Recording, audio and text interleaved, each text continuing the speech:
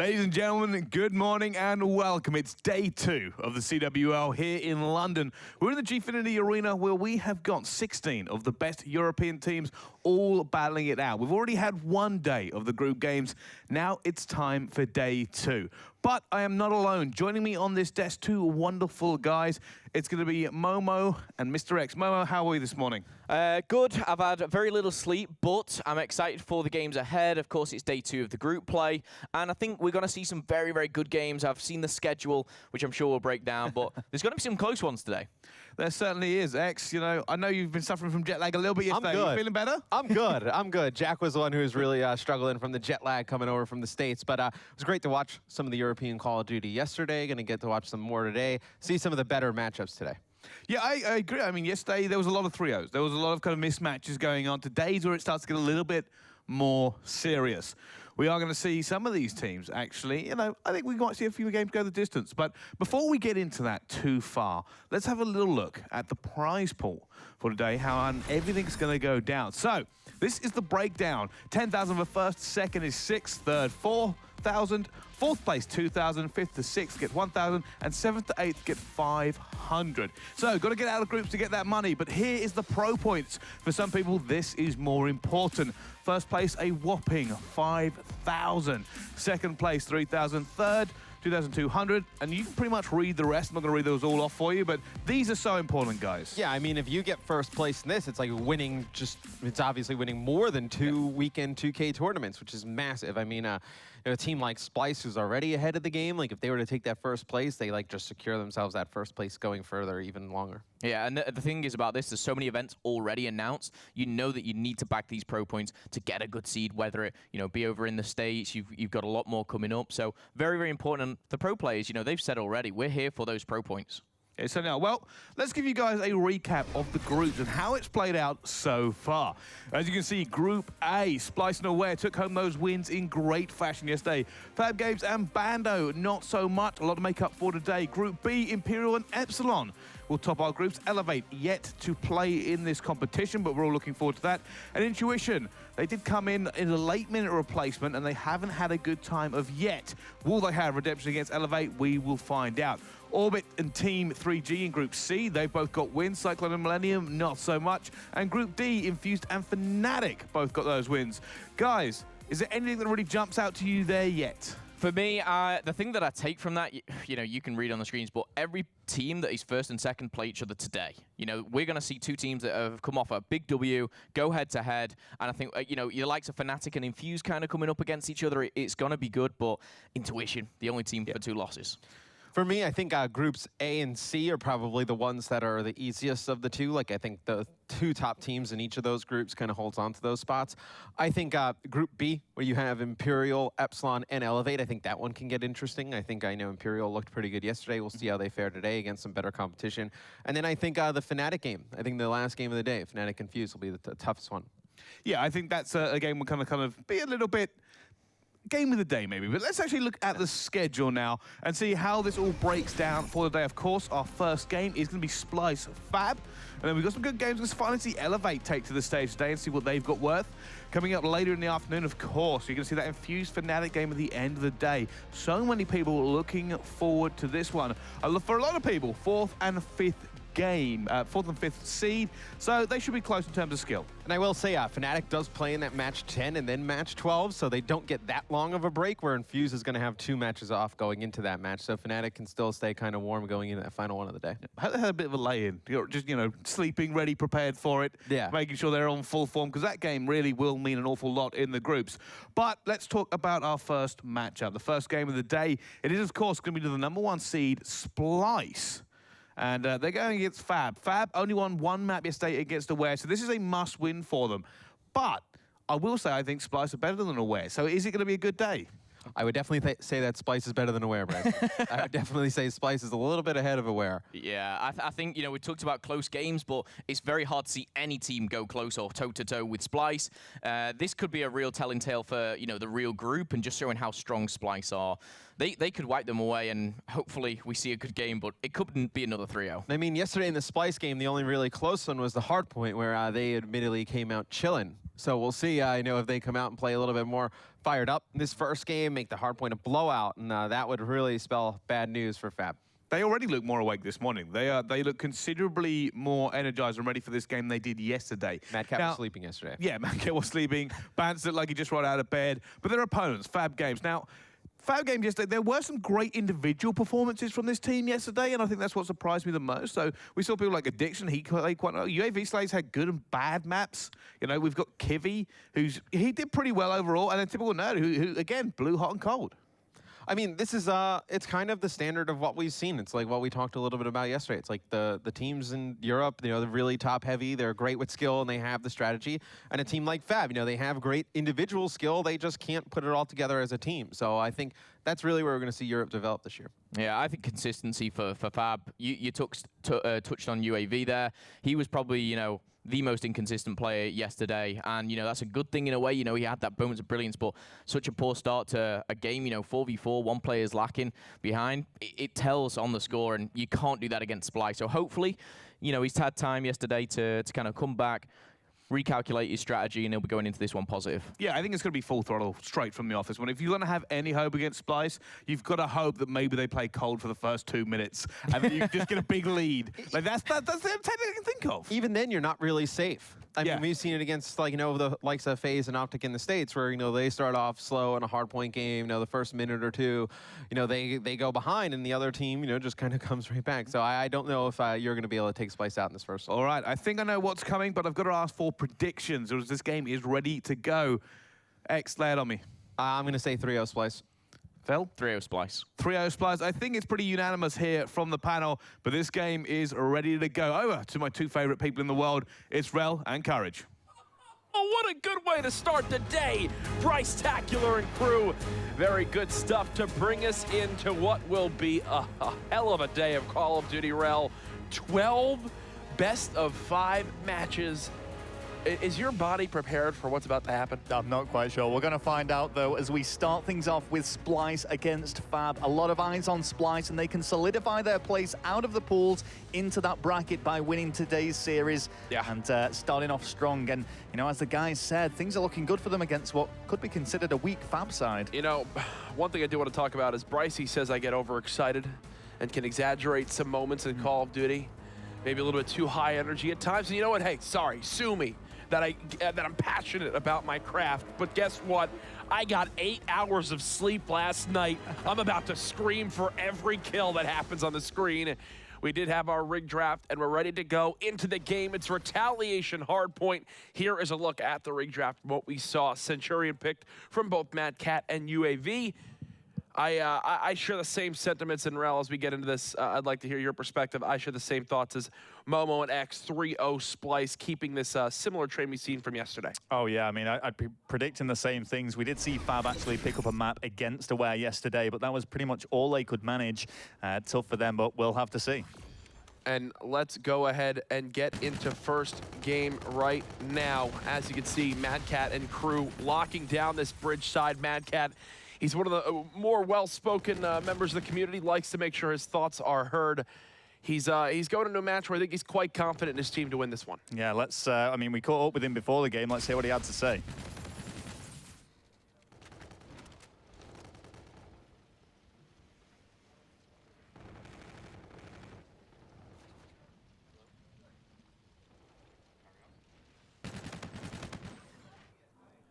We will go ahead and grab that for you a little bit later on. I think we're getting a little bit too over-eager right there, as we didn't get to hear from yet, but he probably said something like, yeah, we're going to win this game. It's going to be pretty easy for us. I think we're quite confident ourselves to go up against Fab and take the win. That's likely it. Well, I mean, he's Does that going sound into like this. him? It sounds just like him. That was, I thought he was sat next to me for a moment. He's starting off strong, though, here. 5-1, 2-kill streak, and already racking up some hill time. And you can see straight away, right off the bat, Splyce looking strong with a 40-4 lead. I mean, he's reading the plays like a book right now on the side of Fab. 4 go down yet again.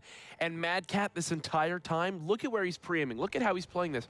all he's focused on is the long-range sight lines, which is expected, but also making sure the spawns are clear for his team towards this new hard point. Every area he goes to, he's ready for the player to push him. Again, boom, kill after kill. That time, the hip fire not landing either way. It's already a full 1 minute lead for Splyce over Fab. Every single player positive. And again, this is what everyone thought was going to happen. Splyce, after they get their first win in the books from yesterday, they're locked in, they're ready to go. Expect them to have a monster day here at day 2 of the CWL London event. Oh my goodness, and Splyce are absolutely hammering Fab. There is just absolutely nothing being shown from the guys on the Fab team. As we said, we saw them take a map yesterday. That's pretty much all he could suffice. Finally getting some hill control though now. And gonna have to set up though and get around to Cathedral. And Fab is an organization and team in general that I want to see be successful. Obviously, a heavy German presence, especially a little bit more in the past. I want to see some of these international players outside of the UK perform well, show up on the main stage, beat some of the best in Europe, and it just hasn't happened yet. There's no signs, in my opinion, Rel, that show towards that happening anytime soon either, which is quite frustrating to see right now. We talked about how UAV yesterday was a little bit inconsistent now, starting off 1-10. An abysmal start for him. Wow, and he's really having a bit of a shocker. I know he's had some tough games yesterday as well, and there's just so much up for grabs here. I mean, aside from the $25,000 prize pool, this is all about pro points now for the rest of the year. 5,000 pro points per player up for grabs for first place. That's something that they're all going to be aiming for. And Splyce already have more than, well, any other team in Europe, so they know exactly how important pro points are. They've been grinding for them up to this point. 120-22 the score right now, as Splyce just continue to push right on through, get the time that they want. It does look like the rotation off the break will go over to Fab, but I know with looking at the minimap, Splyce should retake this one quite quickly. There it is, and they'll look to continue to build this lead already. We knew that Splyce were going to be a dominant force in Hardpoint. It was talked about it on the analyst desk. It's got to be Search and Destroy that saves the series if you're on Fab. Yeah, I mean, you can just see the rotations are spot on. The only points that we're seeing Fab actually get are the scrap points while Splyce go for the early rotations. And it's just looking so easy. You could see Jerd there was just sitting there pretty much the entire time unchallenged. His teammates have such a good surround. Actually really surprised to see how easy of a break that was for Fab. I guess a small positive there as they'll be able to get some of the scrap time. But even now, Bant still just wants to challenge. Interesting, Bant's running the NV4. You don't really expect him to use this type of weapon, but on a map like Retaliation, you can definitely get away with it, as this is the perfect area to have it towards this top bridge side. The rotation towards the final hill of this first set now coming into play. Still a 100-second lead. Bant's flanking with an NV4. I don't think I've ever said that before, but there's a three-piece from him, as he's electric on a 6 streak, 15-7 right now, leading his team, or sorry, second in his team in objective time, just behind Jerd as well. Well, we've got to keep with him. We've got to see if he can extend this any further. And there's a 7-kill streak. Score streaks are all unlocked, and they're going to be devastating on this map and game mode. This is just brutal to watch. A combined 12 streak now for Splyce. 13-14. Hello, Bants. A 10 streak, 2-minute lead. He finally gets cut down by Typical Nerd and the Synaptic Combat Rig. Wow, what a streak we see there from Splyce. This is absolutely brutal. Man, he's just having fun there. That was too easy for him. They were just lining up straight for him. We are seeing, once again, I mean, it's the same old story. Fab pick up the scrap points, and straight away, Splyce are pretty much there on the rotation. One rotation of hills, and it's a 24-kill difference between these teams, Rel. It's just, as it was said by Mr. X yesterday on the analyst desk, you could say all sorts of things of why teams lose, but at the end of the day, if you don't get kills, you're not going to win any of the game modes in Call of Duty. Yes, you can have a little bit of scrappy play here and there. You could try to force some ones in an uplink to maybe catch your opponent off guard to keep it close. But if you're getting outslayed by close to 30 kills in any of the respawn game modes, you're just not winning. Yeah. Simple as that.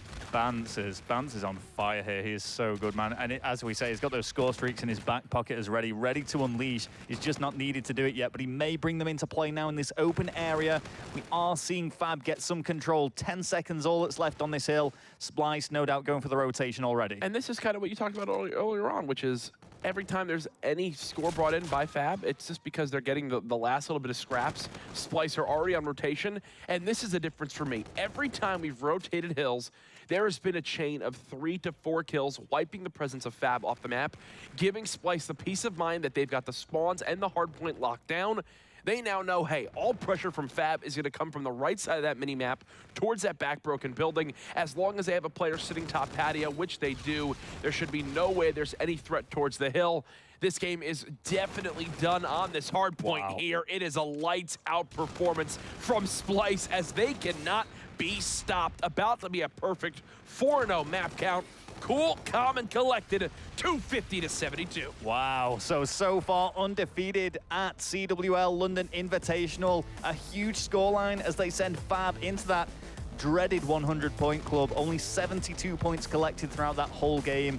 And Splyce looking really strong. And I know of all the European teams, Splyce are the guys that can really hang with the top tier ones in America too. Yeah, positive 28 overall. Fab don't look too happy right there as they begin to realize exactly what they're going up against today. I saw some tweets from Kibby last night talking about, hey, you know, not the best start to this weekend. Typical nerd though, 6 and 19, only 18 seconds in the objective as well. That is that is something for sure. So we will get into Search and Destroy here momentarily. Want to make sure we brought up the scoreboard for you all. Rel, anything you could really take away? I mean, it's quite evident what we can see here, which was just complete carnage by Splyce. There's not really any other way to summarize it. All the Fab players going negative there. All the Splyce ones heavily positive. We saw some huge lane work from Bance. You know, we've said that Call of Duty, as it's evolved through the years, there's not really these particular set roles that we have on the more later titles. So it's quite fluid between them. But even still, we see Bance going for the heavy Slayer role, if anything at all. Yeah, Bance, I mean, he's got to be the breakout player in the last year for Europe in regards to just raw skill and what he brings to a team. It's fun to watch this Splyce squad. I think that they're someone that'll absolutely contend against the top teams in North America. They're just waiting for their chance at Atlanta, and this is some great land practice for them. Either way, they're going for the dream this weekend, and that dream is to not lose a map here at the CWL London event. If you're on Fab, we talked about how this needs to be the game mode where you begin to claw back into things. I'm wondering, do Fab bring out any sort of sniper presence in this game? Because we saw Jared yesterday snipe on Scorch, Search, and Destroy, and he actually got 3 first bloods for his team, if I'm not mistaken, in that game. It was 2 or 3. Definitely a map like Crusher, where if you can get towards that middle lane, get the advantage on your opponent easily with a snipe down that corridor. So I'm wondering if Jared decides to bring that one out, how confident he is in day 2. Yeah, I mean, it's certainly Search and Destroy is going to be the only game mode that we really see snipers come into play. And quite often we do see the odd one, but again, Infinite Warfare, it's so different to other games. Hey, last year we saw Reedy bring out an ELO PO6 on Breach Uplink a couple times in Black Ops 3. So maybe the sniper isn't only for Search and Destroy, but I'm just saying that because I liked seeing the sniper in respawns, but yeah, it's not going to happen. It's probably one of the first times I've actually seen it, unless they were kind of trolling the other team. That's the only time I've seen it used as a viable option. Yeah.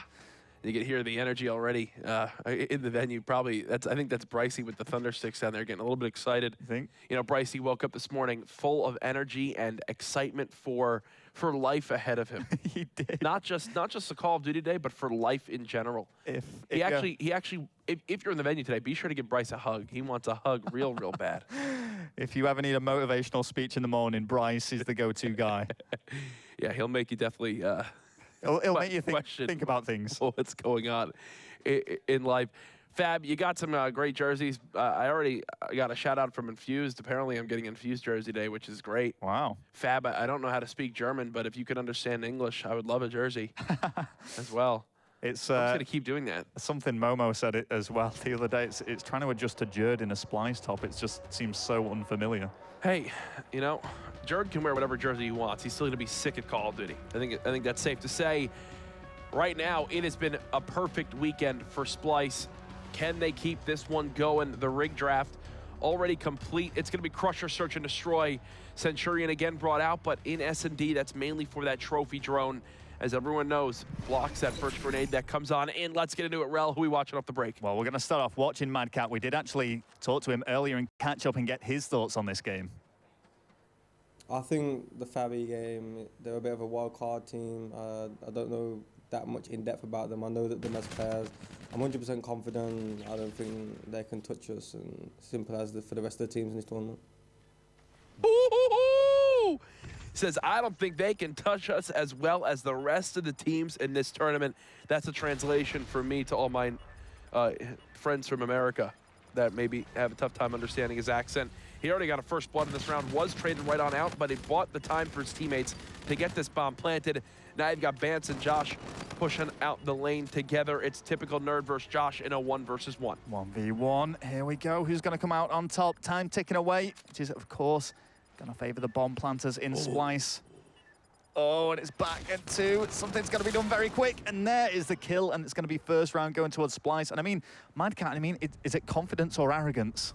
No, he's allowed to talk like that. He's allowed to be like that now. Madcat, he's always been a confident player for good reason, but I mean, I think you could begin to make the argument in the last year he's been up there as one of the most successful European COD players with Stage 1 and Stage 2 with Millennium last year. Obviously, they have a good showing at the Crown Invitational back in Australia earlier in the season last year. Then they have some unfortunate timings with Champs, with Swanee not being able to attend. But either way, now with Splyce, you expect them to be a force to be reckoned with in Europe and North America. And already, look at how this team decides to play this second round. As Fab methodically push towards B, it's Splyce looking to bring the action to them, sending 3 players on this flank. Now a 3v3 scenario as the first kill was traded again. All right, well, here we go. Still on board with Kivy, the bomb carrier. Has slowly made the push towards the bomb site. Not yet happy to go for the plant. They're wanting to get some picks first, and they're going to come head-to-head here. Must make this kill, and he just about manages to trade it off. It's not going to be enough, though, as Splyce take round number 2. Oh, such a little awkward engagement right there for Kivy as he went flying around the corner. Not going to work out for him there. Madcat already had the pinch going as well. I like the decision from Splyce. First defensive round, just fly at them. So you saw them hit through A. They most certainly threw a grenade, checked it, saw nothing, sent 1 player through U in middle map, sent 1 player to push right through that main factory door, and then the other to follow up and make sure there's a trade eventually there if needed. Fab are not ready for it. They get overwhelmed, and now it's a 2-0 round count lead. And again, on the minimap, look at how Fab play this.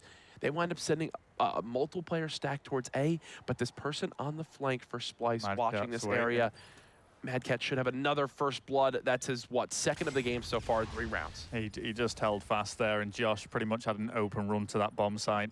I mean, this is so important, really, for Fab this series, because this could pretty much decide whether they're eliminated from the pool here. If they go 0-2 down in the group, it's going to be very difficult for them. Splyce could solidify their place, though, in the bracket with a win. Splyce now in a 3v3. Fab has pushed up towards these crates, which I do believe is a positive in this scenario, but how does Splyce play it? Oh my goodness, they double hit the wall run, and Addiction actually doesn't even see this. It's stirred all by his lonesome. 15 seconds left. Have to be quick. Does he peek the bomb in time? There's 1. 2 players around the corner. He gets out with his life as well. He's going to do the same thing yet again. All up to this blocking player from Fab, and he gets the kill. UAV starting off this game 5-2. His consistency has been questioned, but right there he gets the job done. Yeah, round-winning kill there. I mean, we talk about important kills. It doesn't get much more important than that, because Jerd was on point there for a 1 versus 3. Ooh, clutch play there by UAV. More than enough time, too, for Jerd to be able to kill the bomb planter if he gets that cleanup kill on the lead blocker. Hey, Fab are on the board, 2-1, and this is what we talked about. If they want a chance, they've got to go big in the search and destroy and then sneak the uplink, because you never expect Splyce to drop a hard point. This time around, though, looks like it has all the signs of being a very quick round, as there is a heavy stack in towards this A site from both teams. I mean, in my eyes, there is absolutely no way Splyce are going to drop that uplink game, nor are they going to the hard point after the performance we saw beforehand. But I know they're going to be wanting to close this out 3-0. So as we stay on board with Addiction, now the bomb carrier does manage to get some hits, not the kill. That's big for Splyce, that the player inside you, I believe it was Madcat, stays alive there, as every single round so far this game has started off with a kill and then immediately a trade. So it's been 3v3s for the most part. How does Fab try to play this? They bait the rotation, and I do believe Splyce have taken the bait, as look at your minimap right now. They are repositioning all their focus towards this different site. Yeah, and you can see this is going to be a completely clear route. They've thrown Splyce. Splyce have absolutely no idea. But they are not set on going for the plant. They are still pushing for those kills. What is this round right now? They're juking around each other over and over. Now Addiction sees Bance, loses that engagement. 2 versus 3, 1 versus 3, cleaned on up. So there, Fab, they almost mind game themselves. Yeah. They fake the B play, go back towards A, and actually say, no, let's re-go towards B. And Splyce, they're ready for it that time around. That's such a shame because he had such an easy plan there as well. Yep. It was so open, it was unguarded, but very easy to say when you sat here behind the caster desk. It definitely is. That's why we're not players, Rel. Yes, that and many other reasons for me. Yeah. Many Our reasons why gut I'm not a player. skill, our ability to call out, our knowledge of anything that happens. Yeah, I completely agree. Another round, though, where it looks like both the site that's heavy stacked for both teams will be the site of choice. As again, Josh comes flying in. Do they go for a quick plant? And yes, he does get it in the stretch spot.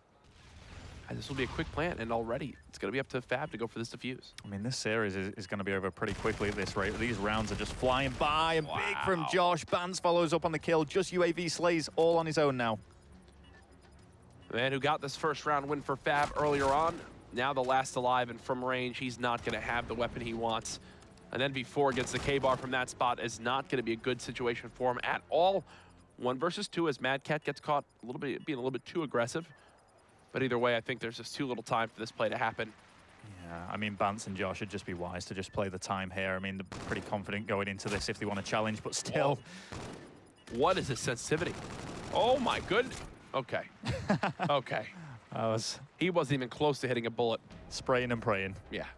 But in any case, he was never going to take that round. The time was just escaped him, and it is now 4-1 to Splyce. Looking very, very strong here. I mean, even the round that Fab took, whilst it was very well executed towards the end, could have still quite easily gone Splyce's way. So you guys say whilst? It's interchangeable, Okay. while or whilst. Just trying to learn. You know? Can you blame me? Stupid Brits. Hey, I didn't say it. I didn't say it. It's you guys that have the beans for breakfast that I still don't get at all. As round number 6 starts on up, Splyce now 2 rounds away from securing a 2-0 series lead in this best of 5. If you're just tuning in, it's day 2 of 4 of the CWL London event presented by the PS4. 16 of the top teams in Europe battling it out for $25,000 in prize money. Ooh, Josh, sneaky, slides on him with camo and gets first blood. And that is going to put them at the number disadvantage once more. So Fab straight away on the back foot, but this could be big. Oh, oh no. Oh my goodness. He found... That was crazy going on there. Bans against UAV slays, and UAV again clutching up. If they don't have this guy on this team for these final 1v1 scenarios, this is a 6-0 game. Yeah. UAV sees the rewind, popped two abilities used that round. If you're on the side of Splyce, and it's for naught as they use camo and rewind, but in the end, it is another 1v1 clutch scenario by UAV slays. Yeah, I love the way that the camo was popped as well by Josh at the perfect moment, and really did pay off for him. Unfortunately for Fab, though, there is someone trailing behind here, Jack. Addiction, 0-6. We're going to watch him. We're going to watch and see if he goes 0-7 and the whole chat gets flooded with James Bonds, or if he's able to get his first kill of the game in round number 7. How does he play this one? It looks like he's not ready for this bomb to be planted right away. Splyce has been getting this B site for free every single offensive round. Well, the pressure's really on for him here. So we're going to watch him, and I think he's going to be conscious of it himself, and he's probably not going to take many chances here as he tries to find this kill. Whoa. Yeah, it's going to get 2. There you go. Does get 2 right there. Josh in the 1 versus 3 has the ERAD as well. Does spot a second player, so this is actually perfect for him, and the player just got on the bomb. I think Josh has time to do this, but no. Doesn't see UAV slays behind the crate. 10-4 performance now, 4-3. We've got ourselves a game. Wow, and they fought their way right back into this. You cannot rule these guys out. We saw them take 1 map yesterday, and they're looking to do the same here to bring things tied up. And I mean, you know, historically, we'd always said the Germans were quite good at search and destroy. It was their game type. I don't think that's necessarily the case now in these later Call of Duty titles, but they're still showing the class and caliber here on Crusher, Search and Destroy. Yeah, Rel, I'm going to say that's not the case anymore. No. They're no longer the dominant SnD force that they once were. As now, again, a 4-stack inside A from Fab. Where's the first blood opportunity come in? Is it towards you again? This is where Mad Cat's been playing earlier in this game. This time around, it's actually Josh who was the one baiting out some shots, and it's enough time for Jerd and Bance to pick up the first couple kills, and just like that, look at Fab. They hightail it out of there, get back to safety as they're now in a 2v4 scenario. Yeah, and they're completely separated here. and they're just going to be picked off one by one if they're not careful. But UAV slays. Oh my goodness. 1, 2, Oh. Split the uprights there. Yeah. What's the equivalent of a field goal in American football to missing a shot like that? Hitting the goalpost? I guess so. Okay. Yeah, he hit the goalpost. That's what he did. Or he botched a penalty where he kicks it above the net? That's basically what he did. Any of the three. Any of the three. But yes, he definitely had them all right in front of him there. Could have been easy kills, but great reactions from Splyce to clean up that round. Is this where the game ends in round number 9? What do Splyce begin to do? No sniper presence brought out yet. Don't think they need it, though, especially when Fab are fed up with it. And these are the mind games, and this is the adapting that I love from these top European teams. It's what separates them. They have been hitting B hard the entire map. And they say, you know what? Let's switch things up. Let's go for a quick A plant. They plant it in a spot where they can watch it from their side of the top warehouse area. I mean, unless there is a miraculous payload used by typical nerd or UAV, I think this one is done and dusted. Yep, you can see time just straying away from them, and all that Splyce are doing is just staying alive. That's all that they need to do. Run that timer down, keep them off the bomb. Here's the engagement, though, and it goes well for Fab to begin with. This is very good for them, but kills are exchanged 2v2. And Bant still has that reactive armor. He's going to use it now in this close scenario. Saves his life there for a moment, but Kivy still gets the kill. How do you not clean that one up if you're Bant? Keeps Fab in this game. 5-4 now in the salute at the end. They know how big that one was. We are not done yet, folks, as Fab stay alive. Wow. And who would have thought? I mean, we said they played that round perfectly. They went to the... Look, 8 shots he had to hit to get that kill through the reactive. He went to the opposing bomb site, completely threw off the other team. And, you know, that Splyce had that. Splyce had that in the bag. They had time on the side. They had a great setup. Great plays from Fab to find the way in. More importantly, no Centurion used, no Rewind used. So now you've got some tools to work with if you can get a bomb planted. This is an absolutely winnable game if you're Fab.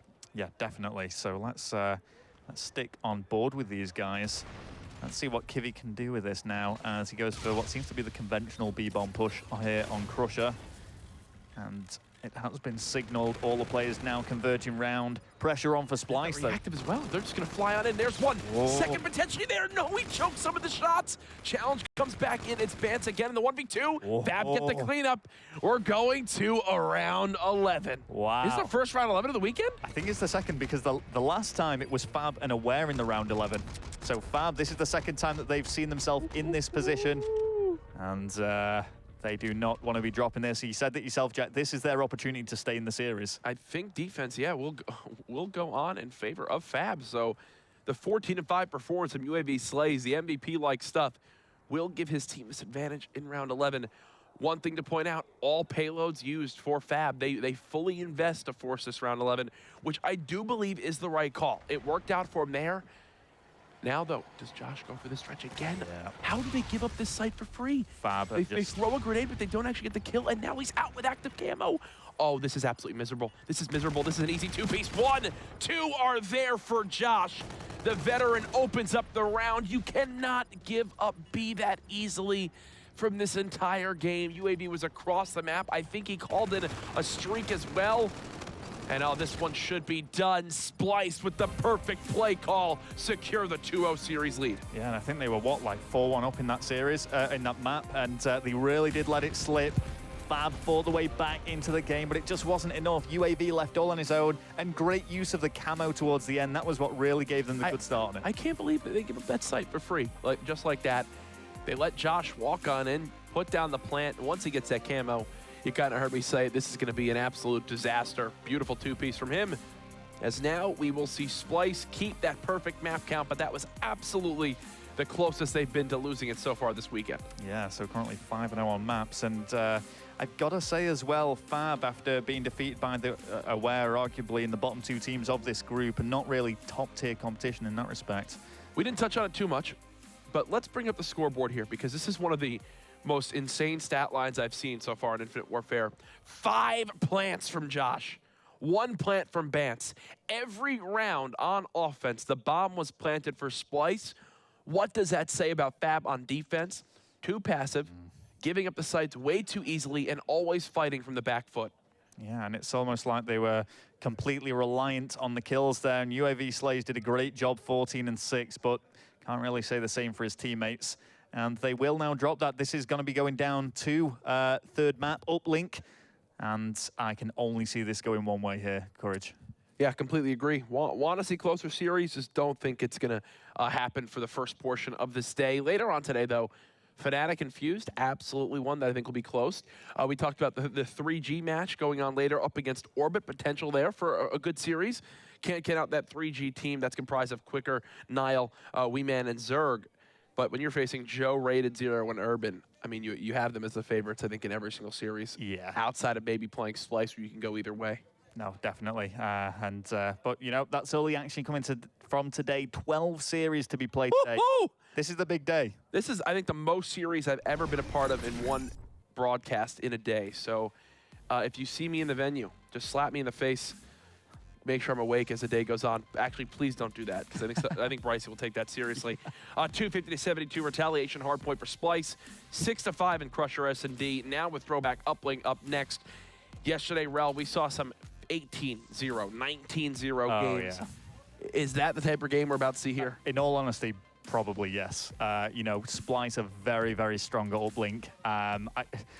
I always think when there's a difference between the teams like this, sometimes you can see close search and destroy score lines. We might have even seen Fab take that one, but when it comes to Uplink, the better team really shines through more often than not. Yeah, and on throwback as well, with the slaying presence that you can have, this is a map that can get high scoring quickly between how fast you can get that drone to the portal and how easy it is to force the spawns out of your opponent towards that field side and just rally it on through. These teams not only playing for pro points and money, they're playing for a trophy this weekend, as they want the bragging rights of the best team in Europe heading into some of these international global lands.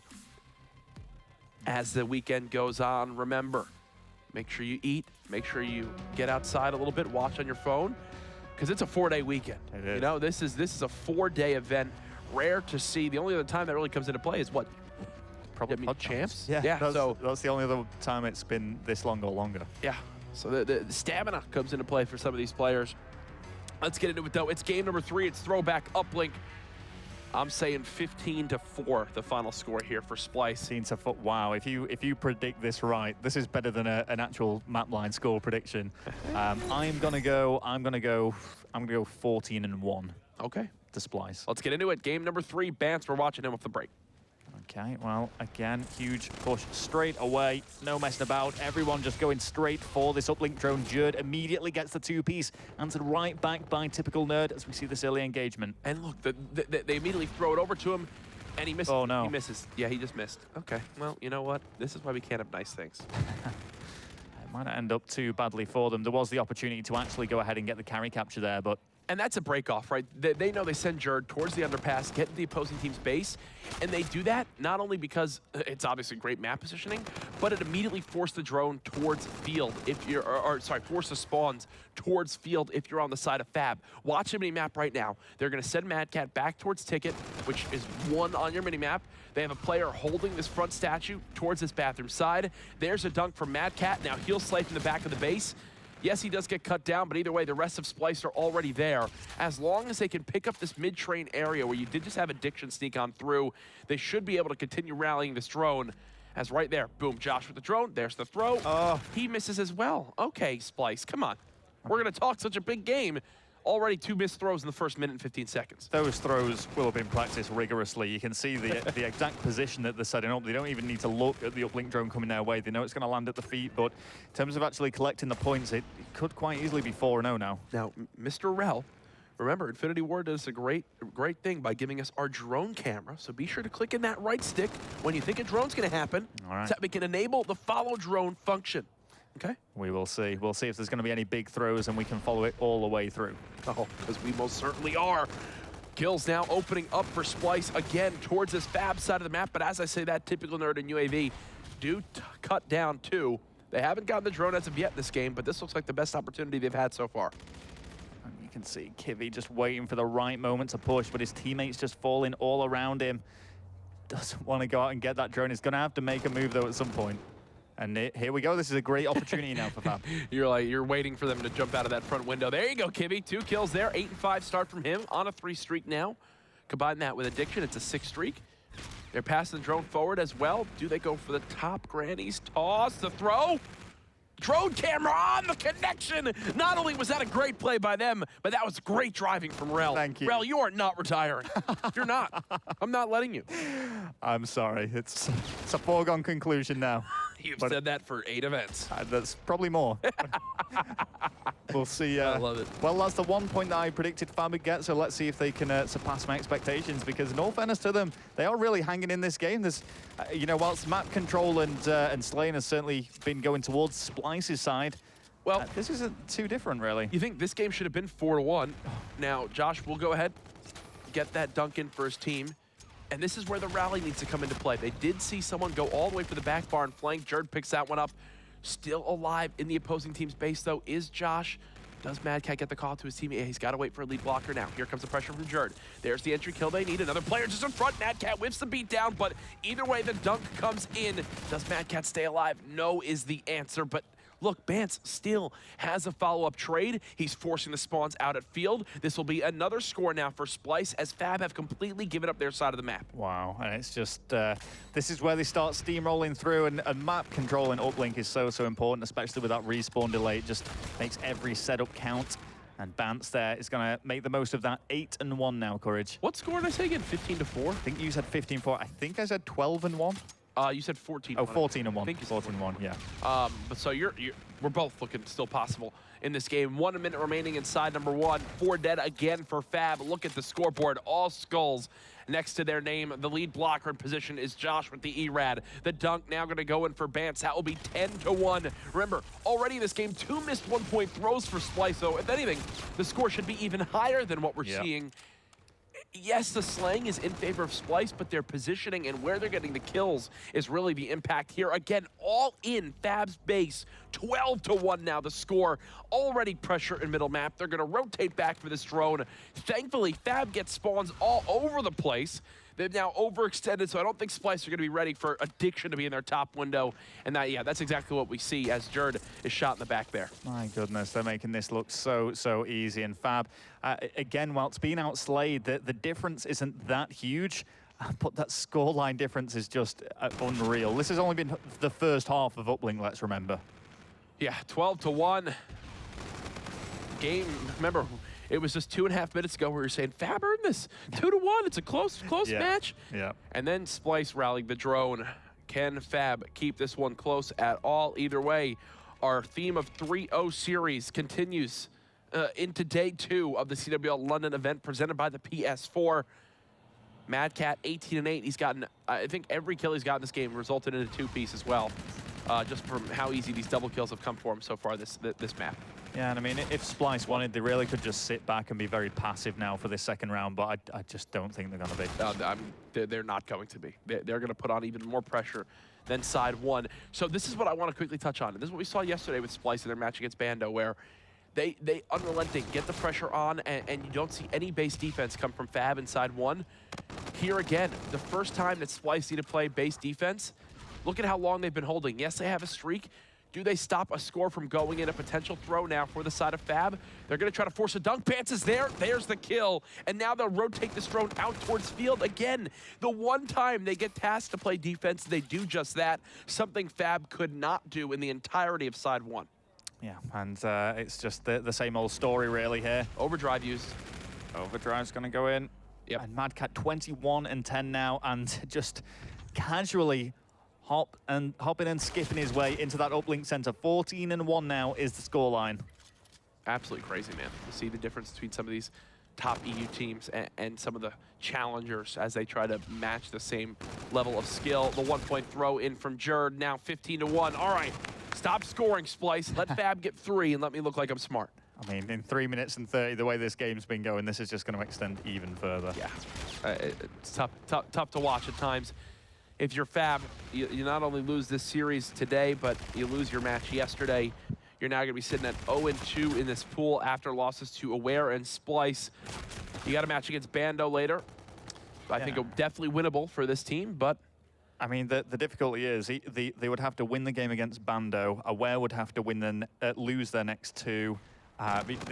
So many things would have to happen for them to even have a chance at qualifying. So this loss here is going to be pretty much decisive for them. If it goes based off map count, you need to see Aware be abysmal in regards to their map, like 0-6 in their next 2 series. I think to even have a chance at that rate, you would need a 3-0 victory or something like that for the side of Fab to have a chance to move on. It's looking very grim for the German organization now. About to be 16-1 the score from Josh. 2 minutes and 30 seconds, left in this game. It's just a waiting game at this point for the inevitable to happen. Rewind now used from Jard. He's just getting fancy on him. Yep, and again, just looking so easy. Who would you compare Splyce to in the football world in Europe?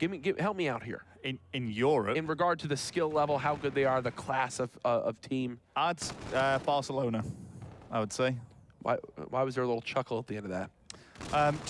Well, you know, Barcelona are known for, or renowned for being ticky-tacky, very passy between them, very good teamwork, cohesion, and pretty much one of the best teams, if not the best in Europe. So. And from what we saw in Fab in these first couple series, who would they be? Portsmouth. I don't know who that is, but I'm laughing to be involved with the other Europeans that are laughing at that, because I'm just thinking that that's like a funny little meme thing he just said. Is Portsmouth just a team that doesn't do too well? Well, yeah, I mean, they're very low league. They're struggling. So what, like, could I play in the league that they're in? Well, I mean, that's a bit ambitious. Okay, still. Don't get out of myself. Yeah, I have the stamina of an 84-year-old woman with that uses a walker in regards to how far I can run. I played soccer once in high school, football. Really? Played it freshman year. Wow. Started the bench every game. I think I had 9 minutes of playtime. You made it further than me. Oh, stop it, Rel. We'll go start our football careers after this. 16-1 now, 1 minute left. Splyce, not as many points inside number 2, but either way, they're padding the stats in KD. As you can just see, I want to hear from Mr. X a lot in the analyst desk, because I think Matt's got some thoughts on all this stuff from what we've seen. He's been here, seeing some of these EU squads, and I know that he is not only passionate about the future of these European teams, but he's probably got some great notes to bring up for Fab on how they can improve as a squad. Yeah, and you know, if there's anyone that's going to know, it's going to be the analysts, so we'll hear a lot from them after this. Still 30 seconds left to go here. I mean, Momo lives in Germany now. He does. And he'd be betraying his people if he said anything bad about them. So once he lived there for a year, so he's already he's fully become German now. Oh, he's been disowned. Yeah, you haven't even visited him. February. I'm going in February. Okay, Ralph. It's my birthday, 22nd, his 23rd, so I'm visiting for our birthdays. Very, very nice. 3-0 series win there for Splyce, as they have their perfect 6-0 map count, as they continue to move on and steamroll through this Pool A here at the CWL London event. Yep, uncontested, really. Maybe that search and destroy could have gone either way, but hey, it's going to be the 3-0 victory. Guys on the analyst desk, love to hear your thoughts. Over to you, Bryce. Thank you very much. Well, that was, again, maybe one side apart from the SnD. X, you were a little bit, you were... I'm like, they're getting crushed, and like after the game, I see a clip from the Fab booth, and they're like fist bumping each other. It's like, do they know they just lost 16-1? Like, come on, like you gotta. I don't know. I feel like, at least me personally, like, I mean, I lose a hardpoint game, like I get 100-point clubbed, and then I lose a game like that in the uplink. I'm pretty angry. I don't think I'm fist bumping any of my teammates. I may be hitting them. I don't know. I mean, like, you got to have some kind of like self-pride. Like, play a little bit better. Come on. I think that, you know, the hard point was the telltale. I was actually pretty surprised with the SnD. They started to come back. Yes, and they did. UAV was turning up. I actually said he is so inconsistent, and that's not saying he's always bad. It's amazing how inconsistent he is. It was weird. He's done some brilliant things. I mean, if he can get that consistency up a bit, he can be a fantastic player, but... You know, it's just on and off, hot and cold. It's crazy to see. And, yeah, that uplink is a stomping. I almost feel like once they were mounting the comeback in Search and Destroy, right? Yeah. I think it was like 5-2, and they started to come all the way back. They go to round 11. It's like once they lose that, I feel like just kind of all went out the window. I mean, Josh, what, planted and then managed to get the 2-piece with the camo. Yeah. Camo's so powerful in this game. Like, you know he's going to be able to do something, and having it at 5-5, it was just it. But he knew, you know, he's really smart with it. He knew as soon as he gets the plant down, he's got it. So it was plant, camo, push, GG. It was over. But round 11, I was surprised it went that far. Yeah, I was surprised as well. I mean, when Splyce looked like they were able to just kind of like power their way through, get the bomb down every time, the fact that it went the distance is kind of scary. I think with them moving forward, I think it's probably more to do with them just kind of taking their foot off the gas than anything, though. Yeah, but even then, I kind of agree with that. I think realistically, if you're Splyce, or if you're even one of the other teams in this competition looking at Splyce going, maybe SnD might be not as strong as they want to. So that's something to look at. But I tell you what, let's find out from the source itself. Let's throw it down to the floor now. It's Lottie and Mad Cat. Thank you very much, Bryce. So, Mad Cat, you smashed the first 2 games of the series so far. Is there any stopping you guys? Just ourselves, really. I said it before, we are our worst nightmare. We don't go as hard, we lose. We go hard, we win everything, so. And would you consider that there's anybody in the series that is going to be a challenge for you guys? I mean, there's quite a good few teams. We've played them online. There's Elevate, Orbit, Infused, Fnatic, them sort of teams. They're top-notch teams, so. But I think when we go hard, there's no one really stopping us. And as a team, before a game, like, for example, today, do you go into it thinking, like, oh, we're really confident we're going to win this? Oh, 100%. If you're not here to win, then get out the tournament, simple as. If you're here for the free trip, here for the fun of it, just don't bother coming. And the way the pool's situated, you've got to play Aware. Now, Aware have had a very convincing win against Fab. Is that concerning for you guys? I mean, no, they're a good team. They've got quite a few good players there, but at the end of the day, they're competitors and they're there to get smoked, so simple as. Brilliant. Well, thank you so much, Mad Cat. Good luck. Thank you, and back to you, Bryce. Thank you very much. As always, a very entertaining interview with Mad Cat. He always Says humble. what he feels. He always humble, Mad Cat. Hey, he's his own worst nightmare. Look, I think realistically, when he comes to, and he's being honest, you know, that's the way he looks at it. He's not interested in playing nice. He's not interested in, say, you know, cuddling people, going, oh, at least you tried. He's saying, look, if you've not come here to win, don't bother We're turning just up. gonna smash you. Just get out of our way. I love it. I love that type of mentality. I feel like more people need it. Yeah, I feel like actually insults him. If someone comes and doesn't give him a good game, he's actually more annoyed. Yeah. It's like, you know, if you're not here to play me properly, then why am I even bothering to play? Well, look, I mean, those guys put the time in to be that good, and I think they expect their competition to put the time in to be that good as well. And when, you know, you're going up against somebody who just hasn't put the time in and they can't kind of get there, I can feel for Mad Cat. That can get frustrating at times. Yeah, and having to play as well, you know, it's Thursday, Friday, Saturday, and Sunday. This is a long, long week for these guys. Endurance, you know, takes its toll on some of these players, and by Sunday they've still got to be at 100%. So for them, they've got to almost, you know, he came out yesterday saying I was chilling. He's got to, you know, you know, take it slow, get through these first couple of games, get through the group, get top seed, and so far so good for him. I think today they certainly weren't as laid back as yesterday. There was definitely more fire in the Splyce camp. In terms of the guys on Fab, I think. Again, I think one of the interesting things I've seen here is maybe inconsistency. I mean, typical Nerd was talking a lot before this tournament. From what I've heard from the pro scene, he was shooting bodies. He was very, very confident. And I'll be perfectly honest with you, I think he had a terrible series. He was like 6 and 19 in Hardpoint at one point.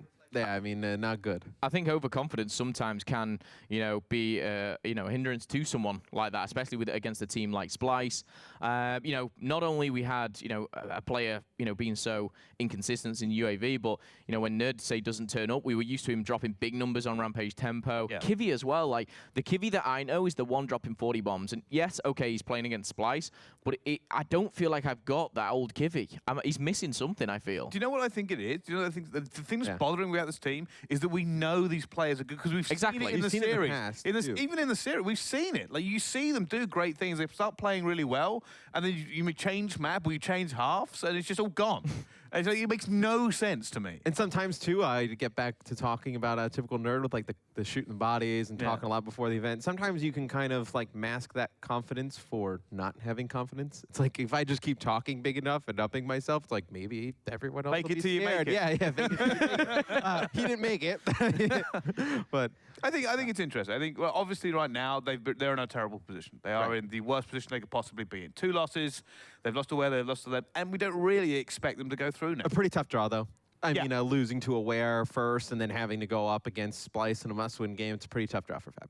Yeah, I think yesterday was their big chance against Aware. They actually had the better-known team. We knew quite a lot about the guys from Fab. And we thought, you know, we even said before the game, we thought, you know, there's a lot of talent here. We think they can do fairly well. when they lost against Aware, we kind of, it was at that point, it was like, oh, you've got to play Splyce next. That was the big game. That was the big game they needed to win. And in all fairness, you know, usually see they play maybe seed 1, they get a win, win they should get or a loss they should get before they go into that one big game that they really need. And they went into the important game first. And for Aware, they came out on top, and Fab, they've got to be kind of coming out going, we've got to make an impact against Splyce, and it's just a lot of pressure, and it was too big of a task. Which, to be fair to Fab, I mean, when you have that must-win game first, it's always hard to kind of get in that groove and, like, kind of convince yourself, like, this is a must-win game, because you look at it, it's like, oh, well, this is our first game of the tournament. Like, you know, we have a lot of games left after this. It's like, it's hard to kind of put that much emphasis and importance on a first game like that. Yeah, and right now, obviously, I think we're all fairly confident Splyce have got this in the bag. Fab are out, unless there's some sort of crazy three-way tie. But even then, you know, it's not going to happen for me, to be perfectly honest with you. I think Fab are going to go back. Maybe this is a time to look at the team composition, because that could be the reason for inconsistencies. It could be the reason that maybe something is not working in the Fab camp, and the reason that we're seeing players blow hot and cold is because either the communication isn't there, or the chemistry isn't there, or the tactics aren't right. Something is clearly not right in that camp. You could say that for a handful of teams, though. I feel like it's just... But how many other teams blow that hot and cold? It's so weird to see players just go great to awful, like twice a map. I feel like it's just more LAN experience, more big game experience against top competition. Because you imagine, like, you know, is Splyce probably scrimming Fab like all the time at home? Probably not. No. They're probably playing the other top like European competition. So like Fab doesn't get the opportunity to play against those top teams. And I feel like they just need more experience against them to get used to the pace of the game and then also the play styles as well. Yeah, I think maybe practice against the top people would bring that consistency in the long run. But we'll see. All right, well, that game is over. We are going to go to a quick commercial break. Don't go anywhere. We come back. Another game right after this.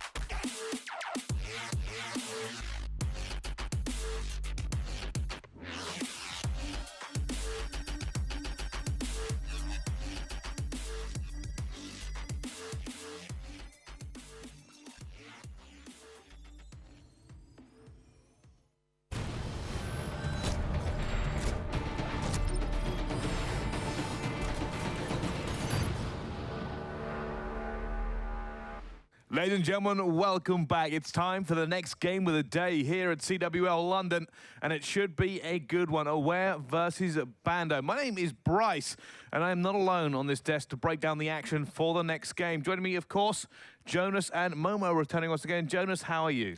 I'm feeling great. I mean, we had a great day yesterday with all the top teams showing up why they're coming here. We had the same thing this morning with Splyce. Now we're gonna have Aware, however, not the strongest team in the teams at Fnatic, but definitely one that has impressed me yesterday. Yeah, I think so. Obviously, Phil, you know, you've watched the last game. This game may be a little bit closer. Yeah, I think it'll be a little bit close, but it's a very important game. Yeah. You know, Aware are sitting pretty. Yes, you know, they had their game against Fabi yesterday. They came out, they did what they needed to do. Win this, secure second, job done. They progress. I think it's an important one. I think, judging on what Bando did yesterday, they should take this one. And Aware is definitely one of these teams that can play, that can try to qualify for pool play at MLG Atlanta. So there is so much on the line for them. This is not the pressure that they used to, so it's going to be crucial to see how they can perform there. Yeah, I think so. For me, realistically, you know, this is Aware. They should get out of the groups at this stage. Yeah. And you know, their roster, it's actually interesting because it's Geff, Kid, and 3 others basically the way I've broken this one down. And these other 3 are 18, but they actually impressed yesterday. People like Johansson, I thought was very good. Dens. Yeah, Benji, Dens. like all very good players, and potentially, and this, you know, it may be too early to say this, but someone we should keep an eye out for the future. They've just come up, they've just turned 18, but their opposition is Bando in this case. Nothing to kind of roll over. Phil, why don't you break them down for me? I think, you know, Bando, they had a lot of problems before the event. I say problems, it's more drama. But you got the likes of Hesk, Briggs, JME in there as well. I just think it's kind of a team put together, not last minute. You know, these guys know each other very, very well. But I think it's one that, you know, haven't had that time, that chemistry to really build and put some, you know, good, solid groundwork in. All right, well, here's the maps for the series coming up. Retaliation, Crusher, Throwback, Breakout, and Scorch if we get that far. So, guys, what is your initial feelings on how you actually think this game's going to start going down? Well, first of all, I think Aware is a really strong Hardpoint team. We saw them yesterday going up against Fab Games, and they were really impressive in those Hardpoints. Maybe the Uplink is what I'm going to be looking forward to. I want to see if they can, if it was just the map, just that game yesterday, because they weren't convincing. They were good at SnD, good at Hardpoint, but definitely want to see what their Uplink is like. Yeah, I think realistically, if you're Bando, you looked at yesterday's game, they lost the uplink. Maybe we can at least take that. Where else do we take? SnD, we know that's commonly a slip map in some of these games. So maybe the Hardpoint already, we're already saying Aware should have this. But I don't know. I think realistically, as we move forward, it's going to be a difficult win for Bando. I think it's very difficult. I do look at Aware and Fnatic in the same light and saying they're very good SnD team. So being a slip map, being, you know, 40% of the series, I actually think the only map, if they drop it, would be the Uplink, maybe a 3-1. But Aware, very strong Hardpoint, very strong SnD. Uplink, they looked a bit shaky, but against Bando didn't look great either. No. And I think this is another thing. Obviously, Bando come into this competition with a little bit of controversy surrounding some of the roster changes, I believe, coming up into this event. Yes, they didn't really prove much for the reason for their roster change or anything going forward. Today, maybe against Aware, they could do better. But obviously, I don't know. It's still going to be a difficult win for them. I'm just kind of curious to see how they stack up against Aware. The only thing that can play against Aware right now is just the youth. We talked about it, the lack of experience. Sure, they didn't have any pressure yesterday. They played great against Fab. But now if they win this game, they're pretty much through. So they got to feel that pressure. They got to feel also, we talked about the importance of pro points. So if you're Bando, backs against the wall, the other team might have some pressure. Maybe it's their chance. All right, well, it's prediction time. I'm going to start with you, Jonas. Jonas, give me the breakdown. I'm going to go 3-0 for Aware. Okay, 3-0. I hate to say it, I'm 3-0 Aware as well. All right, 3-0 Aware. Let's get this game underway. Over the casters, Courage and Ton. 2 great Brits and a handsome, handsome Frenchman. Newly married, unfortunate that he's off the market, but hey, you know what? Someone out there is very lucky to have Jonas. But you know what we have? We have each other, Ton. As long as I have you, Jack. Oh! That's all I need. God, your voice just makes me so happy every time I hear it. Yes, it is true, folks. Ton and I are together to cast a series. Well, that, as you heard from analysts, probably another 3-0 stomp in favor of Aware. But hey, I'm not going to count JME, the rapper, Briggs, Bob, and Hesk out of it. Yeah, we were talking about that. I'm surprised I knew that. Yeah, I'm surprised. Yeah, are you into your UK grime scene or? I've played it on my stream once or twice. But we did get to catch up with a player of Bando prior to this one. I believe it's Hesk with his thoughts on the series. We know Aware's like a good SnD team. Their hardpoint's like not too bad either, but I mean, Aware have got like a lot to lose compared to us. So, and especially like R4, I'm pretty confident in R4. Although we're like pretty under practice, I'm pretty confident we can beat them. Ooh, pretty confident he can beat them. The number one thing I think that I took that from that too from Hesk is the pressure that's on Aware to qualify for pools, to try to get into that upper echelon of EU teams, because to be completely transparent, honest, everybody at home, I didn't know much about Aware coming into this weekend. I know not many people were talking about them to be a top team here, but they want to prove that they should be up there with the likes of Infused and Crypt. Yeah, they're one of those teams that you look at. I mean, they're very inexperienced, apart from GefKid, who's been around for a little while, but I mean, he hasn't typically done fantastic at LAN. Always done well online, and it's a completely new squad. So, I mean, it's a bit of an unknown entity for everybody. Currently, they are in the lead by just a few points after that first bridge hardpoint.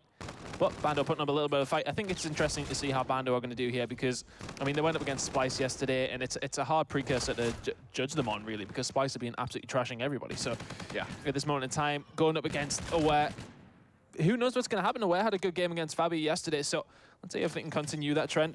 It was one of these series, the only series yesterday that wasn't a 3-0 sweep, was Aware dropping one game to Fab. Right now, they're looking to keep that solid map record in their favor. Currently, the score about to be tied up at 26-26. As I say that, though, Aware do retake control of the hard point. You've got Denza inside the objective. He's at 5-2, and finally, GefKid does get on the board with his first kill of the game as well. Yeah, Denza was one of the guys that really impressed me from Aware yesterday. I mean, going off on multiple occasions, not inconsistent, playing well pretty much every single map. They've got a pretty decent lead here. They've held Lower Street well, and that rotation around the Cathedral is very, very early. Benji's going to be the first one there. He's watching down bridge. You saw a slight miscommunication there as both players went to go give up the rest of that scrap time to rotate. Then they had to decide who goes on back. But either way, the damage already been done. A 30-second lead at the rotation lockdown. They just need to kill off Hesk, who is playing towards this close market area. There it is. Everyone now spawning out. And with the heavy presence of NV4s on this Aware team, you expect them to be able to shut down this bridge. This is going to be a tough break from the side of Bando. Thankfully, they do have JME, who's now gotten inside the hotel. As I say that, though, Johansson gets the better of him there in a one-on-one engagement. Yeah, Briggs now pushing in. Going to go with the engagement. He's going to get one. He's got the rest of his team there with him. The answer is no. He does take down two, but unfortunately, nobody there to really trade this one out. They are going to push in there. They are going to get a hold of it. Although only 30 seconds remaining. It seems as if Aware are going to have another go at it down bridge side. And the number one way that they wind up breaking is they get someone into hotel, and it's not just flooding down bridge, flooding down the one sight line. They get a pinch developed there again. How does the break come in for Aware? They send someone through hotel. They get a pinch. It's not all about the long-range gunfights and players hiding behind cover. And they're able to get the scrap time. That'll put them up to about a 60-second lead. How do they play this rotation? GefKid, ooh, I actually not sure how this is going to work out for him, because he does challenge, and I think that was the wrong play. Because he takes so much time to get that one kill, he's not able to pinch in towards back broken, because even if he gets towards that area, he's got teammates spawning behind him. He's got other teammates pushing the bridge. The only logical spawn that game will still then have is to force the opposing team to spawn all the way out in the back Cathedral area, because the rest of his team is already forfeiting that side of the map. Unfortunate for him that he doesn't wind up pushing on through. Bando now bringing this one closer. What was a full 1-minute lead at the start of this hard point, now down to just 25 seconds and decreasing quickly as there has been no pressure from Aware. Yeah, the Scarab is going to come in from, I think it was GefKid, sorry. Not going to be able to do anything with it, and they've really held this well here, Bando. Aware not really able to chain any kills up. They're not trading effectively at all. Here comes the break in, though. Briggs and JME do hold fast here for Bando. They're going to get the kills, and they're going to continue with those last few scrap points. They're going to be in the lead, I think, going to this next one, saying that Aware do get in there for a couple of scrap points, but moving into the next rotation. Sorry, the next hard point, we are going to move to Hotel Corridor, and really well done by Bando to hold that down. That was not like the full 60 seconds. Yeah, I mean, that's why it's considered one of the money hard points on this map, and I strictly think it comes down to how GefKid played the rotation. Yeah. If he winds up putting more pressure towards that bottom tunnel, getting in the flank towards Broken, there was nobody there set up. And once that happens, his teams all start spawning out. They don't get the pinch in that they need. Thankfully for Aware, they do actually still hold on to a small lead. They've got full control of Hotel, and this is a spawn I was talking about earlier where you force these players out towards this side of the map, and now they've got to fight from a disadvantage. Well, GefKid's got some work to do here. Takes down one as he can be able to take down the second as well. Bob does get the kill onto him. JME, though, around the back, just see if he can cause so many problems. Should be able to pick two here very easily, and he does so. They're going to grab a hold of that hard point. You see, that's all retaliation hard point is. It's just, it's sending a player on a pinch, having your teammates keep it even towards the numbers near the hard point, and then your pinch swings it in your favor. That time it was JME. Unfortunately, his teammates all did really die around him, so he was the only one alive for the moment for Bando near that hard point. At the end of our first rotation, it is a 30-second lead for Aware. Denza, what a game from him. 17 and 8, 36 seconds in the objective as well. And I'm actually really surprised to see so many Scarabs being used by these teams because, I mean, to be quite honest, they're just not as good as the HC from last year in regards to how much of an impact it had on the game. Yeah, it just doesn't seem as powerful at all. The shot's going to go in there. 3 kills coming in there for Aware, so they're going to be able to get a bit of time on this. Well, we do see Bando respawning towards Cathedral, so they should be able to push through fairly quickly. Let's look at Briggs down the bridge side. He gets shut down very quickly. On board with Bob, he needs to get a kill, but the kill's just been traded away here. Good work by Johansson to get that one there as well. Hesk not going to be able to do anything. They're going to get shoved out once again. And that was GefKid getting very aggressive towards Cathedral. Still is. Gets a second on the board there as well. Does have that rewind available too. He's done very well to stay alive there. And they are going to get quite a few points on that bridge hard point there. Jai, is that something you see very often? I think it can most certainly happen once you're able to push out the certain lanes and force the spawns towards the low side of the map, which is exactly what Aware did there. From then on out, it's really just win the engagements, right? And once you've got all the cover and you're the ones, you know, in spots where only your head can be seen, you're in a pretty good position. GefKid uses that rewind for the 2-piece, keeps his streak alive, and now Aware have kicked it into gear. One thing I do want to point out, yes, this map has been much closer outside of really the last 60 seconds of play. This is what we're going to start seeing as the day goes on. I think the 3-0s will be a little bit less consistent. When we see the likes of Fab games go up against Bando later on, obviously that's one that I think could be very, very close. You think of something like Cyclone versus Millennium, Black Forest games versus Haduken. Those are all ones that I think will definitely be 4 or 5 game series. Yeah, they definitely could be. And you see, GefKid actually doing fantastically well. That does eventually go down. Nearly got his bombardment, but does pick up 2 streaks. Johansson on a 6 streak of his own as well. So we're doing really well just to stay alive, making the points on the board. Bando really don't have an answer. As I said, the first rotation, they were in it. But at this moment in time, Aware are just pulling away. And you can see they're actually in and around that Cathedral hard point as well. Denza is there causing all sorts of problems. And he has active camo available if he needs it. This is just what you expected from Aware now. Think of what has just happened. You had GefKid, who was on a 7 streak. Now you have Johansson on an 8 streak. You've got Benji on a 4-kill streak of his own. I mean, this has been a 20-kill swing in the last 2 to 3 hard points. Multiple players fully streaked out. Multiple players with payloads ready to be used. This is just getting out of hand quick. It was, what, 108 to 103 earlier on, and now it's 242 to 117. 2 final kills, and this one is done. That is one of the most one-sided sets of hard points that I have seen in the last 3 hills. If Aware don't get the full 60 on that broken, if Bando don't get the full 60 on that one broken hard point, that is a dominant game from Aware. Hesk's in, you know, at the beginning of the game, they think they could beat them. 9 and 21 from him, not fantastic. Jamie putting up the time in the hill, 1 and 13, but it's just not enough. This is one of those scenarios, Ton, where I wish we could go back and see exactly where that game was close, what the slaying difference was. Because that end of that game was a 26 kill difference between the teams. And I would say 20 of those kills in that difference came in 3 hard points. Yeah, they just did fantastically on those last 3. I mean, especially towards the lower street, they just completely locked that down. I mean, the rewind kills from GefKid really were influential as well, as they did have that spawn towards Broken, and they could have maybe pushed through, and he shuts them down and completely switches the spawn. They pushes them towards Cathedral, and Aware are suddenly all set up. The small choke points, really hard for Bando to push through, but there you go. I mean, very convincing from Aware. I'm sitting there thinking, maybe we have ourselves a close one. As Bando fought back in, and then, well, I thought too soon. We're flying through these matches today. Shout out to the refs. This is what I like to see. Get game 1 done, boys. You're getting into game 2 right away. We start up the search and destroy already. They're going to get through the redraft and get their classes set. Crusher, from what we saw in the first series today, went to round 11. Yeah, it was an interesting one because I think you noted that Splyce plants so many, every single time.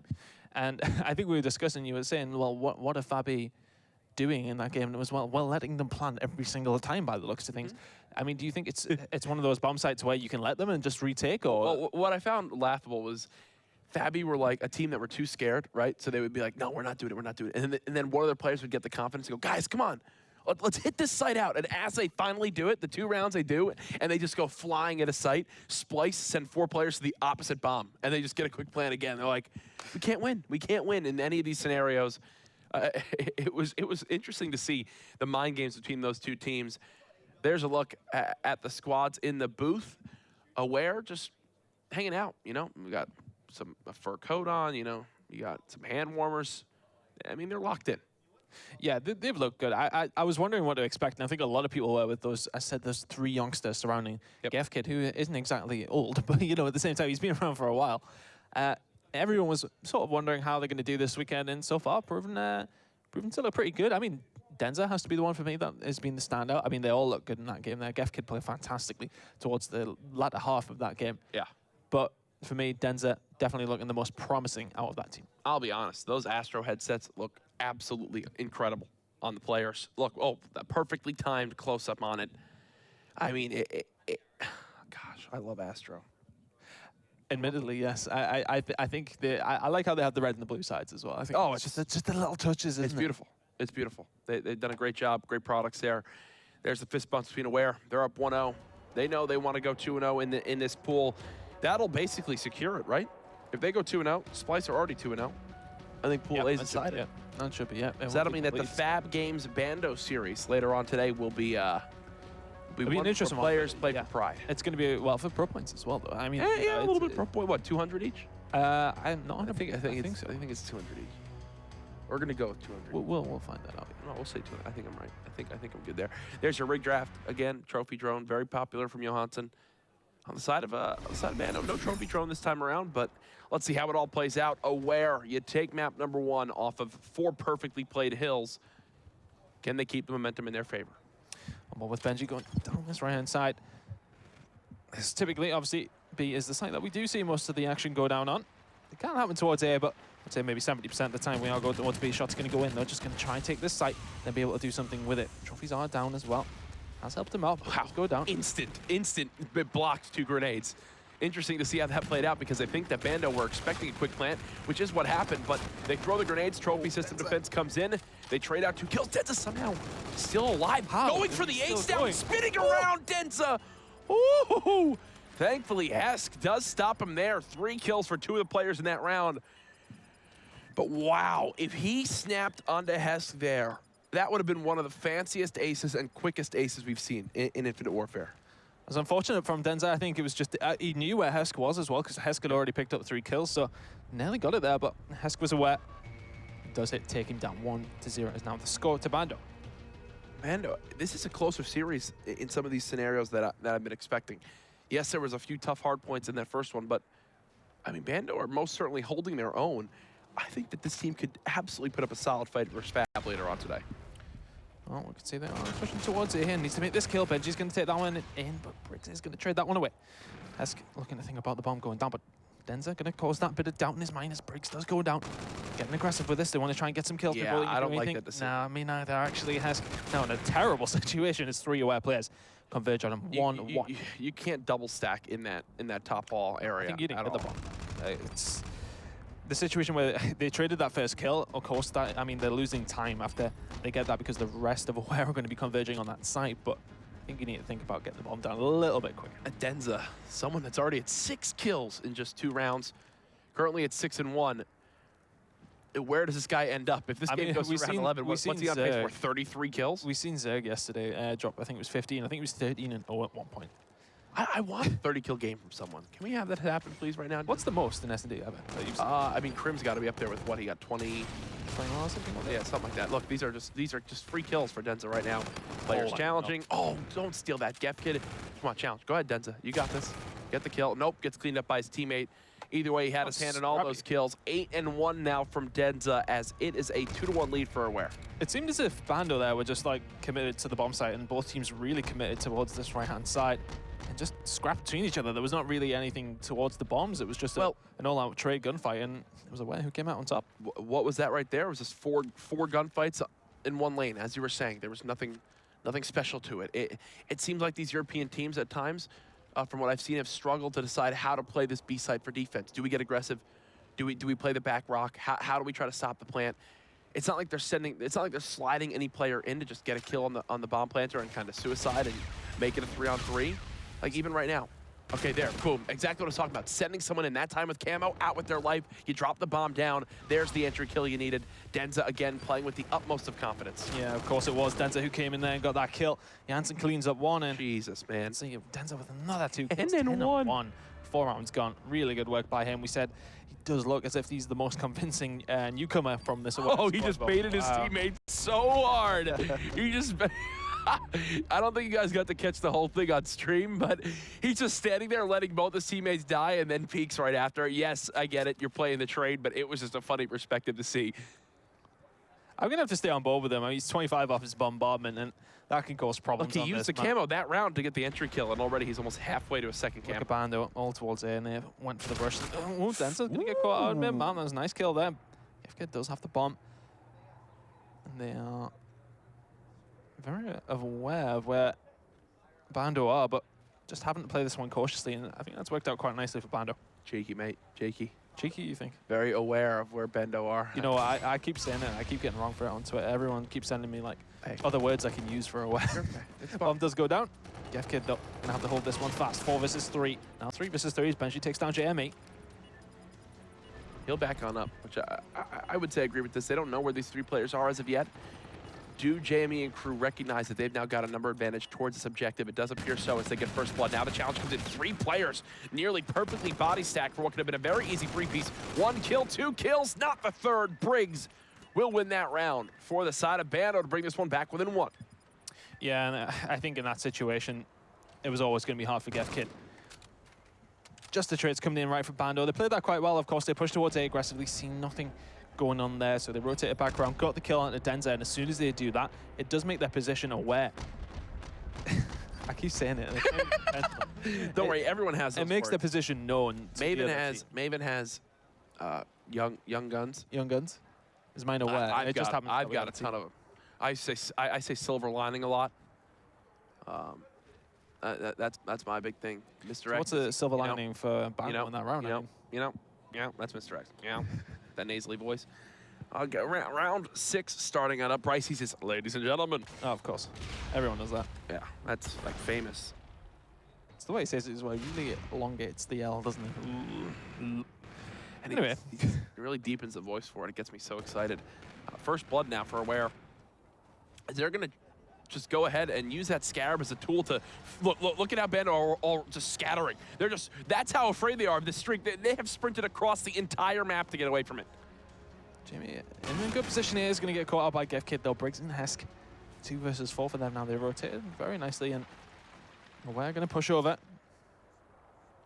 They need to think about getting this bomb down. If he can push through here, they need to think about prowling that. But they're wrapping around into 4 members of Aware, and surely they're both going to go down. Hesk is last, all alive. There's 3 members of Aware in his crosshairs is going to go down. In that situation, surely you got to plant the bomb. I mean, it's tough because obviously there's so many times in Search and Destroy where you're like, let's play for a kill before we go for a plant, try to even the numbers back out. Because if your lead blocker dies or if your planter dies, now you're in a 1v3. But in that scenario, what do? You go down, 2v4? Not really much going for you there. As we go into round number 7.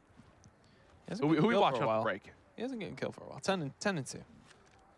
See if he can pick anything. He's human again. Yeah, he's holding that Trinity rocket. I think it'll be one of those rounds where they just sit back a little bit and let them come through. And I think that's really why Bando have done the same thing again towards A. They know that Denzel's going to have those scores. He's getting caught out there again. Briggs is going to take him down, but this is going to allow Aware to control that B-bomb site, and they are going to get that bomb down. And they actually have no idea of the type of pressure that's being put on by Bando towards their side of the map. They only saw the one in middle that Denza got first blooded by, so they might get overwhelmed here. 2 players come soaring on in. Now a 2v4, make it a 1v4. Johansson left by himself. There it is. Easy round for Bando as they say, you know what? Us stacking towards B isn't working. Let's just keep sending players to A and pinching. Yeah, and I think the send towards A has 2 benefits. Of course, it is throwing them off. It is a little bit random. I don't think they'll be able to do it again. I think Aware will know what's going on. But the fact that Denza has those score streaks is the reason that they're doing it. So I think Aware needs to look at the fact that they do have those score streaks, and Bando are... Yeah, someone else watch mid next time. Say it again. Yeah, Bando are aware of the no. situation. Yeah. And then they need to judge what they want to do from that, because I think those score streaks need to be used at some point, really. They definitely do. I think it's more that you just need to see Denza. Like that time, Denza knew they were sending a player through you, and he still lost the gunfight. Like there, he just said, I'm better. I'm going to challenge. And might have been a scenario where he sees a swallow's pride. You know, give it up. Let him go ahead, take that area of the map, play for a counter to what they're doing instead of just trying to force a gunfight that we wouldn't be at an advantage in. I think he wants to think about using these streaks now, and Here it he's comes. going to. Here they come. The Trinity Rocket does come in. Not even going to pick up one, though. But it is going to call out for the rest of his team. Johansson does take it on JM. Johansson takes down the second as well, so it's Briggs and Hess left alive. Johansson gets a third. Is he going to get the ace as well? Nope, Denza got it. Not quite. 11-3 from Denza now. 5-3 is the score. But, I mean, yeah, that score streak just The gives streak, him all the the streak intel throws that he him off. needed. But again, this is what I'm talking about right here. Having the confidence in your teammates and trust to slide in through that middle corridor. It is very easy to slide through and get that kill. It's not easy to get out with your life, right? And if you have a player following you up, watching your outer wall run, even if you get one kill, your player still has cover. He's not overexposing himself. Nicely done there to make this one a one-round game until Aware take this. And look, Bando have gone back to what they tried earlier in the game, which is sending players towards B.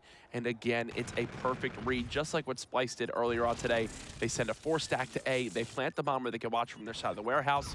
And now again, this is a tough break. What can Bando do to make this happen? Johansson again with a first blood. Hesk needs to play his life here. If he can get a kill, he Hey, will what? be able to get that Look camera. what Aware are doing.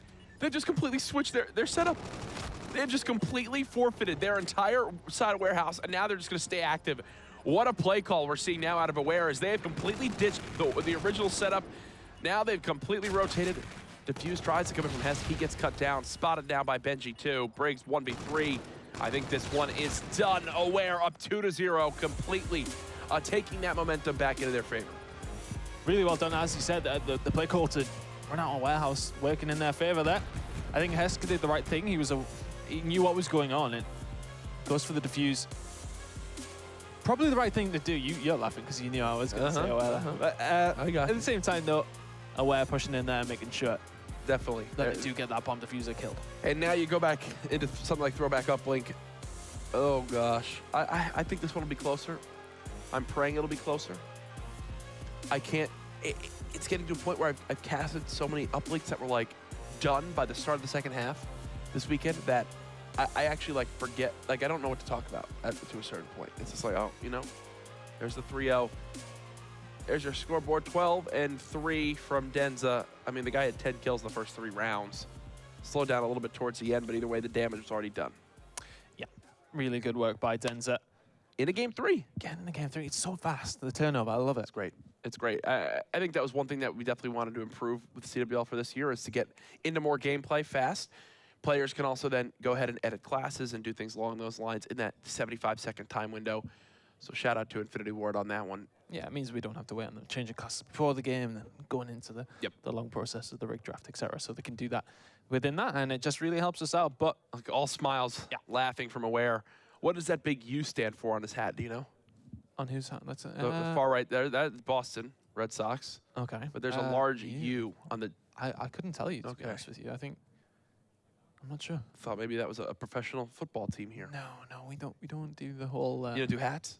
I don't really know. But scarves. Scarves, yeah. Scarves are big? Okay. I mean, we're right by the Chelsea football stadium. Yeah, I'm surprised. I mean, they're playing on Saturday. Yeah, how's that going to be? How crazy is this area going to be? Yeah, it shouldn't be as bad as normal because it's only a cup game, so it might not be as many fans there. 'Cause it's just one of them. I think they're playing a lower level team, so it'll be like.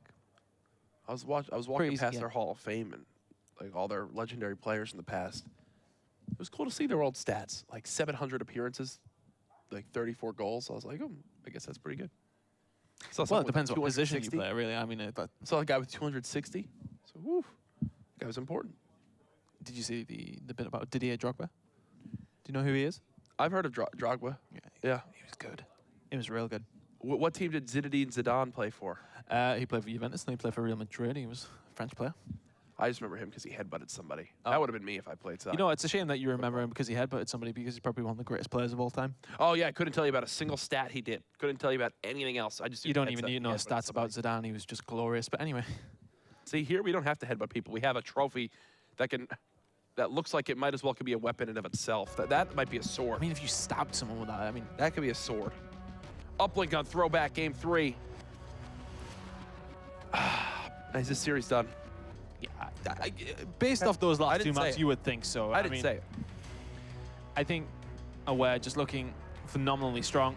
Bando, unfortunately for them coming into this, probably under practice, of course. So they did have that little drama with the changing of the roster, etc. And I think it's always going to harm them if you haven't got that much time to play it together. Obviously, they played the game a lot if they're in this position. But into this now, we're going to go with Denza. How can we not? Having a very good game so far. Not sure what he can do. I'm going to be interested to see how Aware do against some teams that are, you know, of the higher caliber. I want to see how they do against your Infuse, your Orbits, your Splyces. Yeah, wherever Splyce later is going to tell you a lot about the character of this team. Number advantage off the break does go over to Bando, so that'll give them some map positioning. Gefkid, though, sneaks around towards his top trains area, and he's actually playing towards his front bowling side. He should be spotted here momentarily. How is he even getting kills right now? How would they not see him? There you go. Finally, Hesk with the ERAD says otherwise. Still scoreless in the first 30 seconds. On with your Hansen now, just holding down this right-hand side towards bike path. Just about staying alive here, so just holding this nice and tight. What's funny, I'm kind of chuckling to myself. This is more contest we saw for middle map than any of the other uplinks I've seen so far. With two teams like vying for middle map control, doing what they can to outslay their opponent, get a wave of kills before pushing up. The rest of the games have just been stomps where the other team just pushes right on through. Absolutely. I mean, that Splyce game previously was an interesting watch, I want to say. It's funny how this one's already been a closer match in just the first minute. Nice job, though, by Denza to get that 1-point throw in. Uses that wall run right outside bowling to toss it right over the bathroom side. And now he'll play from top ticket, which makes a lot of sense. You try to stay alive near this vending side and then push on through towards the drone positioning in middle map. Benji with this NV4, lights out to start this game. 4-4 from him. Jimmy's doing all right on the side of Bando, though. He's under 3 now. He picks up a kill mid-map on Gefkid. He's going to push forward. This team do have control of the drone there. Actually, I think it was Hesk who did have control. He's going to be able to get away here. The rest of his team going to cover for him. Going to go for this one. Oh. That one. No. Missed it. Just narrowly misses that one. As we'll play for the drone, which actually stayed in bounds. So they're going to wrap this one towards field. Optic Gaming fans watching, thinking back to when FaZe used that same route to clutch up at Vegas to win that game against Optic Gaming, where they decided to bring it towards field and get the last second score in, which I think is a tough play call to make on this map. It's so rare to go towards that area because of how much better it plays out. I mean, it's just no cover, really. Yeah. I mean, it's hard to push down. To go towards this bowling area. 2.5 minutes remaining inside one. Still only a 1-possession game. Well, I think it's comfortable, though. I think there's been chances for them to do something, but definitely, I think we're always looking in control in the middle of the map. There's been a couple of opportunities for Bando, but not quite clear cut. Denza does just about get away. The armor from it there and resets it. There's a dunk opportunity now. Does Denza settle for the one? Let's see it from his perspective. He's escaped past 3 of them here. Oh, nice play by Denza to realize that he has enough time to go for the dunk. Gets the cover there, puts his team up now 3-0, makes it a 2-possession game. They're going to go down actually towards my map, so slight overextension by Aware. Do lose a couple of kills, but not losing up any map pressure that they do have. They're going to get up there quite quickly again. Bando making a couple of kills here, though. Briggs is going to be that lead guy, going to try and push through. MV4 in hand as well, should be able to make this kill.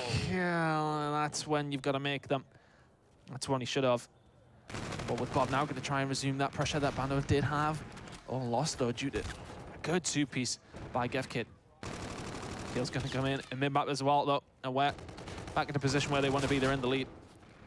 Just in a bit of a stalemate in the mid-map. Yeah, still keeping this one close, and I have to say, Bando so far, the thing I like the most is they're keeping up with Slang. Right now, it's even, and that's something that the lesser teams in the matches we've seen so far this weekend haven't been able to do, and I think that reflects in the score. They've been fighting for map positioning, and they actually have 2 missed 1-point throws. If they hit both of those, remember, it's still only a 1-point game at that time. So Bando, 1, work on the throws, 2, keep getting these gunfights in middle map and not just your spawn. You got the drone being pushed up by Gefkid now. Does he go for the 1? Not going to get the throw off in time. Denza just trying to help him out here. Going to be able to get 1 kill. The reset is going to happen again. But let's go to a very, very quick listen in. Let's see what Bando can do to try and bring this one back. I'm going to try to get some lemon. Weak gun, 1 shot, I can't know. I'm dead. Top weak. Can make kills lemon. Oh, bang. Benji's top. I'm 1 shot. Nice, close right, Close lemon. green. Go, Lemon, 1 shot. Both lemon. One more lemon. One bomb. More lemon. Stop anyone. Underpass 1 shot, going top our base. That's good. Nice. One more. Watch underpass, watch underpass, watch He's gone underpass. left, he's gone right, he's gone right, he's gone right. He's not all the way around the right. He's not got time, he's not got time. It's 2 seconds, man. Let's go. Let's go. Only 6 points. Let's go. Right. Go. If we ain't got MV4s, don't go to the right side. Say they're gonna kill you. I'll go right side. You lot just play top their base and shit. Let's die all the time. Think about it less, man. It's literally a tie game for Hat 1, so like, we just keep killing on this side. Funny to hear from them at the halftime as well. Definitely like that aspect. Listening's always great to hear exactly what they're saying. Nothing too negative right there. They're keeping an open mindset. They know that their backs are against the wall in this series, but they're keeping this uplink close, and I think that keeping a cool, calm, and collected attitude will be key here going into side 2. Good shots by Benji towards that left-hand side. And I think you're right, you know, Aware and the driving seat, but Bando are not out of this one yet. Definitely potential for them to get some more points on the board. Shots going in though. Briggs is going to take down Benji down that left-hand side. Johansson a little bit unchallenged through mid-map here. He's going to get taken down eventually. Denzel looking to continue to put that pressure on. He has his teammate in hand. He's going to help him out here. Shot's going to go in with the K-bar. He's going to get it with the second as well. Not quite JME, making sure he got that kill, and it was an important one as well. Benji goes down also. This is going to be the push now from Bando. See right there, I love it, man. They hold their base. They start getting pushed. They know that the idea from Aware is to get the drone towards the side of Grandmas to go for that long throw over the Granny's building. So they send a player through that bottom L area. They get middle map control again. They send a player into top vending, and they just win their one-on-one engagements. They're keeping the slaying even. Look at the team right now, 15-14, 14-15, 15-15, 14-15. I read that very fast, but it's completely even right now for their squad. At the half time, it was only 1 kill difference actually, and that one shot is going to go right in there. Yeah, they see the Aware game plan and they're adapting to it. Well, Janssen going to push up into tickets here. Spotting them down the left-hand side, but he's not going to need to do anything. Gefkid's going to clean up 23-14 from him currently. Having a good game here. I mean, a couple of people, I mean, myself, actually, I said when I watched them previously that I think the rest of the team impressed me more, and Gefkid's sort of the known guy out of them, but he's having a good game here. 23-15 out of him. Does have his specialist available when he respawns. G pushed up, he gets taken down as well. Janssen, is he going to go down also? Yes, he is. So Gefkid's got some work to do here. Does have rewind available. I'm going to get away with the drone there, though. Just going to throw it into mid-map, just try and get some control. Surely Gefkid's going to go down. Hess goes around behind, on board with JMA through mid-map. He'll just push up right behind this drone carrier. They've got lead blockers. They're going to wind up pushing forward with this drone in towards bowling. Let's take a look on if they're able to get the score right now from Bob. The throw, 3-1. The score line now and Aware are in an interesting scenario. They've got themselves a one-possession game, 2.5 minutes left. They want to go for this 3-0. Would love the opportunity to go with listening with the squad to see how they're communicating inside too. I'm pushing the base. Top window, boys. We need to push that. Back barn weak. He's in the hay bales. Top window, just hay bales, Johnson. Stay alive. Yeah. Nice. There's two barn. Yeah, two barn. Nice. Underpass. Two underpass. Yeah, one dead. I'm taking ball. Behind me, boy. Look at him. I'll get a one. Haystack 11. Haystack. Watch over me and I'll get a one. Yeah. Fuck. It's one shot to push you. There's two. I'm a flank. Nice, Dens. Getting a one. I missed. Fuck's sake. Don't worry. Yeah, don't worry, man. I'll kill 11. There's two on on 10 point. Two on their point. Yeah, Bob field. He's going connector probably. Yeah, he's Dead. connector. One more.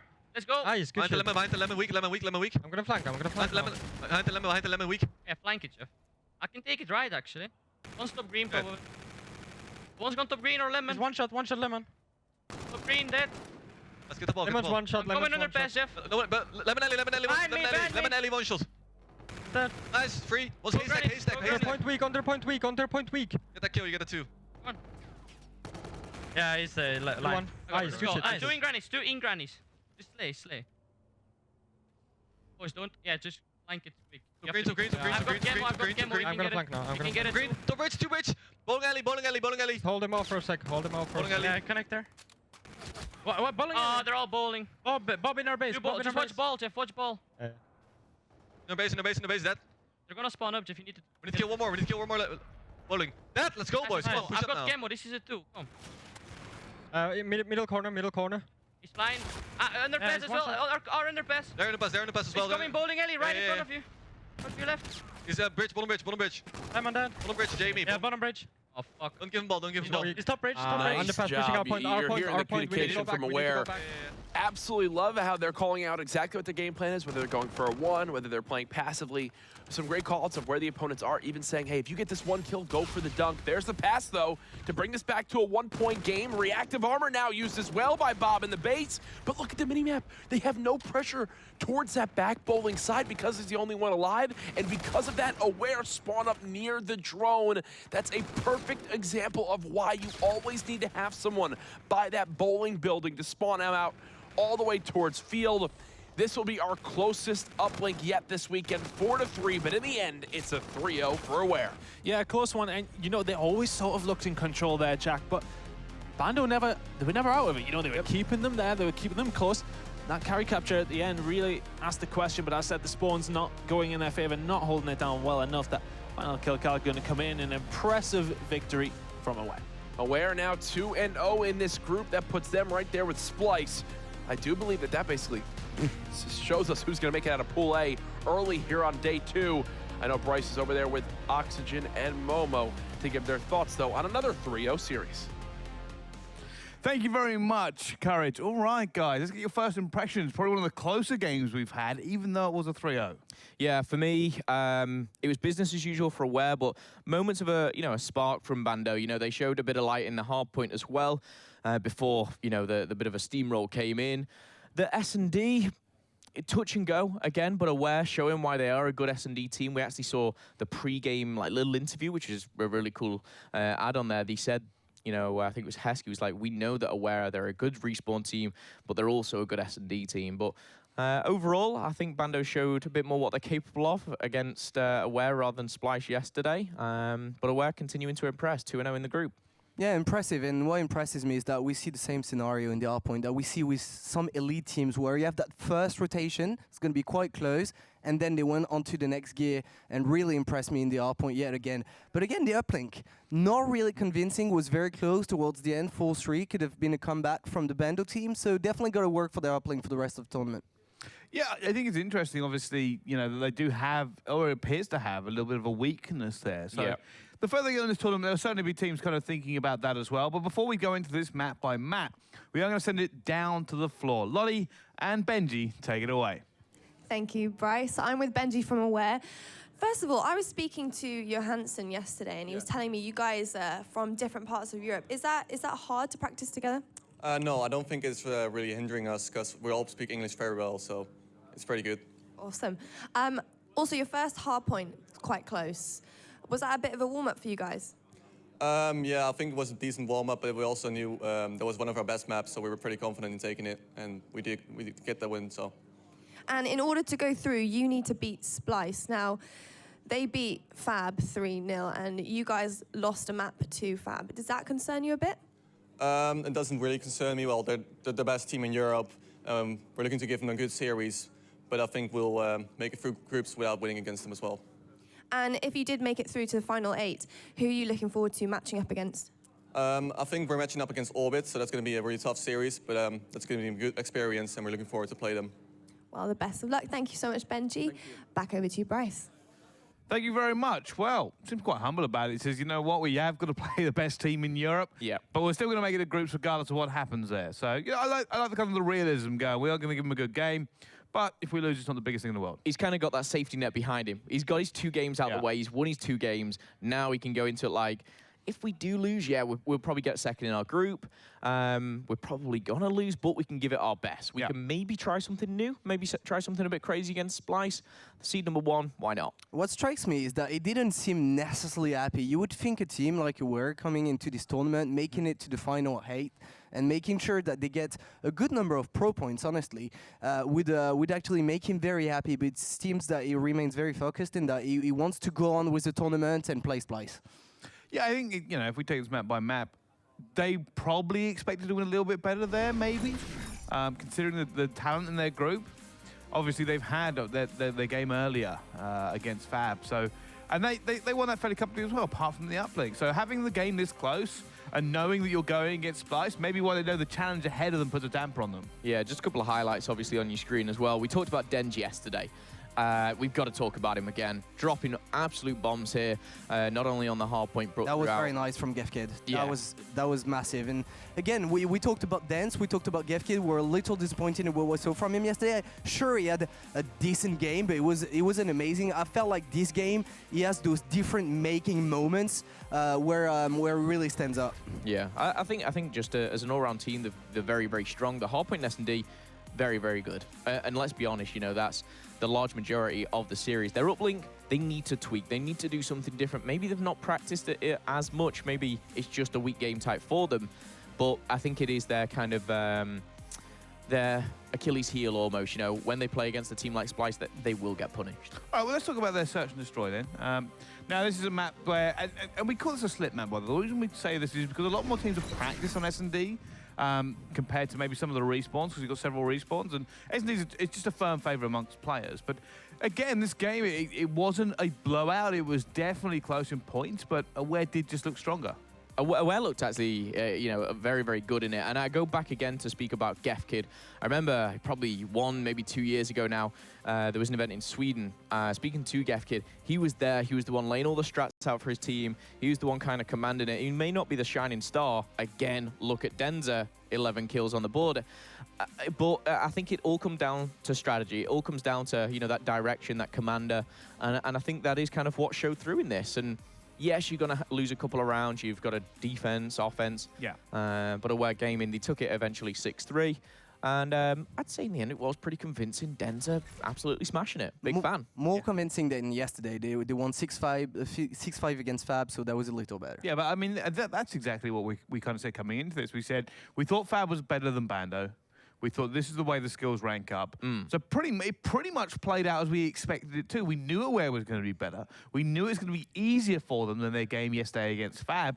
And pretty much the entire way through the series, that was true. Even onto the uplink, which they lost yesterday, it was still very, very close. Yeah, the uplink was really close. And I think Aware of kind of been given a little bit of a lifeline in the games that they've played. They've had time to learn, time to adapt, and we saw that in the uplinks. A couple of one-point plays. This is one where I kind of had in my hands. I was like, you can't miss those plays. You're that close. You need to convert those. You need to put them in. And again, going against a team like Splyce, or anyone else, you know, it doesn't have to just be Splyce.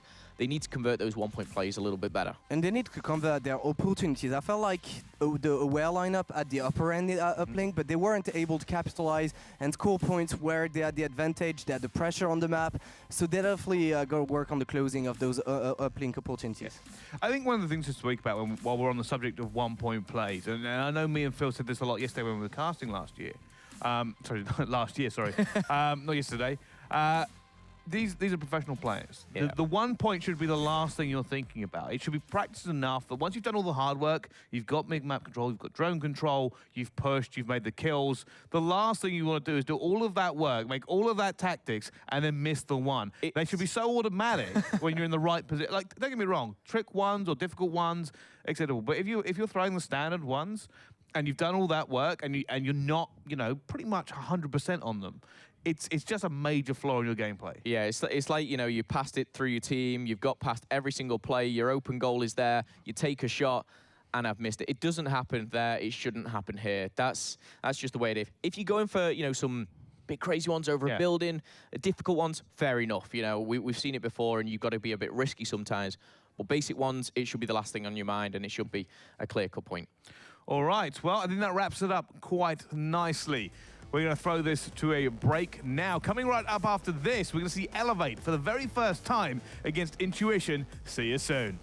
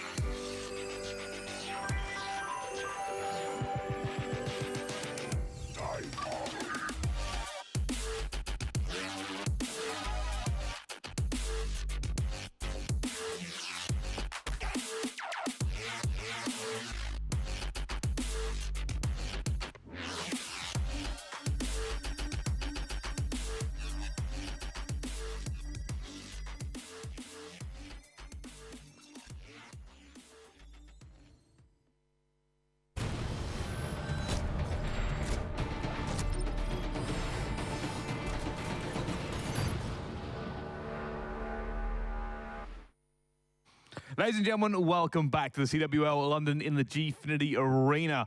My name is Bryce, and we have another game for you to kick off today.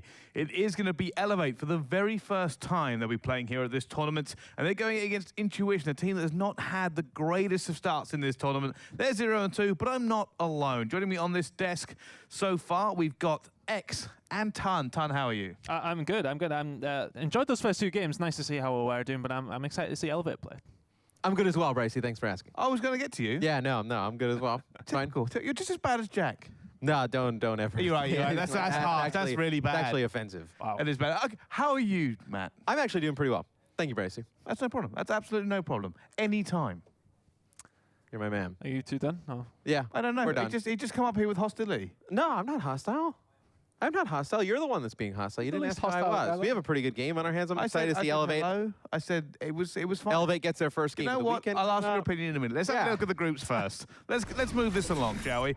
All right. Here's the group so far. A few games this morning. Obviously, Splyce now 2-0 and Aware 2-0.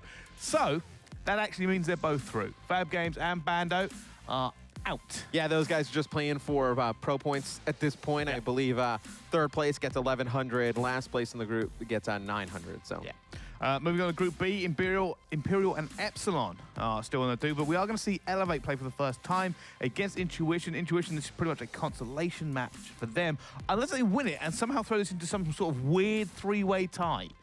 Well, even in a three-way tie, still things can happen. They wouldn't. I don't think that's possible. No, that's not going to be one of the things that happen. It could happen. Things can happen. Things always happen. No. I have faith. No. You're right, Intuition. They're not going to do anything, are they? All right, Group C, Orbit and Team 3G. They both got their win. Cyclone GG and Millennium yet to get one on the board. And Infused and Fnatic, obviously, in Group D have their wins. They are playing Game 12 today. Very last game of the day. Could be the one for the record books. Black Forest and Haduken, not really done an awful lot either. Yeah, I think that group, though, Infused and Fnatic, there's a big gulf between those other two teams and the other side of that group. For me, it was always written that they were going to be 1-2, but back to this one, I think this would be an interesting game to see how well Elevate are going to play. Obviously, it's going to be a hard one to precursor the rest of the teams against because, we've seen Intuition had hard series so far this weekend, but it's nice to see Elevate in the booth. I feel like they come in here, obviously, the heavy favorite into this matchup. Intuition has not won a game yet, so you're looking at it, I feel like this is a good warm-up match for Elevate to kind of go through the rest of the day and start their tournament off. Yeah, I think for Intuition, this is just seeing if they can do something. They didn't have a great day yesterday. They got battered in both their games, and now they're actually playing a harder game today. So. You're playing for pride. Yeah. I mean, nobody wants to not win a game and not win a series and just go home. Yeah. I guess if you do, I think you're doing the wrong thing. But I mean, they got to come out here and put a better effort forward, I think. Yeah, I mean, obviously they've come in here. They were a late-minute replacement. Yes. They're difficult spot. They're an Very amateur difficult team. They're actually ranked quite low down compared to a lot of teams in this tournament. So it was fairly obvious what was going to happen. And well, if anything, they just need to come into this game. They've got nothing to lose. There is absolutely nothing for this team to lose coming into this game. They could, if they score 4 points on Hardpoint, we're still not going to be surprised. No, I think it's good for them to come. I mean, they're always going to take that spot. It's experience online. It's experience against good teams. You want to get better by playing people who are better than you. And at the end of the day, it's going to be hard for them, no matter who they're going up against at this event this weekend. They are by far probably the lowest seeded team, the lowest thought of team here this weekend. And anything they can get, I think it's about 12 places. Yeah. Yeah, I mean, look, they have the hardest draw out of anybody, right? Yeah, I mean, they come in the worst group to be in. Yeah, I mean, it's an awful group to be in. They come in as a late replacement, probably wasn't practicing too much, didn't expect to be here. So I don't know how much stock you put in how they played. Granted, they've not played well, but I think it's definitely a great learning experience for these guys, great experience just in general to be here playing against the best competition. Yeah, I think so too. Like I said, it's for the guys in Intuition, you got to Elevate, that's a given. You've got Epsilon, who are late replacement, they're high ranked, and then you've got Imperial. So, let's just find out what they can do as this game is ready to get underway. I'm going to hand it over to the casters. Please, guys, show us what's happening. Thank you very much, Brycey. And yes, here we go. Elevate going head-to-head against Intuition, looking to put on a display. We're excited for this one, Jonas. Yeah, I'm very excited to see Elevate play. That's one of my teams to watch. I actually believe they can place anywhere second or third. Really good team, so can't wait to see what they have in store. That's great. And as the countdown just starts this game off, we did catch up with Intuition Xeno to find out how they felt about going up against the juggernauts of Elevate. I think Elevate is one of the top EU teams currently in the EU. It will be very hard, but maybe if we take an SnD and a respawn, we can take this series, but we also have to go off, and let's hope for the best. Wow, quite interesting thoughts from him. And one thing I did notice on the rigs as well, Jonas, is Reedy's gone for the Gravity Vortex gun. Yeah, that's a little like Reedy to go for something unconventional. He likes to put off his opponents with some different choices, and that really said it all, what he said in the interview. Let's hope for the best, and it's kind of a miracle that they need right now, and it's straight off the bat, you can see Elevate just getting control of that first heal, already 25-1. Well, I mean, the guys on the analyst desk said it. They've pretty much got the hardest pool here. They're a very late replacement with arguably, well, the lowest seed coming into it, so they're realistic with their expectations, but this is really their chance to prove a point. Yeah, it is, and actually they tried to prove a point on that first deal. If you look at the scoreboard, they were able to trade kills nicely, but they weren't able to enter the hill. Now they have early rotation, already 2 players dead, and just like that, Elevate is going to break in, not losing a single player in the pinch. Very impressive stuff, and I can't help but feel for a team like this Intuition lineup. Very, very tough to go up against Elevate. Well, I mean, Elevate second in the pro point standings after 2 really good outings in the previous 2 2Ks, reaching the finals both times, only just losing out to Splyce. So we're aware of their firepower, and you can really see that shown in these early stages. You can, but actually it's not that bad. I mean, it's 50-21. You could have expected a much worse start. No, they're just going to try to do their best. If they score 100 points, I think this will be a very nice map for them. On the other end, obviously, they've already played 2 games in the line environment at Jeffinity. Elevate is onto their first game, maybe a bit of warm-up for these guys. All right, well, let's see if they can try and pull things back here as we switch over hardpoint location. We are going to see the early contest, and the Monk or the opposing player wanting to make a move, and really just outweighs Monk there, shows his patience and comes out on top. Yeah, this was maybe not the best of move to do from the Intuition guy. Reedy was in a perfect position to take out his opponent, and once again, you can see on the map, Elevate just in control of the hill, got control of the spawns, they know where their opponents are coming, just gotta aim in the right direction and kill everyone, and the Intuition's not able to contest that hill. Oh. Here we go with Watson now, and really do love the personalities in this team of Elevate as well. Some very big characters. Let's see what Watson can do, as he is finding himself back in his former form, right at the top of the European rankings. Yeah, very, very nice awareness from Watson there to pick up both kills. Again, Intuition with the early rotation, they were in prime positions to defend those spawns, and they were not able to. So you definitely see the difference between those 2 teams, the overall map awareness, the team communication, the school, and the minimap says it all. Yep, and here we go. So we are now seeing Intuition really get a good lockdown here. So pressure is going to be on Elevate to go for the break. And man, these guys just really need to hold on to this as best they can, because they're trailing by a substantial margin. Yeah, that was actually quite a nice defense. Watson managed to get around the back, but was dropped pretty fast. Now comes in Shani with a double kill, comes a triple. Can he make it 4?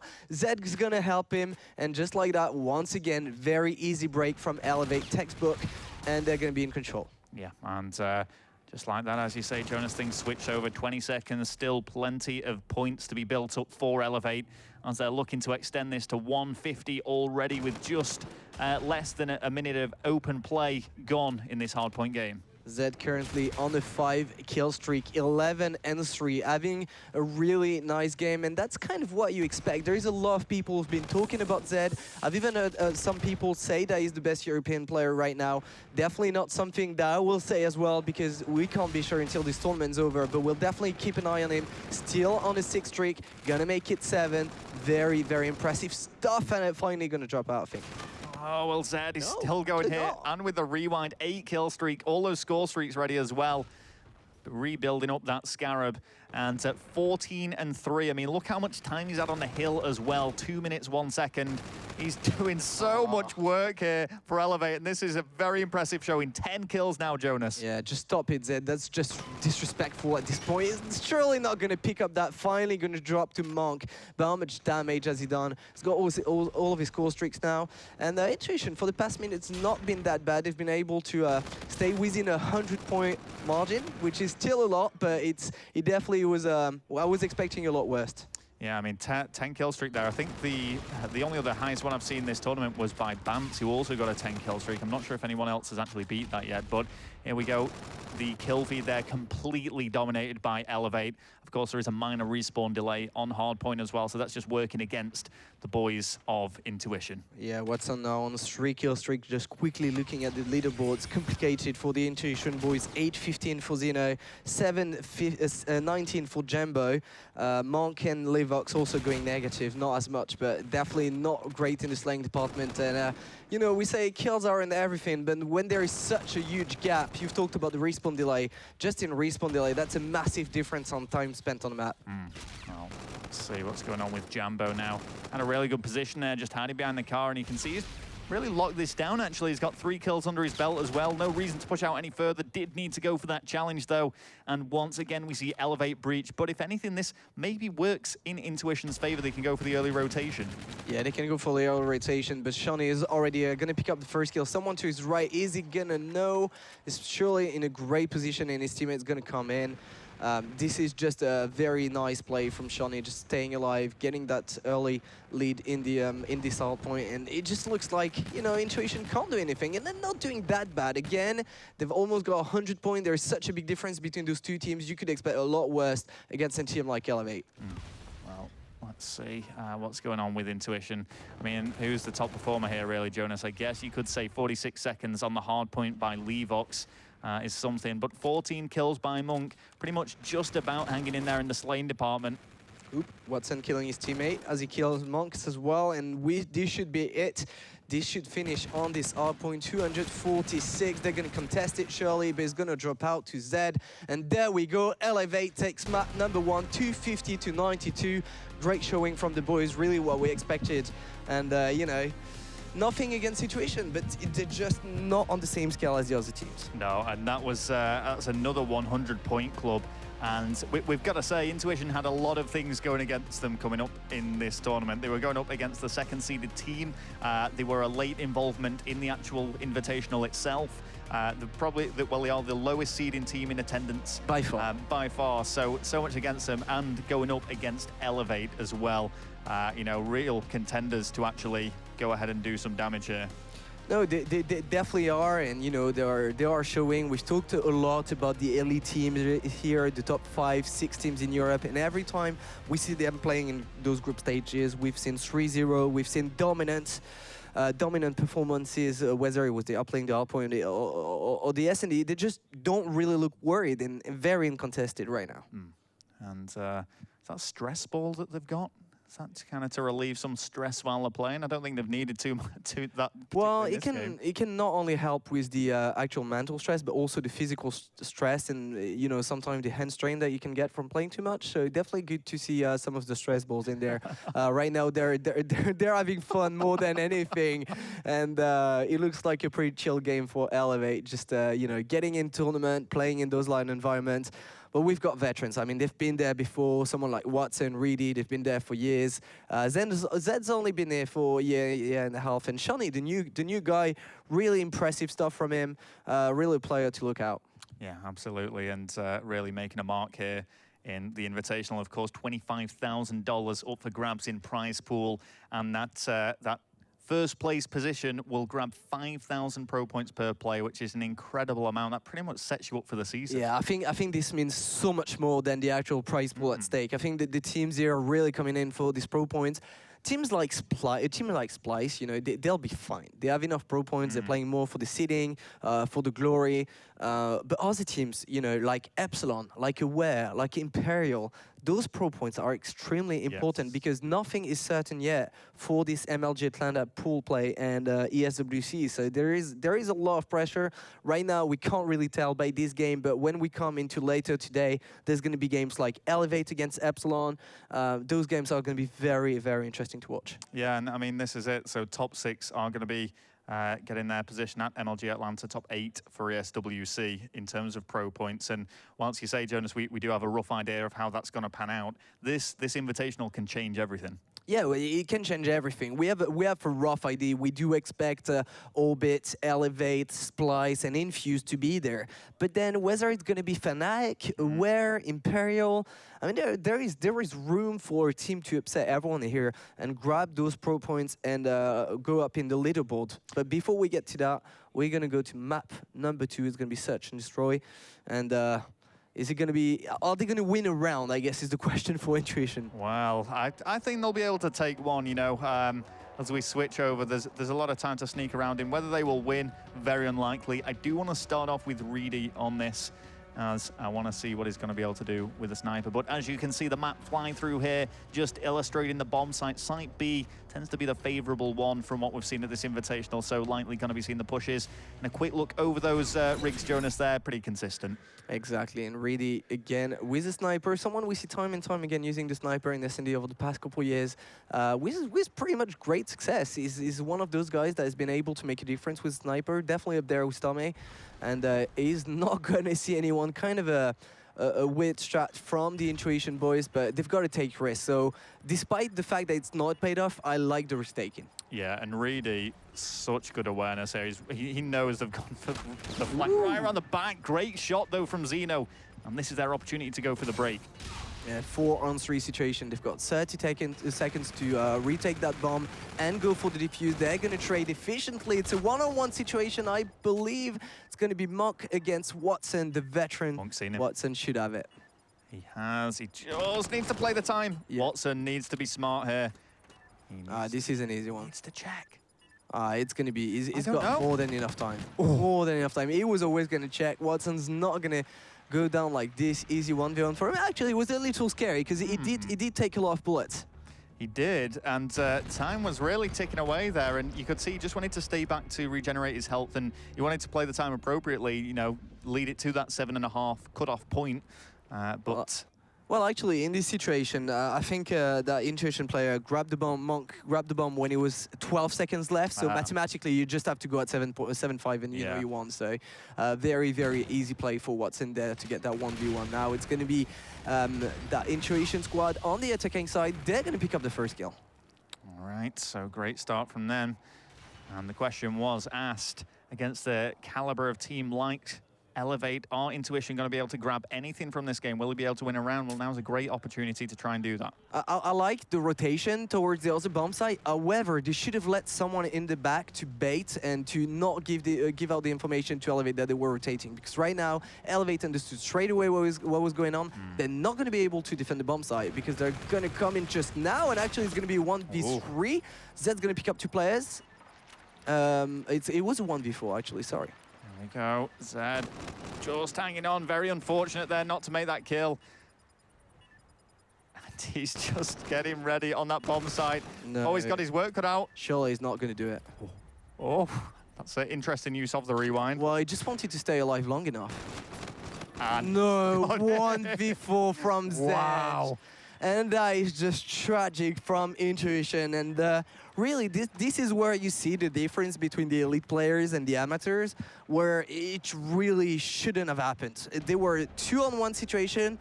That first double kill, okay, he goes in, grabs 2 kills, but then it's a 1-on-2. And they don't go in together, they don't leave any opportunity to trade, just go separately and leaves enough room for Zed to go for both kills. And they go and check bombs at random times. Just very, very tragic stuff to see. Very, very nice. And we as we said before, we've heard a few people hail Zed as the new champion of Infinite Warfare, if you like. And he's putting on an impressive show. Well, yeah, and again, no offense to Zed, he played that right, but it was really big misplay from Intuition, and now Zed has all the confidence in the world, just gonna run mid-map, pick up that first kill. As I say that, Jumbo is gonna pick up 2 as well, leaving that in a 2-in-2 situation as Zed picks up his 2nd kill in this round. 6-kill streak for him. Wow, this is going to be complicated. He's in a 1-on-2. Surely, again, he's not going to do it. I mean, he's unlocked Bombardment on Search and Destroy as well. He's just absolutely... On 3rd round? Yeah, exactly, on the 3rd round. It's not even over yet. Surely not. And he does go down. finally. That would have been tragic. But it is, there we go, there's the first round to Intuition, so showing some resilience here against Elevate. Yeah, finally. And again, the worst part is not even that this is their first round and that this is 2-1. It should have been 2-1 in their favor. They actually should have been up because they shouldn't have lost a 1-on-4. So let's see if Intuition can keep it up. Maybe, you know, Elevate is slightly underestimating the other team right now. You know, they've had the first easy maps, first game of the day. Zed just had a 1v4.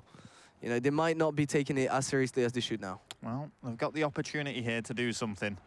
And as we say, Search and Destroy could potentially be the downfall of Elevate. Yeah, first blood. Seeing good first blood. That's not the first time we've seen first blood. 4-on-2. Very, very nice indeed. Shawnee and Watson, the two remaining players of Elevate. Ooh, very nice kill from Xeno. And there we go. It should be another round and tying it up for the Intuition lineup. I highly doubt that Watson's going to be able to do the 1-4 this time around. It's not in a great position to do so. He's going to give it a crack. Oh, and he's just going to get picked from the flank. And that is going to be 2-2. Jonas, as you said, Intuition could quite easily be ahead here. Yeah, and honestly, very easy round as well. Ace, no one died on the Intuition side, so kind of worrying for the Elevate boys. You know, we talked about slip-up maps. We've talked about the elite teams being completely uncontested, and there we see finally what we expect to see at least once in the tournament. One of the elite teams maybe, you know, again, not being as focused as they should be, not taking it as seriously as they should. Sure, they should be able to walk with the win, even if they lose this SnD, but why risk it? Absolutely, and when are we going to see these score streaks brought into play, attack or defense? What do you think? It's probably going to use them in defense because it's going to be quite hard to use if you're attacking. What? And team kill was a trophy. Literally threw his grenade and trophy exploded and creates a little amount of damage. That was just enough, and it was a one-on-one situation again. Very nice from the Intuition boys. Can they clutch up? This would be really, really big from them. Monk making his way. He's trying to decide on which bomb site to move towards. Shawnee just being very patient. And the bomb. He knows the Intuition players have just been running around for pretty much the whole map now. So he's expecting to get lucky and is going to receive a lot of damage, but Monk not able to convert the kill. Don't shoot unless you're 100% sure that you're going to be able to make the kill. That's like one golden rule in SnD, especially in a 1v1. Yeah. Now, Shawnee is aware of his whereabouts. He's going to be able to rotate back, but he wasn't able to grab that player, and time's ticking out. Well, he does have the bomb in hand now, and this should quite easily be a plant. Are we going to be able to see the defuse from Monk? Let's get on board with him. Yeah, is he going to be able to find Shawnee in time? And yes, he is! It's Shawnee! Very, very nice reflexes and movement right there to pick up that kill. I didn't think he was going to be able to make it. Definitely didn't have the advantage we're going to be able to see on the kill cam. Oh, quick reaction that is. Very nice stuff from Shawnee. Just avoiding that Intuition team to be in the lead. That's so unfortunate as well for Intuition, because again, that was potentially another round that could have gone towards them. It could have been honestly, it could have been 4-2 right now, or 4-1. 4-1, absolutely. Yeah, a bit disappointed. So they're just losing out in those one-on-one gunfights, and it's really starting to cost them. It is starting to cost them, but definitely some resilience, as you said earlier, from the Intuition team. This is what we want to see from a team that is coming in with no pressure, and that didn't even expect to be there. And look at Watson just kill himself. So right there, it's a 3-on-4 situation, bomb planted for Intuition, and maybe they're going to be able to walk away with that round again. 4-on-2. Bomb is down. Oh, and good shot from the sky there. Zed's all on his own. 1-on-4 again, and he's going to be able to pick up the first kill. 2 players against him, not going to be able to do anything about it. 3-3. Again, think about those 2 rounds. Intuition could be well in the lead. Elevate's going to wake up. I don't know. I don't really know if they're not taking it seriously or Intuition are doing something right, but Intuition definitely taking a lot of risk. Again, very fast planned, attacking that A-bomb site that we haven't seen too much. Good stuff from them. I like this. I mean, we could have been seeing a collateral there from Zed as they both just lined up for him. And it would have left it in a 1 versus 1. And my goodness, if he'd have pulled off another clutch like that, it'd have been ridiculous. 3-3 though now, Jonas. Yeah, now that he's done it once, we kind of expect him to do it every time, but it can't really happen. But again, Intuition showing some real aggression, picking up 2 kills straight away. Bit too much aggression for Jambo. It's going to be calmed down by Zed. And now 3 against 2. Intuition again with the numerical advantage early in the round. And you can see them really together. Really clumping up. Couldn't be much closer there. And going for this collective push. They're trying to play the numbers game against Zed and Reedy, who've got to be smart about this. Yeah, Intuition really acting as a unit. They don't really care whether the bomb's going to be planted or not. They just stick together, make sure they get the trade. They have the numerical advantage. It's a nice way to play it. But now it's going to be a little complicated as Reedy is in a very nice position to take out Zeno 2-on-2. And now it's going to be even more complicated as it's a 1-on-1. He knows where Reedy is, but he's got the upper hand. Oh, and is Levox just going to go for the defuse? Would probably get it if he did. Yeah, he actually would, but is he gonna have any idea where Reedy is? It's just taking a lot of time, and time's ticking out.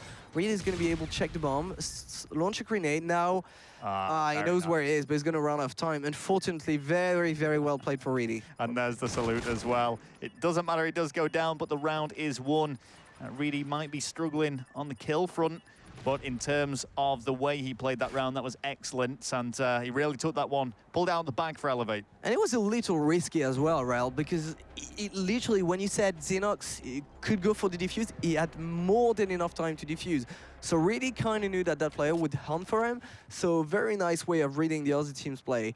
4-3 now to Elevate, 2 rounds away from walking with map number 2, but it's definitely not over yet. We've seen some good stuff from Intuition. Can they keep it up, or are they going to crumble under pressure? We'll see that right now. Well, the push seems to be coming an A this time, so not usually the favored bomb site, but you can see they're pretty heavily committed to it. Well, so is Elevate. Yeah, they're aware, so we're going to see a big skirmish in the middle here. Can we see a dogfight in the air? It is going to be Elevate coming out on top, and all the kills there made so quickly as Elevate excel. 5-3 now, the scoreboard. Yeah, very well played from Elevate, rotating very early to the other bomb site, knowing that Intuition's been committing as a unit to every bomb site every time they attacked. This time around, not going to get trapped, and this is the first convincing round that Elevate's won since the start of this SnD, so finally it's showing what they're made of. Okay, well, bomb has been picked up. Could all end here. We could be seeing a 2-0 lead in this best-of-5 series, and it would mean Elevator on track for what would be another 3-0 series. This Invitational has been dominated by them so far. Let's see what's going on at B here.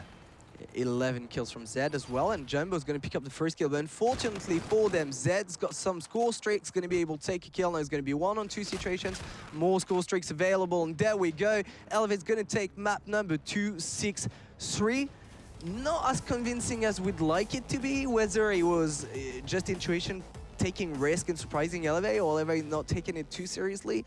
I don't know, but they don't look very happy about that win. Well, they really bashed their heads together towards the end there. You saw a different Elevate in them last 3 rounds. Apart from that, it really was neck and neck, in stark contrast from the Hardpoint game, which was so one-sided. Elevate took it 250-92. They are now in a great position in this series. Jonas 2-0 up and just 1 round away from solidifying their first win at the Invitational. Yeah, this Uplink game should be just another day at the office for the Elevate boys, but this SnD definitely wasn't, and if it hadn't been for Zed performing the way he did and doing this 1v4 at the start of the game, it could have been a completely different story. Again, like we said, we don't really expect Elevate to slip up on a game like Uplink or Hardpoint, but this SnD could have slipped up. Slightly worrying. I'm sure they'll pick it up for the next games. Still look very confident. Brilliant. All right, well, we are going to be getting set up for Uplink on the throwback. Watson having a little wink at the camera right there. Very relaxed. And the stress ball making another appearance as well. It's like a lucky mascot there for Zed. It is, and it definitely paid in his favor. 12 kills from Zed, only 3 for Watson, and even falling off the map. Really only 4 kills despite doing a 1v2. So once again we talked about the importance of slaying, but so is it the importance of just a few kills. Sometimes you can make 2 kills a map, but they are going to be the 2 most important kills, and that is what really did with this 1v2. The Intuition boy, fair play. Showing resilience, tried some different things in this SnD, definitely showing their worst and proving proving that maybe, you know, this experience was good for them. Well, I mean, we've said already how difficult this has been for an experience for Intuition, but I mean, just the fact that they're here is at least going to grant them access to some pro points and really boost their rating in the European scene. That certainly gets them a little bit of exposure and the experience as well against some of the top teams in Europe. And that was Watson and Zed working on the secret handshake. I think they're going to need a bit more practice at that. And you're right with those pro points. Actually, it means a lot to Intuition. That trip was well worth it. That's 900 pro points each. I'm not even sure. They could have gained more pro points here than they actually have overall. I don't really know the pro point ranking, but I'm sure it's actually pretty close. Well, I mean, especially with a pro point cap in terms of how many you can earn per day now, these events come all that more important. So getting off at a great start in the early competitive European scene is exactly what they would want. And as we say, I mean, just their sheer appearance here is certainly going to grant them access to some. It definitely does, but another team is needing those pro points going to be elevated. They don't really need them that badly, but they want to have those pro points from Jeffinity. There's going to be other competitions around the corner. There is one team that is wanting to qualify for the World League season in the inland environment later this year. And we just had a quick look at the beautiful trophy that the winners are going to take home. It's gorgeous. Yeah, and I mean, it's kind of like you say, Jonas, as well. Elevate are pretty solid in their position in terms of pro points, just dropping behind Splyce, who are quite far ahead after their successive back-to-back 2K wins. So I don't think they're in any particular trouble of dropping out of these big international and European tournaments. Well, think about it. There's still what, 5K each at stake here? That's a lot of pro points. Imagine if a team maybe like Fnatic and imagine if it was if there was a lot of sets in this tournament and then they go to MLG Atlanta and, you know, it's kind of a disappointing one again, then to ESWC. You know, nothing's certain yet. There is a lot of pro points that are going to be attributed in the next few tournaments across the next few weeks and months. Absolutely, it would really shake things up if we saw some surprise team excel. However, from what we've seen from pool play, it's been pretty by the book. Most predictions, albeit maybe not on map count, have gone the way that we would expect, and we are seeing the stronger teams shine through. Absolutely, and we should again on this next map. It's going to be Uplink on Throwback. Once again, not expecting much from Intuition, so let's see how much of a fight they can put in. All right, well, we're not out of it just yet. I am expecting a landslide victory here from Elevate on Uplink. We'll see if that pans out that way as we see some early kills being made. The big push is being made by Elevate. That's a nice throw by Reedy.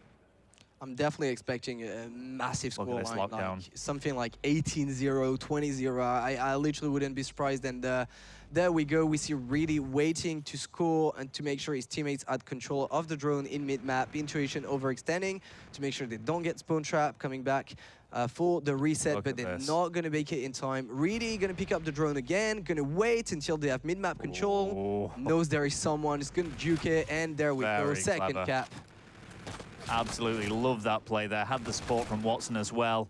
And I mean, Intuition they've gone right round on a rotation and completely left themselves exposed. Big gamble, and it didn't pay off.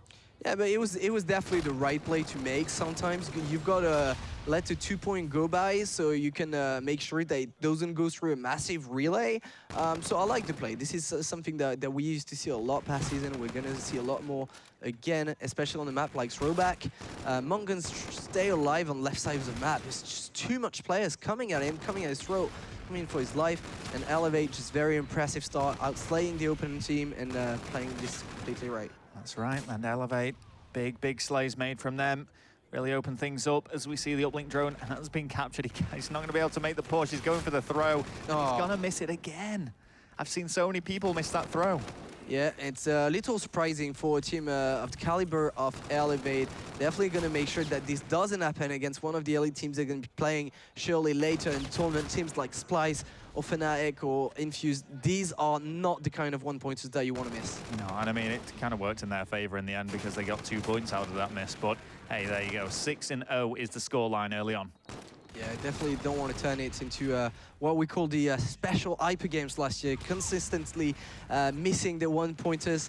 Definitely something that didn't help their uplink game, and maybe they could have been even a better team if that didn't happen. So got to work on these one-pointers. We were talking about the importance with the desk earlier, but right now, the Intuition team not even able to go for those one-pointers. They have barely had any control of the drone, 6-0 to Elevate. They get the kills, they get the control of the map, and surely they're going to be able to go for more. Oh, here we go. Zed now wanting to extend this lead even further. Yeah, wrapping to the left side of the map. Every single Intuition player was on the right side.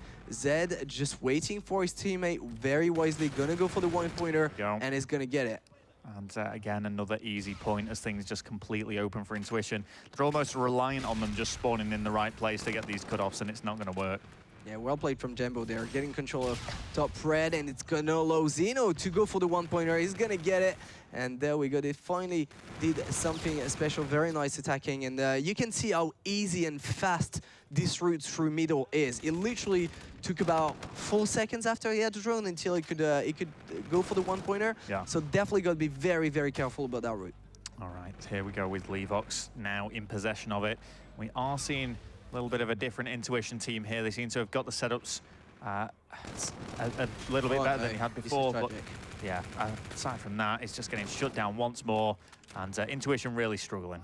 Yeah, pushing the left side of the map, trying to get the setup, but they don't have the drone control, and Watson is causing a lot of problem middle map, picking up 3 kills, and this is gonna allow Elevate to go for another 2-pointer. It's gonna be Zed, and this is the problem. If you're Intuition, sure, you need to go for the control of the map. You can go set up in the left side, but you've got to make sure mid is clear first, and that you're actually going to be able to get drone control, because if you don't, just get punished for it. It's just what happened. Very large lead for Elevate, and map control once again with Shawnee on top of the train. And this is it, and Shawnee's just kind of holding back now. There's no reason for him to go any further. And he does get shut down eventually. Intuition need to capitalize on these open spaces. No oh, nearly. Nearly happened. Again, that can't happen. All 4 of them go through mid-map, and Zed almost picks up a triple kill out of that. They've got to be a little more careful. They basically all jumped the same place, looking at the same spot, and they've got to have a little more coordination. And we'll go back on board with Intuition then. Monk is 14-11. Not bad. It's not bad at all. Jambo 14-13 as well. So in terms of slaying, both of them not doing too shabby at all. But as this first side pans out, we are going to see 9-1 lead going towards Elevate. There's still plenty of time, though, left for Intuition to get back into this. I just can't see it happening, Jonas. I can't see it happening, but at the same time, nice resilience again. 9-1 isn't okay. It's a bad scoreline, but it's not that large. We could have seen a lot worse. And furthermore, in the slaying department, if you look at it, we've got 2 players going positive for Intuition. So obviously, it doesn't bring them much uplink points, but still something to note that it's not all bad. Well, we are seeing some of the rig payloads now being unlocked, and there's the rewind coming into play by Zed. Good use of it. Yeah, I like when you use the rewind to be aggressive and go in a position where you know you're probably going to die, but you're going to gain a lot of information. You're going to gain maybe map control. You're going to surprise your opponents, and you just go back and stay alive. This is the kind of use that I like. Obviously, there's tons of use that you can do, but it was a nice one from Zed. Not going to get much from it, however. The kills coming in for Elevate. They didn't really have map control, but just staying patient is going to be able to get all the kills. Certainly are. Let's see what's going on here with Shawnee, who does get shut down by Monk.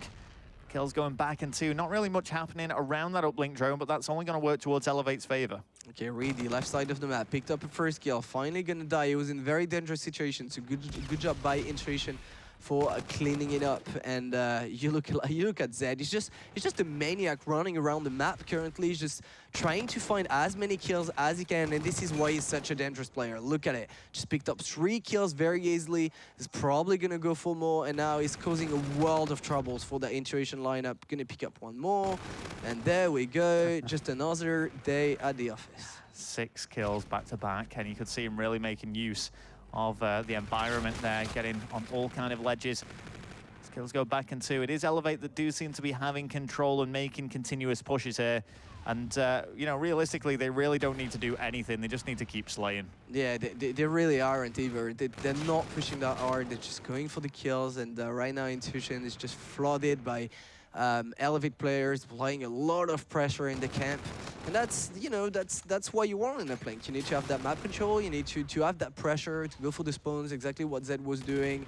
Now it's 10-1 with 3 minutes left, so sure, theoretically there is enough time for Intuition to come back into the game, but with the way it's been looking, I doubt that they're going to be able to make it. It's going to be 1-pointer as well. This is just purely embarrassing. 4 players looking at the drone, and not one of them is able to stop him before he goes for the 1-pointer. Yeah, that really shouldn't have happened. No, but hey, there you go. Gonna keep flicking back and 2 until somebody makes a push on this drone. There's the center point. It's Watson who cleans up 2. Things do open up, but he doesn't want to go for it. He's just wanting to continue this rampage is on. Yeah, Watson is going 22 and 14, 26 and 15 for Zed. This isn't the first time we've seen Zed going off.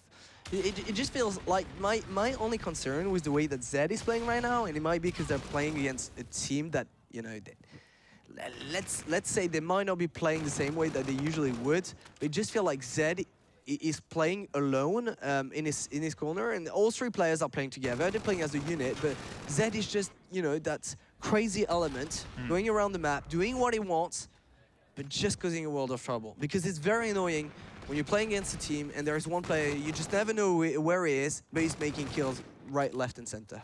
It could be, but here we go. Uplink drone has been picked up once more. Just get shut down. And again, it's out right in the open. Anybody's game.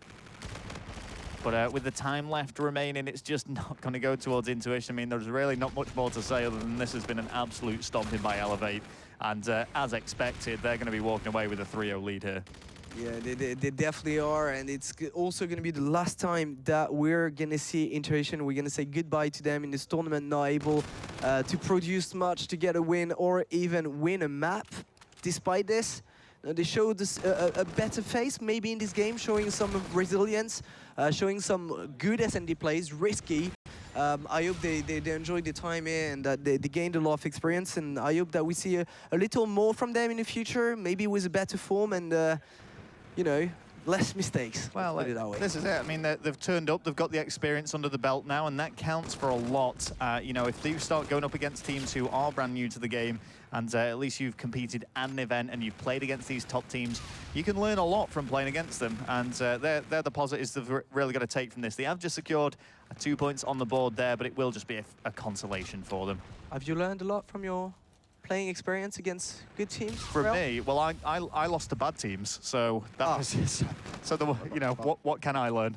But further 2 points again, just catching up a little bit, but there really is nothing they can do here to actually balance things out. And that is going to be it. Elevate are going to be advancing with their first win of the Invitational. It's a 3-0 victory against Intuition, and they really make their stamp here at CWL London. Intuition, they fought valiantly, but they will now bow out. All 3 games in their pool have been lost, and commiserations to them. But Elevate, they're looking strong to go into the later stages. Yeah, they're looking strong. You know, that was an expected win. It wasn't so convincing in SnD, so I look forward to see them play against an actual good team. We'll see what the game against the other team is going to look like. I look forward to it. All right, well, we've thoroughly enjoyed casting over that. Guys on the analyst desk, Bryce, what did you think of it? Thank you very much there, Rel. Well, you know what? It was a 3-0. It was expected. Yep. It may be not as big of a beating as I was expecting, but I think that's maybe because Elevate took their foot off the gas. Yeah, I mean, they never really came out third gear, did they? It was just a casual game and never really looked that uncomfortable. Really at had any a sniper for Yeah. Uplink. Yeah. And it just kind of tells you where the game was at that point. The search and destroy was close. Intuition put up a pretty good fight in that one. But there was just some stuff that was really confusing. Like Zed gets a 1v4. The one guy comes out and challenges. The other guy just runs straight off the map. I don't know where he was going. I was like, when I saw that, I was like, oh my god! Like, and it's like a game where like they could have, if they win that round, they win the game. It's a longer series. Well, I don't know if they win the game. Well, they win the win search and destroy. Make it a bit more I interesting. don't know if they win the search and destroy. Get closer to winning it. They get closer to winning it. Yeah, true. I probably gave him a little bit too much credit there. Yeah, I said it was. I still find some way to lose it. Yeah. I'm sitting there, one more round. You know, for some reason I thought it was closer. Yeah, no, they probably don't win. I mean, they probably just get another round, to be honest. Yeah. They'll end up losing it. All right, well, we'll go into these map by map in just a second. But first, we are going to throw it down to the floor. It's Lottie and Reedy. Thank you very much, Bryce. I am with Reedy now from Elevate. So great game. Congratulations, that was fantastic. So Intuition was seeded quite low, lowest I think, and it's quite a tough, well not a tough, but quite an easy group for you guys. Do you think that your expectations are quite high now going forward? Definitely not high. Like we're seeded second, but Epsilon's in our group who came fourth at Quad Champs. So we play them next. It's going to be a really hard game. Provided we win that game, we should be set for the tournament, easily top 4. They also gave you quite a close game on SnD. Would you say that's one of your lowest game modes, or your hardest ones? No, we just wasn't trying. Literally messing around. We're just joking with each other. Wasn't concerned at all. They're a pretty bad team, to be honest. I don't want to seem disrespectful, but they shouldn't really be here.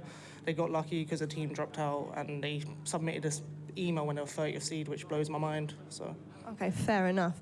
And also having a player like Zed on your team slaying, does that help alleviate some of the pressure in some of the game modes like Hardpoint? Yeah, Zed's great to team with. He's really talented. He's got reactions. His reactions are unreal. He's really fun to team with. He's also a odd individual. He will move at you mid-game. So he's fun to play with, though. Would you say that he's carrying the team, or is he quite a team player? Like, for example, are you separating right now? He's a team player. He likes to run on by himself sometimes. He needs to knuckle down a bit, but that's what I'm there for, to keep him in check. And I don't think he's ever had that in his career. So this year, he's really turning up, and he's becoming the player that he can be, like, really, really good. One of the best in Europe. Great. Thank you so much, Reedy. Back over to you, Bryce. Thank you so much. And so much in that interview that I think we have to cover. Phenomenal answers. I think you should just tell us how he really thinks. Yeah. You know, Reedy usually he does sugarcoat things. Felt like he was holding some things back. Yeah. You always say, you know, he's always going to be an honest interview, and it's always entertaining at the very least. But yeah, obviously he's kind of spoke his mind about his team, the team they're going against there. We kind of guessed right, saying they did take their foot off the gas. I have to go back to this bit in the interview. Yeah, it was low for me. I kind of asked. It's I think he said that Zed moves at him mid-series. I mean, he's a peculiar guy. Zed is a little bit. That's weird. Little bit weird. I don't think I've ever mooed at anybody. I can't really recall a time where. Start doing it in the office when you're back in America. Nah, not going just to freak do that. Maven out. Nah, I enjoy my job. I'm pretty sure they would like. I just started going into work mooing at people. I'm pretty sure they would like. Just a Maven. Yeah. It'd be absolutely fine. No. Maven will just think he's going crazy. Not be okay. All right, well, let's kind of go through this map by map once again. Hardpoint, let's cover that quickly. To me, my situation probably got more points than I thought they were going to, and I think they only got around 70. So, I mean, that really just explains what we were expecting. For me, it's just the whole series that would just elevate whenever they were just coasting. It's impossible. It's impossible to come back in a hardpoint game like that because you're forcing to play for all of the hill times. So you're forcing to go towards the later part of the hills, which obviously if you don't win them, the opposing team gets the entire time. If you win them, you spawn them out over by the next hill, and they just take the first 40 or 50 seconds. So you're never going to win hardpoint games like that if you're Intuition. You need to get off to a better start. All right, well, I don't really want to cover it too much. I think there's not an awful lot to be said. Let's move on to Search and Destroy then, because although it was 6-3, and although Elevate said they were messing around, you know, they still did lose a few engagements. It wasn't flawless by any means. Yeah, I mean, you were talking about that 1v4 round. If that changes, it might change the game slightly, but I said, you know, Elevate weren't really trying probably their best in that game, and that 1 versus 4, I mean, when you watched it, as he said, it was just so strange. There was nothing really from Intuition to say they were going to try and counter it. They just let Zed do it. Yeah, and I think you see the biggest difference between these top European teams and some of the teams kind of lower in the pack in a game mode like Search and Destroy. Obviously, the pace of play slows down greatly. But you saw, like, there were a few times where, you know, Intuition would pick up a kill and then they'd have one person drop, and there was nobody there to trade it. You see there's no teamwork, no coordination, no kind of strategy coming out from them. Yeah, and I think that's maybe they need something to work on. I mean, if you're ever going to play a really big team like Elevate, SnD is sometimes, you sometimes see these SnD specialist teams. You sometimes, even if you get a few good routes, a few good engagements, maybe, a counter of playstyle, you can sometimes get away with it. Well, it's one thing these pro teams do so well, and they're so fast that just when one person dies, getting another body there to trade that kill out, not letting that person get away with their life. You see when Intuition plays, like they maybe have one person drop, and that other person's just a second or two too late, and that lets the other team get a big two-piece and open up a round. And so all right, let's move on to the uplink then. And Reedy had a slightly unorthodox tactic, I think, in this one. Yeah, this one was just a beatdown from the side of Elevate. And I think Uplink, as like, a lower ranked team, so to speak, I feel like Uplink is probably the hardest game mode to play against the top pro There's team. such a gulf, isn't there? I think it's practice. I just don't think the lower teams practice it anywhere near as much. I think it's practice, and then unlike Hardpoint, where it's like a set rotation and you know where you're going to be fighting at all times, it's like Uplink, the drone can go anywhere. So sometimes, like when you're down and the other team's up top, you got to bring it a route that you're not used to going. So I think there's a lot of different variations in Uplink that make it very difficult for some of the lower tier teams to play. Agreed. Yeah, I agree. Well, that's pretty much wrapped that one up quite nicely. We're going to go to a quick commercial break. When we come back, though, big game going down. Fnatic versus Imperial. Don't go anywhere.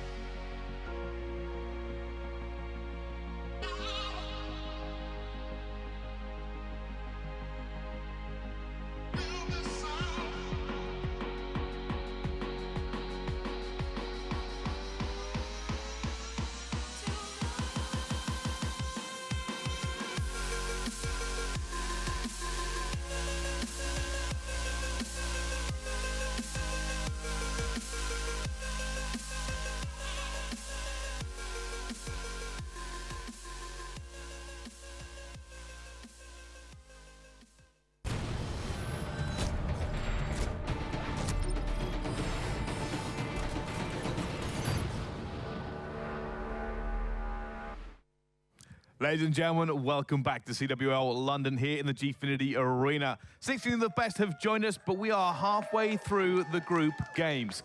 Another one coming up, though, a big one for the way this goes down. Joining me to break it down, it is, of course, the Frenchman Jonas and the Ginger Momo.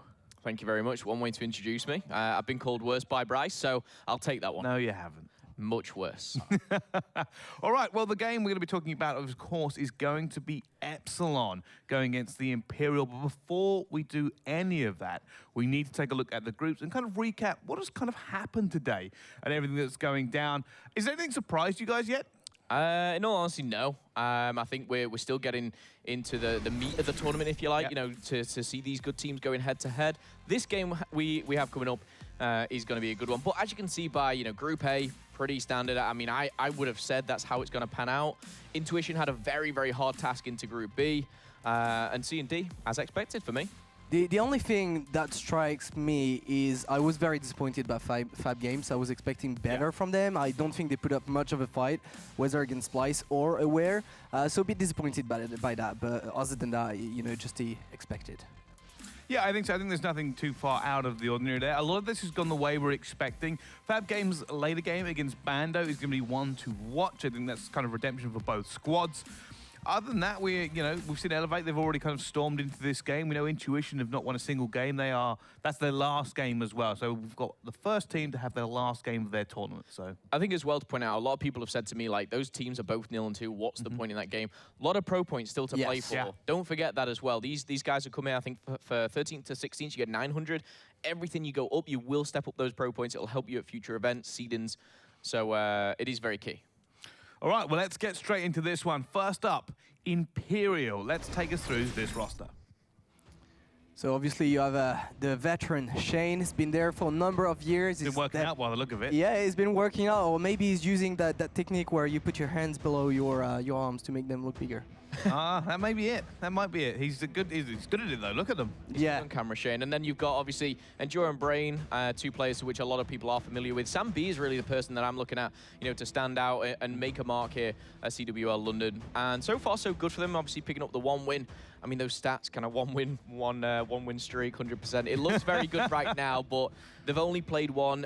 This is the real challenge. Yeah, this is the one where, you know, they're playing against a team who is a higher seed. You know, well, technically not now, but a team which will challenge them, which will put up a fight. Yeah. And it's going to be very hard for Imperial, I think. All right, well, speaking of challenge, let's look at their opponents. Epsilon. This roster is amazing. Momo, take me through it. Well, it's the same roster that was at Call of Duty XP, of course. They came fourth. Great bunch of guys. They've all worked very, very, very hard to be where they are. However, super fast pace. Dave, Hawkey, and Vortex were kind of those original 3 SMGs that just went hell for leather at you. But they just seem so adaptable. They're versatile players, and they will challenge the best of the best in Europe. So definitely do not underestimate Epsilon. And again, one game, 1 win. It's kind of this team, although they've had a great result at XP, does seem to have a little bit of bad luck that kind of runs through the course of them. I mean, Season 2, they didn't even make it to playoffs. Supremacy got there ahead of them. You know, and they consistently proved that they were better than that team. Yep. But weren't able to make it. And then obviously coming into the shenanigans of this year, not a great start. Didn't see a lot from them. They had the issue coming into this tournament. They got here yesterday afternoon and had to just play late in the game. They were all very, very tired. So it's interesting to see how they kind of come out of this. But you've got some teams like that are not going to perform in like small tournaments or online tournaments, and when it comes to great championships, they'll step it up. It was the case at some point with the dream team that we had with Judd, Macat, Tomeno, and you know, they didn't perform great online. They had some disappointing results at LAN, and then when it came to the great championship Sunday, they would step it up. All right, well, let's look at the maps for this one then and see if that gives us any clear indication of how it's going to go. Retaliation, Crusher, Throwback, Breakout, and Scorch will be the maps if we get all the way to map 5, of course. But anything there kind of scream and jump out at you? I think Crusher SnD is going to be a big, big game for Imperial. I think the respawns are going to be so hard for Imperial. You know, that squad, which has been together for so long, the chemistry in that squad, the individual skill, I think Epsilon are going to come out in the hard points. But Crusher SnD is a must-win game for Imperial in my eyes. Yeah, if Imperial wants to win, I think that it has to go through 2 SNDs, but Epsilon are actually good SND team. I wouldn't say it's the best game type, but definitely a good SND team. So Imperial, they need to steal the uplink, and they need to go for both SNDs. I don't see them winning on Hardpoint. Okay, I think that's a kind of a fair assessment of how we think this is going to go. Now, I said it's an interesting game for me because the Imperial, they're not a bad squad, but Epsilon, although kind of ranked not as highly this time around, everybody's still got that XP placement in their head. They're all sitting there going, we knew they were, what, maybe top 5 last year in terms of Europe, and then had kind of it's almost an out-of-the-ordinary result at XP, because not really expect them to do that. But it was a bit crazy to see. I just think you've got to look at Imperial. Yes, you know the players, but these 4 have not been a 4 for a long time. You know, Endura, you know, great player, great SnD player. He comes in, he fits in well with the team. But these 4, as a squad, you know, we don't really know enough about them as a team. We know individually what they're capable of. And you know, someone like Sambi, who's a bit inexperienced, we yet to see what he is. So it's very much experience versus individual skill. Can Shane work his magic again? Shane always works his magic. He's done it in the past. He once took a team of YouTubers to 4th place. Let's not forget he's done that, but can he do it again? Well, it's a bit different now. I think there is more elite teams that are more practiced. But to me, the thing that strikes out in this pool is that either Imperial or Epsilon might not make it out of groups. And that is a scary thought from a pro point standing, because those 2 teams are just below that 6th place, which is a pool play for MLG Atlanta. So there is much more at stake here than just getting out of groups or winning this game, because we expect Elevate to beat both teams. Might not happen, but this is what's supposed to happen. So there is definitely, this is a huge game. There is so much on the line, and Epsilon might be feeling the pressure. I hope they're prepared. If you're on the Imperial team, you got to kind of look at what's actually happened for them in this group. They got their original group, and they probably went, we probably can't beat Elevate. Supremacy, we could probably take. Prismatic, we should get that game. They're sitting there going, we probably could get out of groups here. You know, Supremacy, we think we could beat. Then it actually got even better for them. It was Prismatic and Intuition. They're like, okay, we've now made it out of groups. And then it changed again, and now they've got Epsilon in the group. So it's kind of had a roller coaster of emotions after the last couple of days. Yeah, it took the words out of my mouth there. Roller coaster of emotions, and you know, thinking you were kind of having that safe route, that easier route. But it's going to be hard for them. It most certainly is. All right, well, let's get these predictions underway. Jonas? I'm going to go 3-0 Epsilon. 3-0, no maps dropped. I hate agreeing with Jonas, but it's 3-0. All right, 3-0 it is. Let's see if that's the way it plays out. So we throw it over to our casters. Please take it away. Oh, Brycey, thank you so much. Yes, the crowd is filling in. Listen, crowd in the venue, you guys have thunder sticks. You've got the emotion of the European world. You're not jet lagged like Mr. X and I. I want you to get loud this series because I'm excited because of the fact that I actually think that this is one that could go to may game see 5. Breakout Hardpoint. We may see a game 4. I'm not promising it. We might see it, though. Don't promise anything. Prior to this series, though, we did get to hear from one of the members of Imperial, Shane, with his thoughts on how he thought this one would play out. We don't know what to expect of them because we haven't really played them, but I know I've teamed with 2 of them before, and the rest of them, they're all insanely good players. And it's just going to be who turns up on the day. We know we can beat them, but we know for a fact it's going to be an insanely hard game. God, I love Shane. That's a magical man. It's magical man. And I think for me, in my opinion on this series, obviously you see Imperial jumping out to an early lead, is Epsilon's going to be aggressive in their face the entire game. They're going to just try and outslay Imperial. Imperial wants to play a little bit of a slower game, more control, not really that explosive. I think if they can keep that slow style of play, they can give Epsilon trouble. If things start to get out of hand, you know, the style of play gets a little bit chaotic, that's where I can see Epsilon starting to blow them out. Well, right now, Imperial are out to an early lead. Shane with a solid start from him at 3-1. Does get cut down as the rotation begins to come in. Dave now playing in this top bedroom area. Does at least get one with this K-bar, and we'll just begin to try to lock this side down for his team. We saw some of the best teams today. They begin to think about this next spawn towards this top cathedral side very early on this hard point. You already saw right there, Dave, just looking towards that back area, wondering if that's where the pressure's gonna come in from. He was right. That is where Imperial have pushed in towards. 40 seconds remaining on this lower street hard point, and I do believe a break is about to come in from Shane. No, the cleanup from Epsilon. Yeah, if you're Imperial, just don't lose that back cathedral spawn. If you lose that, that's where Epsilon can really start to take control. They get that lower market hard point. They're racking up score right now. With 25 seconds left on this, though, maybe you challenge it one more time if you're Imperial, but it's so much more important to hold that back cathedral spawn. Look at the minimap. Sam B and Dura all spawning all the way out. It's a clean break for Vortex and crew. Not only do they get control of the new spawns, Matt, but they're actually getting a part of the scrap time as well. Yeah, and it's exactly, this is pretty much exactly what you did not want if you were Imperial. You didn't want to lose control of the hard point there towards the end, give up the scrap time, and give up the spawn. That's exactly what they did, and now they're going to be fighting with their backs against the wall here.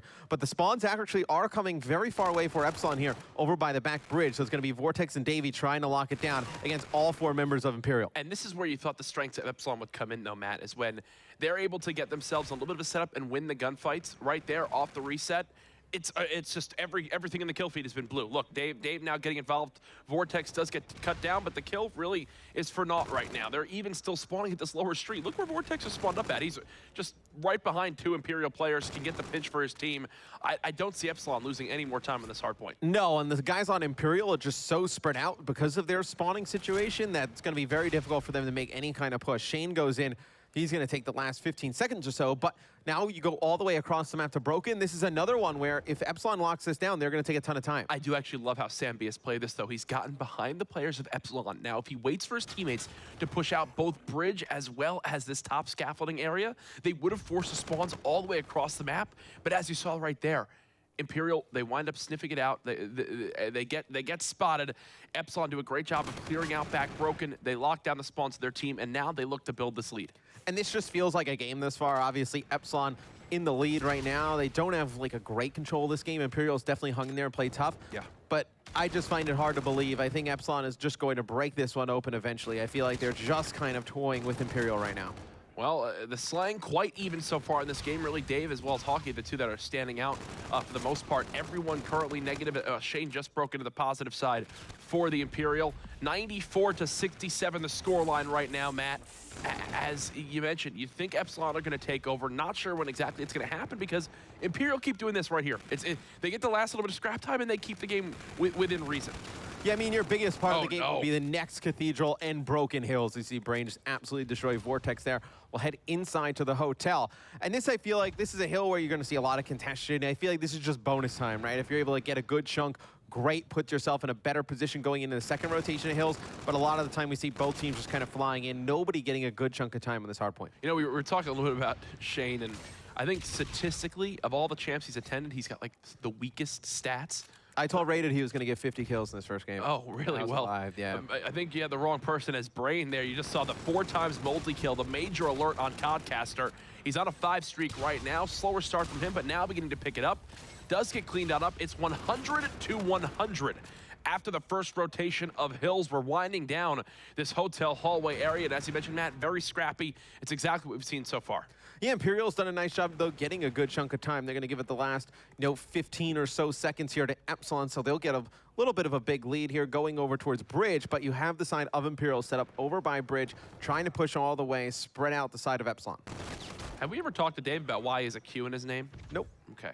I assume probably because the name Dave was taken. Because that's true. For some reason in Europe, everybody just like names themselves their gamer tags or PSNs after just their actual first name. Which actually kind of makes sense. I'm not actually mad about that at all. Something that I wish I did.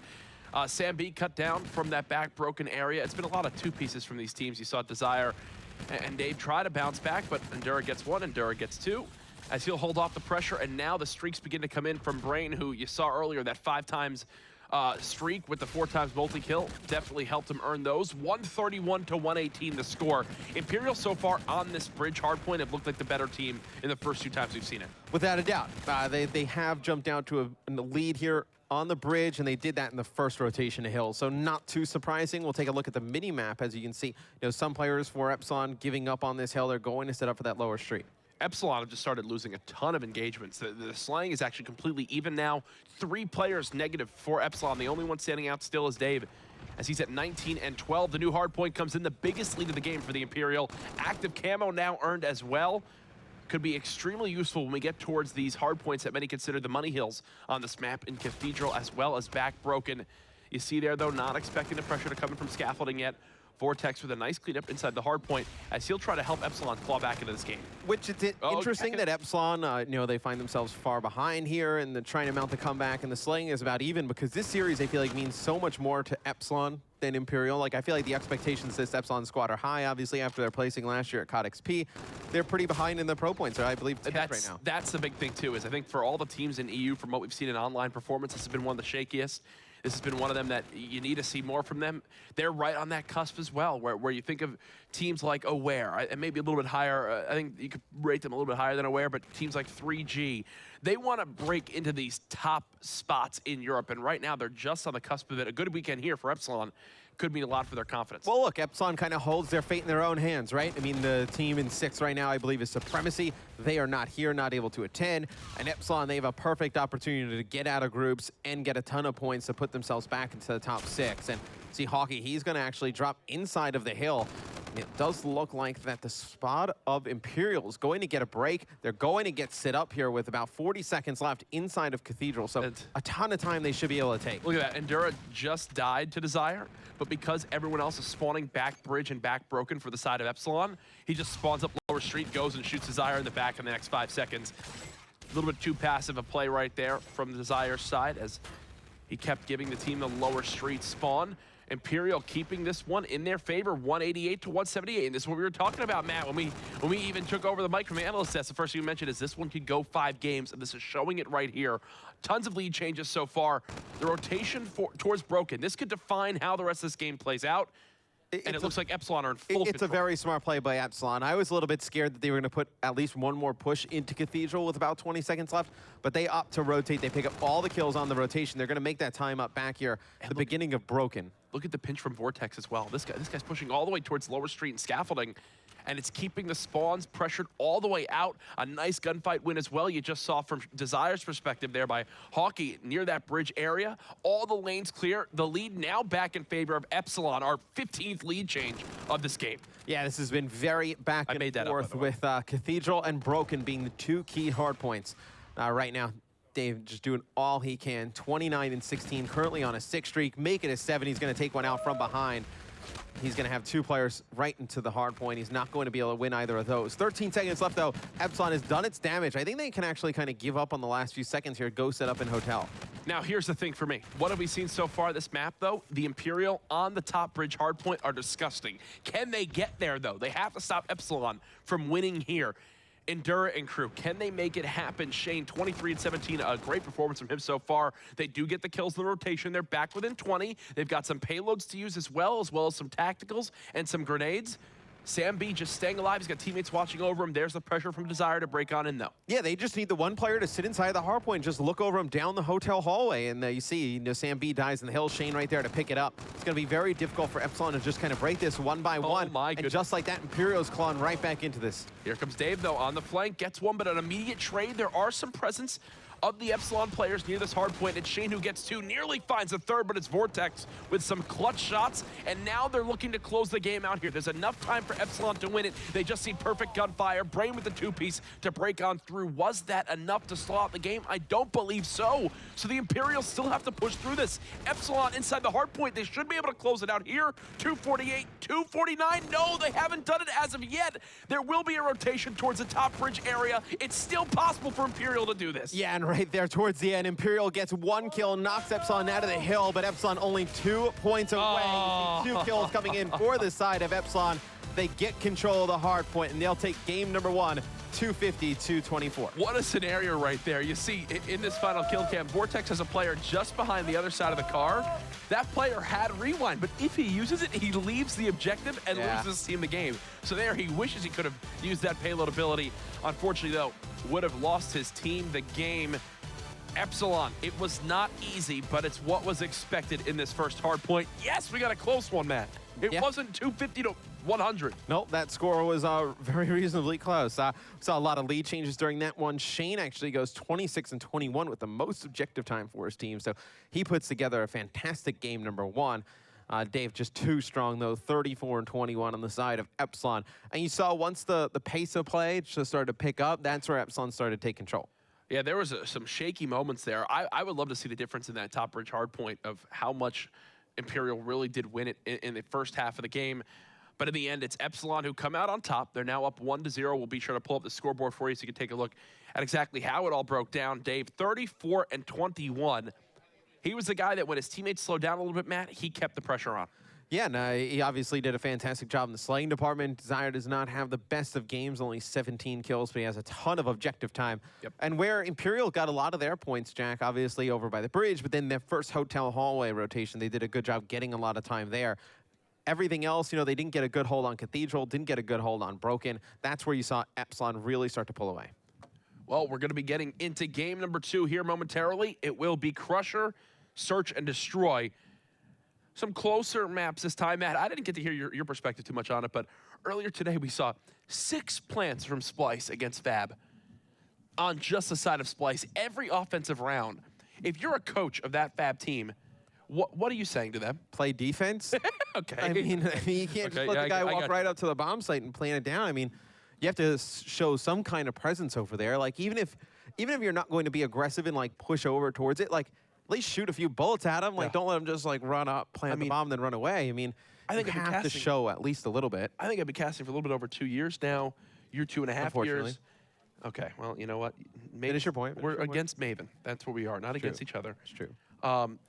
I don't think I've ever seen that. I genuinely don't think I've ever casted a game where the team planted 6 times, including the overtime, including the round 11. And what's kind of mind-boggling about that is, like, you probably know in-game what is happening. Like, hey, we just keep letting them get bombed down. And it's like there's zero adjustment. It's like, well, maybe let's just push straight through the bomb site. Maybe they did try that, but Splyce, in the 2 rounds that Fab tried it, went to the other side. It was a perfect blind call. So the 2 rounds that Fab pushed through B, Splyce had perfectly called to go towards A. Yeah, I guess sometimes you just kind of, don't want to say get lucky with those blind calls, but obviously when a team is pushing straight through a bomb site and you conveniently elect to go towards the other, that is pretty fortunate for your team. But still, I don't think you can, I mean, I know you cannot give up that many plants to a team. I do not expect to see that in this one. I definitely think you're going to see more contention for the bomb sites. Now, what I'm watching out for as the series goes on is, yes, Epsilon at times looked a little bit shaky. Dave really did lead that team at 34-21. Can Shane keep up that performance he had in game 1? Because if Shane doesn't do what he does right there, leading his team not only in slaying, but in objective time and overall presence of the map and rotations, I mean, where does the Imperial end up? It's the veteran leadership they've got in Shane on this lineup. We're getting into game number 2, though, between Epsilon and the Imperial. We hope you're enjoying the coverage of the CWL London Invitational presented by the PS4. There's a look at the trophy in the foreground and the background. The Epsilon players thinking of hoisting that at the end of the weekend, but do I got some news for them. Splyce is pretty good. Yeah. Splyce is pretty good. That would be my news to them. Yes. I would say focus on Orbit our thing. Focus on Imperial. Yes. Let's get through Imperial. Then let's worry about the rest. I think Epsilon, look, they would be thrilled with making it into brackets, getting some more pro points. I think that's really what their goal is. Let's start it off. It's going to be a pressure towards the outside site here at B. It's a 2-2 stack from the side of Epsilon, which already seems like an interesting setup. As you will see players immediately flying on in, kills being traded it out. That is Shane and Sam B making it a 2-on-2, so still a very winnable round if you're on the side of the Imperial. Yeah, and a look at this flank actually coming in from Epsilon as well. So all Hockey has to do is just play his life and just wait out enough time for Desire to make this play. And Shane's actually going to get very aggressive. Shane's elite. Hockey out, and now they're going to push straight through this. Fantastic play there by Shane. Shane is elite, man. 2-0 start from him. How does the offensive team play this one? They have spotted him. There it is. Beautiful positioning. They play passively, wait for the flank, and that'll be a round win for the Imperial where they get first blooded. First 2 kills actually go in favor of Epsilon, but because they're there to follow up their teammates, they traded right on out, and then Sam B and Shane don't look back. The duo win that round for their team. Yeah, I mean, if you're from the offensive side, you will take that all day. If you can work things down into a 2v2 scenario, and obviously they do not know that the players on Epsilon are so spread out, but if you're the offense, it's a perfect situation to be in, and we'll see what Epsilon does now on the offensive side of their own. So it looks like they're going to actually go towards them. I mean, Dave's hitting the wall run if he's got this weapon in his hand. Okay, maybe not. Surprised to see this type of play. Gonna challenge a bomb, which does make sense. 4 players, though, in position here for the Imperial. They're going to go for the stretch. Trophy system defense already. It's destroyed, though. And yeah, this is he's got to back that up, but he's actually not able to get out with his life. It's Shane striking first blood. Hawkey trying to watch over his teammates towards this back rock area. Numbers now in favor of Epsilon. Vortex soaring on through. Tries to get out with his life. He's got the help of his teammates there. 1-1. As the team's tied up. Yeah, just so many nades there on the bomb. Not able to get it down. He actually gets taken out while trying to plant, but the rest of his teammates are just flying straight through the site, getting very aggressive. So many good sight lines when you're pushing there over towards the B site. Makes sense from Hawkey to challenge that. He had his teammate already pushed through L, so thought that there was a trade opportunity for the other team and made sure to stop it. 1-1 now, so we've seen how both teams like to play defense and how both teams have actually succeeded on the offensive side of things, and that's by getting aggressive towards the back rock and pushing out their opponent. Look at this map split up right now, though. Brain playing this off angle in this corner of Factory will get first blood for his team, as the 2-2 split from Epsilon doesn't look like it'll be the right call here on defense. Well, I think they know how aggressive Epsilon is as a team just in nature, so they spread out. They wait for a player to just come on the flank, and they get an easy first blood there onto Dave. So now it's going to put Epsilon in a very tough position. You see how spread out they are. And Imperial just going to sit back, try and play for another pick. Yeah, even there, just shoulder peeking, dropping down before they can get cut down. And you'll see the rotation now on the minimap. How prepared is Hawkey for this? As he's got the NV4. Did he spot the player around the back crate? I do believe so. But him by himself, I mean, he's got to run away, right? He's got to get out with his life. Yeah, there's no reason for him to challenge this. I mean, he knows at least 2 players are there. You expect at least another, being the bomb planter, to be in this location. So he has a very good idea there's 3 players there. Brain takes out both of his teammates there. Not in a good spot. So we'll see Hawkey. He's going to be able to get one, not going to be able to pick up another. And it'll be Imperial taking a 2-1 lead. Finally, man. Finally, we're seeing 2 pretty closely matched teams go at it, and it's I like entirely different gameplay. I like how you use the word close and not equally matched teams, but yeah, I mean, I still feel like Epsilon's a favorite in this one. Yeah, that's kind of my feeling as well. I just know all the sentiments of the Epsilon squad coming in this weekend is like, people thought they'd be higher on the pro points ladder, and they're just not. Well, look, they've been gifted this opportunity. Yes. And you know, he heard a lot from the guys. Like, send an email? Yeah, you know, we want to be in the tournament. We didn't send an email. We don't know how to send emails. Like, they finally they don't have email. Yeah, they don't have email. Whatever the situation was. I mean, now they get the opportunity to get here and prove how good they are and make their mark and get enough points to potentially make it to Atlanta. They need to take advantage of this opportunity. Well, again, it's led by a trophy system towards his B site. Look at that, perfect. Defends him from 2 grenades, and now he gets the objective down. 40 seconds left for the Imperial to go for this defuse. And now you have the position all in favor of Epsilon here. You see Imperial just trying to flood through those outside areas, and they just get gunned down. And when you get bombed down over at that site, it's so difficult from the defensive standpoint because the area all the way to the left, you know, is just so wide open. The crates there, great cover for the attackers. And then there's that one like really narrow choke straight to bomb, where you know there's going to be a player now with the ERAD in play with an SMG right there in that close quarters, not going to be able to push that with an ERAD, or not going to push it with an NV4 or a K-bar. So that just proves very difficult for the defensive side to retake that bomb. We're slowly getting towards the point where payloads will begin to come into play. You can see Sam be the closest on his team with Rewind, 1 kill away. Endura 0-3 right now. Was that just a sniper brought out on the side of Epsilon? I'm not entirely sure. Thought I saw a shot go off. Maybe not. Shane and crew though pushing on up, and again focus towards this B site. I'm assuming trophies will be thrown in, and there's a challenge already flying on out as Epsilon. The aggression paying off as they get 3 quick kills, and before Sam B can even rotate, His teammates are already dead. Very winnable round, though, with Rewind available. Yeah. Can't get away, though. Yeah, I was going to say, with Rewind to 1v2, you could potentially pull something out there, but he gets cut down before he has the opportunity to use it. So that right there is a perfect example of how you can break that site. I was talking about it a little bit earlier today. You just need to have the confidence and trust in your teammates to slide out on bomb, kill the planter, because you know that there's typically always someone watching the flank. So if you 4-hit a side on this map, as you saw right there with SnD, he wasn't there in time for a trade. He gets a kill and gets out, but that wasn't really a trade. It was more, oh, hey, there's somebody in front of me. And I feel like the best opportunity to push that is right as soon as they get the bomb down. So as soon as you see, you know, the situation pop up where the bomb is planted, that's when you need to jump out and challenge it, but it's going to be... Or as long as you have full confirmation, because you can stretch that bomb with trophies down. It's very true. But if teams start throwing it in, they see the trophies blow up, you see to go for it. And that's what they do there. It pays off. This time around, they change things up, though, on the side of Epsilon. They'll go for a quick Planet A, and it's a 3v3 with 35 seconds left to defuse. Yeah, now Dave, being very smart, knows he does not need to challenge this fight. Backs down a little bit, regen some health, but Brain, regardless of that, comes through and wins it. And now you see Vortex has Rewind available. He actually kills Brain with that nade.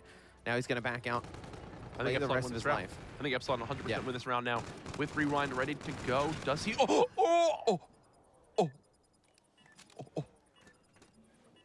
Well, they didn't win the round. That was so. That Matt, was. Have you liked London? Nah, those shots were awful. I mean, how are you gonna let that happen? What did I just watch? He just goes prone, turns. Look! Oh, here it is! Absolutely destroys him. And he's got Rewind ready to go. Oh, that is a proper. That is what's a London term we could say? I don't know any London terms. To be honest. I don't have any. Yeah, I don't have anything for you, Jack. 3 rounds. We messed up. Absolutely crazy. We got to watch SnD now. Yeah, without a doubt. I mean, he does have the Rewind available. Did not need to use it in that previous round. That is one that Epsilon would like to have back. I was so sure that round for Epsilon. Like, you got Rewind ready to go. Both players in you. There's barely any time left to defuse. But all right, here comes the pressure now. They're gonna go ahead and show players towards B. They haven't committed to it yet. I think the main thing, though, is the action on the minimap right now, which is Desire as well as Dave trying to see what they could do for their team. And look at where Shane is. Shane has no idea. This could be the biggest blunder of this entire map. He's not expecting them to flank all the way through his spawn. And now his teammates are going, Shane, did you not watch our back that whole time, bud? Thankfully, he's still here at least to make it a 2v2. So round not over yet. It's not the worst situation for the side of Imperial. I mean, obviously from the offensive side, you work things down to a 2v2. Probably not the situation you thought so, but SnD gets very aggressive, pushes straight through. It's going to force Vortex to use his Rewind, and he uses it around that they lose. So a very good round there for Imperial. And remember, players still having to get used to the fact that when you Rewind now, you don't gain back all your HP. You just gain back a sliver. There you saw he was still half health. In the past, Rewind would have given him all his ammo back, fully reloaded his clip, and given him full HP, which definitely would have made that gunfight possible.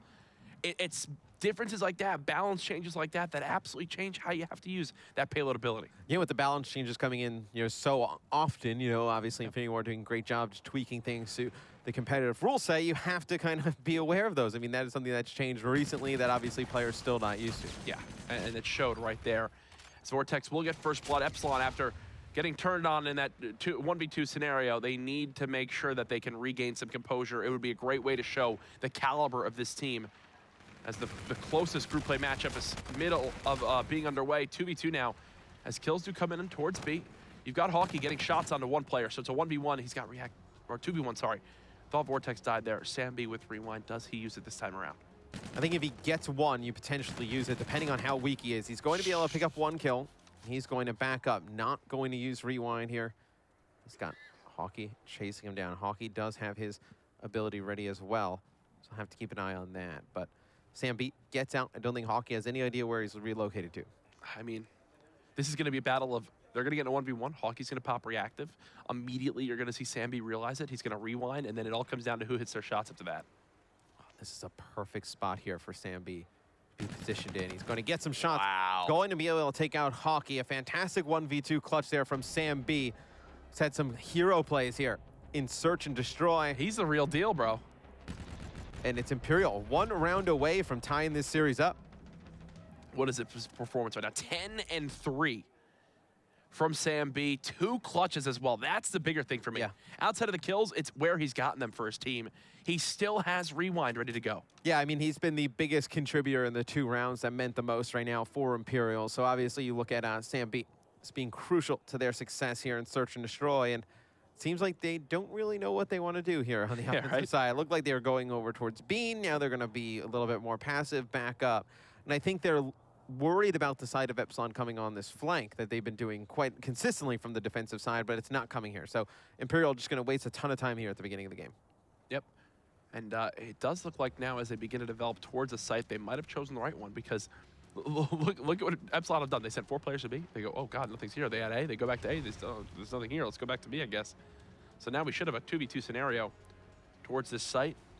Braid moves on up. I think the bigger thing to point out is if he gets this bomb planted, he earns himself camo, and that's basically a free round win because then you just push out the rock, get yourself a kill, and boom, that is game done. As there's the camo push from Dave, so he's going to be the one to initiate the action. Love that play from Epsilon. How does SnD and crew react? They do get 2 quick kills as players are just flying high, soaring for no reason. There's no need to challenge that. SnD inching up. If he gets his kill, he earns the bombardment. Does he peek the corner in time? It does appear so. He's got someone in front of him. 15 seconds left. Oh, and with 2 players behind perfect cover, there was no reason for Epsilon to challenge that. SnD trying to make this a 1v1, not able to do so. Epsilon takes the round. I feel like that is what Imperial just gave them. Yeah, especially towards the end. Some pacing issues towards that back rock area. They could have definitely challenged all 3 players at once, but instead 1 player challenges, another player challenges, and then the final one does, and they die 1 by 1 by 1. Bigger thing though, SnD doesn't earn that final streak. Either way though, he still has a ton to work with. Rewind, obviously he's got Scorches as well as a Trinity Rocket, so if you're on the side of Imperial, you're feeling confident, but you're also playing exactly like this, which is getting the pressure inside, and then you can streak out the B-bomb if needed. And we'll see it. All these first gun battles are huge, I was going to say. And Shane and Enduro win 1 each. And now it's going to be all on Vortex to extend this map. So it'll be a 1v4. He's able to get 1, has the rewind, uses it. Oh, 2 players lined up, not able to win anything. It'll be Imperial tying this series up at 1 game apiece. Taking map number 2, 6-4. SnD had 2 rounds that he clutched up in tough scenarios. And he goes 11-4. What's the difference in the game? 2 rounds, 6-4 in favor of the Imperial.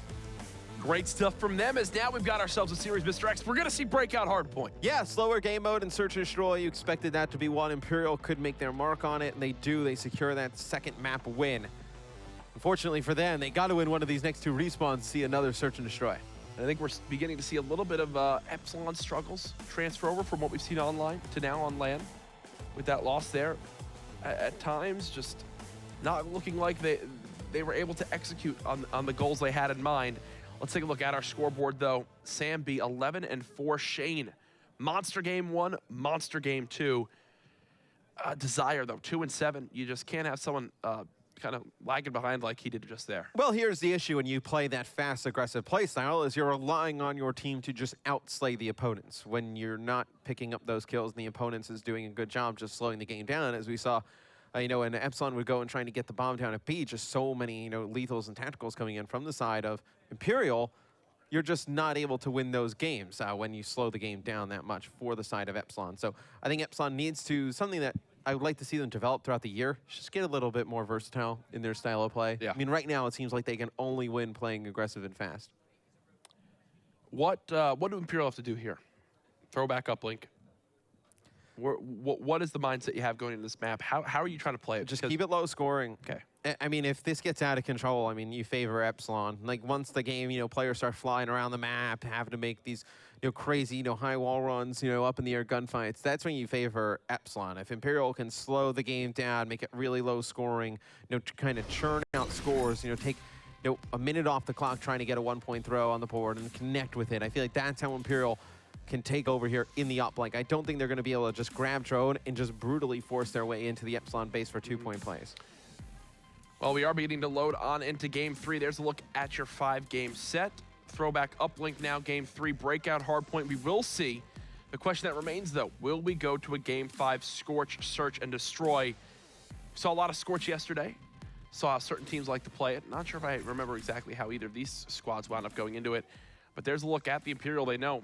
Big map 2 right there for them to secure that one. And they've got a respawn coming up.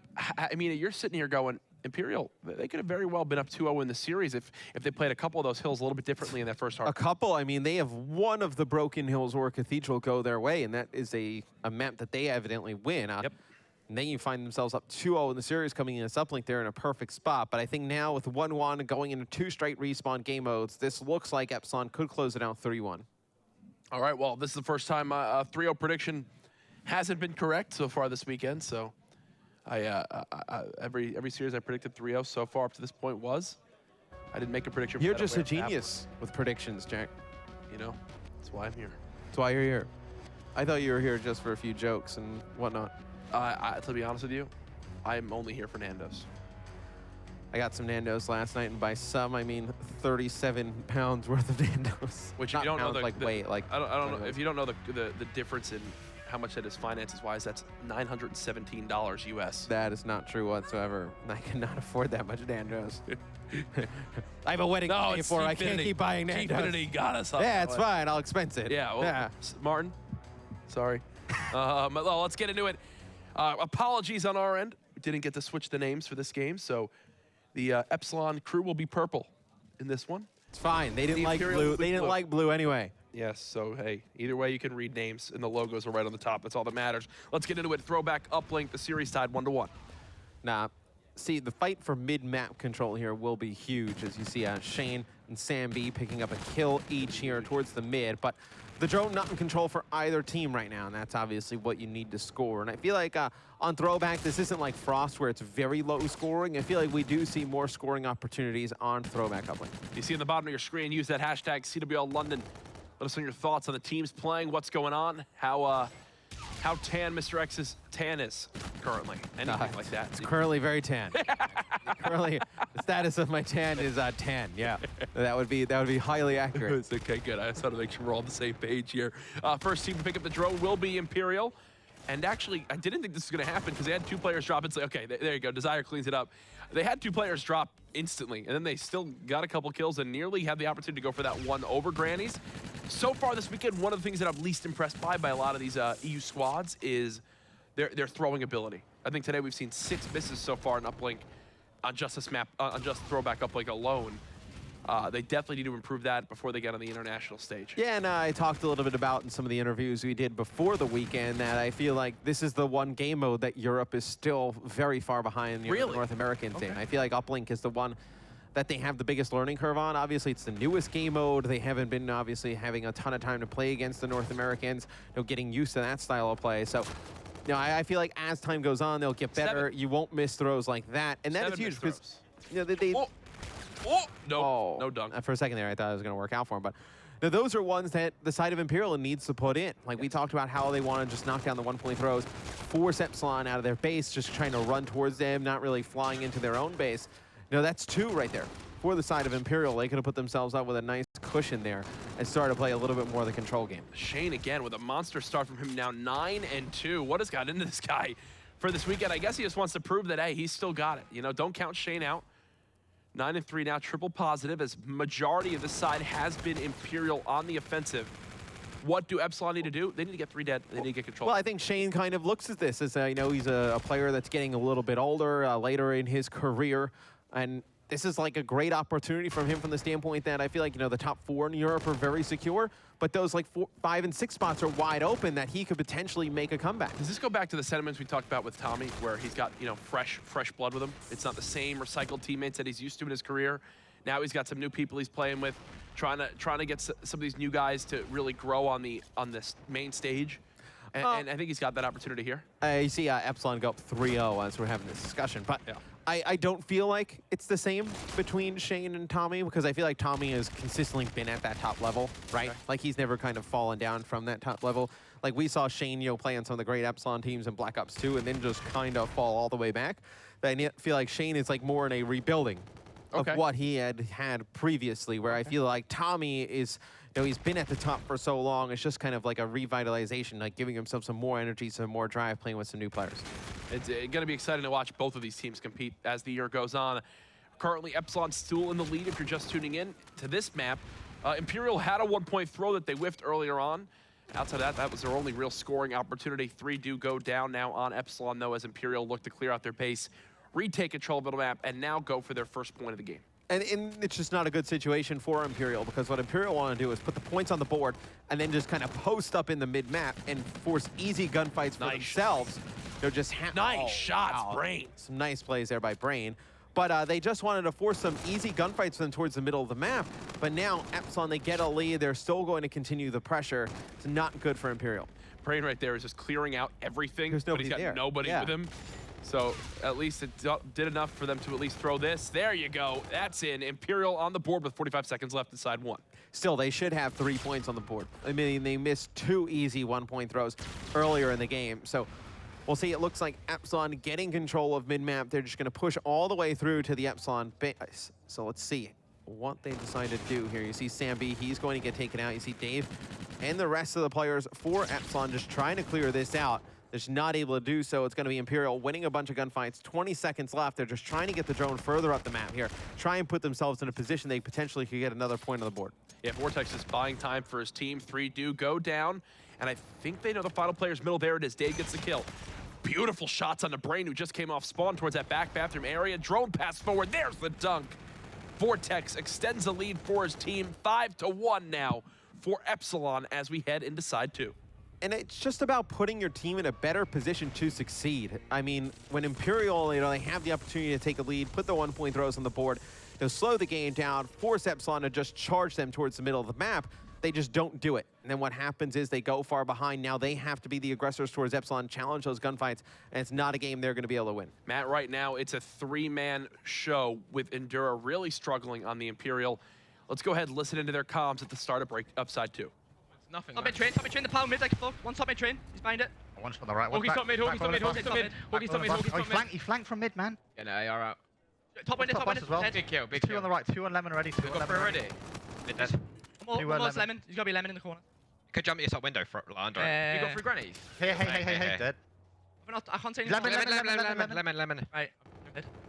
Weak, nice. Mid, weak. One bullet, Hawkeye win. He's behind train, bind P1. Made it over. Mid. One shot mid, Hawkeye. I'm coming right here, I'm coming right here. Far right, I think. Oh, 2, I got 2. In a window, maybe? Yeah, top window. Window.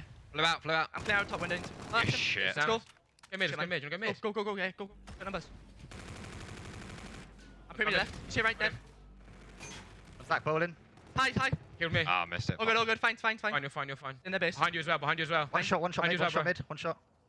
Then throw it out. Stay. It's 2 there. Going right now. Nice, shot there. Nice, that's good. One more here. Nice, go, bring it. I get the ball, yep. Oh, he's on the train, Throwing it right. You've cut you off. Guys made it. I threw the ball over. You might be able to get that and get one. Oh, shit. Oh, good. Oh, he's just wrapped back. Stay in their base, Brad. 2 there. Nice.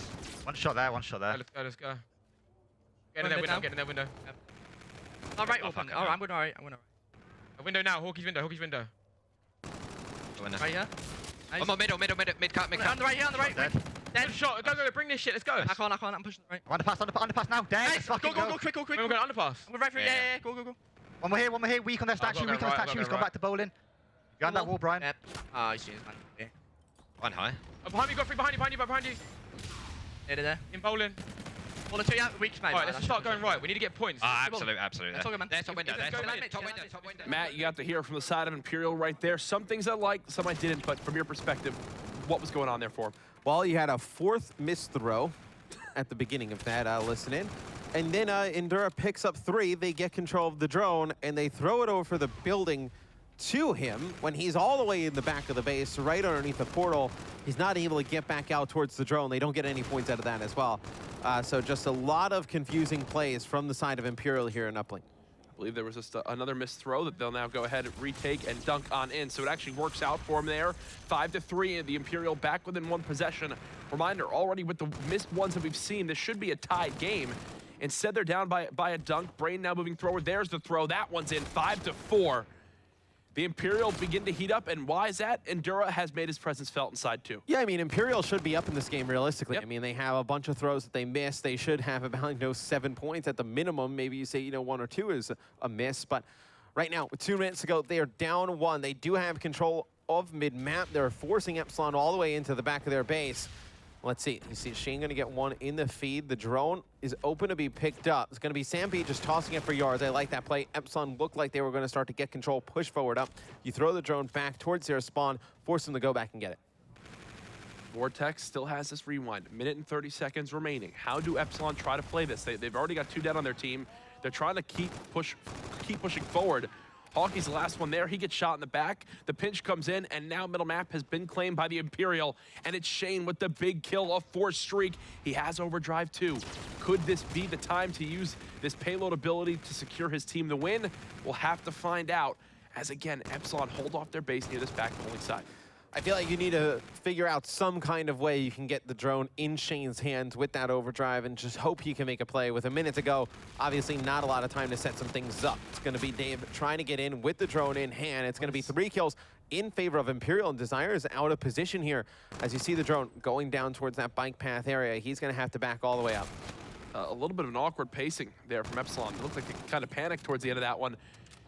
As the Imperial still have drone possession, they've got map positioning as well, but someone has to snuck through. It's Vortex actually sitting underneath this top window side, but with the ERAD from that range, there's almost no reason to even go for that shot. Now he uses rewind and just tries to stay alive. Is he buying enough time for himself and his team? It does appear so, yes, so he'll help relieve some of the pressure. 27 seconds left. Remember, Epsilon still up by 1. They're gonna move forward with this drone. The Imperial doing everything they can to come back, and they still have camo to use too. Dave will pop it right away. Might be questioning if that was a little bit early. Here goes the throw. Connects 6-4. 12 seconds left. The Imperial, do they have enough time? I don't think so. No, they do not. The difference in this game is just 1-point throws. Epsilon hit theirs, Imperial did not. Again? When you're not the stronger of the respawn game mode teams, you have to take advantage of the opportunities given to you, and Imperial does not do so. Now, Epsilon moves 1 map away from taking this series. Nice job by them to keep the pressure on in the end. That one was closer than I think they would have wanted to see, though, Matt. Without doubt. I think that's safe to say. The Imperial, they rallied a little bit for a second there inside, too, but that was about it. So now we move forward in the series with one thought in mind. Epsilon, they won the first hard point. They're now going to go into another one, and their goal is to end the series here. Dave, sitting back and relaxing. Hasn't been that easy of a series, though, I'll tell you that. No, without a doubt. I mean, Epsilon easily could have lost that uplink game. We can take a look some of the stats for the side of Epsilon. You had Hawkey go 26 and 24. In terms of objectives, you saw Davey connect with a 1-point throw. You saw him dunk one as well. Now for the side of Imperial, you saw SnD go 28 and 20, their top performer. As we get ready to go into Hardpoint, Game 4 Breakout. Finally, we get to see some Breakout Hardpoint, man. This is a map that well-practiced teams can absolutely dominate on if they're facing an opponent that doesn't know how to play Breakout too well. That is safe to say, especially towards that bottom cell block hardpoint. That is one that separates the good from the bad. Yeah, I feel like this is one of the hardpoints that North American players love. European players do not tend to love this map as much. I feel like it's extremely unforgiving. I mean, there are some hills where you can just get brutally beat on if you do not get there early and you're able to lock it down. So I'm interested to see if Imperial can get to those earlier, unlike how they did on Retaliation, and get control of those money hills. Well, we're going to get into it soon. You saw there one player got up to use the restroom. As a Breakout Hardpoint, for me, a map where you have streaky players, it comes into play a lot because there are some areas of cover, especially towards that cave side. If you have a player that knows how to survive well inside the hard point, he positions right behind that bulldozer, looks over towards that spiral staircase area. We have seen players go on 5 to 10 streaks, get fully streaked out, and then use them towards the later half of that game to help their team secure the win. And I wonder if we see any ERAD on this map. I feel like this is the one of the maps that you can still just run 4 assault rifles and get away with it. I think you can run 4K bars and definitely be fine. Well, if you think about it, each hardpoint has an area where you want to have that, obviously a K bar for a reason. As we go ahead and take a look at the map so far, 250 to 224, the Retaliation hardpoint was not easy. But the theme of this has been Epsilon. If it comes down to a respawn game mode, they clutch up in the end when they need to. Imperial, they've relied on Search and Destroy to get them this far in the series. Silver lining for them, if they can sneak this hard point out, they will go to Scorch SnD again to be able to go back to that slower paced game mode. But what I do want to bring up again with this map is think of be chill. The first hard point. Even when you're in the hard point, you want the K-bar to be able to challenge precise shots towards either window side, down towards loading. You think a cell block, K-bar in the hill, not only is great, but you can watch the outer wall run. You could rotate towards the back, watch over that dirt street, wherever you want to go. Inside the next hard point in Grave, I mean, when you're sitting behind that dozer, I can tell you right now, you do not want to have a submachine gun when trying to shoot towards the players on Spiral Staircase. And then finally, Commissary. That's, I mean, K-bar again for the wall run. And not even just the hard points themselves, but the rotation from one hill to the next one. Yes. It's not like some of the other maps where you're fighting through like close quarter engagements, like Retaliation, where you can go through the hotel and whatnot, and you can force those close quarter gunfights. The rotations on this one, the sightlines are all long. Yeah. So you're not going to be able to hit those shots with an ERAD against an NV4 or K-bar player. And even for the inside areas, like if you're pushing through loading, any area you go outside of loading is longer range sightlines. Yeah. Like if you're hitting the wall runs, you don't want an ERAD on it. If you go towards middle, you're just going towards either street side where, again, you don't want to have an ERAD. Not much positioning and movement you could do to help yourself in this scenario with a submachine. Yeah, I mean, even think about when you're trying to push a hill out like Grave and you're trying to come through the cave area. I mean, you have an ERAD and you're the first one in. Like, the chances of you getting anyone is minimal. I mean, there's going to be a player over in the window in the back, player behind the bulldozer area. It's going to be very difficult to get into that. Well, we should be getting into this game here momentarily. Remember, keep using that hashtag CWL London. Give us your thoughts about, honestly, everything going on. What do you think about the lower-tier European teams really struggling so far this weekend? Really, the top-tier teams just not giving any chance for an upset, which is some of the things that I like about the open bracket events that we'll have in North America. I know some are coming up here in EU, but in those, you could sometimes see some surprise teams make something happen. Here, I didn't get that feeling once. Yeah, it's a very difficult situation, I feel like, for a team to just kind of be thrown into the groups and not get a bunch of warm-up matches, not be able to kind of synergize with each other in a LAN environment. So I feel like they obviously did have a lot against them, but still you'd expect some better performances. I mean, we've seen some pretty ugly beatdowns so far. Some. We saw, I think, 3 uplinks combined for a score of like 62-0 between the good. And look, I think that's just some teams obviously getting some more experience. I know they don't get an opportunity to maybe scrimmage these top European teams as much as home. Obviously, you know, the top European teams are really just kind of playing with each other. So their best opportunities is through, you know, the 2K tournaments, the Pro Point ladder or whatnot to get good competition, scrims against these teams. And you see really where Europe is kind of, the top is really broken away from that bottom half. And isn't this Epsilon team the squad that's played like 90,000 GBs? I think they're the team. I think they played a like ton. the most of anybody. I remember seeing some screenshots of them. Like their roster was like 448. Actually, I think you don't. I think that may be a different team. You think? I think so. Okay. I may be wrong. Someone tell me. May be right. Is Matt wrong or right Somebody, in this scenario? A European expert. European expert. I mean, I am. You were the European expert last year. I was. Yep, Revan was our Australian expert. Yep, we had a lot of experts last year. Me and Maven just stuck to North America. You were our North American expert, yep. even though we casted just as many matches. I was the expert of North America, okay? Good. You embody what North America is, Matt. I don't know. Yeah, that's a good thing, right? I think Brycey embodies what the United Kingdom is. 100% Brycey does. And Maniac embodies what an Australian is. Yep, definitely does as well. A ton is saying no, Brycey does not represent. Yeah, that's true. Those people, yeah. Brycey doesn't. No. If he did, wow, it would be a They'd be in trouble, yeah. But we will have Breakout Hardpoint coming up next. If you're just joining us, there'll be Epsilon up 2-1 here in the series against Imperial. Imperial, they took the search and destroy. I think they had a pretty good shot of taking the uplink when we saw it play out. They just missed a lot of one-point throws. Matt? Probably going to come back to haunt them here in this hardpoint. Yeah, what are you going to say, Jack? You're gonna say it's going to be a game 5. So you're my body is telling me. Your body's telling you. That this is going I think Imperial 250. Okay. Epsilon 196. Oh. And what makes you feel that way? Oh, I didn't actually think we would go that far.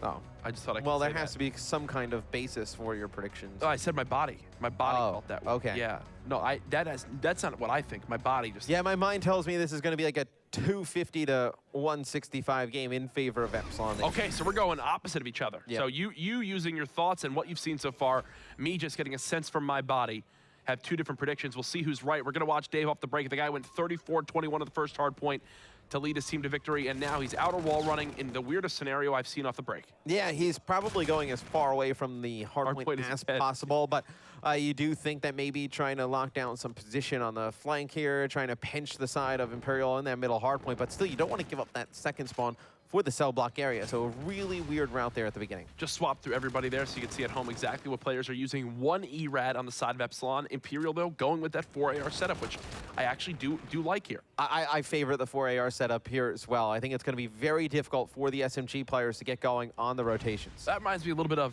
AW retreat hardpoint break, where one of the biggest things that separated the good teams from the lesser teams was running a 3 AR to 1 sub setup. I remember TK always used a 2-2 split, and every time off the break of AW retreat hardpoint, they would just get destroyed by the 3 BALs on the other team. Here in another scenario where you just had 4 ARs, the sub was having to go in a completely different area of the map, and you just see the Imperial wind up get out to an early lead. Yeah, and I mean, I feel like you can run the extra sub if you have that kind of talent in the SMG department. Like, I know you kind of go back to AW where you saw FaZe, they were able to run an extra SMG because Zuma and Attach were just that good. Yeah. And I think, look, Epsilon, they just want to force a faster style of play, and a map like this, I think you're going to be hard-pressed to do that just because of the sightlines and the way the map's designed. Vortex barely staying on the map. He's in a very useless spot right there. Finally, all that for that. Doesn't win the gunfight anyway, so all that wall running for absolutely nothing. Now, we did catch just before that the reason why Imperial even have control of this hard point. And again, it doesn't always show up in the stats. Right now, yes, Endura is doing well for himself, but he got the 1v1 gunfight victory for the spawn in the back of the map, a scenario that Epsilon they can't afford to lose that. It results in a 40-second swing. Epsilon should absolutely be in the lead right now if they win that one-on-one engagement. Instead, though, it's Imperial up by close to 50 seconds. Thankfully for Epsilon, though, they are on the rotation, but a pinch now coming in for the Imperial as they go to try to collapse on this hard point. Yeah, no, we talked about Imperial, you know, in the first hard point, they were not able to get to the Money Hills, rotate early and lock it down. This time they get to cell block a little bit late, they're able to break it and then hold it for the rest of the time. But now they give up early control to Grave, and let's see if they can break through. I feel like the one thing I'm worried about with this team is they lack the explosive firepower for somebody to just go in and get a big 2-piece and open up this hard point. Well, Shane, again, 8-2, another monster start. Look at the positioning behind the dozer. It's what I was talking about, where players can just go on ridiculous streaks because they have so much cover where only really the top of their head can be seen. SnD, though, breaks on in. He's been the guy with Shane through this entire series as just consistent play. He's in the objective. Pretty solid break. They'll get the last bit of scrap time, go back up to about a 30-second lead, and already towards this commissary hard point, you've got an engagement about to happen with Vortex flanking behind with the submachine gun. Now he's going to be able to take out Endura, who is set up for that commissary hard point. And Vortex just going to push this out with his SMG in hand. You want to let him get aggressive, push out these spawns from the side of Imperial, but it still is going to be Epsilon behind here with Imperial the chance to break. They do have players spread very far away, though. You see some players coming on that wall around the bottom side of your minimap, some players trying to go all the way around by the helipad. They need to break this soon, though, because Epsilon's starting to mount towards making a comeback in this one. And this is where we talked about a little bit of where an ERAD could be at a weakness. Vortex is very limited on the areas he could peek towards, and I will commend him so far on how he's played this one out. Stayed alive near that back spawn area, only challenged a gunfight inside the objective, and he's leaving the wall run watch to his teammates. Now he'll just push this out. With time dwindling on this hard point, you might as well just begin to rotate towards this new hill. Does he flank the player inside showers? Yes, he does. SnD not ready for Vortex. Loving how he is playing with the submachine gun right now. Yeah, I mean, if you wanted to play with an SMG on this map and you're trying to figure out how, that is a perfect example. You saw Vortex playing all That's positions. how you shouldn't throw a grenade. No, that's definitely not how you should throw a grenade. But you saw all the positions Vortex in. You know, it just map geometry. It just favors submachine gun players. Ooh. Those tight, close quarters areas did not put him in a situation where he would have had to win a long-range gunfight. I like that, map geometry? Yep. I've never heard you say that before. You're really pulling out all the stops here in the CWL London event presented by the PS4. Going the next level is Mr. X's personal slogan, as we see Epsilon going to the next level up 117. My personal slogan, going the next level. Yeah, I don't even know what that means. Neither do I. I just completely pulled I can see you're bringing out all the stops here as well. Oh, it's what I do. Look at the young gun here, Hawkey. In regards to Maven, getting a couple kills there and fully streaked out. 30-second lead now for Epsilon. What is this, the largest in the game for them? Yeah, and this is one where I think Imperial has to start sweating at this point, right? You know, they had an early lead. The see Epsilon starting to chip away. Now Epsilon, you know, they jump up by about 20 or so seconds, and they do have, you know, the setup going for this next hard point. I actually really love the setup that Epsilon have right now. They have the pressure towards middle still. They have the one player watching the outer wall run, so he's got full peace of mind that he's safe from there. but Dave needs to help with the shots towards his backside sooner rather than later. He's only able to get one. Shane now pressuring, and Desire has to pull his attention away from this wall run, and that's going to give Imperial an opportunity to begin to soar on in towards this hard point. 2 kills go in their favor. Desire trying to stay alive, not going to happen yet. Dave last here for Epsilon, but I do believe the break has come in, and there's still a ton of time at this hard point now for Imperial. Yeah, and if I'm Imperial, I think I take the rest of this time, and then I try and re-break the graveyard again. Okay. I would probably try and take the rest of this, but it looks like you're going to see Epsilon just swarm in. It's going to be Brain able to get to. Hockey's able to trade that out quick. So Epsilon breaks. They get control, because now you, on the side of Epsilon, you have streaks for this next graveyard. So you don't need to rotate early. You can use these streaks to break. Bombardment is sick for this next hill in regards to going for a break. It looks like they'll call it in right away. How many does it wind up getting? It forces one player into the cave. You've got the pinch coming in from Desire, and Hockey actually only kills Vortex with it. He only kills Vortex with it. That was a sick bombardment. And well, the reason why I say it's good for this is because it forces players to push towards a certain area. So there, you had someone that pushed towards cave. Desire never goes for the pinch. He's just playing an off angle, doesn't actually push it. And instead of him getting the collapse on the player, he just waits. The bombardment goes away. The players get back to the cover they want to have behind this yellow bulldozer, and then he doesn't get anything for it. Yeah, and I mean, this is a great setup for Imperial. I mean, they're just forcing Epsilon in through one route. They know they cannot flank. They had them in a perfect position, but Epsilon just uses that slaying power to their advantage, just breaks right through the front of the hill, and they'll take the last 20 seconds or so. So right now, Imperial just cannot cut this lead down. They do a good job getting there early. They take a few seconds, and then Epsilon takes it all right back. This is one where if you have Dave put on the performance he put on in game 1, this is not a close game at all. The guy's 9-17 right now, least amount of objective time for his team. Literally doing the least of anybody in the lobby right now. Does get the spawns for his team, though, which is quite nice for this commissary hardpoint. 60-second lead for Epsilon. They're going to look to try to shut the door here, though, Matt. They might not be able to win it off this hill, but they can get pretty damn close. Scorcher's now flying in. The only players are hitting this outer wall run, and Dave knows that. He's got all the lanes watched behind him. This one, I think, is done, Matt. And the outer wall run is just a death trap. Just trying to get across it is just so difficult. You have 2, maybe 3 AR players just staring at it. Not going to be able to win any of those gunfights. You see Imperial wants to push it. They just know that the players are just going to drop as they come over the side. So see, they do get 1 player over the wall run. They had 2 other players just waiting on the other side, just looking over them for cover, but they're not able to break in using that route. And 15 seconds left on this. It looks like Epsilon will take the remainder of this time. We'll head back towards the second. The middle hill. Yeah. We're actually getting pretty close to my prediction, though. I said, what, 250 to 160? You did. So we're getting very close. You did. And Imperial really, they haven't gotten a second in the last couple hard points, it seems, as now can Epsilon close it out here. Hockey on a 7 streak. You've got Dave on a 5 streak of his own. Vortex was just cut down off his 4 streak. Slaying has completely gone in Epsilon's favor, and I think this game is done. Do Imperial have any presence towards this hard point? It does appear so for the moment, so can't call it too early, Jack. Epsilon, though, within seconds of taking this game and the series. I mean, Epsilon only needs 2 seconds, really, obviously, to win this one. It would be an crazy scenario for Imperial to come back and win this. So I feel like it's just a matter of time, and there it is. It's going to be Epsilon taking this one 250 to 140, securing the series in a 3-1 victory. Dave, who is 9-17, ends that game 14-19, but for the big player that time around, Hockey 24-12, 2 minutes and 10 seconds in the hard point. Congratulations to Epsilon with the victory there as they take down arguably a team that they were fighting with for second place in this group, many people would say, alongside Imperial. Bryce, Jonas, and Momo, though, give us that thoughts on a pretty close series. Thank you very much. Well, close series it was. Heartbreaking for Imperial. A few times that could have gone the other way. For Imperial, I think it was... The first map kind of got out of hand for them. They were going toe-to-toe. I was very impressed with how they kind of put up. They could have took that map, but I think it was a map they needed to do. Going into SnD, again, constantly impressing me. The SnD that, you know, they pushed and back and forth, but I think that was their best game mode. I think they excelled, they showed what they could do, but the respawns, I think they were just outclassed in. Yeah, and I can't help but feel a little disappointed for Imperial. They had a tough group. Yeah. They showed that they were a great team. I actually think that if Supremacy had been there, I think Imperial would have probably ended up beating them. So definitely they can be proud of the way they played. They can still upset against Elevate. Like, nothing's out of the question. It's definitely going to be a tough game, but they showed great things. For me, it's a question of are Epsilon playing below what we think they were, or Imperial playing above? Because realistically, if you go back and just kind of look at it on paper, Epsilon should have probably had a stronger series against them. I think they should have had a stronger series, and that's why at the first hardpoint I was quite surprised to see them, losing rotations, losing certain gunfights. Why that was, I'm actually going to put it down to Imperial playing well. They were a little bit better than I thought they would be. And yesterday we maybe didn't see, the true potential of Imperial, but they look like a strong squad. It is obviously a very tough tournament. Obviously, we talked about the, the group that they've had, Supremacy, whatnot.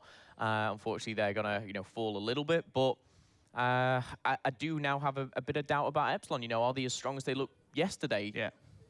All right, well, I'll tell you what, let's actually go down to an interview before we break this down map by map. We're going down to Lottie on the floor. Thank you again, Bryce. I'm here with Desire. Did you expect each game mode to be that close? No, not really, but I didn't expect to play as bad as I did either, so it's what it is, but it's got to move on to the next series. So when you started, did you have to change your strategy up at all? No, not really. We just played our game. I just wasn't playing well at all, so that's why it was close. So this probably isn't going to be your toughest opponent yet. Are you ready for a tougher one? We play Elevate, I believe, after this game, and that's going to be a lot of a harder game, so I just need to play better and we'll be fine. And you guys had some issues with entering the competition. Do you guys feel obligated to perform your best and prove why you should be here? Oh, yeah, definitely. We have to play well as well because of the pro point system. We're quite far behind, so it's big that we're at this event and we have to play well at every other event to catch up with everyone else. Great, thank you so much, Design. Good luck for your next one. Back over to you, Bryce. Thank you very much. Yes, pro points on the line for them. But the big question now everyone's asking, Elevate versus Epsilon. I thought it, before that game, I have a different impression of after that game. I was thinking maybe it would go the distance. The thing is about Elevate, I think they will take the SnDs. I just think that's the way it works out. They've got some very, very star-studded players on SnD. Epsilon, for me, need to take the hard points. And the uplink. Well, they have to win. That's what I'm trying to say. but other than that, the point that I'm getting to is looking at Elevate, their respawn is really, really good as well. So I think Elevate will come out on top for that. I think if Epsilon play the same way that they just did, then they're probably going to get 3-0'd by Elevate. What I think is also going to happen is that Epsilon's going to step up. I don't think that they played to their best right in this game. Imperial, I think they played their best. I think they had a great game, fair play to them, but Epsilon didn't. So whether they can get to the next gear or not for the next game is going to be the question, because if they don't, they're going to be in trouble. Well, let's actually start taking it map by map then and kind of break this one down here. Now, this could have actually gone Imperial's way. There are a few points on this where we're like, it's very close. Yeah, there was a super strong rotation coming in just after this. We saw certain individuals, Dave being one of them, going off. But like Desire said, he didn't have the best of his series for himself personally. But a key rotation for Epsilon came in at the end. They got kind of a very large margin, 20, 30 points, and then it was just that 2-1 points they had to tick over, which they managed to do so. So fair play to Epsilon, but a lot closer than I thought it would be. And it's where you also see the composure of the best teams. At the end, it was very close. They could have panicked. I mean, Imperial was very close to winning the map, and Epsilon, they kind of went to that next gear for that last rotation, made sure they could secure that map. So that was good to see that despite their difficulties in that hardpoint, they were able to finish it. Yeah, I think so. I think for me, a few bits here and there, Imperial could have gone 1-0, but maybe that would have been a massive confidence booster for them. And Mayor Snowwood, like you said, they ended up winning the next map 2. So let's kind of cover this one again. Now, this is actually a 6-3, so a very confident game from them. Yeah, they were more efficient in trading. I just felt like Imperial overall had better strategies. They were more prepared for the SnD, and it's going to be a big question mark for Epsilon going into the rest of the tournament, because that wasn't convincing. They were challenging in very unnecessary situations. There was a lot of risk taken and maybe some overconfidence in their gunfights. And I think judging by that SnD, when they go up against Elevate now, they're going to be playing a better team at a game mode they specialize in. I think that SnD is very much a weak spot for Epsilon. Maybe we'll see something different because, of course, what Desire said there. But it just seems to me there are a few weak points for Epsilon. Yeah, I think it's... Oh, sorry, it's finished 6-4. I think one of these things is Epsilon didn't impress us as much as we were thinking they might do. And it's kind of a common theme going through this, is that maybe some of these games should do a little bit better for them. Let's actually move on to the next map, the Uplink. Now, this came right down to the wire. Camos on both sides were active towards the very end of that game. And obviously, the guys on Epsilon managed to use theirs to get their points. Yeah, going into the uplink, I had a bit of mixed thoughts because of what we just saw on the SnD. I thought naturally it's a respawn game mode, Epsilon should take it. But then Shane started off super, super fast, and he was really, really kind of excelling on his squad. I think he started like 9-2 or something like that. And, you know, we saw a bit of give and take from both teams. But again, it's those crucial one-point plays, those team pushes, the utilization of the payloads.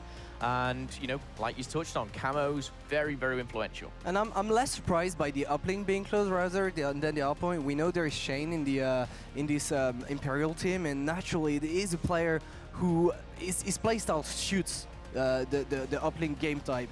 So he's definitely bringing a lot to the table when it comes to this Imperial team in uplink. Very close. At the end, again, being able to close out in such a close game for Epsilon shows that they are a good team, and that even when it gets very close, they're able to get to next gear and kind of close it. The biggest thing that bothers me about that map is I think Imperial should have won it. Yeah. Hands down should have won it. There were several times where they had 3, even 4 down, and that drone was not making its way up towards the portal at any point. And that makes you think they could have 3-0'd this series. They could have taken the hard point, they took the SnD, and rightfully so, I agree with you. They should have won that uplink. And again, it shows weaknesses in Epsilon. It shows the strengths of Imperial going forward, not only in the tournament, but you know, in the competition in general through the series, through the season, should I say. But great stuff from the Imperial and Epsilon. They need to pull their socks up, do something a little bit different. But not closing these maps also shows the difference between those elite teams and the others.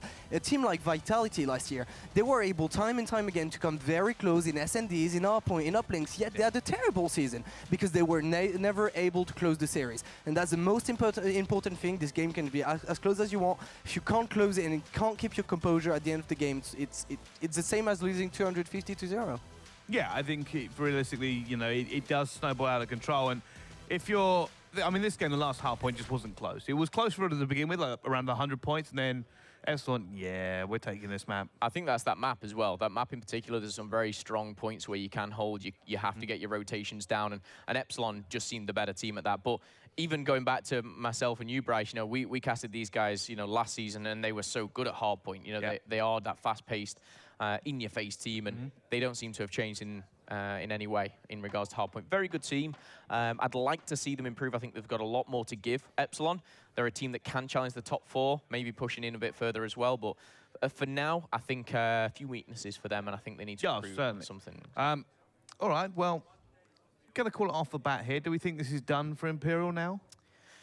I think for this tournament, I think a 3rd place in the group is kind of fair for them.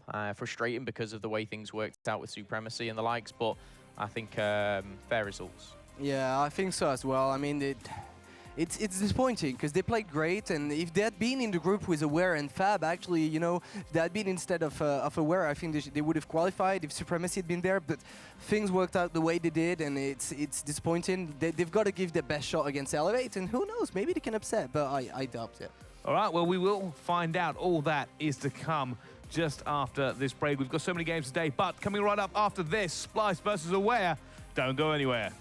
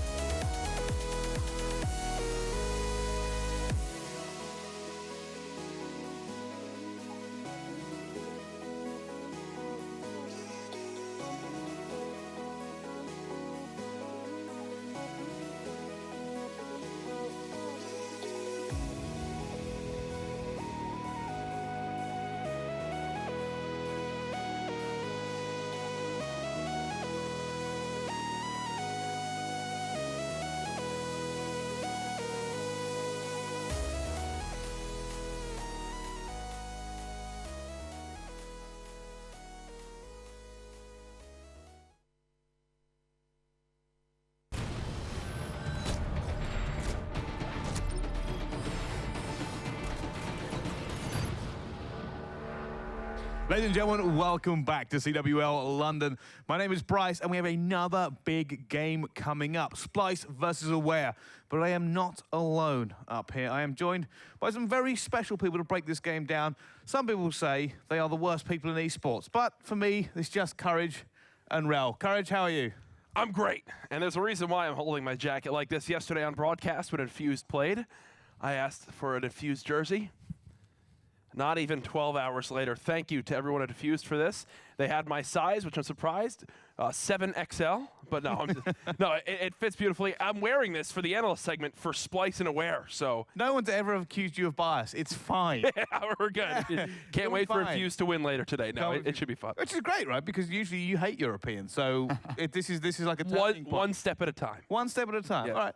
Okay, Rel, how are you? Well, I've no Infused jersey, but very good. Good game coming up. Splyce versus Aware, two of the top competing teams here at this tournament, so it's going to be a good one.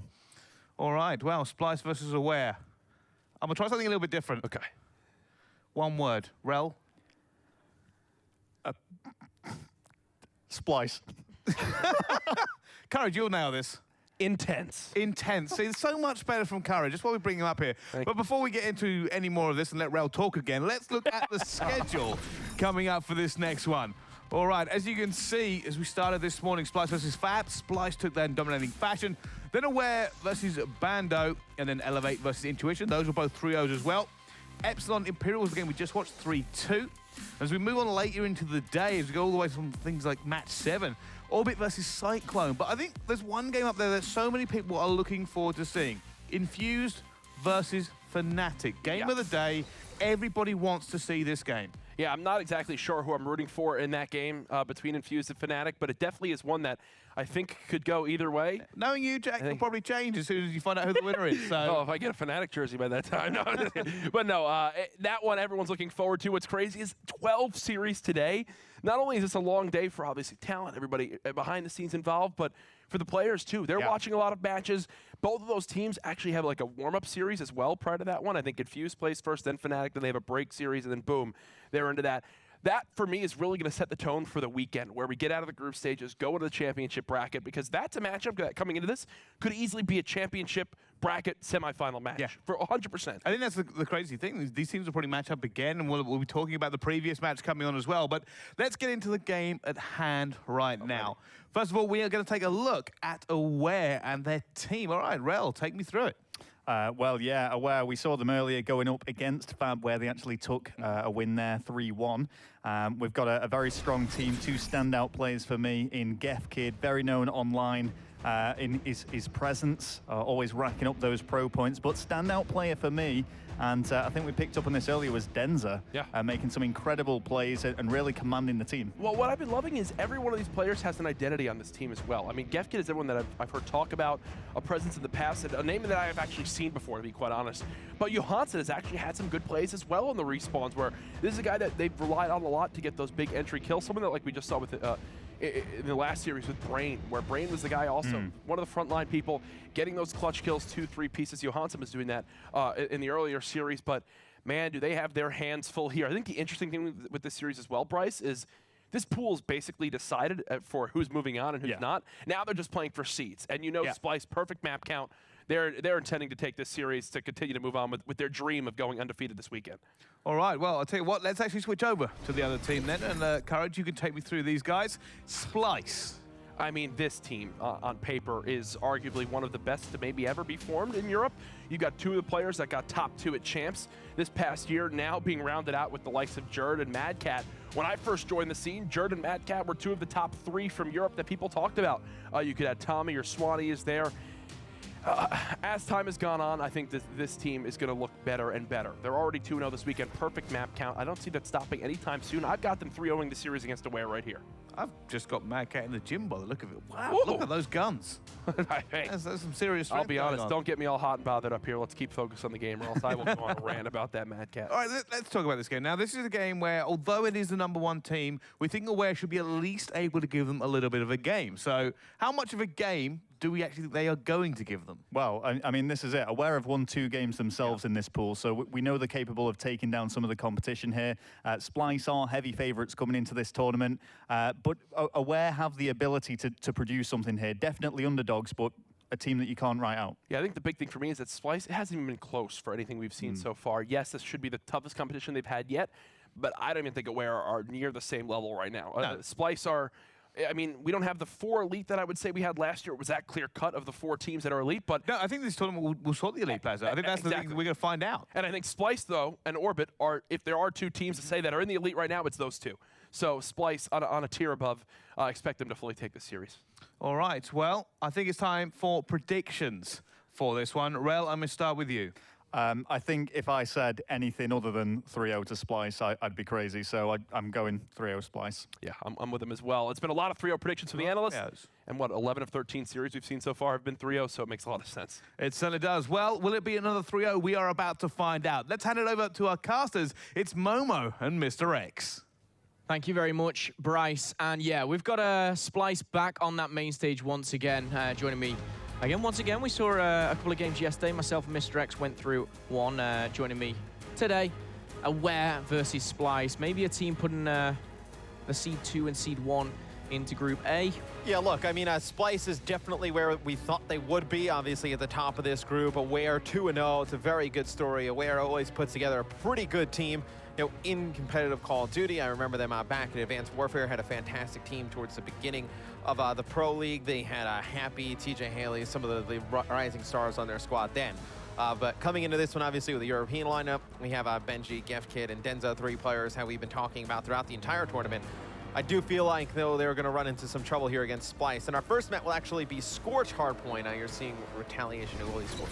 Yeah, it is going into Scorch. So let's get underway. Splyce versus Aware, and kicking things off in the mix. It's going to be right down this middle. A lot of action going down. 4-4. And straight away, Splyce getting the majority of those kills. Is going to get the start of the points as well. Jerd and Josh combining for a nice triple there. Josh starting 2-0. Someone actually going, oh, wow, that's not what you want to happen. Bant's there, team killing Josh straight away. Yeah, now the one thing we were talking a little bit about, and I know between me and you, is when the analysis guys were talking, and Brycey raised the question, like, is this the best roster that Europe's ever put together? I think they are. I think just, you know, on paper, obviously, they have all the talent and whatnot. They're starting to get better with their teamwork and, you know, just synergy between players. I feel like if you were to make a European roster that could challenge the North American teams, I feel like this one has the best chance. I think you're absolutely right. And we've had these teams in Europe for quite a while now. We had, of course, Jerd, Josh, you know, the likes of Tommy and Swanee mixed in here. But I think coming into Infinite Warfare, this is, you know, a very powerful 4 and definitely something that can contest in North America. Straight away, though, you do see the majority of that middle hard point going to Splyce, and now they have the spawns, the rotations locked down for Turbine. And you know what, on Turbine, you can saturate a lot of points here. You can go a full, you know, 40, 50 points. Yeah, and Aware rotates early. They don't pick up any of the kills, though, when the hill pops up. It's going to be Josh picking up 2. You saw Bance with 1. And it's going to be Splyce getting control of the hill. 30 seconds left on this one. So, you know, if Aware does not break this one pretty quick, the game could get out of hand. You know, Splyce would jump up to something about, you know, 75 to 11 in terms of points. So just would not be good for the side of Aware. And when Splyce has you in that type of position, it's really just a kill shot, right? I mean, you have to play for that garbage time, and you have to hold hills for its eternity, get the rotations as well. Very difficult, almost impossible to do against a team like Splyce. Well, we talked about it. They started on 11, they're going to end on 11. They didn't get anything from that Turbine Hill. However, they've rotated a lot quicker, and you can see Benji's going to be locking this one down. However, his first to strike is Jerd at the back coming in, though. It's going to be traded out by Benji, and still locking down these spawns. It is going to be for Aware. Madcap breaks in with the double, and now, just like that, a click of a finger, a flick of a switch, Splyce regain control. It's just so different from the Millennium roster of last year where, you know, you're relying on Madcat and Jerd to pick up these 2 pieces. You know, Tommy and Swanee there in support. Obviously, those 2 guys making big plays as well, but really a lot of your firepower came from Madcat and Jerd. This year, with this roster, it can come from anywhere. I mean, Josh can come in, pick up a big 2-piece, 3-piece. Bance, we've seen the crazy plays that he's made. It is just a very scary team to go against, and right now they are up 100 points and counting against Aware. Aware doesn't look like they know what hit him here, Momo. Absolutely. Not looking good. And those 11 of those 15 points came from the middle, a very scrappy hard point. So as we do go into the second, another rotation straight away, Jerd flanking round to the crane, and now He's gonna, I thought he was gonna be spotted by one there, but he's not. He's gonna have full control. There he is, right from the back. It's Benji with the double, and that's a big, big double. They're gonna get a little bit control. They've got the good spawns as well, and Johansson can get into the mix. Can this be something to build upon for Aware, I mean, this is the first amount of hill time for Aware and almost 2 hard points. I mean, right at the beginning of the second hill, they took the first few seconds. Since then, they took nothing on the third hard point. And it has been all Splyce. So Aware just trying to make the comeback, trying to make this one somewhat manageable. That's really what you're trying to focus on. Like, you're obviously not going to make this massive comeback on 1 hard point, just not enough points available. You just need to try and, like, churn it down, you know, win 50 on one hill, 50 on the next hill. Like, you got to churn it down 1 hill at a time. Right now, though, it is Aware barely getting any time on this hill as well. They got pushed out of it for a second. They're going to take the last 15 or so seconds here, though. Yeah, it was actually crazy to see. Jerd was actually on the hard point there, and Aware had both controls of, you know, front and back. And Jerd was sat there. He picked up a double. 10, 15 seconds later, he finally gets taken down. But you can see as we go into the second rotation right now, Mad Cat's going to be controlling the middle here, and we have a split of around 100 points, a very dominant start coming in for Splyce. But let's go back on board with someone a bit more in the action. Josh will be able to find a couple if Bance doesn't steal all the kills. There's going to be a third and final, but no, Denza gets the double and now can push on as a 4. Yeah, but now Splyce has an idea of where the players are coming from the side of Aware. They all get taken out on the side of Splyce. You know where you're spawning, obviously. It gives you a great indication where the opposing team's coming from. But Splyce does not win the fights. It's going to be Aware securing this middle hard point. This is where they took a decent amount of time. When I say decent, it was like 8 seconds on the first one, which seems like a lot to compare to what they had. But now doing a good job locking this one down, trying to mount back into the game. They got to get somebody in the hard point. There they do. Gefkid slides in. He's going to get taken out by Mad Cat. But the spawn's coming in for Splyce for this second hard point. So this is a big gunfight here.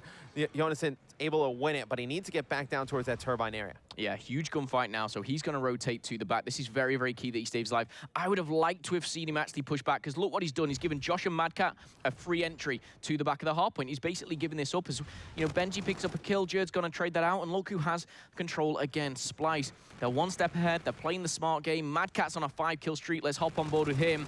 He's trying to extend it, but the kill gets taken by Josh. Happy days for Splyce, though, as they continue the dominance in game number 1. Yeah, they were trying to set up a pinch there. That's why you saw the position being given up early by Aware, but at the same time, you can't rely on that to happen. You need to go and make a play. You can't give, you know, the likes of Josh and Mad Cat these great positions behind cover, because they are just going to abuse you with it. 3 kills, make it 4. Everyone dead from the side of Aware. Splyce controlling this hard point. 20 seconds left on it. Cannot win it here, but they can definitely win it on this next hard point.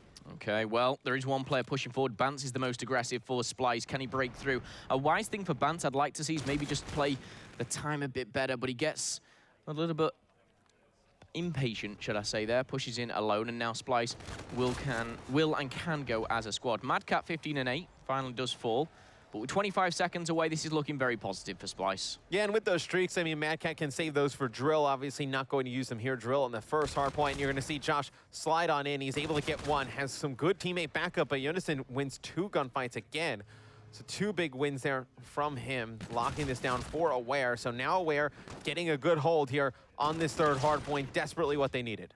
Yeah, Johansson finds one. Traded it well. Mad Cat and Gefkid, that was the big kill. Mad Cat comes off better with the double, and now he can collect a couple of points. But with the backup of Jerd and Bance coming in, it's only going to end one way. Mad Cat continuing another 3-kill streak for him. Streaks are available. Does he need them? Probably not, but he has them in his back pocket just in case. Yeah, and I mean, we've been talking a lot about the respect between, you know, EU and North American players. I think the North American players definitely respect everybody on this Splyce lineup. Just the things that Jerd, Mad Cat, and Josh have done in their overall Call of Duty careers. And I think a lot of the North American players very impressed with Bance last year with his fantastic playing at COD XP. It'll be 250 to 94 in favor of Splyce in our game 1. Not too surprising for me, Momo, to be quite honest with you. No, I mean, you guys at home may be thinking that was a crazy game, but myself, Mr. X, we've seen this before with the likes of Splyce, and you can hear it in our voice almost. It's what we expected. Great stuff from the boys of Splyce. Mad Cat with over 2.5 minutes on the hill. And you know what? It was no particular standout for any player. They were all roughly around the same kill death. And a struggle, to say the least, for Aware. No, I mean, just Mad Cat winning a lot of the key engagements. He goes 18 and 11, like you said, with all that hill time. You know, 9 defense, winning a lot of those engagements in the hill, giving his team a ton of time.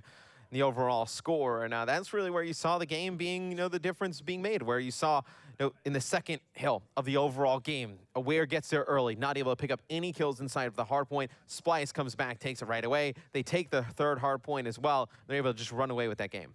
Well, you could see there, Mad Cat looking so calm after game one, and you really don't have to look twice at that one. Yesterday, it looks like he's perked up a little bit. He was, as he said, chilling as he came out of game one. But this is a map and a game, should I say, which really will determine the seeds going into the rest of the tournament. They're playing for, of course, top of the group and second.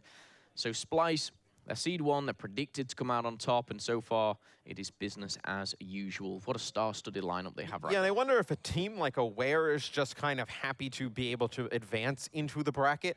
Yeah. And they're, I don't know, like where they go into this matchup, like they don't put a lot of pressure on themselves. Splyce obviously wants to take that #1 spot. They're not content with #2. But I think if you're Aware, look, you'd be great to make it into brackets. You're okay with that #2 spot. Just trying to get some better practice going up against a team like Splyce in this one. I think that's it. I think after Aware's previous game, we had an interview with Benji, and he said, we've done what we came here to do, win those 2 games, Fabi and Bando, and they've done that. Now going against Splyce, they said the pressure's off. We've come here, and done what we needed to do. Can we do any better? Everything from now is a bonus. But you can't. I don't like that particular mentality. But it's very hard to go up against a squad the like competitor Splyce. inside me hates it. It's like if you come and you're like, oh, yeah, we won our 2 games we were supposed to win. Oh, we're okay with whatever happens. No, you show up to win. Well, maybe deep down that's what he's thinking. But no, I completely agree with you. I disagree with the mentality of that. But from the interview, what we saw with Benji, it came across almost. They seem content. Yeah, they came across almost like they expect to come into this to lose. But well, I mean most people do. Most people do. But you've got to. Most people do. You got to at least kind of have some confidence in your team. Like, hey, look, we're playing well. Like, let's go challenge Splyce. We get that #1 seed. We have an easier time in brackets. Maybe we make some noise in the bracket portion of the tournament. But I think that's the same kind of vibe I got from that interview with Benji. That's the one thing I remember watching it. I was like, they seem just kind of content with going 2-0, and then whatever happens against Splyce happens. Well, I like the fact that the competitor comes out in you as well in the casting to keep the passion. However, we'll be going into Search and Destroy coming up. Next, we're going to be going on to Throwback.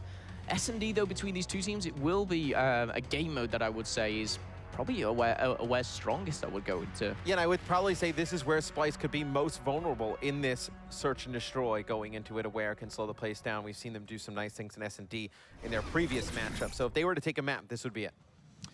Okay, well, getting into things here, Search and Destroy. If you're just joining us, Splyce do take map #1. I believe we've got a little chat with Benji before the game. Let's take a look. I think the Splyce team is a great team. They're possibly one of the best teams in Europe. And I think it's going to be a great series, a great experience for us to play against them. And I hope we can give them a good series.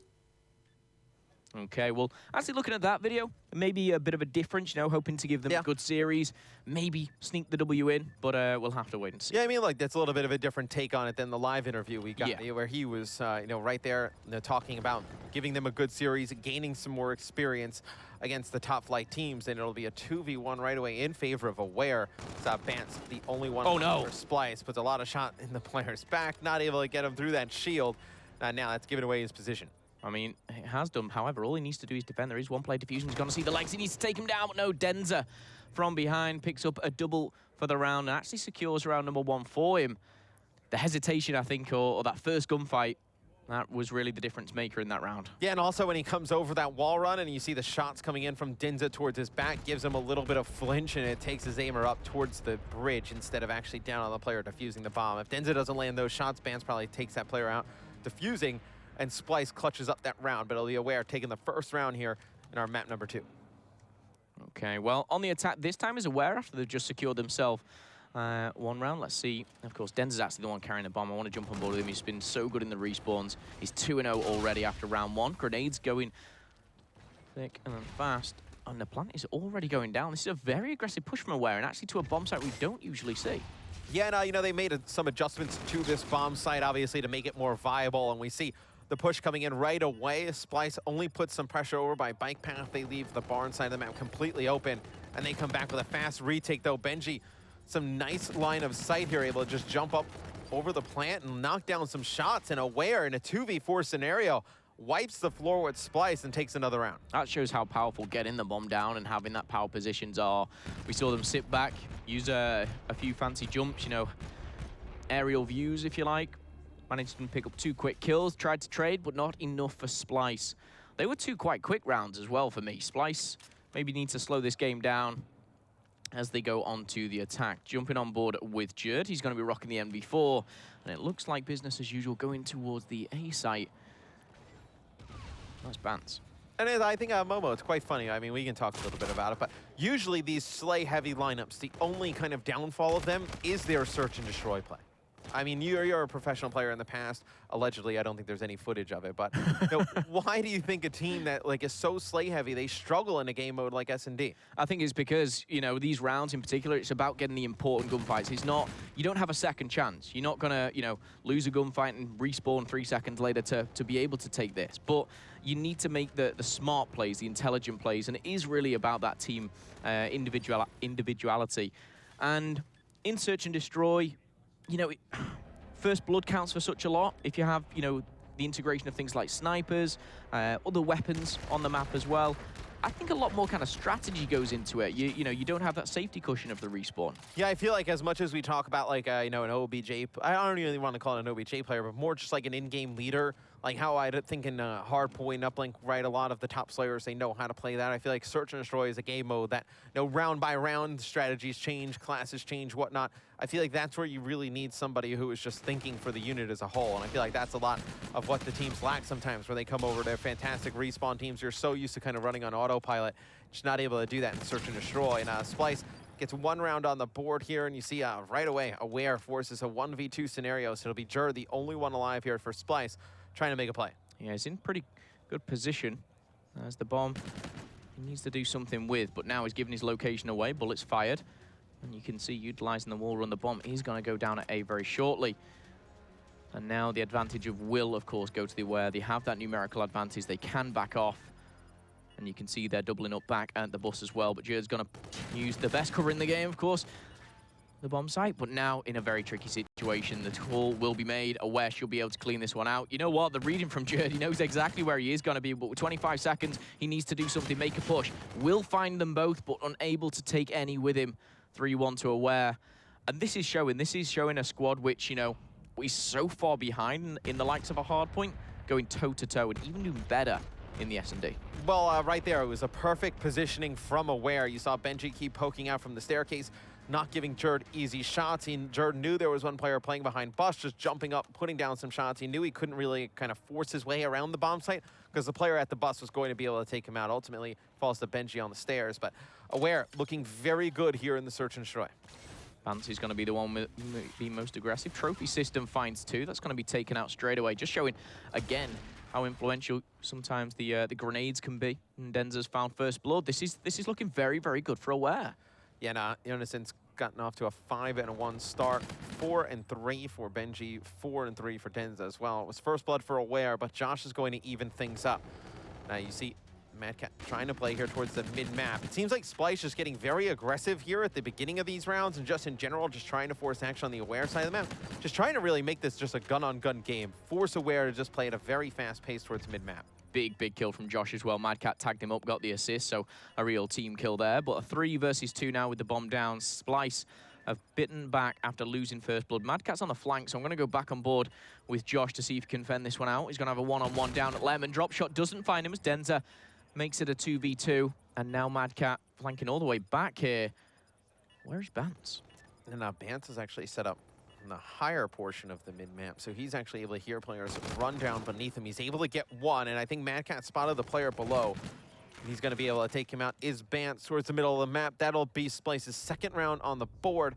But that got dangerous for a little bit. You know, Madcat comes in that long flank, you're just not able to spot anybody. Josh falls at one side of the map, and you have players coming from the opposite side in terms of Aware. It seemed like Bance had no idea where the pressure was coming from. Madcat just gets into a right position at the right time. Splyce able to put away that round. Now to be Aware on offense. See if they can get another win on the board.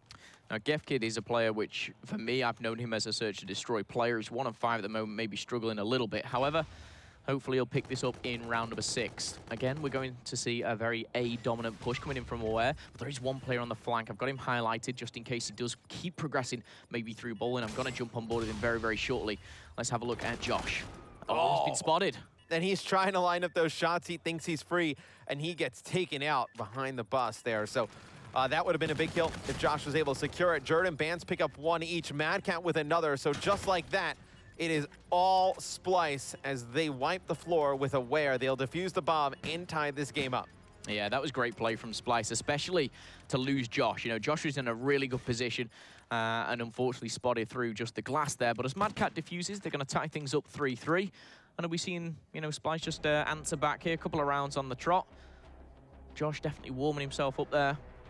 They're looking a better team than the first couple of rounds. Of course, stating the obvious, taking the rounds themselves, but really working as a team as well. Yeah, and Josh maybe was trying to line those shots up behind the player on the bus, see if another player would cross, see if he can get 2 for 1 there. He doesn't get anything. Fortunate for Splyce, though, the rest of his teammates come through. And now you think Splyce actually has all the momentum. A bad grenade there by Jerd. Can't get that one out of the window.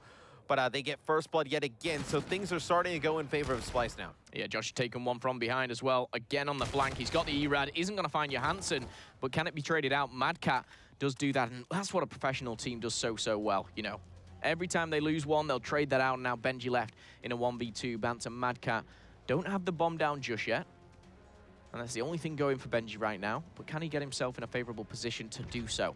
The bomb has been planted. Well, I mean, obviously, the only way to be able to trade those kills out effectively is getting the first bloods. It really starts at the beginning of the round. And that was when Mad Cat was able to take one out early, but it's going to be Benji. He'll take out Bance. And Mad Cat very far away. Mad Cat, though, 9-3 at this moment in time. He actually spots Benji. Not going to fire right away. Perfect play there by Mad Cat. Yet again in Search and Destroy. Puts Splyce up 1. Yeah, 3 rounds now on the bounce here, and maybe Aware have been started to be a bit easily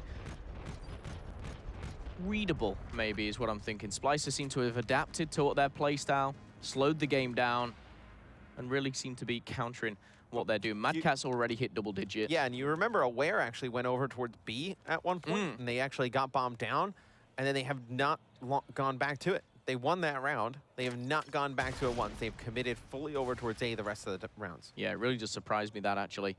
And you can see once again on that mini-map. Oh, we're going to have score streaks coming in straight away. Denza finds one before Mad Cat answers back. It's going to be the first, tags up the second, so they know that they're planting the bomb. And Bant swoops in for the second kill. And now, again, the numerical advantage favors Splyce. Can Denza and Gefkid hold them off? That's the question. You do get bombed down, though. Favorable position here for Aware. They're able to just watch it from the bus side, but see Denza over towards middle of the map. Needs to take out one here. He's going to lose that, and Gefkid in no position to even check bomb here.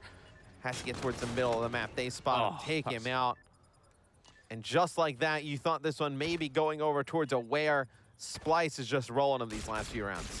Yeah, and there you go, a quick smiley face on the wall for Josh. A funny-looking smiley face, to say the least, but yeah. They find the 4th out of 4th there coming back. Splyce seem to have settled into this search and destroy. Josh with the unintentional dab, I think, there, as he takes a sip of water. But yeah, Splyce are looking much more comfortable towards the set. Yeah, and it was maybe something where, you know, Splyce, they talked a little bit about it earlier, where, you know, they were just not ready for a game, I guess that's kind of how you would put it. They were just not there, I guess, mentally, and they kind of clicked halfway through. That's kind of what you maybe attribute this to. But I would say Aware kind of is giving them this one a little bit, to be honest. I mean, they just keep going over towards A, and that was the one where Splyce was doing a good job defending it. They haven't gone back towards B, where Splyce was giving up those free plants. Now, Josh has actually just used his camo. Unfortunately, doesn't pick up anything, and that's taken down. Gefkid answers for the second, and this is a round where Aware Gaming should come out on top. Gefkid finally finds another and finds his form. Mad Cat left in a 1v4. Not going to happen. The bomb will be defused, and let's not forget there, the camo was used, of course, for Josh. I'm not sure if any other payloads were used at the same time, but positive round for Aware, and they take this to round 10. You know, right there in the 1v4, the Centurion not going to help Mad Cat. Nothing he could do with that one. And that'll be 5-4 in favor of Splyce. So Splyce still 1 round away from going up 2-0 in the series, but Aware putting up a much better fight here in the Search and Destroy. Yeah, this is a team which does excel in Search and Destroy in particular. Splyce came out dominant on the Hardpoint, but so far they're being challenged and they're being pushed. Reactive armor is available for Benji, so this should come into play. They'll want to push this to around 11. Let's stay on board with him to see if he pushes out, but look at the middle. We've got Jerd and Josh pushing through. And there we go. First tagged up is Josh. He finds Benji.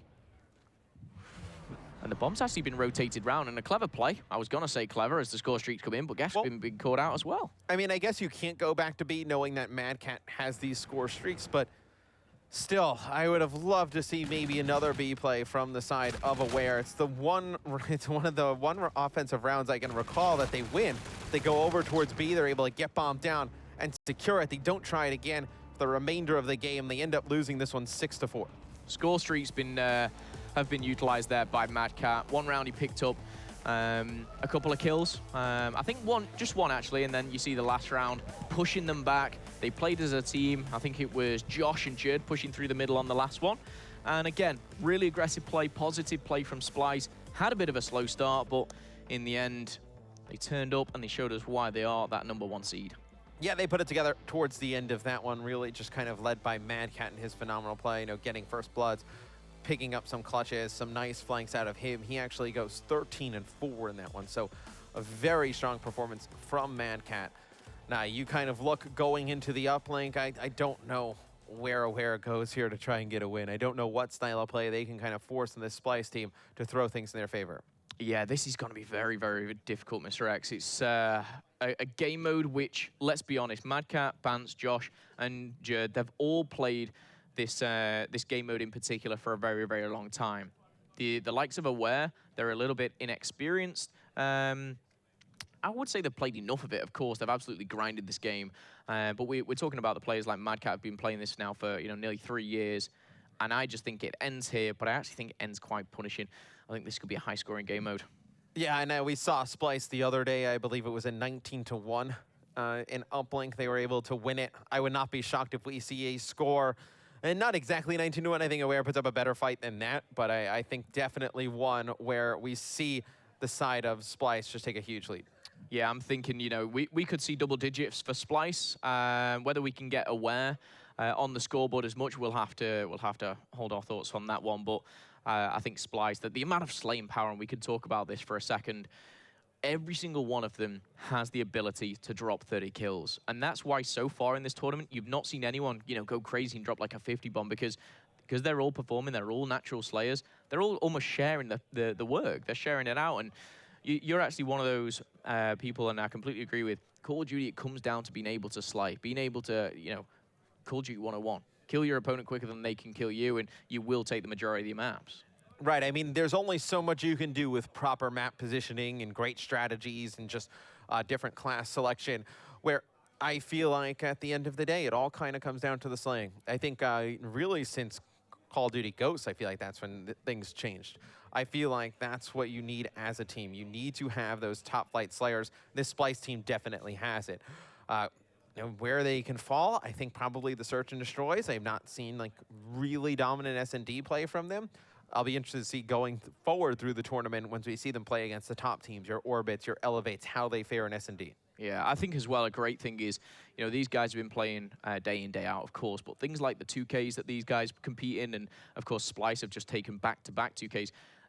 They're playing Search and Destroy twice in every series if necessary, if it goes the distance, so they're getting that practice. It was very, it was notorious really in Europe, when I was a player, that people didn't practice Search and Destroy. They practiced their respawns and they thought, you know what, we don't want to play SnD. Which I just find ridiculous that people don't scrim Search and Destroy, because it's not like many teams have different strategies than other teams, right? I mean, is there anything that you guys would do at an event or whatnot that you just wouldn't try, like whether it was like a GB match or some kind of like 2K tournament? I feel like you can play pretty much, you're trying different strategies on either side of the map, but I feel like there's nothing like either of these teams should be that surprised about from each other in Search and Destroy. They shouldn't be. They shouldn't be at all. I mean, these two teams have actually matched up against each other in 2Ks before, so it's not like, oh, we don't want to give our specialist Search and Destroy strategy away.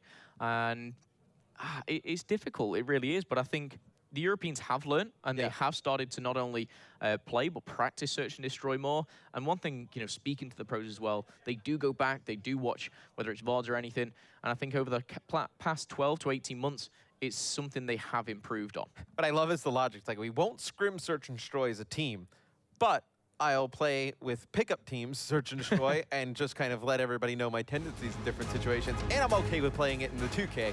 It's like, when you're giving away your strategies and your tendencies anyway, it's like, you may as well just kind of get on the same page with the rest of your team. But Game 3 will be a Precinct Uplink.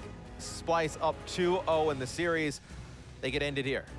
Well, Uplink and Precinct, these go hand in hand, I think. I actually really enjoy watching this particular map purely because of the verticality of what you can do with all the wall runs, the jumps, the passing.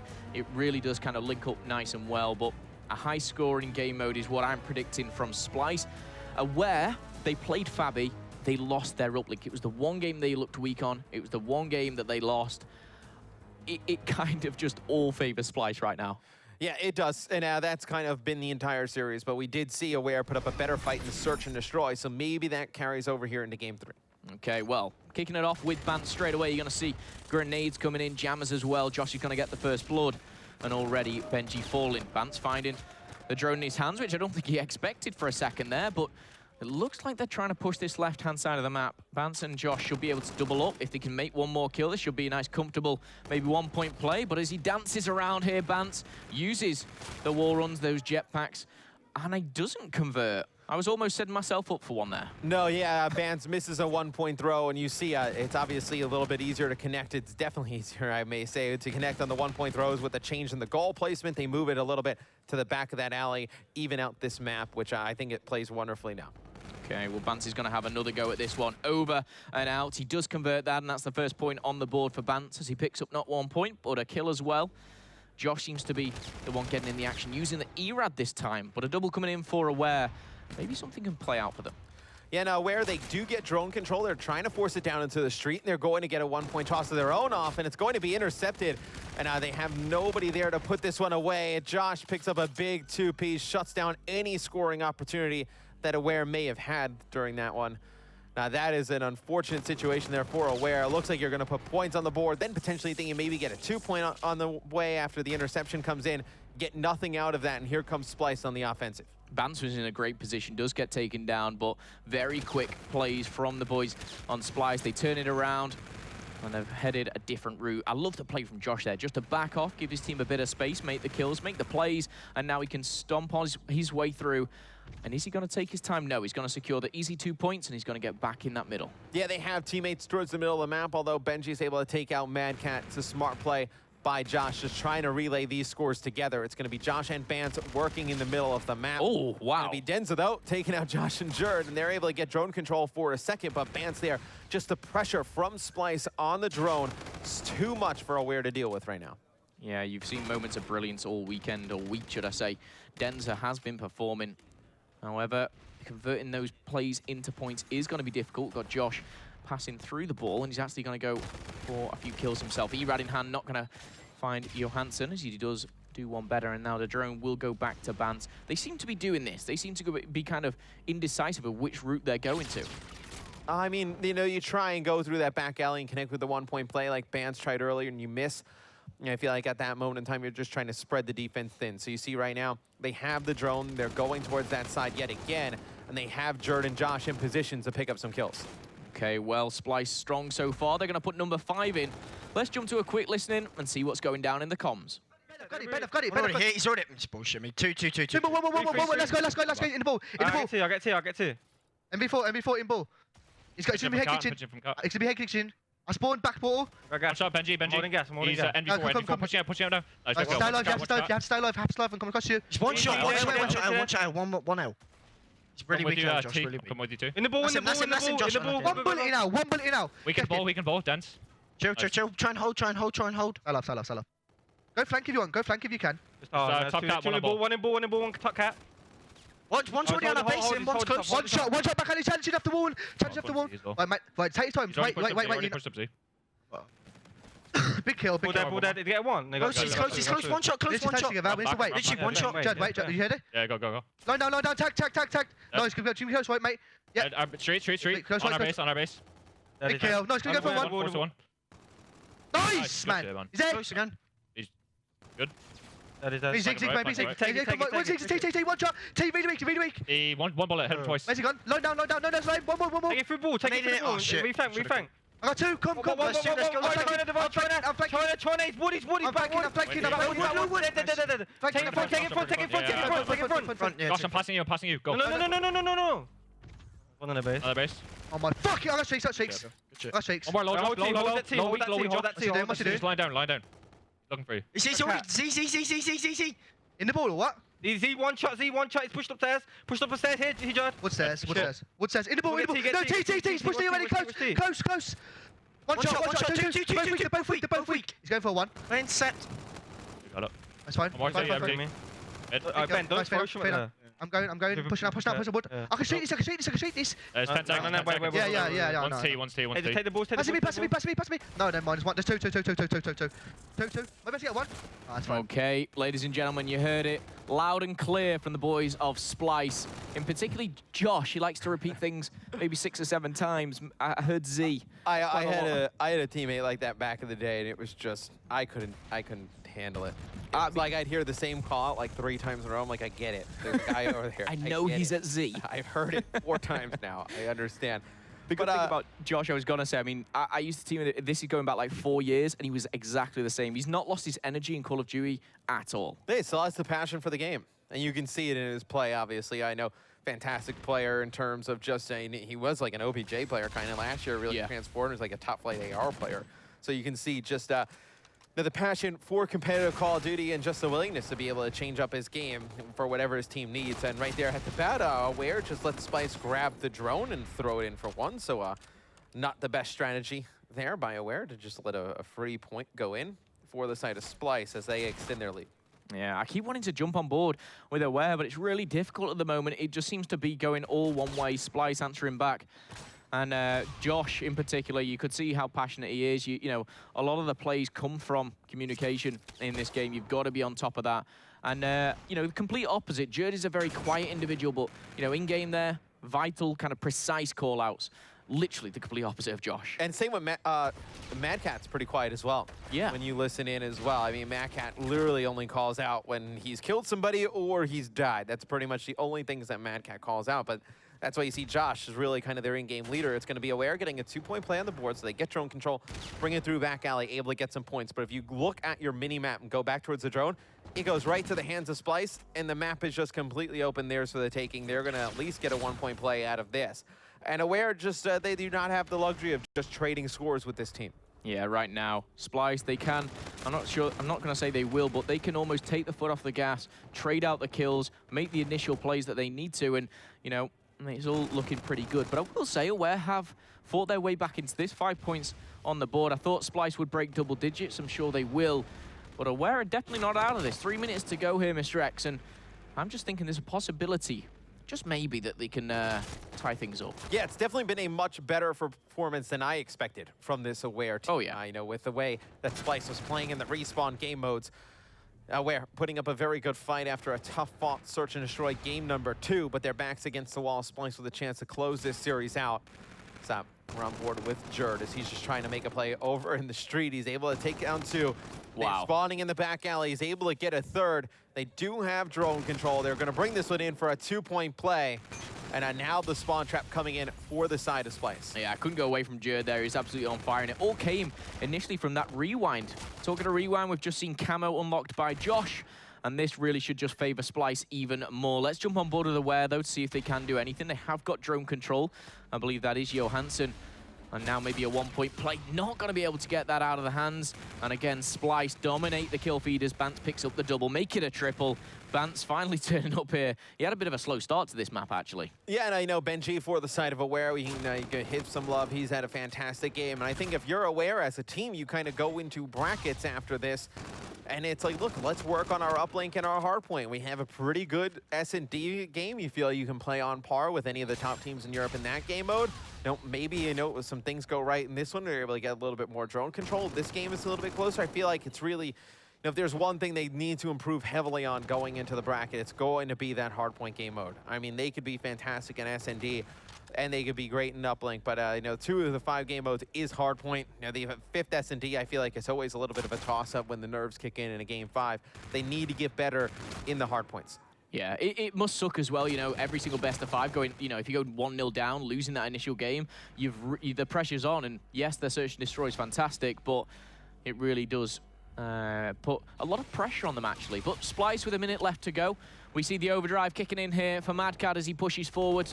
Play which you not normally see use overdrive, but seems to be utilizing it very, very well there as Jerd and Josh combine. For 2, Josh is going to find number 3, and Splyce looking pretty here with only 60 seconds left on the clock to take the series. Yeah, but I mean, outside of, you know, 3 or 4 times, you know, in the course of the 10-minute game where Aware had the drone, I mean, they really have not contested for the drone in the middle of the map. It's really been Splyce who has had the drone most of the game. Aware has not been able to get towards mid-map and make any type of offensive plays.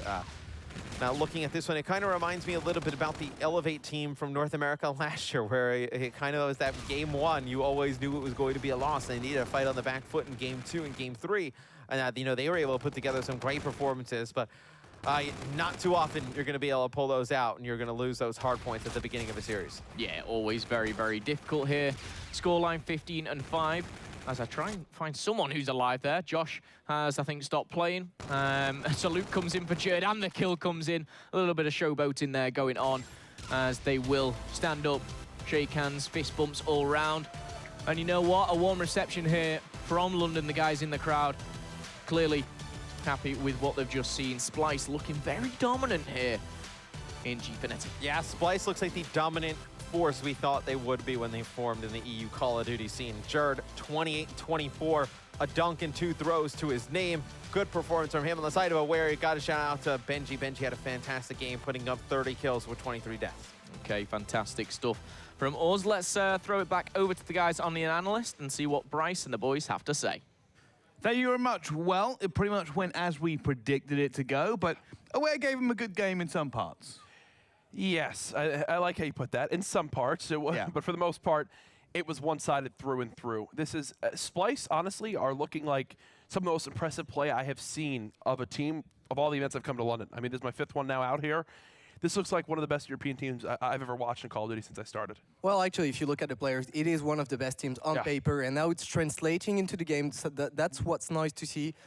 Indeed, Aware, we didn't expect to put much of a fight. Very young players, they've not been in the scene for so long, and they put up a good fight. In SnD, actually, they thought they maybe had a chance to win the map, but when it came to those response mode, then they were just too good. This place was just too good. Yeah, it's just a different class. I think already, I said this tournament, I said at the beginning of this tournament, we're going to start finding out who's really the elite teams. It was easy to kind of guess that it'll be these guys, but realistically, now we're starting to see proof of it. After this, we can say, yeah, categorically, this is a cut above. Splyce is starting to look more and more like that. Yeah, I think everyone's excited to watch, obviously, Splyce in Orbit, which would be great. I'm actually most excited to watch, like, Splyce versus Infused. Like, one of those teams that, yes, Infused, you could put them right on that edge. Infused looked fantastic yesterday, but not against probably the most formidable opponent. This time around, though, Splyce versus Infused would be able to tell a lot from both teams in regards to where they saying that because you're wearing an Infused shirt? I feel like there's some sort of... I actually forgot I had this on. Don't worry, I'll button it. This will be the last time. I'm looking forward to see Splyce elevate, Splyce Orbit. I think Infused to me is a team that I expect to come 4th or 5th. I'd be surprised if they go above that, but we'll see. Yeah, we will see. Well, we'll get into this map by map in just a second. But before we do, we're going to send it down now. It's Lottie with Josh. Thank you, Bryce. So I'm with Josh at the moment. You're top of the pool. Fantastic. First place. So Aware gave you quite a good S&D map. Do you have a little bit more respect for them going into that last map as well? Yeah, we've played them a few times online. They've beat us before, so we knew there was a good team, and we just had to prove that we're better than them on land, and we did. When you saw your pool at the beginning, did you expect to be battling with them for 1st and 2nd place? Oh yeah, I think it was always pretty obvious in everyone's mind they're the team that's going to be fighting for the 2nd place behind us. So now going into the final bracket, you've got a really good seed. Are you quite confident going into it, or are you going to try and keep your composure? Oh yeah, we're always going to be confident. We know we're one of the best teams, if not the best team here, and we're going to prove it. Fantastic. Thank you so much, Josh, and good luck. Back over to you, Bryce. All right, thank you very much, Josh. Confident as always. Like I said, it's early in the tournament for him. The challenge really isn't there yet. Yeah, and this was a pool that everyone expected them to win. Not only did they win it, though, a perfect map count. Still, their closest they've been to losing was really, I would say, that Search and Destroy. That's been the only mode that anyone's even come close to even having a chance in. And honestly, they've been looking exceptional as well throughout the weekend. And what's good for Splyce is that not only we expected them to win the pool, but they win it in convincing fashion. Yeah. It's been very easy games, whether it was against Fab Games or Aware, which arguably are decent teams. They're not teams that, if you go back 2 years ago, those kind of teams, they didn't used to get beaten so badly by the elite teams. It just seems like there is really a big gap now between the top 5, 6 teams and the rest. And again, Splyce against Aware, it was just another day at the office. Yeah, I think it was. And I think one of the things that it's slightly disappointing for me the way this has gone, because I still really want to see Splyce up against the Anvil. I want to see them forged in fire, and I want to see just how good they can be. But obviously, we're going to have to wait now for the bracket and see who they draw and see just how powerful they actually are. Yeah, this was the first pool decided way back at the beginning of the day when you saw Aware wind up winning that second series. Everyone else was really not involved in it. If you're Aware, though, I think this tells you a lot, right? Because you just faced Splyce. You know you're now in this championship bracket, right? You've baited on through, but you just faced a team that you would expect to be in the grand finals, and you got stomped. You got stomped, especially in the respawns. How do they change things going into the championship bracket? I don't know. I don't want to be the one tasked with that. But if they want to be a team that winds up proving that they should be in the elites, they've got to beat teams like Splyce, and there they don't come out on top. Well, speaking of the respawns, let's quickly kind of recap how this went. So the hard point, Jonas, what did you see in there? Well, I just saw classic Splyce, you know, the players that you expect. So, you know, players like Macat, like Judd, Josh. Look at the caliber of the players. Just you say the name and that sums it all. And weirdly enough, I think we talked about the SnD and it could be a slip-up. Actually, when we saw Aware play, we were quite surprised to see that they were a very strong R-point team. They've played very well in those R-points. So very convincing from Splyce, just getting the kills, getting the rotations, getting nice control of the hills, and just shutting down the Aware lineup. Yeah, I think one of the things to take away from it is you just didn't see an awful lot of Aware kind of dominance. It's like, oh yeah, they've got some points, but it's still all the actions going all the way back to Splyce. What's funny is you bring up that this is the same Splyce team that also got beat 250-22 by FaZe. In Hardpoint, yes, that was one fluke of a map, and I might have cursed it by tweeting Josh prior to the series, but at the same time, this team... We know you hate Europeans. This team looks lights out. You're going to keep going with that the whole weekend. It's fine. Only because it's true. Okay, you could say that. I'll actually... No, I don't hate Europeans. only you. Hey, that's fair. I'll side with that. But no, and jealousy. They go into the SnD, and you talked a little bit about Aware kind of showing up and fighting back with it. For me, Splyce has been a little bit of a streaky team at times where they go down a little bit in the search and destroys, and they just win 5 in a row and take it back, which they did earlier on. They do it again during this map as well, where at times it looked a little shaky. Then I know where they just start rattling off rounds. Like here, if I'm not mistaken, they go down 2-0. And then from then on out, it was a different story. Aware actually started the map real well. I believe they were 3-1 up, and it was 5-3. And they even lost a 2v4 situation that, honestly, they should have won. Fair play to the Splyce boys because they turned up. I don't know, maybe Aware saw the opportunity to win a map, and maybe they felt the pressure. They got a little bit shaky. But you could tell they were a really good SnD team, and they just crumbled under pressure. And it was a bit unfortunate, because we could have had a map 4. Not that it would have gone the other way. I still believe Splyce would have won the entire series. But it was a bit unfortunate. And I actually believe this is that round. That was a 2-on-4 from Splyce. Yeah, it was a game where you could see it going either way, but it's the same thing as what we've seen so far from these top teams, which as the game goes on, they begin to kick it into gear, they adapt, and as it gets later and later into the rounds, those teams clutch up more and more. They look better and better, and these are those scenarios that can go either way for a squad. A 1v1, Mad Cat hits the shots he needs to, gives his team the round lead, and when you're getting 13-4 performances from Mad Cat, you know Splyce is going to be in a great spot. Yeah, again, it's one of those things like there's such strength and depth in this team. Yep. And they've got so much slaying power. So I said when this team formed, you know, sometimes you kind of try and base it on a little bit on positions and where you go. Like Josh switched positions last year. This year it's just slaying. Like they just stacked it with so much slaying ability. Is that a team has to overcome that before they can even try and think about the tactics. Yeah, and that's what I love. It's finally a team in Europe that I'm looking at and I'm going, I can rely on any player on that team to be able to carry this squad if there's a reason to, or to be able to go off. You get that with a few North American teams, but Splyce, I can absolutely say, is a squad where I'm like, I can see any player being the superstar in this team when they need to be. Yeah, very impressive team for sure. All right, well, I'll tell you what we're going to do right now. We're going to take a little look at the groups and see where we've got to so far in this tournament, how it is starting to stack up. Of course, Splyce leading their group 3-0, and of course, a flawless map count for them. Aware look like they are going through in second place 2-1. Unfortunately, Fab Games and Bando, they'll be playing a consolation game later on to find out who actually comes third and fourth. Then Group B, Epsilon, they're 2-0 right now, topping their group, but they've got a big game coming up. Elevate in second place. We could see a turnaround. Imperial 1-1 so far, and Intuition unfortunately lost every single game. Group C, Orbit and 3G 1-0. Cyclone, GG and Millennium, all these teams yet to play today. Group D, Infused Fnatic, that's a big game we're looking forward to right at the end of this evening. And then Black Forest Games and Haduken, we'll see them later on as well. It makes a lot of sense. Yeah, it makes a lot of sense where we are right now. No surprises there, but you can see how it's all developing, and it makes a lot of sense. I wonder if we're going to see any upsets today. Literally, it's not been close whatsoever between the big teams and the outsiders. So we'll see how it goes, but I'd be all right. Up for an upset.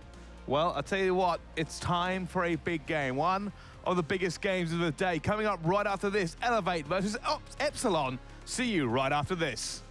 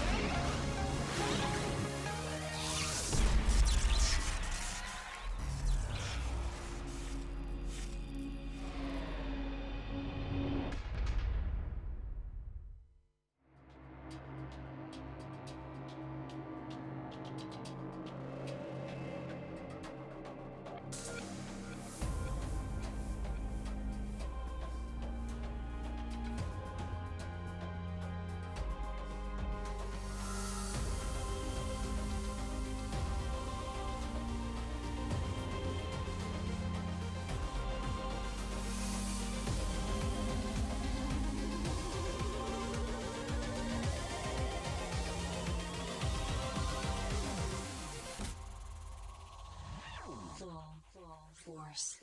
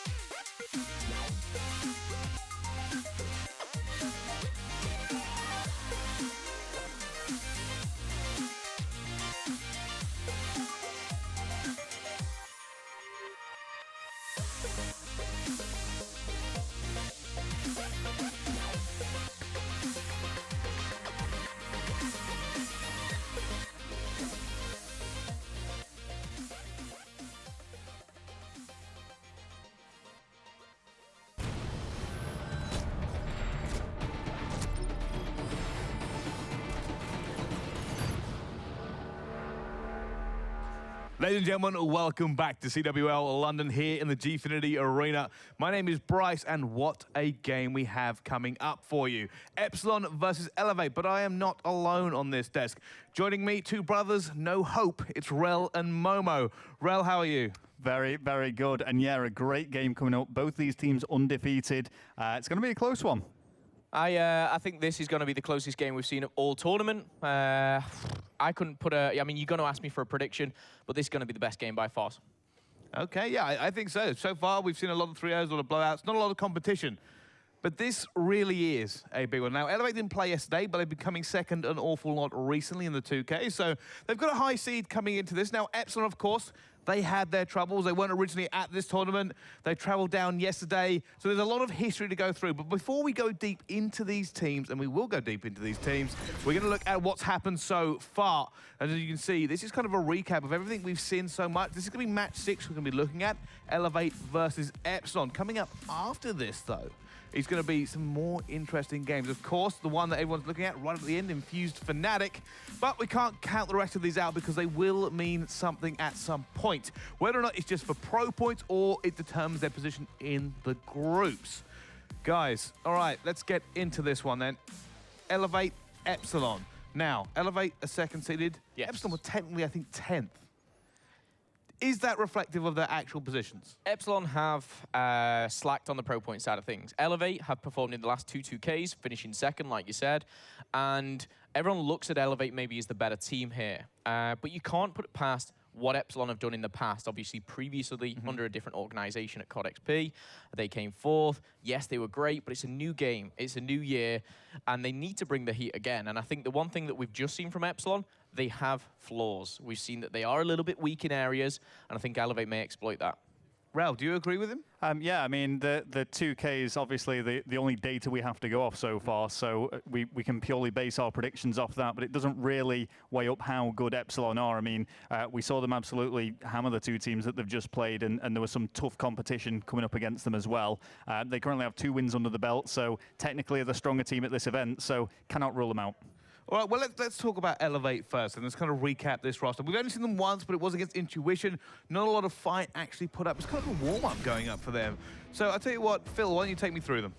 Elevate, obviously, Reedy, Watson, and Zed, 3 names that everyone is familiar with. Shawnee, a little bit of the unknown to some, but to myself, a player which, when I was in the scene, you know, he was just too young to compete. He was a player who was... I was thinking, I'm glad he's a little bit too young. It gives me a bit of more of a fighting chance. But he's now obviously found himself straight away. He's come of age and now in a very, very solid squad. Zed has been dubbed, you know, one of the best players on this game by his teammates. And Watson, I mean, look at that face. You're scared just looking at him. That's no way to talk about Watson. I think the most stunning thing for me about Elevate is the fact that these names, if you looked at them last year, what they did, what their placements were, it's almost, you wouldn't have said, oh, they're number 2 seed or they could be an elite level team when you put them together to begin with. But the results and the way they've been playing so far, that's not the case. Yeah, and one thing about this squad is they've got Watson, and he's known internationally. Obviously, the Americans have kind of seen what he can do. I myself, I've teamed alongside Watson. I will say it's probably one of the greatest times of my career. Also one of the most stressful, worst times. Look, I mean, look at him. He's just like he's a nightmare, but he's absolutely amazing as a player. That combination, you don't know what to expect. But I will say this game, he's put time in. He's dedicated. He's chilled out on maybe a few other things, and he's put his focus and time into Call of Duty. So that's why he is number 2 seed. All right, well, let's look at their opponents then. It's going to be Epsilon. Rel, this roster's got a bit of a story behind it as well. 4th at XP. Take me through it. Oh, absolutely. I mean, these guys almost weren't here at this event at all. It was only yesterday that they got the call up and just managed to assemble themselves and get ready and prepared. They do have chemistry on the side. They've been playing together for quite some time now, and they've really proven the worth in the 2 previous games so far at this event. Seem to be fan favorites as well here. Yeah, it seems to be a little bit of a cheer coming for them in the crowd. So clearly a few fans in the audience ready for these guys to play. And I think one of the things about Epsilon is we weren't 100% sold on their last game versus Imperial. Now, whether it's because Imperial surpassed expectations or Epsilon were weak remains to be seen. This game will give us that. That's the great thing about the stage we are at currently in Infinite Warfare. we're not, 6 months in or 7, 8 months in where we know the elite level teams, what to expect. We're still at the stage where it's like, was that good or bad from them? We don't know. Who are they going to play? But by the end of this tournament, we're going to find out. Don't underestimate Epsilon. They've got great team chemistry, great individuals. I spoke about, Shawnee or Zed being in particularly a very, very talented player. Hawkey, for me, I watch Hawkey play Call of Duty, and I am just like, this is why I'm behind the desk now. That gun skill. Yeah, that's why. Well, along with the other 27 reasons, but Hawkey is just a phenomenal player. Yeah, it is, and I think, they kind of come out, they surprised a lot of people with that, the World Championships. Yeah. It did kind of come out of nowhere, and everyone was like, wow, I mean, that's a team that didn't even make it into Season 2 finals last year, and they've come out of nowhere, and they're under the gun once more. They've got so much to prove coming into this. Yeah, it would certainly be a huge success story as well, especially going against a higher seeded team and taking that victory. And this effectively is going to determine how things pan out when we go into the bracket, because this pool is not settled just yet. We know that Epsilon are going to be advancing, but Elevate still technically could go out of this pool. This is true. This is true. Elevate, having only played one game yet. Phil, you don't seem confident. You think your brother's talking rubbish. It's all this. Elevate are possibly going out the pool. They're not going out the pool. I do agree with Rel. The percentages are there. Elevate and Epsilon, for me, they're pushing through. They're going through, but this, and the reason that I say that is not to have a dig at my brother, that's a bonus, but it's actually just to stress the importance of this game right here. Yeah. Who gets first and second seed, that's what it comes down to. If I'm wrong, I'll hold my hands up. Well, I think not only that, I mean, it will give them first and second seed in that group, but for everybody at home, and the analysts and the casters, and even players and pro in the audience, we figure out who's better in terms of where they sit in the thing. If Elevate are technically second, where does that put Epsilon if they beat them? It stirs things up a lot. And let's not forget, if you finish first in your group and second, that next matchup is a huge change. You could be going against the likes of Splyce, or you could be going against the likes of Aware. Again, that's just the first team that comes to my head. No disrespect to Aware. But it's a big change. Yeah. I mean, there's a lot of difference here. So both teams are really going to want to. I think what we'll do now, see if this makes any change in our mind. Let's take a little look at the maps and see what exactly we are going to be playing. So we're going to be playing Throwback, Scorch, Frost, Breakout, and Retaliation. All right, guys, does this change your mind anyway, Rel? I mean, I am edging towards Elevate on this one regardless. I do think they're going to have the edge, but maybe we're going to see a last map here. I see Scorch, SnD. In fact, I see SnD and I see Elevate. This first map, Epsilon need to take it. All right, well, there's the maps down. Let's throw it over to our casters now. It's Team Suave, it's Turn and Jonas. Team Suave, thank you very much, Bryce. Like you know what? These compliments, he's just firing them out today, What's Jonas. happening to him? Is I have no idea. I actually have no idea. But Jonas, I'm super excited for this game. I'm sure the crowd in the arena are going to be pumped up for this one. Epsilon taking on Elevate. And we have to say the winner of this game is probably going to top the group. It's going to be a good teller for the rest of the tournament as well. It's a great game. It's definitely going to be a hell of a fight. And Epsilon need the pro points. They're so far behind. They need those wins, and it starts right now. Well, just before we do actually get into this game, let's have a listen to what Desire's got to say about his opponents. The Elevate team are really underrated, especially on this card. Like Shawnee and Zach, for example, have come through, but I'm always confident against whoever we play. Confident. We're going to see if it translates into the game. Great start for them as they take control of the first hill. Desire just trying to control the area with his AR. Well, on board with him now down this left-hand side. Hawkey does pick up a kill in the mid as well. As we can see, they are trying to push through, but this current time, no kills going to go down for them, but all the points going towards Epsilon. Yeah, this is a great start for them, but as I say that, they all go down, and Watson with 3 kills hasn't died yet. Elevate's going to be able to come back and get the control of the hill. Quite a scrappy hill at the middle, but so far both teams quite able to control it. Yeah, and we can see Zed in that middle point, but on my screen, I've got Desire pushing around that side. He's trying to get a hold of that barn spawn. We can see Elevate already set up there, and it'll be an important gunfight if he can win round the back, and he does so. It takes down really towards the back. And as we can see, we do see Zed at Lemon, though. He's the one just trying to hold this down, but it's going to be a bit of a fight towards the back of barn here, see who can get some sort of control. But it's not really in anybody's hands whatsoever. The kills are going to come in, though, traded between 2 of them. Shawnee and Dave going against each other. Vortex gets a kill as well. Very important kill by Vortex in the... A bit, I don't know what Zed was doing. Surely he must have known someone was going to come there and was hoping to stay alive, but he should have definitely checked that right side. Yeah, Doesn't matter, they're still going to get the control of the spawn. Yeah, and you know, I like to see a bit of a closer range map for Vortex. Typically, obviously, an out-and-out SMG player with the way the meta is in the game at the moment, the ARs probably are predominantly a lot more powerful. So the E-Rad in his hands will be powerful, but a lot of kills going to come into them from Dave. Desire picks one as well. Dave even picks up his third. It's a really good work from him. 7-3, 4 streak at this moment in time. If he can get burning, then that's really going to get Epsilon caught back up at this moment in time. But the kills are coming in, and they're mostly towards Epsilon. Cleared out completely there.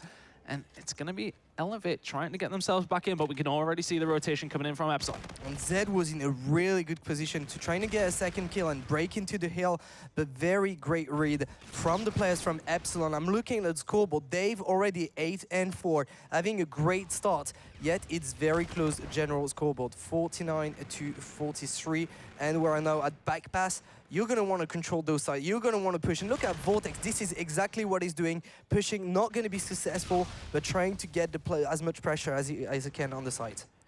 Well, with Desire, shot's going to be put in. Is he going to pick up a second? Yes, he is. Holding it down as well. Not going to quite get the third. Reedy is going to be in there to clean things up. He should get taken down by Dave, who is there once again towards the 11 side. Spawn Dave picks up another sensational kill as he pushes in. Currently contested, though. The rest of his team are around him. Once again, Elevate are cleaned out. Epsilon have got a little bit of a lead here, and Elevate are going to have to push through. But Elevate have the preferred spawn. Yeah, I like the aggression from the Epsilon players. I like the aggression from Dave. It looks like a slightly different team that we've seen against Imperial. It just seemed that they're on a different pace. Like they went to the next gear. We were talking about the difficulties in the first Hardpoint. As you see Dave continuing on the streak, straight to his name now, going 12. And they're about to clear it out.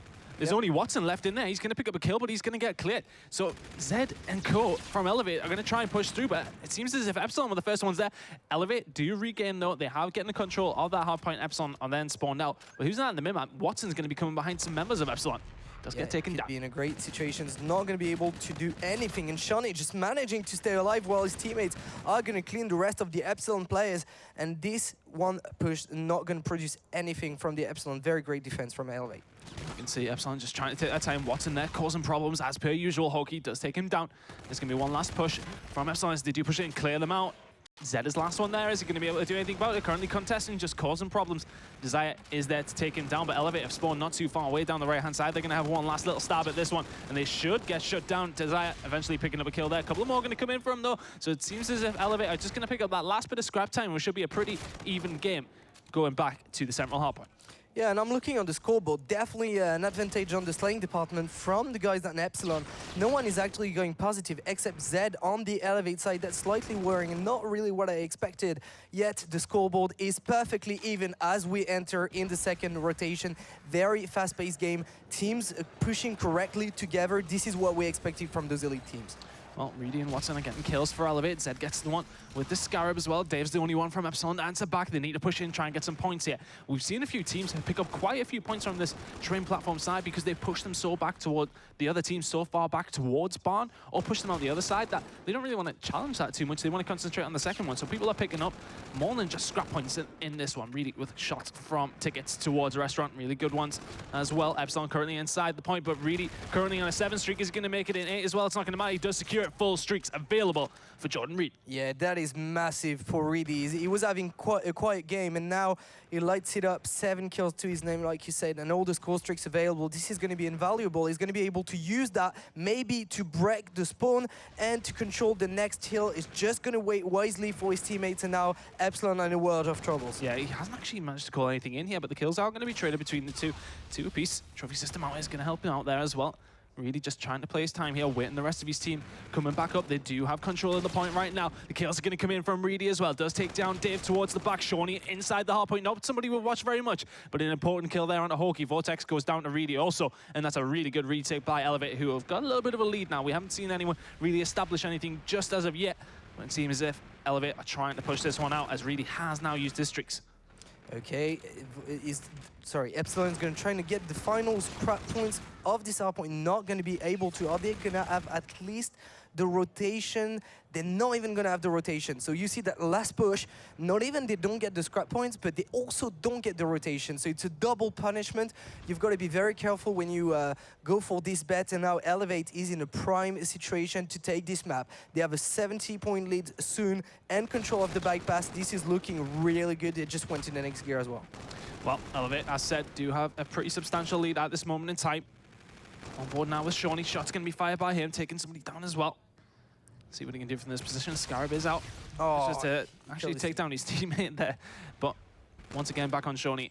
They are extending that lead. The kills are all coming in the favor of Elevate, who've had control for the full 30 seconds on this side. Vortex and Dave trying to answer back here. Elevate very, very strong on Hardpoint and SnD. These are the game modes we probably expect them to win here. And there is a tri-rocket available also for Reedy. Drop shot with the E-Rad as well. Centurion also available. And this is a pretty substantial lead now for Elevate. Really, 24 and 17, having a pretty good performance.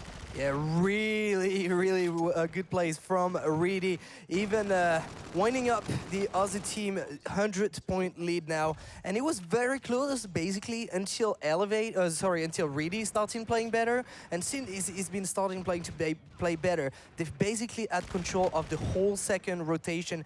Huge plays from them. And Epsilon not been able to produce anything. Oki and Vortex having a lot of troubles. Actually, everyone except Dave. Dave's the only one actually having a good game on the Epsilon side. Well, now on board with Hockey. They need to try and make a push in here. There's only 20 points left for Elevate to get a hold of, and this will be a monumental comeback from Epsilon if they can manage it. But 30 seconds left on baseball field, and they can hold these ones down. But here we go. Here come the score streaks. The Trinity Rocket is going to come out. Watson does take down Dave in the process as well. Really taking down Hockey towards the back. So Elevate taking their time here. Just waiting for their moment to pounce. The kills do come in once again. It's not going to be enough for them to win it, the rest of the points on baseball field. But as we rotate back to the middle, it is going to be Elevate last ones there because Epsilon are scrapping for those final few points at baseball field, and they can't afford to lose any more points whatsoever. There's only 10 left for Elevate to take the win. Yeah, and very well played from Reedy as well. Very nice positioning towards the middle of the map. He completely anticipated the first hill, leaving no chance to Epsilon to control the next hill. And this is going to be it. Elevate take map number 1, 250, 116. What a great map. It just looked like a very close map. I actually believe it was 92 apiece at the end of the first rotation. And they finished with such a huge lead. Great plays from Elevate. Yeah, you know, if you take that into consideration, I said if it was in and around 90 points, the fact that Epsilon only really picked up 20 or so on the second rotation of Hardpoints, really well played by Elevate on that second rotation. They're going to walk away as winners of map number 1. Now, I didn't really have a chance to talk about the predictions that we were going to be thinking about in this game. And I know obviously asking you after the first map makes it a little bit null and void, but I would have said that Elevate were going to win that map. I think I'm going to say Elevate. Yeah. I think it's an obvious pick now with the way the map number 1 went. Yeah. But I would have picked Elevate either way because I think they just looked like a stronger team, especially in those first games. But looking at it now, it's even... I would have said it could have been a 3-2, but now that Epsilon got beaten so badly on that Hardpoint, I actually believe that it could be a 3-0. It could be. Realistically, though, I think both these teams are very strong SnD teams, but I think, for me, Elevate are probably a stronger SnD team. So Epsilon are going to have to pull something out of the bag here. I think the uplink, I'm honestly not 100% sure about. But Elevate obviously finished the second 2Ks in a row. Had a good performance at MLG by all standards anyway. You know, they had a good game against Envious, winning that one on the main stage. I was catching that one the other day again, and it's just very impressive how well they're playing. And I think, you know, I think Watson's such a big factor for that team's success, because I think what Momo was saying was correct. You know, he's such a loose cannon. He's one of these guys who's like, he's so annoying to team with, but you team with him because of his raw skill. He's a very, very fast player. And when he can fully commit to playing the game, last year we didn't see that so much. We didn't see him really committing to playing Call of Duty all the time. Now he has getting back to that stage where we are sort of seeing the Watson that we did see in and around AW. Absolutely. Watson is a big factor, but actually, when I first saw this team get together, I wasn't sure if it was going to work, but actually gelled very nicely together. And you were saying Watson can go off, but I do believe that any of them can go off. We just saw Reedy going huge. We've seen Shani every once in a while going big as well. We've seen Zed having great games. So to me, it's not just Zed or Watson being the factor. It's actually all 4 players are gelling very nicely together, all able to come off, and it explains why Elevate has been so successful lately. They've had a decent MLG Vegas, even though I believe they could have done much better. They've had great online performances, and now going into this tournament so far, it's almost looking easy for them. They're going up against Epsilon. This squad came fourth at COD XP, beating some of the best teams in the world, and yet the Hardpoint, which is arguably Epsilon's biggest game type, was 250-116. That says a lot about Elevate's gameplay right now. Yeah, it says a lot about the standard that they are trying to set, and I think it's a very strong team. Of course, we do have really leading that one. You know, I mean, you got new guys coming in. Shawnee only recently turned 18, and he's been a big factor in this team. Zed, bit of a joker, has said he ends up just mooing it. Reedy apparently was what Reedy was telling me. But I mean, this year though, he's looking very strong as well. We sort of seen him come out the fold, start playing really well last year. This year, now he sort of stepped up to that top elite level. And then I said with Watson, if he can play the way that we know Watson can play and put the time in and the commitment and his mind to it, then Watson is a top level player. They're a very good team. Yeah, and with Zed, no offense to the players he was playing with before, but he's got such a... I think because the team gels so well around him that he's able to go on his own and kind of get these kill streaks and be that annoying guy that you don't really know where he is, but just creating a lot of problems. I wasn't getting that impression with the team that he had last year with Hyper Games, because I felt like he wasn't the only one trying to do that. Quicker was maybe sometimes also having the same type of game style, whereas here it just fits perfectly. I mean, this is literally, this team is perfect when you look at it and the way that they play together. I mean, what we heard from a couple of the Elevate players, they think he's one of the best players in Europe. You know, I mean, for me, last year, Zed, you would never really have put him in that bracket. But anyway, looking towards the map, Scorch, Search and Destroy is going to be the second one coming up. Frost Uplink is the third. And if we see them break out Hardpoint, will be the fourth, and Retaliation, Search and Destroy will be the fifth. And I'm very interested to see how Scorch is going to play out in this SnD between Elevate and Epsilon, because we've seen it yesterday, and it was very heavily favored by the attacking side on the B-bomb, where it was kind of messy and chaotic. But today, to see it between two elite teams who know the map, who know each other, are they going to maybe take it more slowly? Are the defensive side going to be very aggressive? Are they going to try to do A? I just wonder how it's going to go down. But again, there was a few updates to that map. Bomb site has been moved a few times now. That B-bomb site, again, heavily favored, very chaotic, very fast-paced. And we've also seen a few snipers, so it'd be interesting to see if Reedy tries to do it. And I think well, we're going to go with the attacking side. Let's just have a look at the rig draft while we're on. And again, nothing too crazy from any two of the teams. Just standard setups that we usually do see. Let's go on board with the attacking team, though, and see what they can do. I'm just watching Reedy with his sniper, see what he can do, because we've seen the sniper being a huge difference from Tome yesterday, not going to be able to hit the shot, and Vortex is going to be able to find Shunny. Zed finds Vortex, and just like that, it's a 1-on-3 situation. Oki still alive, going to fall down after killing 1-0 to Elevate. It looked like a great start for Epsilon, very aggressive, but nice composure in the defensive side from the Elevate. I think they just matched that aggression, didn't they? And yeah. In the end, winning that one, just coming off the trades a little bit better. I think Hawkey's a really big factor for Epsilon. We know how good he is. I mean, the guy just plays so much Call of Duty. How can he love it? He's a very, very good player. And just the slaying ability of him is just... We see it. It can sometimes hinder him. I think that was what the talk is, really, isn't it? I mean, sometimes he can be a little bit over the top with the slaying, but really looking for that pick through the gap here. Not going to see anybody. It seems as if Epsilon are playing this one a little bit more cautiously than Elevate did in the last defensive run. Yeah, they are. I think they are trying to play around Reedy, maybe get a pick. At least if they don't get a pick, the good thing with Sniper is to get that information. And what a shot from Reedy. Just ripping off Desire's head. It's going to fall down. Maybe a little too much aggression with that pistol. It's going to be a 2-on-2 situation. Now make it 1v2. Watson, is he going to be able to make it against Dave and Oki? Maybe the first round on the board for the boys of Epsilon. Yeah, Watson in a tough situation here. Should be the first as the second going to come traded in. Nice, so clever. 2-0 is now the score to Elevate. A phenomenal player. It's like as if he just knew where he was. Yeah, it was so smooth. The way he just entered the window and just like, oh, this is beautiful, Watson. That 1v2 was just perfect. And the Epsilon lineup just not able to trade efficiently. You would have thought they would have been a bit better set up for that one. I mean, we've seen that they split, one of them challenged, and you would have thought Hawkey was in a bit of a better position to do something about it, but that time, not quick enough. But on board with Dave for this attacking round. Let's see what Epsilon can do, get on the board here. Shot's going to come in. Lot Zed of is going to get the aggression first again. kill. It always seems to be Elevate with the first kills in here, and they're just pushing in and dominating all over Epsilon. Desire is certainly last guy alive, and not in the place you would expect him to be, so he's not in that position to trade it. When it gets so aggressive around B, he's not there to help his team out. I appreciate what he's doing. If his team had won those trades, this would be fantastic position, but currently, it's not where he wants to be.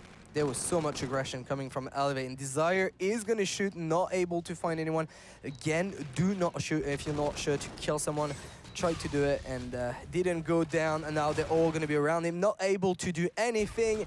And so far, so good for Elevate. This seems like deja vu from map 1 ton. Yeah, at this moment in time, Shawnee hasn't even got a kill for Elevate, and they're still walking away as 3-0 winners at this moment in time. Desire dropping that donut to Center. When I was sitting around with the players, he said, I'm not having a great time here. I'm not playing fantastic. So yeah, it was that's first. still affecting him. I think he said he's not feeling too well either. So I mean, I said that could be affecting him. But let's see. They need to go around on the board. I'm over with Reedy again. That trophy system is out. Let's follow Jordan Reed again. He's been able to find so many kills with Sniper, 4 so far, including 2 first blood. He's gonna see the head again, not gonna be able to hit it. That was close.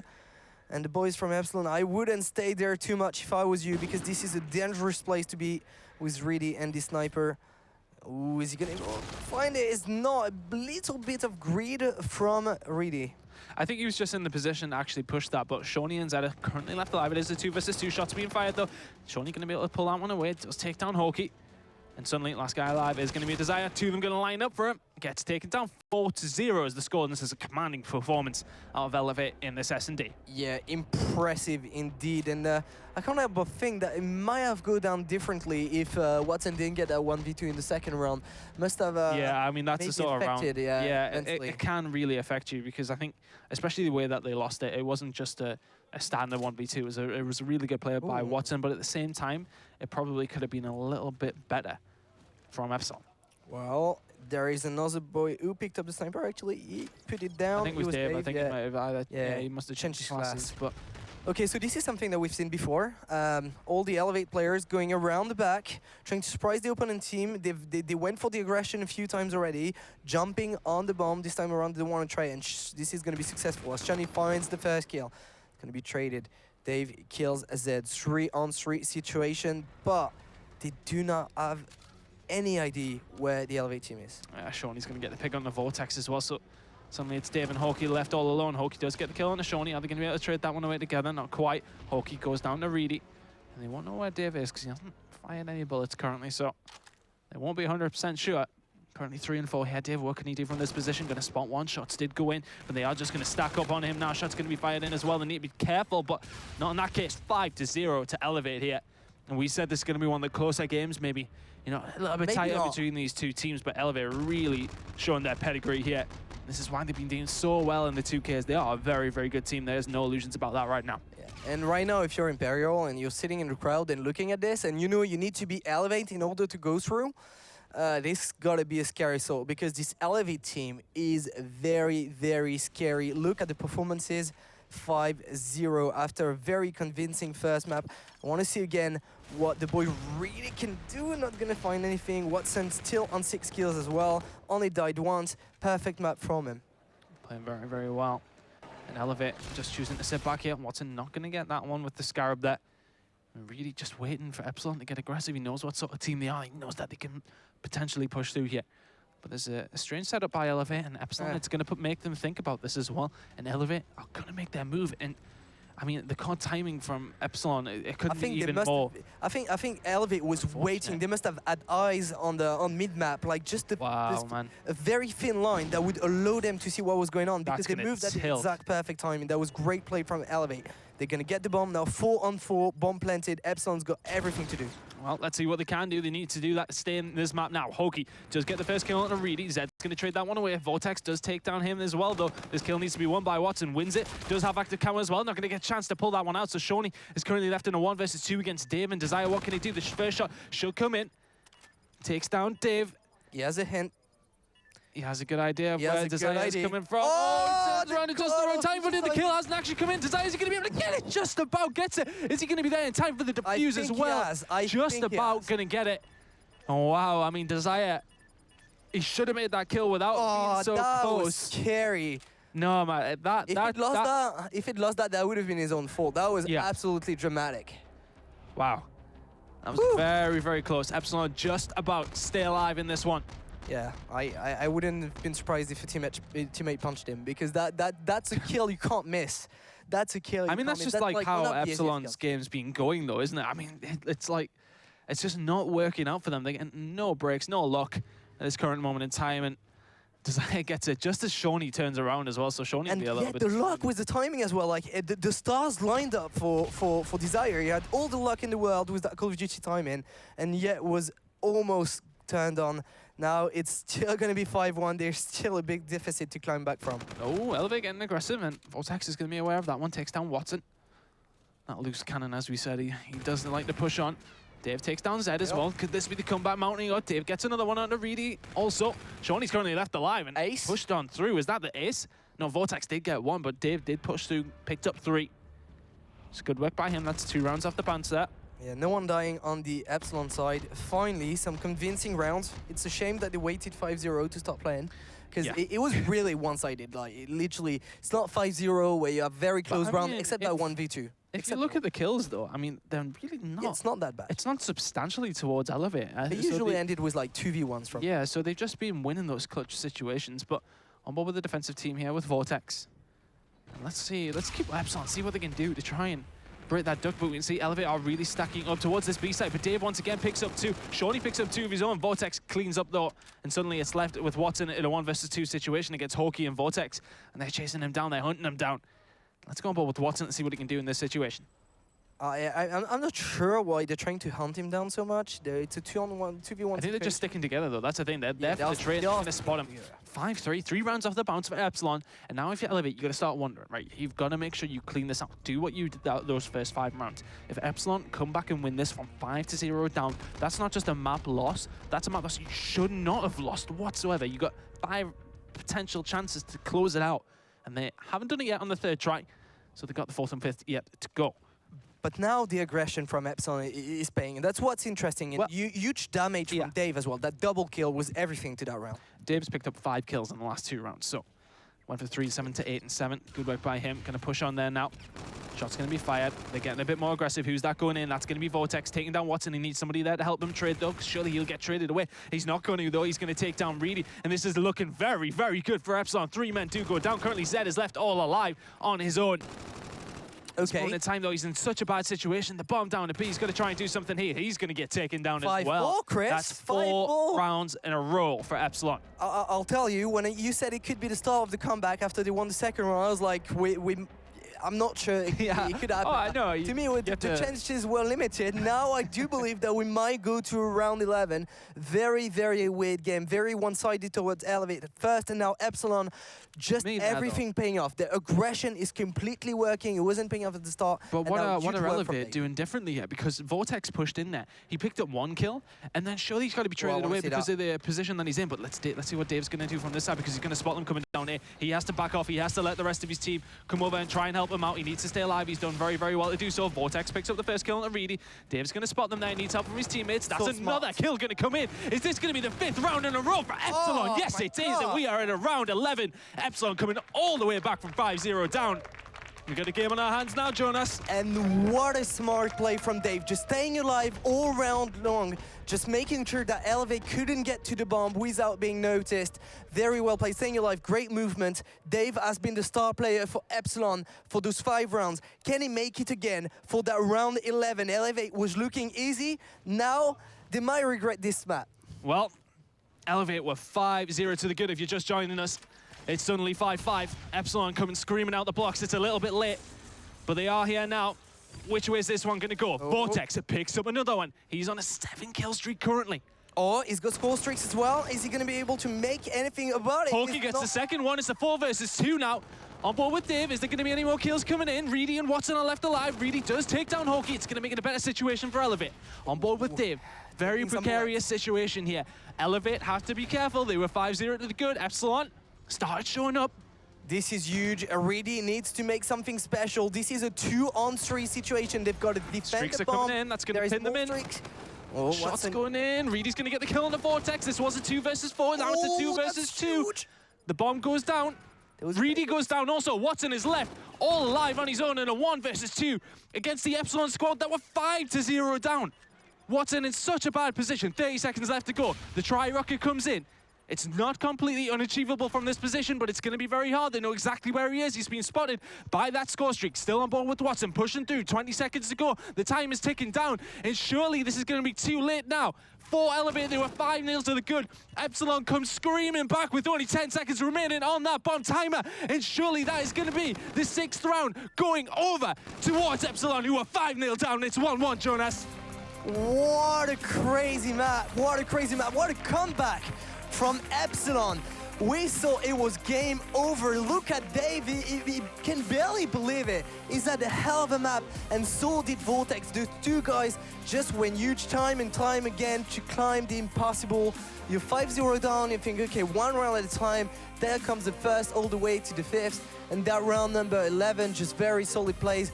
The streaks didn't help, but they locked Elevate inside their base. They couldn't make anything, they couldn't check the bomb. And it was just absolutely beautiful plays from Epsilon. I can't believe what we just witnessed. Maybe we're gonna see the Epsilon that we know and love from now on, because that is what they needed. That is really what they needed. I think, you know, Hoki and Desire were picking up kills there, but the ones that were important ones, we just seen Dave and Vortex lighten that scoreboard up in those last 6 rounds.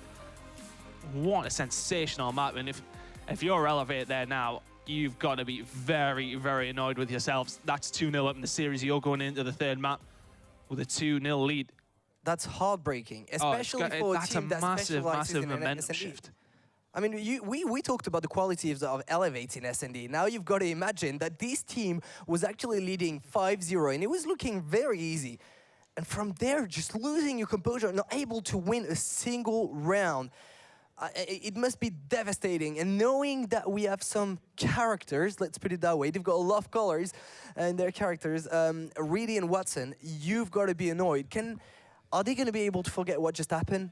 Are they maybe going to go full tilt? Yeah, I mean, that's one of those things you have to be careful with that sort of team. I mean, this is one thing that they did say maybe about Zed, that, you know, when we are losing or we are in a bad situation, that sometimes it can be bad. You know, you can sometimes go on a bit of a tilt when we do lose in those sorts of situations. That definitely could class as one of the situations you really don't want to lose in. Yeah, that's heartbreaking. Yeah, that is a really, really heartbreaking loss to take. But hats off to Epsilon, man. They are 5-0 down. And Vortex looking indifferent. It actually looks like he lost the map. Or maybe he's just so... He's just relaxed, man. Yeah, so... Us Northeast folk, Dave's from my ends, you see, and we're just chilled all the time.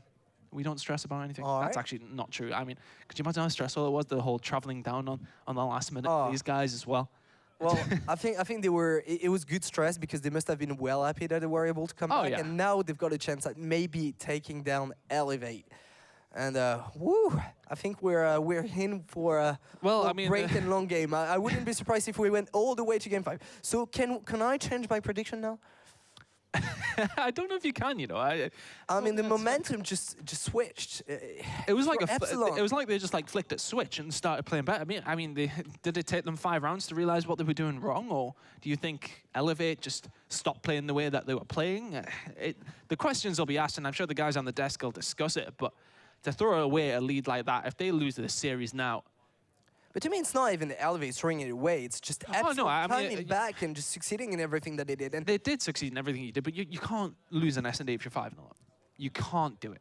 Well, surely, you're right. Okay, right. You're 5-0 up. There's 6 rounds left to play. You have to win 1 round. One round is different from each other, and they didn't have any score streak, so there wasn't anything that prevents you from winning a round to another. I suppose, yeah, those big close rounds. You know, I mean, the rounds that they win, the first 5, we did, you know, point out the fact that.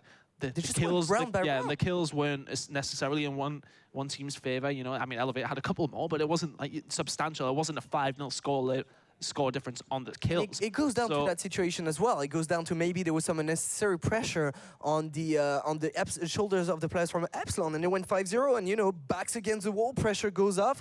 Let's just getting YOLO strats and YOLO strats. Yeah. It's what it is. It's literally what it is. How many times have we seen Optic, 5-5 just rush middle map? Happens all the time. And the composure. it's just composure. You've got to try it, and if you're confident in your gunfight, and if you're confident in your teammates covering yourself, then maybe it can happen. It's just what we witnessed, and now it's gonna be up to Elevate to show composure. Fist bumps. It's a new map, it's a new day, and it's gonna be Frost Uplink. Well, I said Frost Uplink coming up now, and wow, which way does this one swing now, Jonas? Elevate in the driving seat until the final minute of that SnD. They were in the lead the whole way through. And suddenly, Epsilon just turned it on. As we get into this one, though, I really don't know which way this series is going. Now, I mean, it's fair to say it's an easy choice to make when Elevate are 5-0 to the good in the SnD, won the first map convincingly. This completely changes things. It changes everything, and I wonder how Zed is going to react to that. It's one of the players I'm going to be looking at onto this uplink on the side of Elevate. He's going to be showing aggression with his Irad from the start. Going to pick up the first blood, and so does Watson. So maybe there is an opportunity, but Epsilon answers back straight away. Yeah, it's just about trying to get some control in and around this drone, get into a position where you can actually pull it away. And not just pull it away for the sake of it, but the kills are going to come in, and here's going to be, once again, leading towards Epsilon. They're going to be getting the kills here. It's Vortex on a bit of a tear. 3-0 from him, picks up the drone. Does have help from his teammates as well. They're going to push on through here, and this is not the easiest one to score. The one is just about going to miss. Just misses it over the top there. Hokey in a good position to do something here. Really does take him down, though. So that pressure that Epsilon, did have on their shoulders has alleviated it just a little bit as Elevate do actually push out. Yeah, very unfortunate 1 point throw for Vortex. I definitely thought that was going to go in, and Vortex just starting it in the map very, very hot. And he had a really great map on SnD, so it's good. If he keeps playing like that, it's going to be a real problem for that Elevate lineup. Right now, both teams kind of observing each other, waiting for mid-map control, waiting until they have the opportunity to push for the drone. Yeah, and you're going to just try and keep a reminder of that 1 point that Hokey did miss. Oh, that should be a good one. The interception does come in, though. Shonny. It's going to be reset. Shonny doing very, very well there, and that's 2 1 pointers Epsilon could have potentially had that. So 1 minute and a half gone. Epsilon really should be in the lead. Huge interception indeed from Shonny. And right now the pressure is definitely on the side of Elevate. They haven't really had control. I'm not even sure if they touched the drone except from reset. This is what I mean, man. That sort of loss can really dent your confidence. Hokey pushing on through, taking down Reedy. Desire dies in the middle of the map, and it was actually David actually killing himself as well, but Hokey's going to get the kills. It's going to lead all the way through. Zed's concentrating far too much on other players. The 2 points does go in as the carry capture. An amazing play from Dave. Amazing play because he checked every corner as he was going with the drone, and the pass comes in just as well. Going in again. Is going to be able to go for another 2-pointer, and Relay is setting up. So Elevate now in a world of trouble. This is really going to be complicated. Let's see if they can change things around. We're going to go in a quick listening with Elevate. Mid. Yeah, bench we can ball, dead. One lab. One more, Soldo, big kills. Killed on the base. Dave with Soldo. Let's go. Nice, 2. Let's go. Bring the ball, lab. Yeah, he's fucking all red, man. Fine. He's playing red, like India. I pushed out India. Nice. Where did Steve was India? He's still India. Steve was dead. Oh, he's telling me Steve was absolute. He's in lab. He was absolute India. He's fine. There's a guy blue. Gonna be lab. Top lab, man. Fuck. Big kill. Steve was already in lab pushing. Two lab pushing. Pushing the back, push up one. I'm going to base. That's one red. I need to try and dead. You got me. They're gonna push out the back. They're pushing. Shit, man. Push straight. So good. We can do this. Big kills. Vortex mid. He's cutting mid. Yeah, he's absolute. He's gonna throw the ball. Nice. There's a guy side door. So absolute. So dead. One more sold. Hokey, big kills. One bullet, Sean. Let's get on our base, though. Yeah, he's saying, man, he's killed me. He's getting balls. Push the ball mid. Push out the back. Come out mid, Hokey. Hold on. One more mid, medallion absolute. In lab. What's on our base? Thank you, Soldo. Watch your mid flank. Okay, mid, he went lab. One more was watching sword. One shot back door, he's on for ball. I'm in lab. I'm holding side door. Mid. Top lab. Mid, one bullet, mid a fucking bullet. Killed him up top. One bullet, mid, Hokey. You with Soldo. Hokey beat mid. Hokey dead. And where has this Epsilon squad come from? They are 9-0 to the good at half time. And there's time for more, actually, in this half, I should say. This first map, that they were in. We've seen them in this, and we expected them to be close on the hard point, but Elevate really put on a clinic. They played fantastically well. And after going 5-0 down, it's like a switch has been flicked. All the kills are going towards them. Look at that scoreboard, 16-6 for Vortex, and the important score on the board is in Epsilon's favor once again. 9-0. It's looking like it could actually be more at the same time. Well played by Epsilon. 30 seconds to go in this half, and that could not have went worse for Elevate. And it was just until 20 seconds ago, literally, they had no control of the drone for the entire half. They didn't go past mid-map. Breed is not They haven't even had a able to chance. do anything. That's as close as they've gotten to Epsilon's drone. To their portal, sorry. Wow. I kept on flicking through the Elevate players when we went listening, and they kept on dying. It was a true massacre. Literally, Epsilon gave them no chance. Amazing pressure being applied. Spawn kill, everything they did. I mean, literally right now, the momentum, we say it switched sides. It's just a brand new Epsilon that came in. This is the Epsilon that we know. And on the other end, Elevate just look shut down. There is no one answering back. There is no Watson going 7-15, no Zed going 11-15, and Shani They're all is the negative. one. I mean, it's not necessarily about the kills, but they need the kills to get the control. And they've the thing is, it's not like they've missed a couple of ones. If anything, Epsilon have missed a couple of ones. You know, it could be worse. So Elevate really underperforming here. I don't know if it's just a bad map for them coming out of the back of that, or has it really? I mean, surely it's affected them being 5-0 to the go. They were sailing into this third map 2-0 up. I mean, they were there. Look at all the kills. They're all coming in. They're all Epsilon. Shawnee does get a hold of the drone eventually, but Epsilon are all over them. It looks like two totally different teams. Arke is even going to be able to go for the one. And this is just the confidence that you have in those gunfights. It just looks shaky from Elevate, and it didn't look shaky in the first map. And now Epsilon is just shooting fire bullets right now. Look at them. Well, not a good example, but overall, you look at Vortex, you look at Dave and Arke, just playing amazing so far. Look at this shot from Arke. I mean, he's 24-12 currently. I mean, at this point, 10-0, it's not unachievable for Elevate to bring this one back. But they need to start changing what they're doing right now. They are not getting any control. They need to start concentrating on maybe actually trying to get a couple of kills to try and make it easier for them. He's all alone, and there is 3 defenders. Right now, they've got control of the drone, but they don't have the setup that is required to go for those twos. He's going to be able to get some score streaks, but again, his teammate comes with him and dies straight away. There is no opportunity to go, and he's going to try to go for the one, not even able to.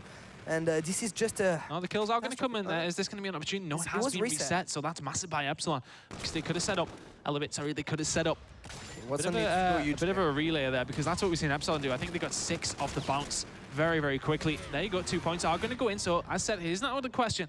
Elevate to bring this one back. Epsilon need to continue what they've been doing. Could we see another comeback here, Jonas? 3 minutes and 20 seconds to go. 8 points is the difference. No, man, I won't be able to cast 4th map if it does actually happen. Team kill with the kill streaks from Epsilon, and Epsilon had some kill streaks, so currently kind of wasting them. That's good news for Elevate, but the bad news is 3 minutes left, 8 points to come back to 4 possession game. They have an opportunity right there. They're going to try to go for the one, but it's intercepted by Vortex. Very nice read from the Epsilon players.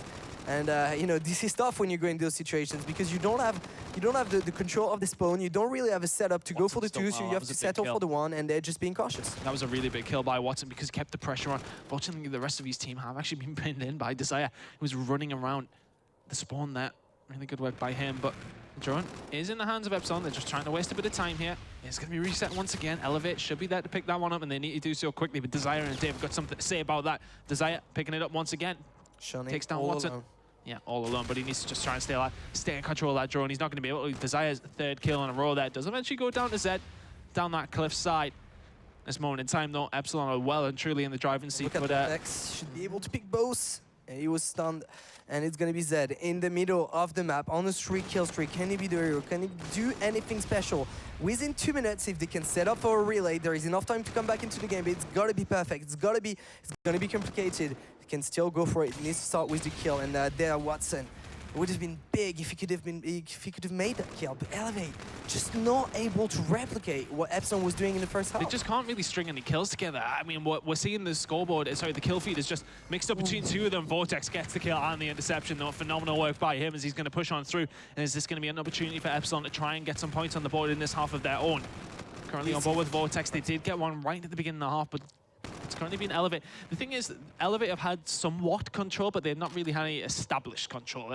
It's not been enough to really turn it into points, but Dave running around their spawn, just causing all sorts of problems. His specialist is going to be available, as is Desires. Vortex and Hawkeye, a little bit off that one there now, but just running around in research, just causing problems where they can. Bullshit does help out, does get a shot on his head, but it's not quick enough. But here we go, Hawkeye's going to push around. All that pressure that Elevate have had just is absolutely summed up to nothing. Hawkeye gets the kill on his way down. Epsilon 11-2 up with 50 seconds to go. And surely that is going to be this map going towards Epsilon. And surely that's going to be a lead going into the fourth map for Epsilon. Look at Vortex just disrespecting his opponents. 2 players with more than 30 kills on the side of Epsilon. And on the other end, you just saw Watson get demolished by Oki, who had just scored. And when you look at that gunfight that he lost, it means a lot. It means that, you know, they're not playing the same level that they were on the first map. And you said, you know, they've had some control, but they've had mid-map control that allowed them to push a little further. But they were never able to get a setup that allowed them to go for the 2, that allowed them to go for 1 that wouldn't be intercepted, because they had some great setup to go for the 1s. They tried 3 times, and only 1 went in because he was intercepted by Epsilon every time. And just like that, Epsilon are going to walk away with map number 3, 13-2, 2-1 to Epsilon. Chris, incredible scenario. If you told me that at the end of the first map, I wouldn't have believed you. If I told you that when they were 5-0 down on the SnD, you definitely wouldn't have believed me either. But currently they are 2-1 to the good. And what a performance out of Epsilon there. Look at that scoreboard, though. When we get that one up, wow. Kills all across the board, but Vortex and Hawkeye standing out. 33 and 34 apiece from them. Dave, let's have a little map in between maps. He's actually doing that. He's actually done that the previous game as well. I don't know if it's a ritual, if it's a, you know, what something are we saying about the White Sox? Maybe it's something that he started to do at COD and now he's superstitious and he needs to do it every time. Do you think this is a superstition thing, or do you reckon he's just having a nap, mate? I don't know. He's done it twice. It's a little weird. He must not be tired. I mean, I wouldn't be able to get a nap after like crazy maps like what happened. Well, there's the Elevate squad. And they have got Joel in there. They're coach / manager / water boy. He's like Swizz, but much better looking and probably better at his job. Ooh. Oh, yeah, we saying that. I know he's just underneath me. But guys, we are going to go for a very, very short break. Do not go anywhere. Map number 4 coming up in just a second.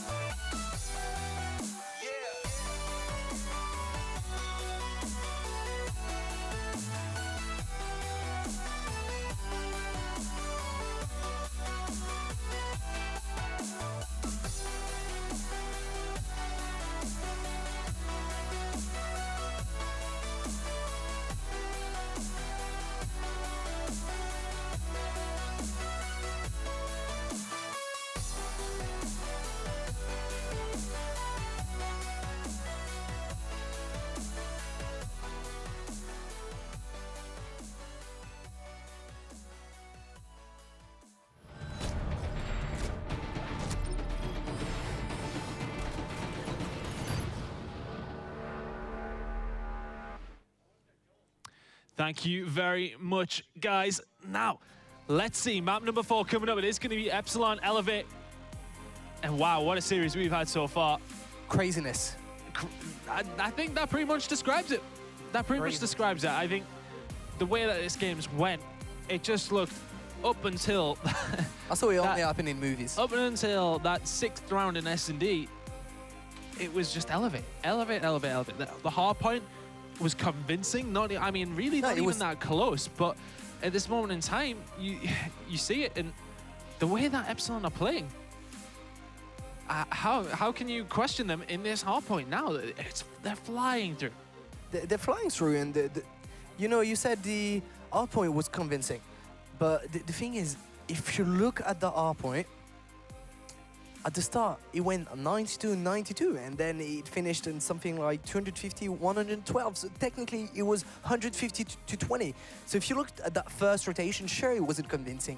But then if you look at the second rotation, it was more than convincing. It was a score that I didn't believe was going to be possible between those two teams. I thought Epsilon was going to do much better. And then it goes 5-0 up, like we said, in SnD. And then just a new Epsilon team came in, and it just looked like they were able to shut down Elevate. They weren't able to produce anything. It wasn't even that Elevate wasn't near anymore. It's just that Epsilon, it seems like everything they're trying is working. It's just like the aggression. It is the team that we truly saw at COD XP. Well, I said they have started turning up now. It's taken a little while for them to do so, but moving into this game, let's just have a look at the maps that we've already seen. 250 to 116. Convincing win for Elevate in that first map. 6-5 for Epsilon. Sounds like a close game. I mean, wow. No, it was two different SnDs. Game of SnD you will see. 5-0 was the score, and that was to Elevate. And Epsilon comes screaming back 6 rounds in a row. And that uplink was all Epsilon. What a clinic they put on there. That first half, probably even like that's the side that we haven't seen as high scoring so far this weekend. The one that they were on, it's usually come from the other side. And they just really, their aggression paid off, and they got that relay set up, picked about 6 points or so off that one, and then just continued to pick away. And they missed a couple of 1-pointers as well, so going into this one, the momentum is way in favor of Epsilon. And it's crazy to see how inconsistent the players and the teams are. This weekend we've seen so many So far. We've seen so many like very large scores in different maps, and players going from huge maps to very bad maps, and it's kind of crazy to see.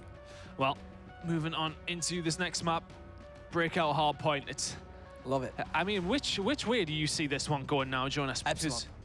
250 to 10. No, 250 maybe not. to 10. Maybe not. But do you think Elevate are going to take a 240 lead and Epsilon might come back, or do you think they're going to switch it around again? It wouldn't surprise me the slightest. The way that this game's going, who really knows which way this one's going to go?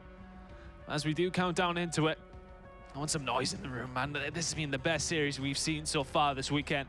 You know, I was thinking to myself before we seen this series, I was thinking, yeah, okay, it's going to be fantastic. After the first map and then after the first 5 rounds of SnD, I was like, it's going to be another whitewash, man. But wow, what a game we do have in our hands. There's the rig draft on your screens and nothing too crazy coming out. Do you see really using Centurion, and on the other side of things, we do actually see Overdrive coming out of one of the members of Epsilon. So a slight difference, but nothing too out of the ordinary as we do get into this hardpoint map. It is going to be Breakout, and as these guys head towards mid-map, you got to favor Epsilon, but the way that Elevate played that last hardpoint, there is no doubt in my mind that they could definitely take this one too. So Zed and Shawnee to open things up. And this is a scrappy point, isn't it, Jonas? It is, and definitely hard to control, but great start off for Elevate. It seems like this time around they can shoot back. As I say that, the Watson gets, Zed gets taken down. Watson still alive at the terrible map on Uplink. Now he needs to step up if he wants his team to take it on this hardpoint. Really the battle coming in. We talked about this crappy hill, and it's really showing not a team really able to get in control as Epsilon trying to apply pressure. They're punching through. Elevate just set up for the spawn, and Epsilon saying no as they push through, pick up the kills, and it is actually Reedy towards the back there. Does get the kill on the Hawkey, as we can see. Desire and Reedy's make up 2 very, very important kills there. He's going to give one of his teammates the spawn. At least Shawnee's coming through mid-map as well, so they're going to clash towards cell blocks. But Epsilon got a small lead as we go into the second outpoint on board with Hawkey. Yep, the players from Epsilon just going around the back, making sure they rotate, trying to get the control of that cell block spawn. A very important hill, the money hill on that map that you need to make sure you from can both control. sides. We can see on the minimap in the top left corner, they're pushing in. Hoki is holding the spawn. Let's switch on board with somebody else. Vortex is in there, as is Desire. He makes kills, but the kills go traded away. Watson and Zed, two coming in there, and is that Watson starting to heat up a little bit? We haven't seen much from him in the last couple of maps. Watson, another kill on the board there for him. You don't want him to start heating up 6 and 2 out of Watson.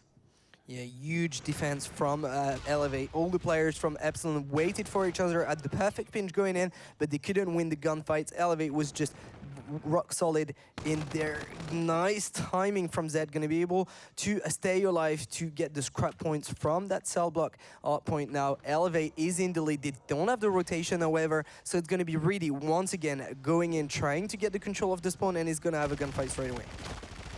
Really, yeah, as said, push around, just trying to get control of the spawn to try and push towards Graveyard. The thing is, he's going to cause problems there. That last player is going to leave him, and it is actually going to be cleaned up by Desire, so that's really well worked by Epsilon, who are in control of that point. As we can switch on with one of them, it is going to be Shawnee now. Huge. Let's see if we can do anything inside there. Not going to happen. The kills come in for Epsilon once again. Okay, Reedy is all alone. He's going to have to wait for his teammate exactly what he's doing. Very smart play from the veteran on this Elevate team. Now, Epsilon, they've got a great position. When you're behind that crate, the head glitch that you can get makes it very, very easy to defend, and it shows on that Graveyard Hill. Epsilon is coming back into the game. 30 points so far earned onto this hill, and they're going to be back to the Here game. come Elevate, though. They're stacking in. Shawnee and Zed coming in with a couple of kills. Zed picks up another one. Dave did answer back, but it's not going to quite be enough. And Hoki is in mid-map, not really doing much for his team in that position. He does try and wrap the thing in. Watson gets him as well. So Elevate going to extend that lead that they did have. Of course, Epsilon did pick up the majority of points at Graveyard, but as we rotate back around towards Commissary, Epsilon are in control of that one as well. Look where he spawned. He's on the other side of the map. So right now, Elevate, virtually they can play 4v3. Yeah, Desire was the only one in there. Now, we do see Dave and Coat trying to come around the back. He is going to get taken down by Watson. Vortex also coming around there, though. So Hoki also making this back route his own. Pushing the mid-map, going to make one kill. Wouldn't have been aware of that other guy in mid as well, so he's going to have to try and push around. He's going to have to try and help his team out. We can see Elevate are spawning in the Graveyard. Hoki going to push in, should be able to make this kill. Does fall off the map, but makes the kill anyway. Going to make it easier for his team to push in. On board with Shawnee, he's going to try and break. He does have help from one of his teammates, which is Watson, who does trade away, does take down Vortex. But he needs help from the rest of his team. It seems as if Elevate are a little bit one by one at this moment in time. They are in the lead. But, Little scary for Reedy there. Yeah, does take down Hoki eventually, but gets traded away by Desire. And this has worked out quite nicely for Epsilon. They were behind, still are behind, but they're keeping it pretty level. The difference at this moment in time in and around 10 points, but they're about to draw this one up as we do move back towards Central Rooftop. Very, very solid play from Epsilon. Very nice gunfights to keep the control of that last hill, making sure they secure the scrap to come back into the game now. First scenario as the first R point. At the end of the first rotation, it's pretty much tied up between those two teams. We know how it went on the first map. On the second rotation, Elevate stepped up and really, really went big to win the first map. Can they do it again? It's not the same Epsilon team again in front of them. And we're going to see exactly how they can play this one out on board with Dave. Well, let's see if Dave can prevent what happened in the first map from happening again. Of course, as said, Jonas, you're very, very right. They kept it very, very close, and then suddenly Elevate just turned it on. Let's see if Vortex can do anything about it too.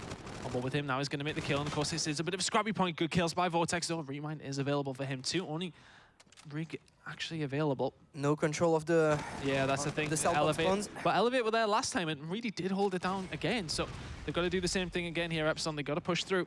Hold on. I don't think they've ever really been in the lead yet. Vortex looking very dangerous again. 3 kills to his name, and he's been winning 3 big gunfights, and he's going to go around the back. He's going to have 1 gunfight to win. He's finally going to be shut down, but his teammates are here and should be able to get controls. 1 more player at the hill. They need to kill him fast, and they're going to be able to do so. Now, Elevate going to be spawning on the right side of the map. Look at the awareness. Dave's aware, and he's going to be looking at it straight away.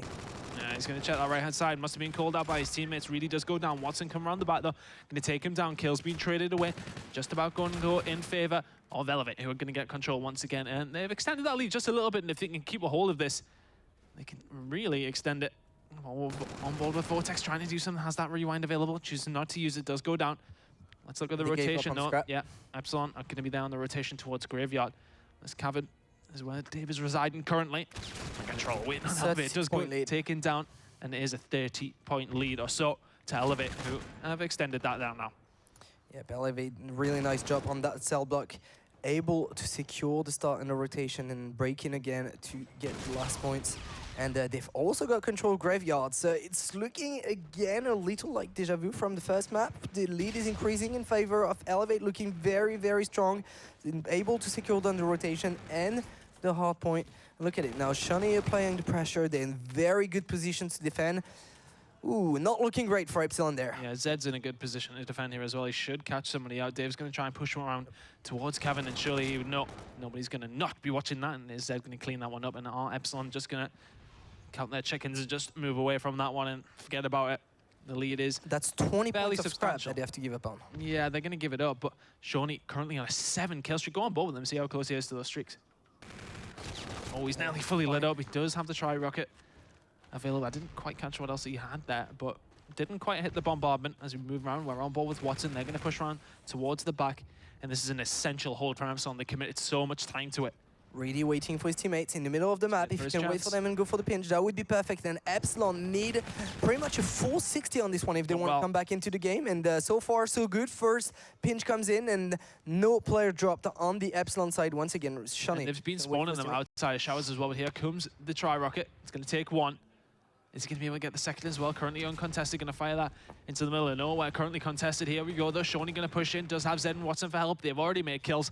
Vortex takes down Zed. Are they going to be able to push them out? Just about. SnD's got work to do, though. Hawkey, we're coming around the back. 200 points nearly for Elevate, but Epsilon have closed that gap just a little bit, and it looks as if they're going to pick up those final few points on Commissary. As we can see, Elevate are retreating back to that mid-map. Very, very strong last ill again for Epsilon, just like the previous rotation. That's really well played. They're going to be within distance. It's not done yet, but they're going to be within distance of this Elevate lineup. Last rotation comes in 198 to 158, 40 points difference, and Elevate have control of the first ill. It all goes down to there. Will we go to a map 5, or can Epsilon close it out? Well, Desire holding down mid-map there, does get taken down by Zed. Elevate well and chilly in the driving seat at this moment in time, and they've kept central rooftop since it's spawned, so 20 points or so on that one. But with Hawkey, does get taken down. SnD's having a good game here, 23-19 out of him. Looking towards the slaying, it's well in favor of Elevate. The scoreline is showing that as well. Zed firing shots in, having a bit of a game as well. Was on a 3 streak, does go down. The kills are just trading in favor of Elevate every single time. Watson's going to pick up 2 there as well. He's going to pick up the 3rd up top as well. Yes, he is the answer to that question. He's got his camo available too. 230 to 161 is the score. They can't quite close it out on the central rooftop, but this is looking like the Elevate we saw on map number 1 in the first 5 rounds of SnD as well. Playing very, very well here, Jonas. Only 10 seconds remaining for them to close this one out. Yeah, it should be fairly doable for that Elevate lineup. Epsilon just not able to secure the ills, not able to secure the rotations. Once again, Elevate with the rotation is going to secure this one. 251-61. We're going to map 5, Chris. Well then, first map 5 of the weekend coming up. And what a good game it's been so far. Elevate taking both of those hardpoint maps in pretty convincing fashion, it has to be said. The first one more so than that one, but again, looked pretty comfortable. It was pretty even towards the halfway mark. That SnD as well, on the first SnD, they were in control. Can they do that again? I haven't actually got the map list in front of me, but... Zed, 24-17. He's been playing very well all series long. Definitely my star player from Elevate on this series, but on the other end, I mean, Vortex looked really good at some point, but he wasn't able to keep up with the pace.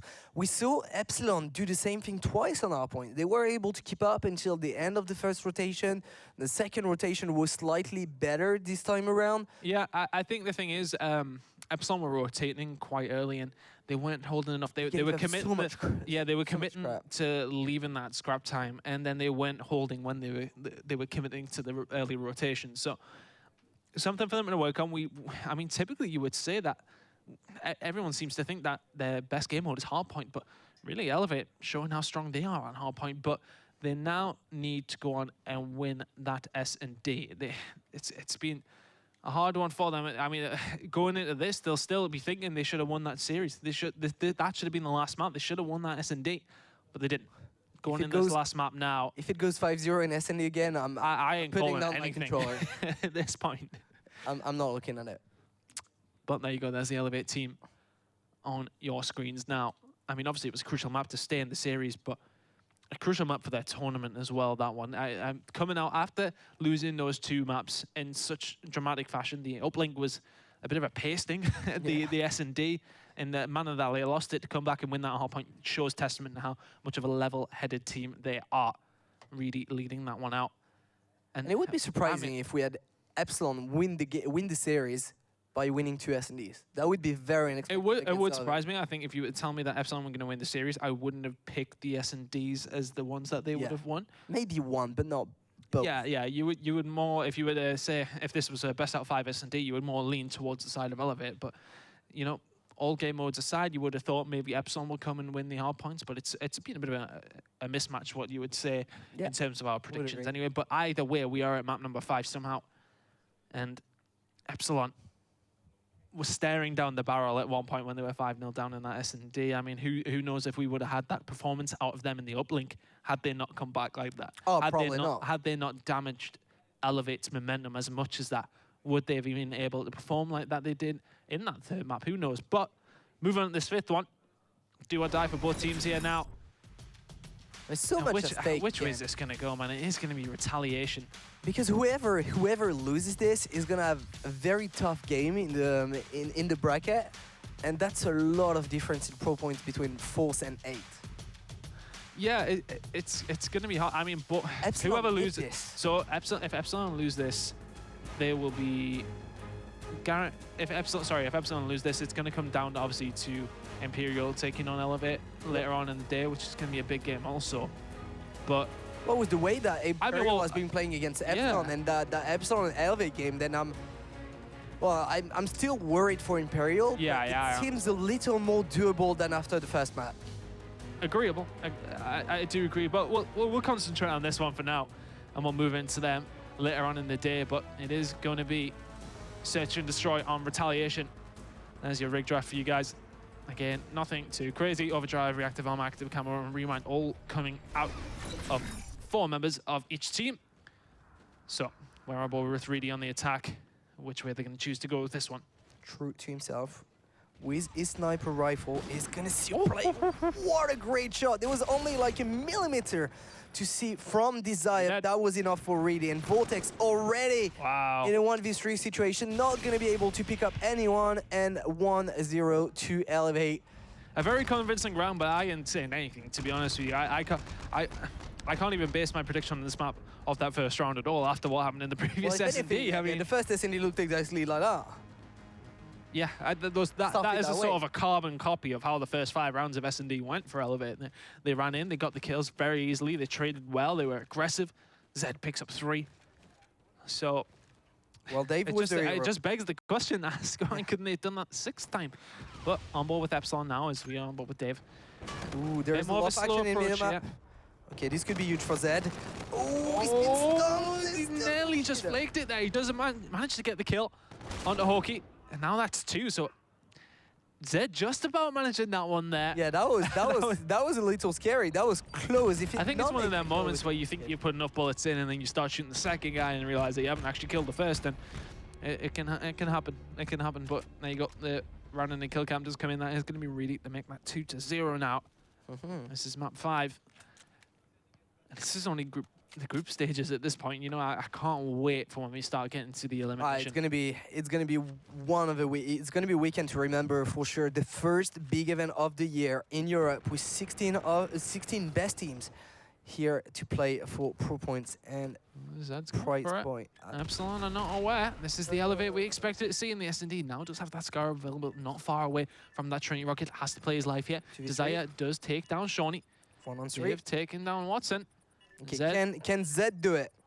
You know what? He's not in a bad position to do anything about this, actually. Oh. He has the Scarab as well. No. He surely sees him. 28 seconds remaining. Oh, he's not going to get the assassination, but he's going to have to jump off. The rewind comes in. Is it going to work in his favor? No, it is not. They're going to come around the back. They should be able to defuse that in time, of course, with 20 seconds left now remaining. That was a little scary. I think if he just shot the guy who he went for the beatdown, I understand what he was trying to do. He was trying to get the assassination and make it even quicker. he might have had a chance because I think he might have had time just about to kill the guy who was defusing the bomb, and then that puts it in a completely different situation. I agree. Hoki was not far away either. I mean, yeah, well, Hoki was in a really, really good situation to do it, but if he killed the guy on the bomb and then rewinded and heard Hoki shoot at the same time, well, that's a lot of if, but... Yeah, there's a lot of ifs and buts to lead to that situation. It was worth a shot. Yeah, I understand what you mean, but moving into this one now, let's go back with Epsilon to see what they can do here. Dave does have the bomb. Looking not many in the way. Not going to be able to use their payloads. Okay. Reedy gets the first kill on the Vortex. On board with Dave, just looking for a pick. And the Epsilon attack see him a lot more slow. Oh, they're going to run away his bullets as well. He's going to take down 2 somehow. The car exploded. The car taking down Shawnee with his gun. Reedy does get another kill, and Watson comes in there with another There's 3 kills for Dave. Can he make the ace? Reedy. That would be massive for Dave. Reedy's 6-1 currently as well, and if Dave can make this one, a 4-score streak is going to go into his favor, but not going to happen. 3-1 is the score. Reedy coming up clutch there, picking up 3 kills of his own. Literally everyone in the line to be killed by Dave. They all came into his aim, was able to pick up 3, but Reedy is not going to do the same mistake. 7-1 for the veteran. Shawnee yet to pick up a kill, but it doesn't matter. I mean, that happened in the last game, actually. Solid. I think Shawnee was 0-4 when they were 4-0 up, actually, so 3-1 is now the score. Fairly similar, but on board with Reedy now as they look towards that B site once again. Yeah, he's put the sniper away, but he was having fun with it. He was 7-1, but I think most of his kills have actually been picked up with K-Bar and V4 as they do look towards that lower street bomb, which is B. Pushing in. Bedroom is a good position for Epsilon to be in. Hoki does take down Shawnee, but it would have called out. There was 2 of them in there. That grenade looks half decent, actually. Vortex going to get a kill on Watson. No, so that's now a 2v4 situation for Reedy and Zed. That's going to be a hard one. Hoki does take down Zed after he did take down Dave. Reedy, looking for the kill here. Shot's going to go in, and they're just going to collapse on him. 3-2 now. That movement from Hoki, from just dodging the bullet and staying alive, was absolutely crucial. And it completely prevented any clutch opportunities for Reedy. Epsilon staying within distance this time. Yeah, I mean, at this point in the last game, we were seeing an Elevate side ready to move into map number 3 with a 2-0 advantage, and now it's a completely different game. Elevate still in the lead, 3-2 to the good, but Epsilon with 2 rounds in a row. Very consistent team on the side of Epsilon. 4 and 3 kills for everyone. The stack towards Hotel Corridor. Vortex in a great position. They're going to pick up 1. Is he going to pick up the second as well? Not quite. Zed does come in there, but he is cleaned up by Dave. 5-4. Could this be the 3rd round in a row? For Epsilon, Reedy is going to take him down, though. Is the kill going to come in? Yes, it is. Hoki does take him down. Suddenly, Watson is left all alone. Does take down 1. He's got Hoki left up to take care of. 1v1. Hoki against Watson. Is it going to be 4-2 or 3-3? This is one of those very important rounds that can go either way, and that is going to determine, who's going to take this map number 5. Of course, I'd love to go to round 11. It would suit the way this game has gone, wouldn't it? Yeah. And Watson is actually going to spot the bomb there, so he knows that Hoki has to come around. Has he seen it? I don't think he has. I think this is going to be horrible time. Let's see, is Watson going to be able to catch him? Not quite. Hoki comes around behind and just missed him there. 3 rounds in a row by Epsilon. Very, very nice job from the Epsilon lineup, indeed. Shawnee on an 0-6. 0-6. Whew. We might welcome a new member to the agency today. He's got a few more rounds to pick. Has he been there before? Well, I mean, this is his first proper CWL European event, so I mean, it's hard to say if he's been there before. He may have online, but of course, we're not too sure of that one. But anyway, back in this game. Back to the sniper. Stop going off topic. Reedy does have the sniper, as said. Looking towards Hotel Corridor, not spotting anybody. Look at this aggression. Interesting what's happening. From Epsilon on the defense. They're going to push around. Vortex is going to make that kill and does so. Has a backup from his teammates. Are Elevate going to challenge that? No, they are not. And rightly so. Oh, look what's happening here.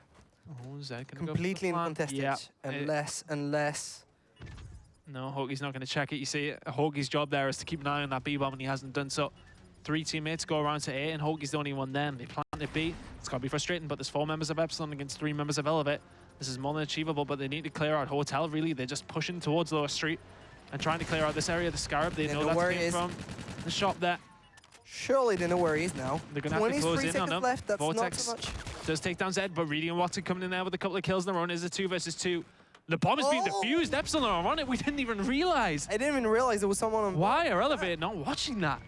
Oh, they probably didn't check. That's huge. That's huge. They had control of Elevate, had control of Hotel though. I presume they'd just be all over it. You know it's a ninja defuse when even the casters don't see it.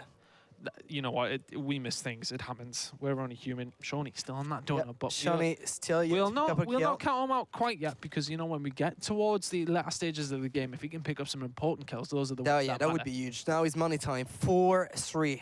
Yeah, 4 rounds in a row for Epsilon. They like stringing these SnD rounds together. Desire does trade that kill away as Reedy did take down Hoki. Desire having a better game than he did in the first map. Shawnee going to come in there with a kill as well. Surely a trade's going to come in one different direction. Dave does take down Shawnee. Watson coming in there. Which rounds?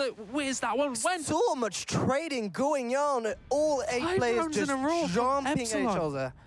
Epsilon, if they win a round, they just suddenly win a lot more every single time.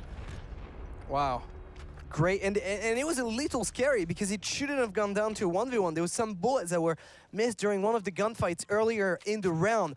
But anyway, it's going to be match point for Epsilon. Who would have believed it? It was 5-0 up on map 2 for Elevate after winning first map very convincingly, and it all goes down to this. Reedy's going to get the first kill in Hotel Corridor. Vortex is going to trade that one away. It's a 3 versus 3. Dave gets the kill, traded away once again. Zed gets the kill on the Hoki though, so Vortex is left on a 1 versus 2. Zed is not far off his payload either. So this is an important round. Can Vortex manage to do anything here? If Elevate can clutch this round up, then they'll be in a good position for the next one. They are sticking together, playing this one very smart, but they haven't got a clue where Vortex is. Oh yeah, they might have seen him. Yeah, they have done. They're collapsing in on him. And Vortex's life, you will feel, is very, very short. 5-4, and they're going to stop the route that Epsilon were putting on there. That was 5 rounds in a row for them previously. 2 kills for Shani. Yeah, 2 kills. Waking up at the right time. Yeah, he is waking up at the right time. You know, you can go 0-8, you can go 0-9, but if you make that last kill, that can win the team the game. That then, you know, nobody cares about how you've done in the rest Everyone of the game. will forgive you. So it's still do or die for Elevate here in this series. Who would have expected this after those first 2 maps? I mean, especially after the first half of the SnD. I know we keep talking about it, but what a substantial comeback it was. Oh, it's going to be a crazy round again. Look at the way it's heading. Giving out the bomb site. They're letting them go towards B. Zed is going to make the kill. He does have a rewind available as well. That is going to be very, very important. Hoki is not far away from his either. But Desire's got a lot of work on his end. He's going to be able to pick up the first one. Great reaction from Watson. Desire's going to pick up one more. Is he going to manage to stay alive? That's huge. Watson and Zed both have their payloads available. Zed is going to use his. Watson is going to get taken down. No, Watson wins the gunfight against Dave, so currently it's Hoki left all alone. Is it written in the stars that this goes to around 11? Hoki in a 1 versus 2. How can it not? Surely now Elevate do have control. They are staying together in the 2 versus 1. That was massive by Watson. Watson has his payload available as well. See if he can keep a hold of that if we do go to round number 11. It's not out of the question for Hoki yet. He's got 30 seconds to do something here. Elevate are playing this one very, very smart. Surely the spot on the shots are going to come in, and that is going to take us to round number 11. Map 5, all the way down to this, Jonas. How fitting. It has to go down to 1v1 now. It's been a crazy series between those 2 teams. We didn't know whether Epsilon was going to be able to match the level that Elevate has been showing, but the answer is yes. Are they going to be able to take it? Not sure, but we're going to find out straight away, and Elevate is going to be on the attacking side. We're going to stay on board with Let's check what payload Watson's got. I'm not too sure. Okay, so he does have active cannon. That's massive. Huge. That's massive for Elevate. Hoki is not far off his. If he can stay alive, we can see that Elevate are getting aggressive. Watson uses that active camo, gets in the bedroom, gets the kill as well on the Dave. 3v4 situation in favor of Elevate. Still on board with Watson. The bomb is going down for Elevate. This is going to be a hard situation for Epsilon to claw this one back. Hoki really needs to be able to get a kill to be able to use that payload. Epsilon not making anything happen yet. Desire pushing around behind as well. On board with Vortex and Corridor. Wasting time. No kills coming in. Watson's going to get the kill on the Vortex. It's a 4 versus 2. Zed gets it on the Hoki, and suddenly it's Desire all left alone. He goes down. Elevate wins 6-5, map 5. And what a game we've just seen there. Incredible performance.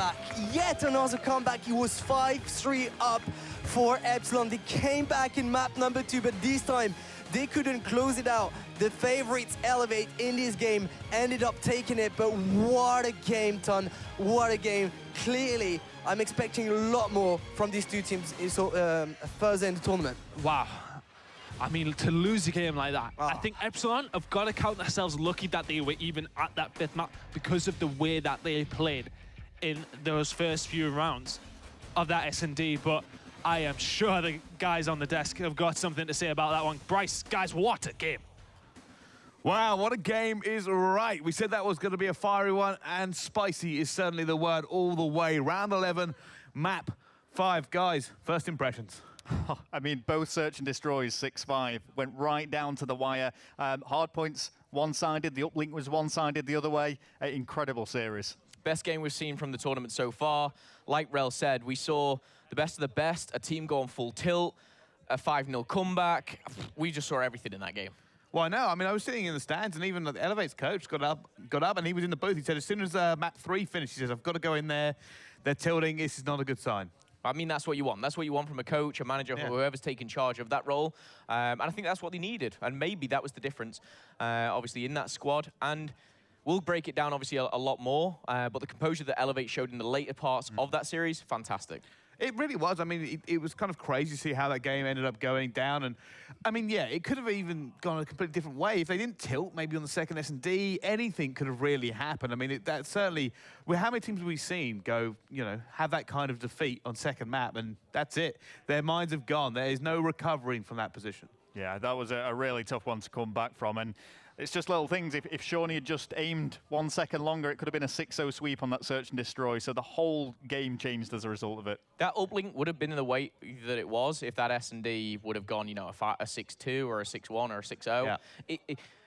Elevate don't lose uplink like that. The reason that they did was, of course, map 2. It shouldn't have happened. However, whether it was, you know, Joel going into there, you know, giving them a little bit of spirit or something, they put map 3 and 4 behind them or whatever. They went into map 5, and you could see, I think Reedy was doing phenomenal. He was like hitting double digits on SnD. That's what Reedy does. Yeah. His first snipe on that last SnD. Oh, that's already. Don't get me started. That's unbelievable. Bend it, curl it round. It's exactly what he's known for, though. Just kind of making that massive playmaker at the beginning. And I think, you know, that SnD, when it came down to it, 5-5, obviously Sean in that last game didn't have the greatest of starts, but hey, you made the kills. Well, I mean, we were saying it again. Epsilon just seemed to be able to win rounds back to back, and you've got to break them. You've got to separate that, because once they start building momentum, it's just impossible to get in between it. Yeah, I think so. And now we have at least somewhat of a thing. We know Elevate is better, but not by an awful lot. And there is a couple of times it could have swung either way. Yeah, I think Elevate, I don't know what went wrong in map 2, but they should have closed that out. I think they are the better SnD team. They proved that in the final series. I don't think we've seen a fair uplink, really, from Elevate, though. You know, I'm still yet to judge them, because they went full tilt mode. Yep. You could see Zed and Watson went from fist bumping, laughing, almost joking at that game to, like, not even speaking. I was like, they need to turn their heads around or something, which eventually they did. Hey, it's full tilt Reedy. And speaking of Reedy, let's jump on board to the interview down on the floor with Lottie. Thank you very much, Bryce. Reedy, I mean, fair play.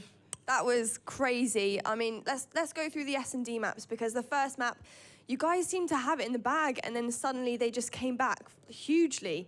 Talk me through that. Scorch is really so bloody random. Like, it can favor one team so much within the short space of time, and then within 2 minutes another team's doing random stuff, and it throws everyone off their game. It's really an unbalanced map. I don't really like it myself, to be honest with you, especially where the bomb site's been placed. So it was a pretty easy map to come back on. Like, for example, we went 5-0 up, and then Sean pre-aims for 1 more second in that 5th round. We win the map, but after that, they just started outplaying us. Well, I don't want to say outplaying us, but it was random. So the map's really hard to play, but they deserve to win, I guess. You had a really good hard point to start with, and then obviously the SnD. Did you expect them to be that good? At hardpoint, I expect them to be much better. I mean, they came 4th at champs, and they was renowned last year for their hardpoint. I mean, I guess this year not playing as much as they should be at the start of the game might have let them down, but they're a really strong team. I guess I know they're going to come strong in the next few months, 100%. After the second map, did you expect it to be a 5-map series? No. After the second map, we went on full tilt. Like, it was horrendous. Like, I was looking, I was like, guys. And then Joel came in after the uplink, and massive shout out, he spoke to them guys, which I helped them, really. Like, everyone, they're pretty all new players this year, so they just needed a bit of confidence. We just went in after being 2-1 down. Series was set 0-0. Just win the next 2 maps and we're good to go. Let's quickly talk through the last map of the series. Did you expect it to be a 5-all draw at the last minute and then come back with that 6th win? 100%. As soon as the team goes last map against 2 good teams, it's always going 5-5. Like, it's just so random. Like, teams can just play better one round, next round, get countered. It's so hard to play against, and I always knew it was going to go 5-5. I was just happy that Sean managed to get a kill, otherwise he would have been devastated. 5-all in the last map. What was going through your head as a team? We just said we're going to make a play. Josh had camo. We told him to preemptively camo window. He done that, got a kill. Everything fell into place. They just walked into our aims. And you did it. So well done. That was brilliant work. Thank you very much, Reedy. Back over to you, Bryce.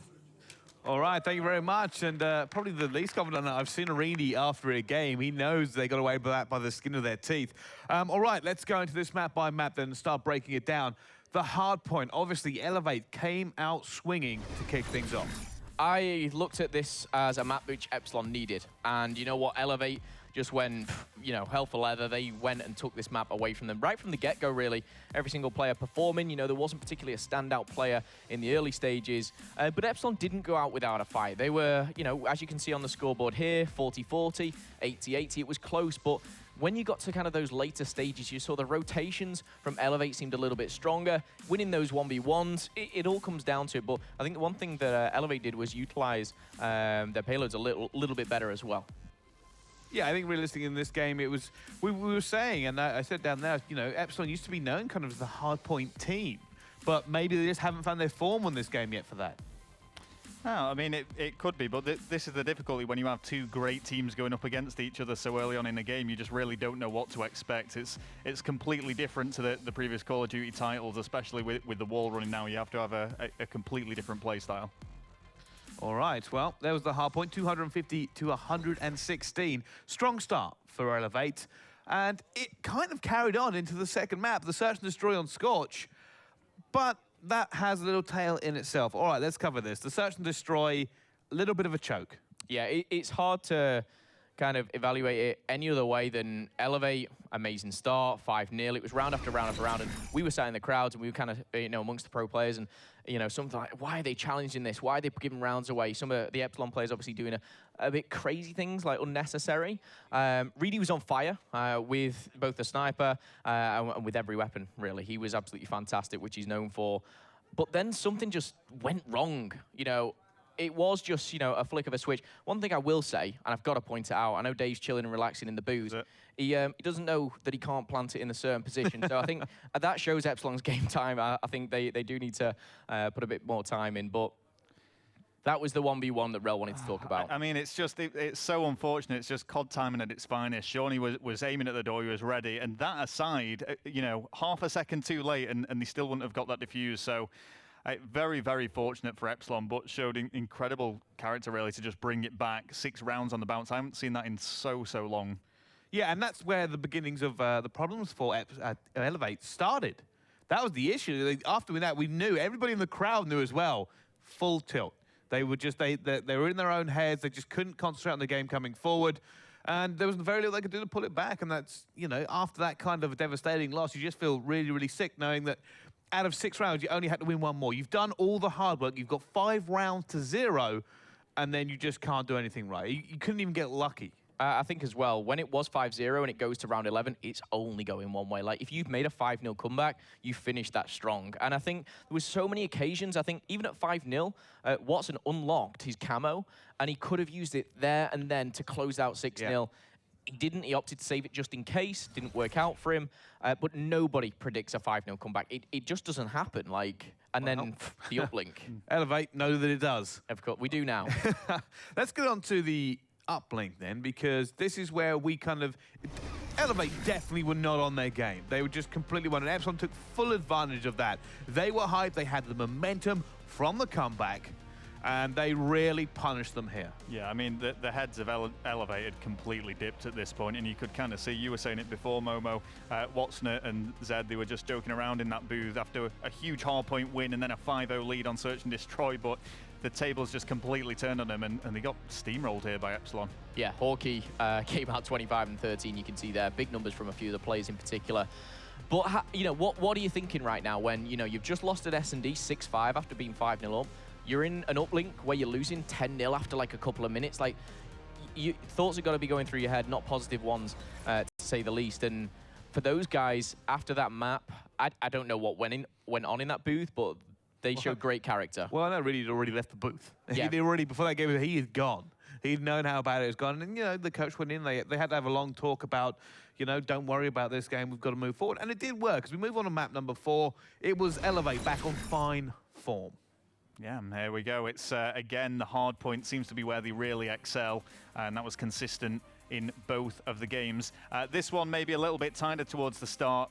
Certainly, you can kind of see there the score pretty much even Stevens.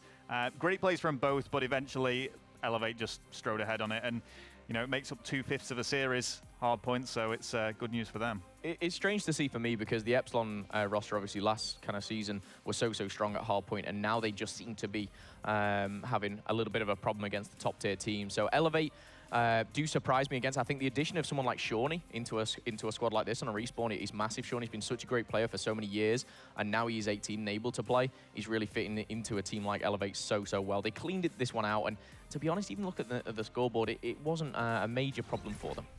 It certainly wasn't. All right, well, that hard point is out of the way. 5-5 this map, and then, you know, Elevate won. But what happened in this game? It was back and forth. Epsilon, they had the lead, they didn't keep it. Yeah, we talk about deja vu and, you know, how things can turn from one side to the other. We started strong. Again, really started very strong in Search and Destroy. He was dropping like 7 and 1 at a time. On the other hand, his teammate Shawnee, you know, not so strong. 0 and 7, as you can see right now at 3-3.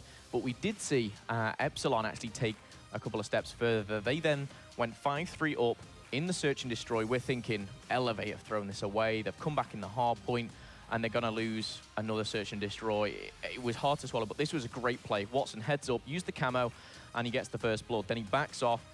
Numerical advantage. He does what he needs to do, and you can see there, I think he picks up another. Zed comes in for the sweep, but that's composure right there. Yeah. You're sat in that booth. You've choked a 5-0 lead. You've, you know, been stomped out of an uplink. You sat there at 5-5 SnD. You need to finish strong, and fair play to the boys of Elevate. They did. 3 of them dropping double digits, of course, maybe compensating for Shawnee a little bit. I think Shawnee needs to say thank you and go into the next one head held high. Hey, I think he had a good game on the hard point, so it kind of makes up for it as well. But yeah, what an incredible game that actually was, and I can't wait to see more of it. We said it was going to be a good game. I didn't realize how good it was actually going to be. But I don't know. For me now, you've got to be wondering, you know, Epsilon, Elevate, they're a lot closer than we thought they might actually be. But I don't know, as we go forward, I'm kind of curious to see how everybody else goes down. But speaking of everybody else going down, it's time to move on to our next game.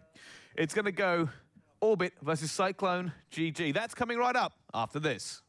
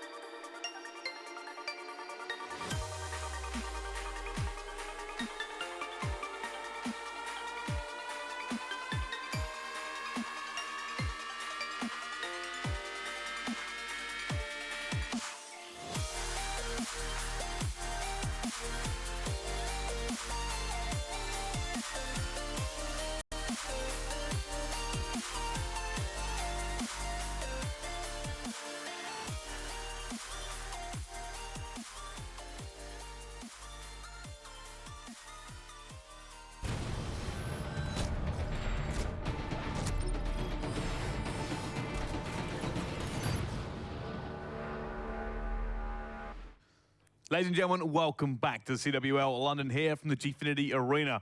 What a game we just had, but don't worry if you missed it, we have another game coming right up. Orbit versus Cyclone. But to bring you the action and break this one down just a little bit more, I am joined by two people on the desk. First of all, Jonas, how are you? Well, I'm great. I just casted that amazing game between Epsilon and Elevate. We saw it was going to go down the wire, and it did. Round 11, map number 5, and Elevate took it, but it could have gone his way. X, that game. Off the chain. The game was nuts. I walked to go to the bathroom, and Epsilon is up, and then all of a sudden I come back in, and Reedy's standing on stage ready for an interview. I was like, what the hell happened? I will say, I actually feel great about being on this desk. This is the first time I'm actually taller than anybody on the desk. Now, usually I'm the shortest of them all, but yeah, I get that a lot. No, I'm not standing on anything. No, I'm not standing on anything. I saw you at Hales or something. Last year during the CWL, I stood on a box when I would stand next to Maven. But I'm not faking it this year. I'm actually tall. I'm growing. I feel small. Still to grow. All right, let's get into this game very quickly. There's not an awful lot to talk about these two teams. Orbit, looking like an elite level squad. Cyclone GG, yet to impress. Yeah, no, Cyclone has not looked like an elite squad thus far. Now, Orbit, you expect them to come into the series and take care of business. Kind of follows suit what Splyce has done in their group. And I think Orbit, they have a little bit more to prove, I think, than Splyce. Obviously, Splyce had a really poor performance at MLG Vegas, but since then, they've gone on and kind of ran through the European ranks. I think Orbit, they want to take that second spot back from the likes of Elevate. Yeah, and if you look at Cyclone, obviously, they've not impressed yesterday. I think it's going to be back to the 3-0 that we've seen pretty much all day long yesterday and this morning.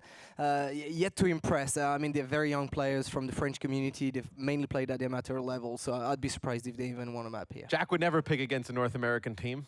You would never pick against a European team. He just said the French are going to get 3-0'd. Yeah. Right against your own people. Well, it's taken a long time. It's taken a long time. Off the French hype. Yeah. Kaga's going to win ESWC. That's what he was telling me for years. Well, he's retired, so it's going to be hard. But if he came back, I'd believe in it. When he was playing. I'd believe. Probably better chance. Yeah, probably better chance.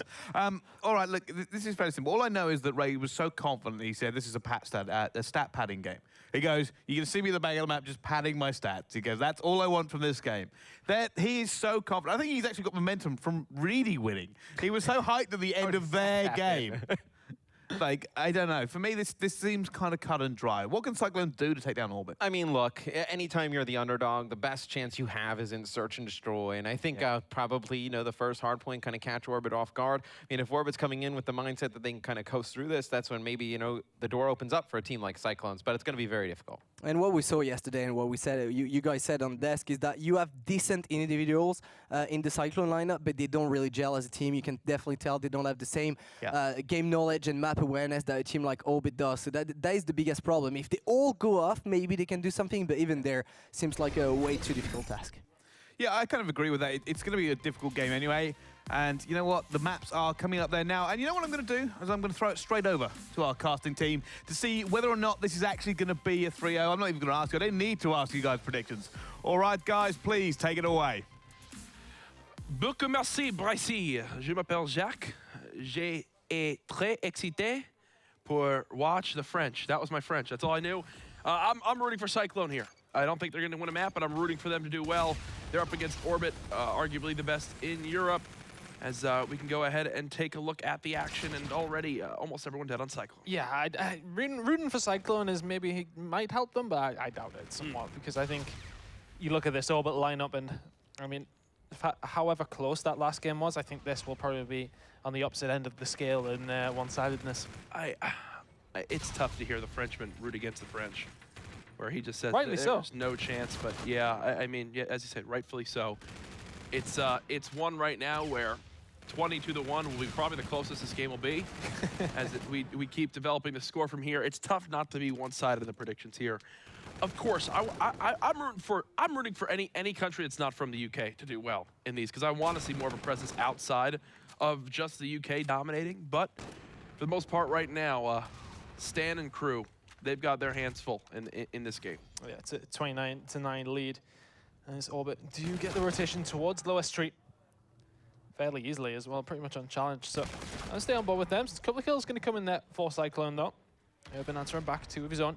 John goes down 2, but on board with Urban here, and this is such an important spot for people to hold in and around the bar. Top patio is crucial for in no matter what game mode you play on this, whether it's search and destroy or in hardpoint. It's the #1 location really for this Lower Street hill, but it's also a great middle area to hold down when you want to play the hotel hallway, when you want to lock down the spawns for your team.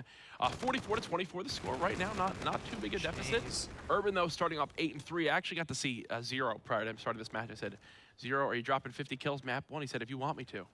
And I didn't respond. So right now I think he took it as a no, because he's only got 4, but maybe he can pick it up as the rotation will come in towards Cemetery. And what we saw earlier today is maybe some of the teams that you would expect to struggle in hardpoint gave themselves a chance where they could lock down a full 60 on an early rotation towards a hill like this. Seiko, nice 2-piece down on Urban and Joe, but his teammates nowhere near the hardpoint at the moment to be able to grab some of this time. Thankfully, for the side of Cyclone, everyone on Orbit just spawned all the way out across the map, and they're gonna actually get themselves a good amount of scrap time right here. So Cyclone doing a great job of keeping this one close. I'll be the first to say I actually didn't expect it to be this close at the end of the third hill. Yeah, I think that, to be fair, the trend that we have seen is that even in teams that you think there is a massive disparity on, when it gets to the second rotation, that's when we really always see the elite level teams start to pull away. And that may be the case here, is Cyclone do actually take a lead. Bro, really shutting Orbit out. I'm telling you, man, I'm rooting for. I want to see Cyclone do well. They're doing just that right now, still putting on pressure his raiding crew towards this Cathedral hardpoint, which to send Urban all the way over here, he actually blocks those back spawns. He has teammates now spawning up on him because they've got Sly all the way pushed up. You've got Stan and Moskova now pushing towards this Lower Street. Joe's coming around behind 2 of them. He does get that's a tough gunfight to play. Yeah, that's never going to be an easy one. Moskova does take down Joe, though. He's pushing towards this broken hardpoint. He's going to get taken down. Well taken by Orbit. Evan getting another kill up towards the hotel bar there as well. So, over Slice now. Let's see what he can do. Try and push in together here. What does Moskova stand for? I have absolutely no idea. It sounds like a cologne or a type of chocolate. Yeah. I need to find out from Jonas, who speaks French, if that's a French word that I should know. Yeah, I mean, it could just be his last name. Actually, that would probably be the most reasonable explanation. Is you can see Orbit just stopping any pressure that the Cyclone crew can put on towards this hill right now. And I think a big thing that doesn't help is they're just flooding 4-down bridge. And when all Orbit need to watch is one lane, that's where they're going to be at their best. They get the full 60 on Broken, and now they've really blown up with this game. Well, we can see the rotation has actually already came in from Orbit. Joe is around the bar area here on the hotel roof. Shot's going to get fired in, should be able to make that kill anyway. Going to get pinched though. The rest of his team not really anywhere to be seen. They were just clearing up those last few points in Broken. Small kill's going to come in here from Zero. Good shots, 8 and 5 currently on a 4 streak. Wants to try and stay alive as long as possible here. 200 points off that Trinity rocket too, so if you can get a hold of that, it's really going to help Orbit's case in this game. It's actually really interesting to see how most times in competitive, there's always been a gun in Call of Duty like the NV4, right? Whether it's the M4 in years past or just that all-around assault rifle gun that's just pure in what it means. You don't really see it too much in competitive, though. Typically, there's something that just outclasses it in a certain way. But the NV4 this weekend has definitely had its fair share of players. There's always 1 or 2 people on the team with it. I think it says a lot to the strength of the weapon from range and its ability to still win gunfights in a close quarters battle of how it's become so versatile in the current meta. I mean, it's the thing is, obviously, it's got a little bit of a better range than the K-bar. The K-bar up close is something to be it's not really rivaled that much within the arsenal that the players have. What was that word you used? Arsenal. Prior to that? Viable? Rivaled. Rivaled? Oh, okay. Rivaled. No, I'll let it slide this time. You scared me for a second. What did you think I said? I thought you said viable, which, I mean, Viable. is absolutely a word, but you said revival or something like that. I wasn't quite sure. Oh, 138. Sorry, Hey, it's better than aware, right? Earlier? Yeah, aware has been the word of my weekend so far. That happens with everybody. 139 to 107 now, with Orbit still in the lead. Cyclone, the one thing that I see going for them right now is they've got Seiko and Sly really doing a great job of keeping themselves in this game. And you get a little bit more out of Stan, a little bit more out of Moskova. Yes, Moskova's leading his team in the objective time, which I'll give him that, but a little bit more out of Stan, really. And you have yourselves a much closer game right now. Still within 30 seconds, absolutely winnable. This hardpoint, though, last time around, Orbit dominated on this lower street side. They're not going to have the early rotation this time around, though, and we'll see how that affects them going into this new hill. Yeah, they've rotated very late. Actually, I think Zero's going to be the first one over there. Pushing through bike shot. Let's make one kill. Moskova's going to get one up towards Hotel. Zero, not going to pick up another that. Moskova does take him down. He's inside the hard point. Dude, look at this game right now. 158 to 128. They're in control of the hill. They've got someone near that top patio side. As I say that, though, Urban does actually get the 2-piece. So this is where you expect Orbit to come flying in. They send one player through arches. Moskova gets that kill. You've got Stan now watching over as well with the K-bar. There's the 2-piece. So Orbit's pressure gets thwarted. And again, we could see a Cyclone lead. They could very potentially go in the lead, Jack. You're right. And they are pushing through. They're trying to get control for Cathedral. And next time round, Seiko's pushing that really hard. He's in near Hotel Corridor. He's now pushed through. And there's only one guy really here, and they've given up the scrap time, but could they potentially have the spawn here? I'm interested to see what Urban's going to do from this position. Zero does clear out Stan as well. He does have somebody in front of him going to make that kill, so the rotation should actually be in the favor of Orbit, and it is. They do have control of Cathedral. So what does Cyclone have to do here? They take the time and go through Hotel? I think a key part is also getting a pinch developed, so you need to get someone in towards market, someone push through this hotel corridor, as he said, and then the rest of the pressure comes in from bridge. Right now, it's just a one-by-one pressure that we saw earlier on. Let's see how this this is the push that I mainly think that they can do well on. And are they sending 3 players through the, oh gosh, they're sending 3 players through the hotel door. No focus on market, so they're just gonna get shot in the back right there by Urban. When you have nobody pinching from that lower market step side, you're gonna get punished every single time. Orbit, again, clear them all out. This will be not only the scrap time, but a major full 1 minute plus lead. And they've already got pressure from Rated here near this new hardpoint. He gets 2 before finally being cut down. Cyclone, you need a perfectly played Broken if you want to have a chance to win this game. You can see Rated is pushing from lower street side. Use your camo here, 100%. He's going to get taken down by Moskova. But we did see, I think it was originally Orbit have a really good time at Broken last time. So let's see if Cyclone can do these slides, though. The movement is very, very good.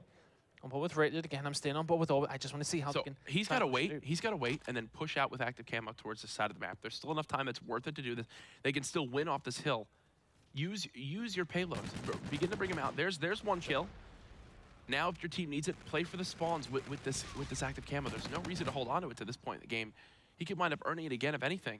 221 to 186 now. Still hasn't popped the camo, and they're dead again. So. Look, 23 seconds left in this hard point. This team is right back in this game. They'll be within 10. Orbit are again trying to flood down, but everybody is here for Cyclone. Zero is the closest player in. Finally, they get the entry kill in towards the hardpoint, and that's going to force the rest of this team to collapse, which I do believe will crumble the setup with it. So yes, there it is. Orbit do break on in, but it's for 5 seconds. And still the camo was never used. It's not enough, yeah. They definitely could have probably won on from the game there. If they got a hold of camo and did more with it, then they could have done something potentially. Joe, on board with him. This is done now. Yeah, it surely should be. I mean, he's in and around hardpoint here now. Hotel hallway is pretty much locked down. Urban gets a kill, does go down to Splyce. On board with Zero. And that should surely be the win.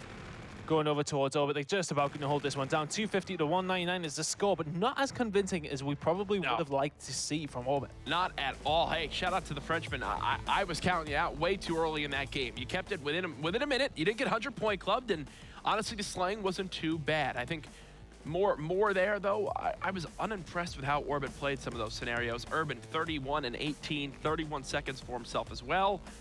8 defuses from Rated in that game, or defuses, sorry, defends from Rated with 1.5 minutes inside the objective as well. Good games though. Orbit up 1-0, and now Cyclone will be on the back foot heading into Search and Destroy. Either way, hey, we might have ourselves a series if they can play like this throughout the rest of it. Yeah, I mean, do you think there's a slight Orbit maybe not playing 100% to their potential? Do you think they're maybe just in the 3rd or 4th gear? See, I never get the whole idea of like, hey, we're just relaxing. You know, you're still on the main stage. You're still up against players that are very hungry to take over your spot. I don't know. I'm not sure exactly if they're just going too easy on them. I think Crusher, Search and Destroy is the one that gets me excited because we saw Splyce have perfect shot calls as a team on this map earlier against Fab, recognize how they were playing on defense and plant 6 times right away. How do Orbit do it on this map? Do they try to muscle out? Do they still play for a heavy mount for plants and sitting around the objective? They've got some options, and I'm excited to see how they play it. Well, I mean, we've got to expect a 3-0 scoreline to Orbit in the series, and I think they'll go on to take this one comfortably. But yeah, I understand what you're saying. Like, why would teams not play at 100 miles an hour all the time? But I suppose, I mean, you don't want to completely exhaust yourself out. You know, that mental exhaustion. You don't want to stress too much.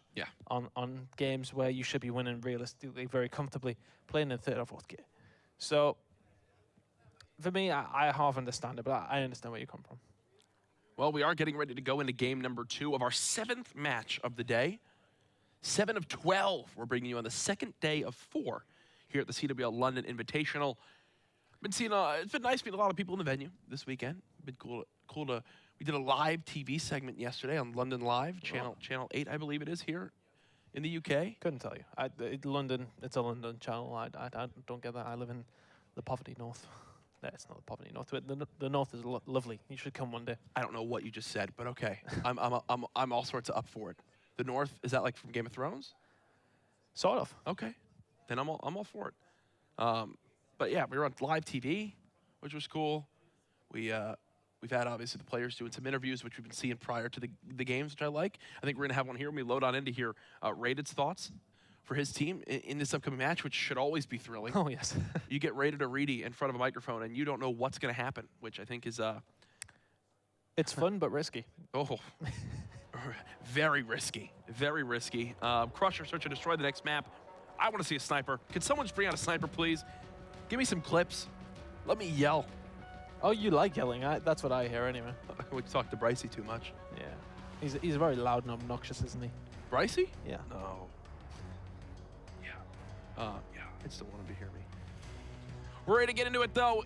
I want Cyclone to win this map. I'll say it. I want this to go to game 4 at least. I want to see another hardpoint, see if Cyclone could match that same performance they had last time, keeping it within a minute. Here's your rig draft, nothing too crazy. Trophy drones coming out for the side of Joe and crew. As we get into this game, though, we mentioned it a little bit earlier on. We got to sit down with Rated to hear his thoughts on this match, though. Let's take a listen.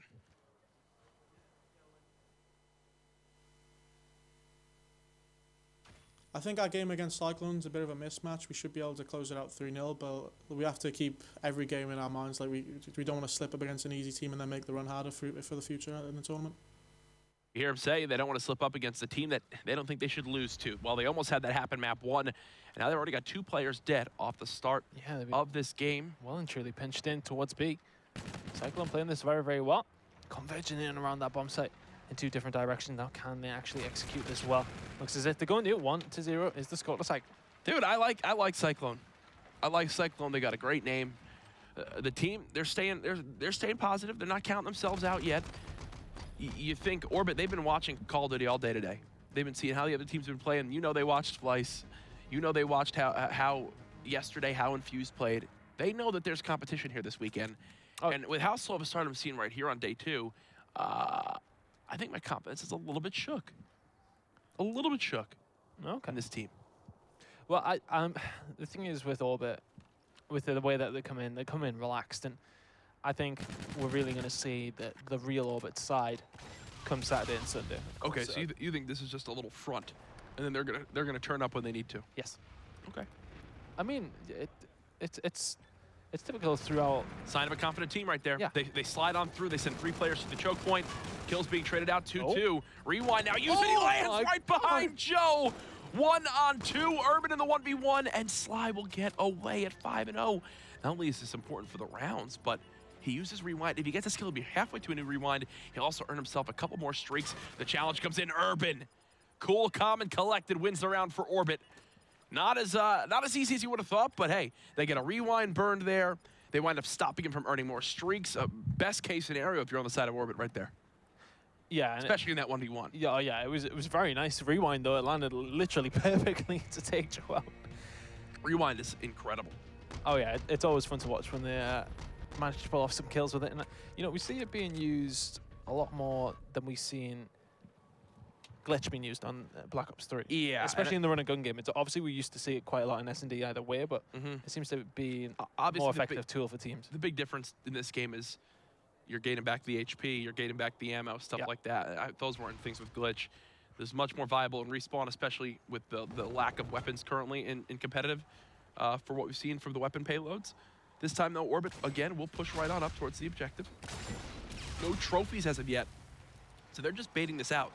They're baiting out that there's a plant. They see the Scarab right away. I do really like how Raiders play this one.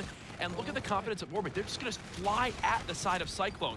Kills being traded back and forth. That's getting Urban in a 1v2. Can't make it a 1v1, though. That's absolutely demoralizing. Now it does get around the corner.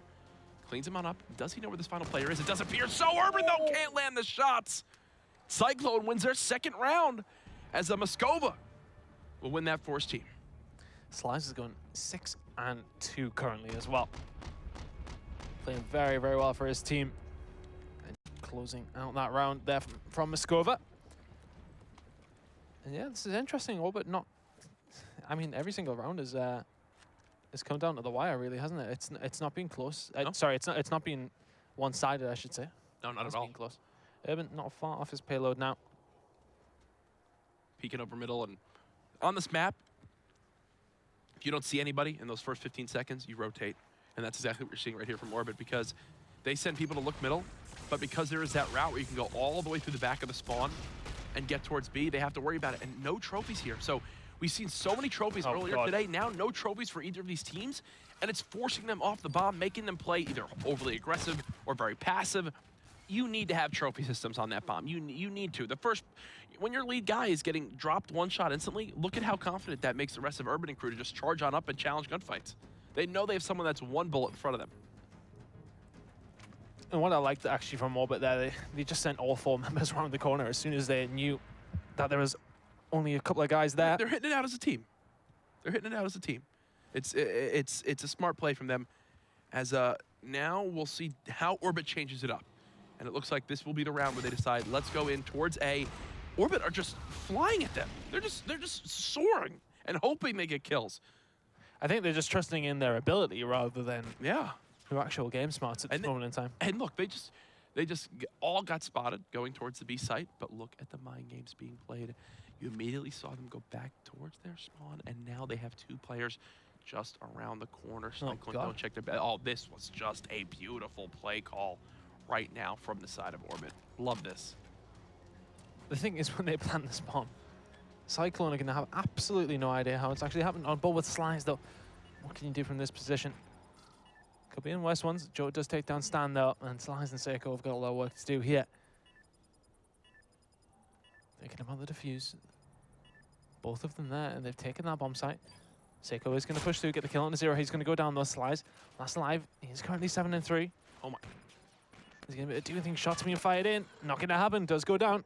So Orbit get all the information they need when they plant that objective, push out the spawn of Cyclone, and then once they get that kill and there's no trade, they know, oh God, we're getting flanked. Like the other guys are coming from our side of the map. That's all they need to know. They just watch the 2 choke points, and that's exactly where they get the kills.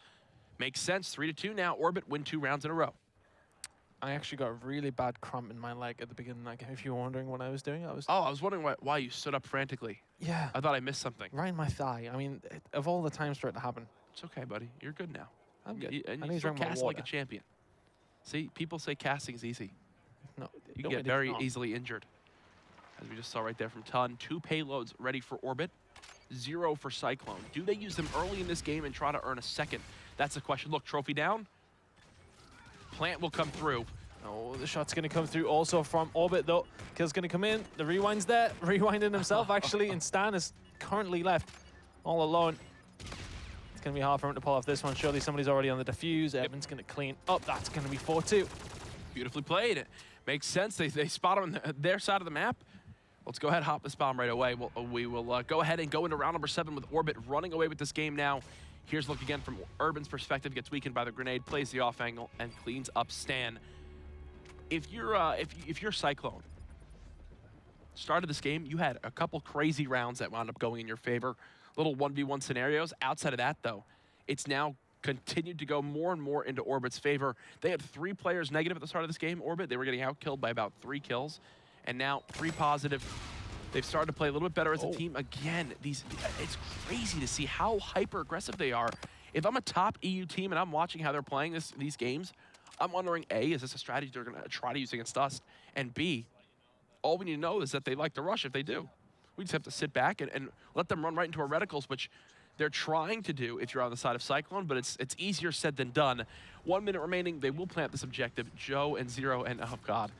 Look at what they dropped down on it as well. The Centurion, not known for its use as much for the trophy drone as in Search and Destroy, but hey, when you plant a bomb, it's great to drop it right on the objective. Well, 0 last alive.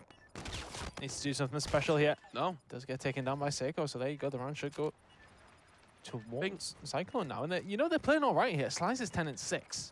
The rest of the team not doing fantastically, but Seiko picking up that final kill is important. Splyce, yeah, okay, you might be carrying the team, but they're well and truly in it. 4-3, man. Again, we count out Cyclone too early, and I'm sorry to the French fans if you saw this coming, but I just wasn't prepared for this to be this close. As we will continue on through to round 8, Urban and crew back on defense, and they've got Rewind ready to be used. Not sure if it's something that'll come out early in this round. Do they use it to bait going for the stop on the B bomb? Not entirely sure what their decision is with it as this game plays on out. 1:15 left in the round as teams are slowly inching on up. But with Splyce here on the attack, and they're going. Who's this in the corner from Orbit? Surely he's gonna check it. It's gonna be rated. Eventually, just goes to check that. That's so unfortunate. Surely he's gonna get traded away. Not quite. Nelly picks up the 3rd as well. That should surely come in. Seiko's last guy alive goes down very quickly. 5-3. Easy plays right there from Orbit. Sitting inside the A-bomb, ready to defend it if needed. As we now will see this final kill cam from Urban again, cleaning up this round with the help of Joe. Gets the assist there. Rated is a great player. I was actually pretty interested to hear how humble he was in that interview prior to this. He's like, yeah, we should be the better team, but we can't overlook them. I thought he was going to be like, nah, mate, the trash. Going to easily take him down. Do you feel he's just maybe being a bit respectful to the other team, or do you think he... maybe just try to be respectful. Yeah. Maybe he doesn't want the bad boy image anymore in the European COD scene. Maybe he's over it already after his little flare-up with Clayster a couple minutes ago. Urban with 2 kills, 9-4 now, double positive. They've cleared up the A site. They're going to go for this plant, and they're going to close out this game here. Well, Stan and Moscova left alive, and they maybe will do something here, but they're not in the best position to do anything. Really, the bomb is going to go down at 8. 1 round left, and they could go 2-0 up in maps. Yeah, I don't even know how you come back in this one after Cyclone. You've got the bomb planted inside A. You have no idea where anybody is. Stan's been spotted now. He's 1 shot. Zero gets a kill, and this one is done. 6-3 for Orbit after Cyclone went up 2-1 to start that SnD map. Orbit really just begin to take over, and it's led by Urban, who gets another final kill cam. 10-4 from him. Splyce is all he can at 10-8 with 2 plants, but unfortunately, when the rest of your team is a combined 10 kills too, you're not in too good of a spot. Yeah, I mean, it's just, it's one of those games that's Orbit are just, they seem to be sitting back relaxed, as he said, that they're not really putting much thought into it. They're just flying at them, as he said. It's a weird one to watch, but Urban 10-4, rated 9-7. I like that spot he picked up on that last defense that we've seen from Orbit. 7-4 from Joe. I think Zero dropping, there's no 50 bombs happening today, Jack, I don't think. It's actually crazy to see how important trophies are on that map. Whether it's inside A, inside B, you need trophy systems, especially on your bomb planter, and both teams in that game failed to use them at times, and they were immediately punished for it, which I found really nice to see. Shows that teams have to be conscious of the decisions they're making and the classes they're picking. I mean, do we want to talk about Trey's track pants there? I mean... His track pants? Yeah, Zero's track pants. Have you seen... What are those? I mean... Oh, God, yeah. I did ask him. Oh, wow. No, those are... Whew. I mean, they look like the sort of things like... My girlfriend wears pajamas, like quite similar. You know who would wear those? Mr. X. He would definitely wear those and think they were cool. Because, by God, we got to talk. I actually feel sorry for him. Like, putting them in the same bracket. Does Joe have a tennis ball? I think it's like a stress ball, yeah. Oh, it's a stress ball. It doesn't look like. Apparently, he's not squeezing it for stress right now because he's coasting through this one. But okay, he's just playing around. He looks like a kid at a carnival that just... Look at him, he's having so much fun. He won some tickets and spent $170 pounds to win that. He's so simple, isn't he? He's just throwing the ball up and down. That's great. Isn't that great to see? I mean, apparently his classes are set because they're currently in the create a class screen on what we're seeing on our end. And okay. And that's the life of Joe. Look, right? It's like... Oh, he's taking his ball off. You bully. Give him a back, Reese. Isn't that just adorable? Don't you love the banter between players? Oh, look. Great to see. I wonder what Cyclone are doing in their booth. Probably not playing with a stress ball. They're probably saying, "Oh no, mates." What was that? C'est très mal. Oh, right, on the other booth. They're French. I'm trying to translate. I mean, can we get a shot of the other guys in the other booth? I don't think they're, as he said. I don't think that's our call. I think that's Michael's call upstairs. I'm not going to say that. Oh, yeah, no stress ball there. No, just a dejected-looking team, really. They're probably thinking of the Louvre. Okay, what else about the Arc de Triomphe? Arc de Triomphe? Yeah. Okay, you know you're French. I know. Those are two famous landmarks. Well, we missed the most famous one. Really. It's fine. I'm showing off my knowledge of Europe. I once got asked by Deserter to name 6 states or countries. See, don't even know what they're called. Couldn't name 6, so it's fine. Really? It's fine. All right, come on, give it a go. Give it a go. 6. No, we did this. I did actually 10 yesterday in an interview. Be sure to check that out at Deserto.com. See, plug for Mike. Where's Mike? I want my cut. There's a look at bowling. We're into it though. Throwback uplink. Oh gosh, Cyclone. Keep it close at least. Keep it close. Give me something to get excited about towards the end of this game. Please don't let it be 19-0, or else this I'm going to go for 17-2. 17-2. Okay. Let's get into it. Orbit rated off the break. You saw him playing with a stress ball in the booth, keeping it cool, calm, and collected. And how does he play this one? He will get a kill for his team, and they'll push right up middle map.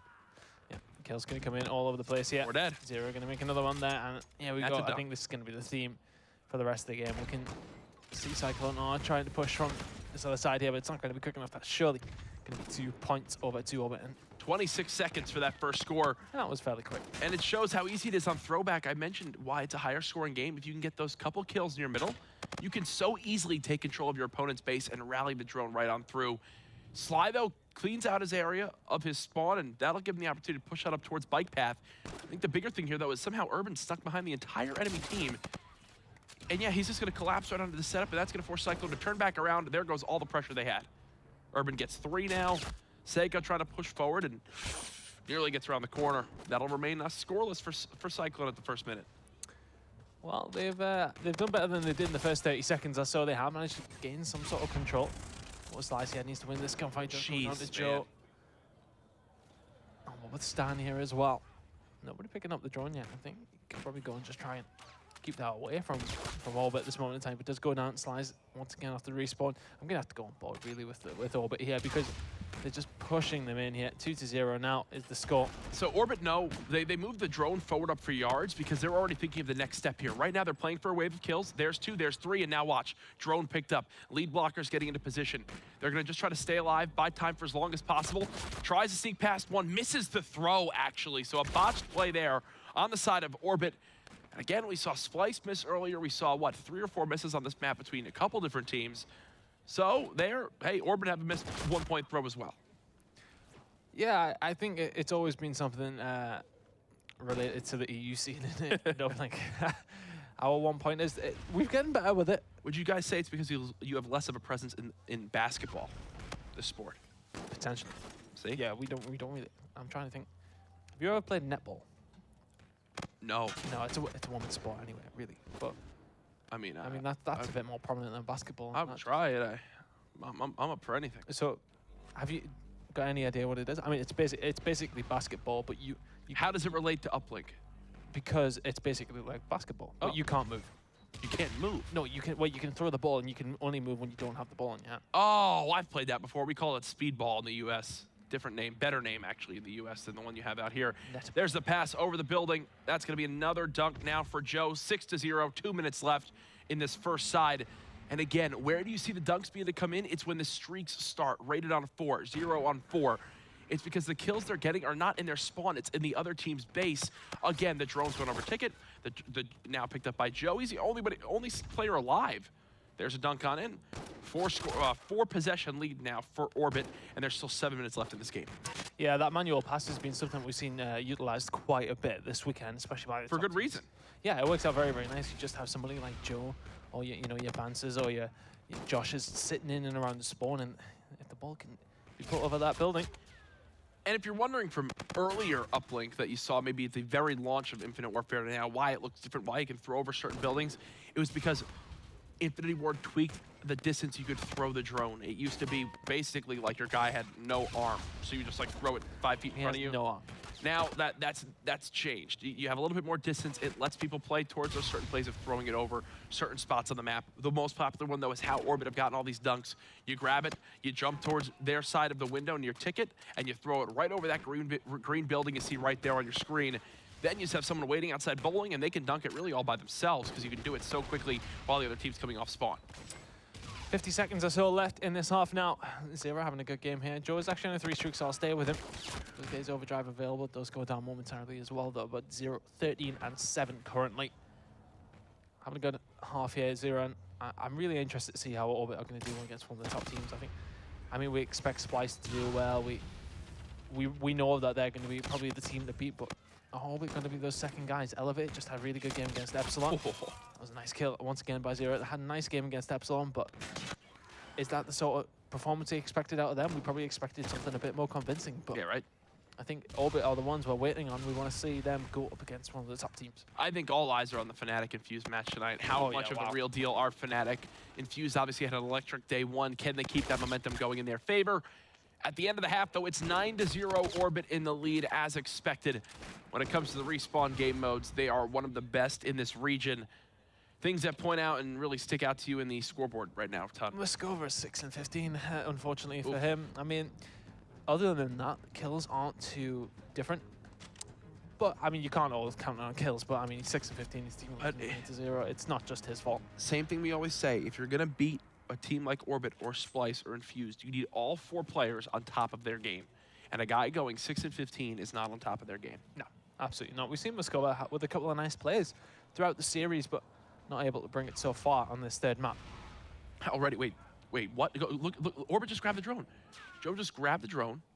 I believe he used overdrive, and he's just going to move it right on in for the dunk. Wow, sorry, I couldn't change that because You're good. But no, he ran through middle, popped his overdrive. The other team wasn't expecting him to get to the drone so quickly, so he caught them off guard, ran it through barn, flanked it around market, and just settled for the one. So both sides, Orbit get a point or 2 on the board in the first 30 seconds.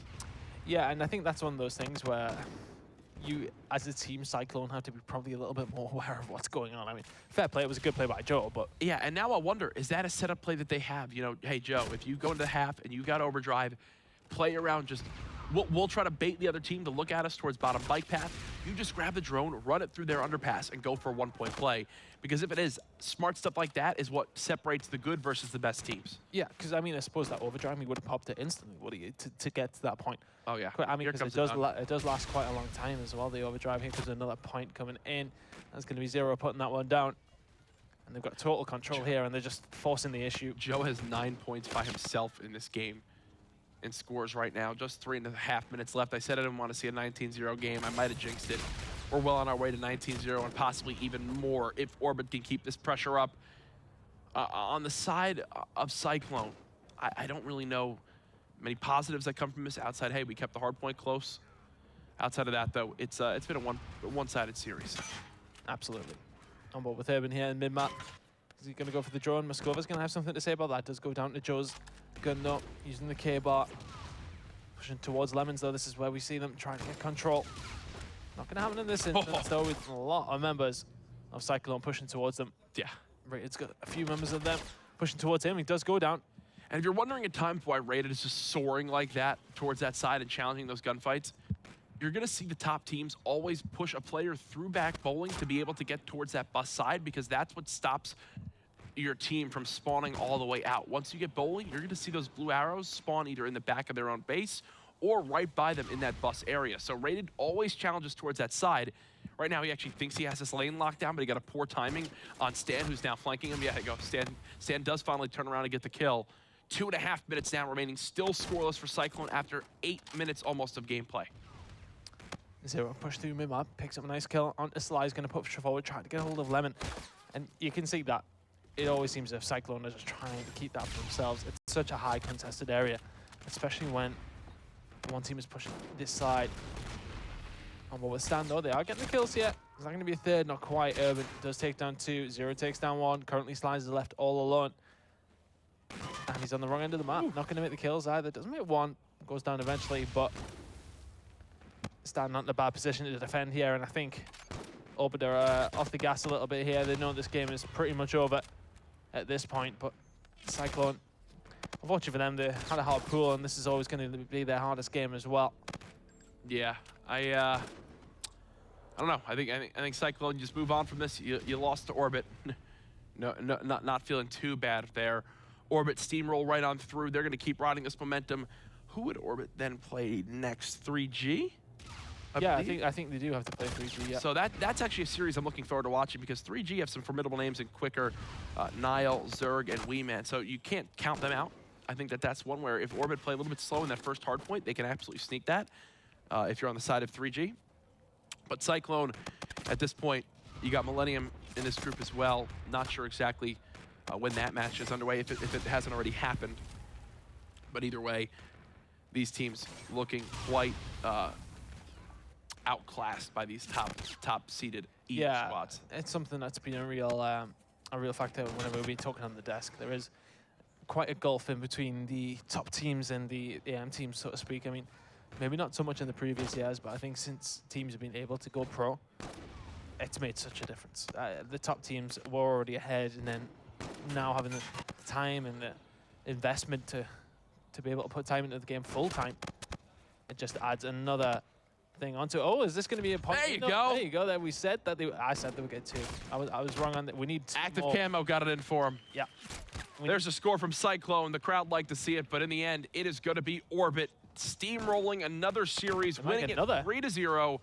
The 1-point throw goes in, but in the end, it's not enough. 15-3, the scoreline. Orbit taking it a clean sweep.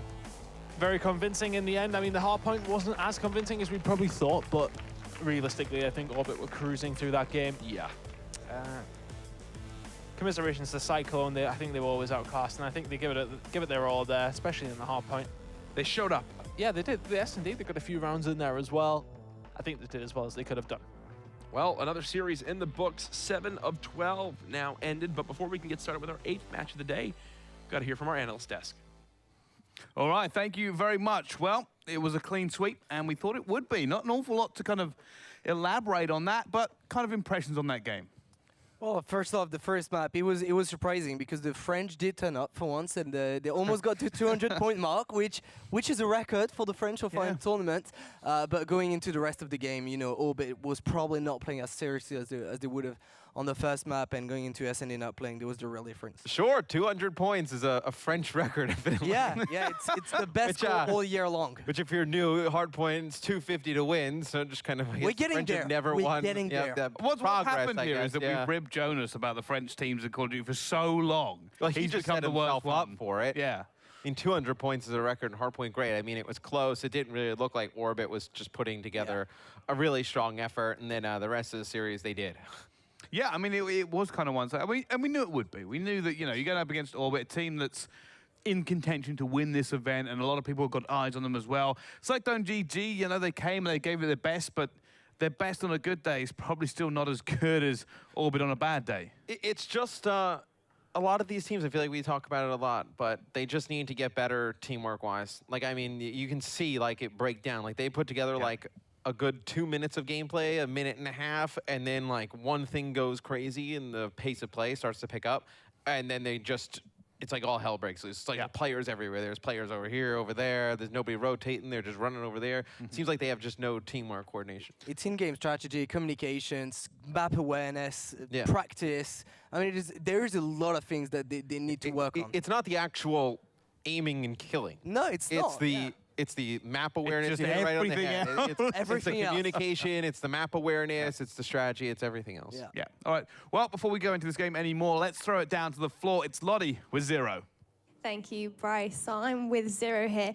Let's talk about the first map. So really strong hard point for you guys. How did that affect the rest of your gameplay for the following maps? Well, the first hard point, none of us warmed up at all. Pretty stupid of us. That's why it looked fairly close. I played pretty bad, to be fair. Lucky we had Dave, really. But yeah, we wouldn't have lost it regardless. But and for Uplink, Joe seemed to be the designated ball carrier for that. Was that something that came naturally to you throughout the game, or was that planned before? It's not really planned at all. It's just situational where we all are. If someone's there to take the ball, get a point. That's all we do. And did you think that Cyclone would be quite a hard opponent, in this series? No, not at all. We knew we could beat them 3-0. Same as every French team. Beat them 3-0. And you're through to the next bracket regardless. How do you think you're going to do? You're going to come top of the group? Yeah, 100%. Let me get some sleep and then I'll come back and put on a performance. Fantastic. Thank you so much, 0. And back over to you, Bryce.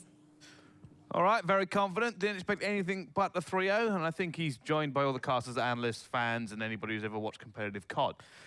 Yeah, pretty much. It's kind of an open and shut case. There's not an awful lot I want to say. You know, Cyclone played roughly what they thought we were going to. They had probably a good hard point. And Orbit, you know, at that point at least had to sit up and take notice. Yeah, I mean, you saw like just kind of flashes like we did yesterday with Cyclone, where you know when you were on board with one player and he does something miraculous, and you're just like, why can't they do that more often? It's like they just need to go home, practice, and I think the practice is tough for these guys. I mean, you could probably speak on a little bit more of like who they practice against to get better.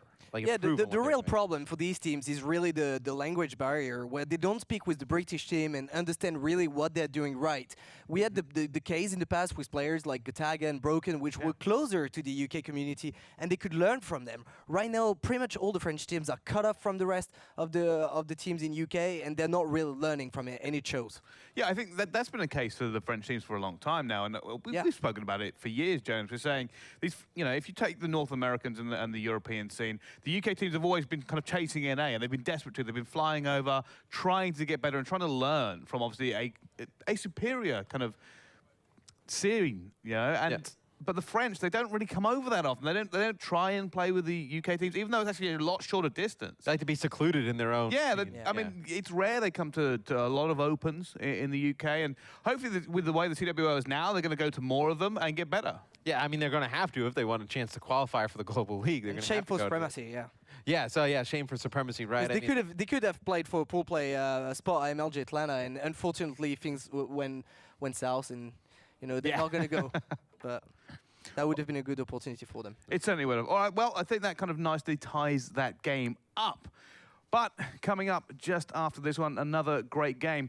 We're going to see Millennium, French Orc there for you, Jonas. And they're going to be trying to kind of redeem themselves in the group so far. Don't go anywhere. We'll see you soon.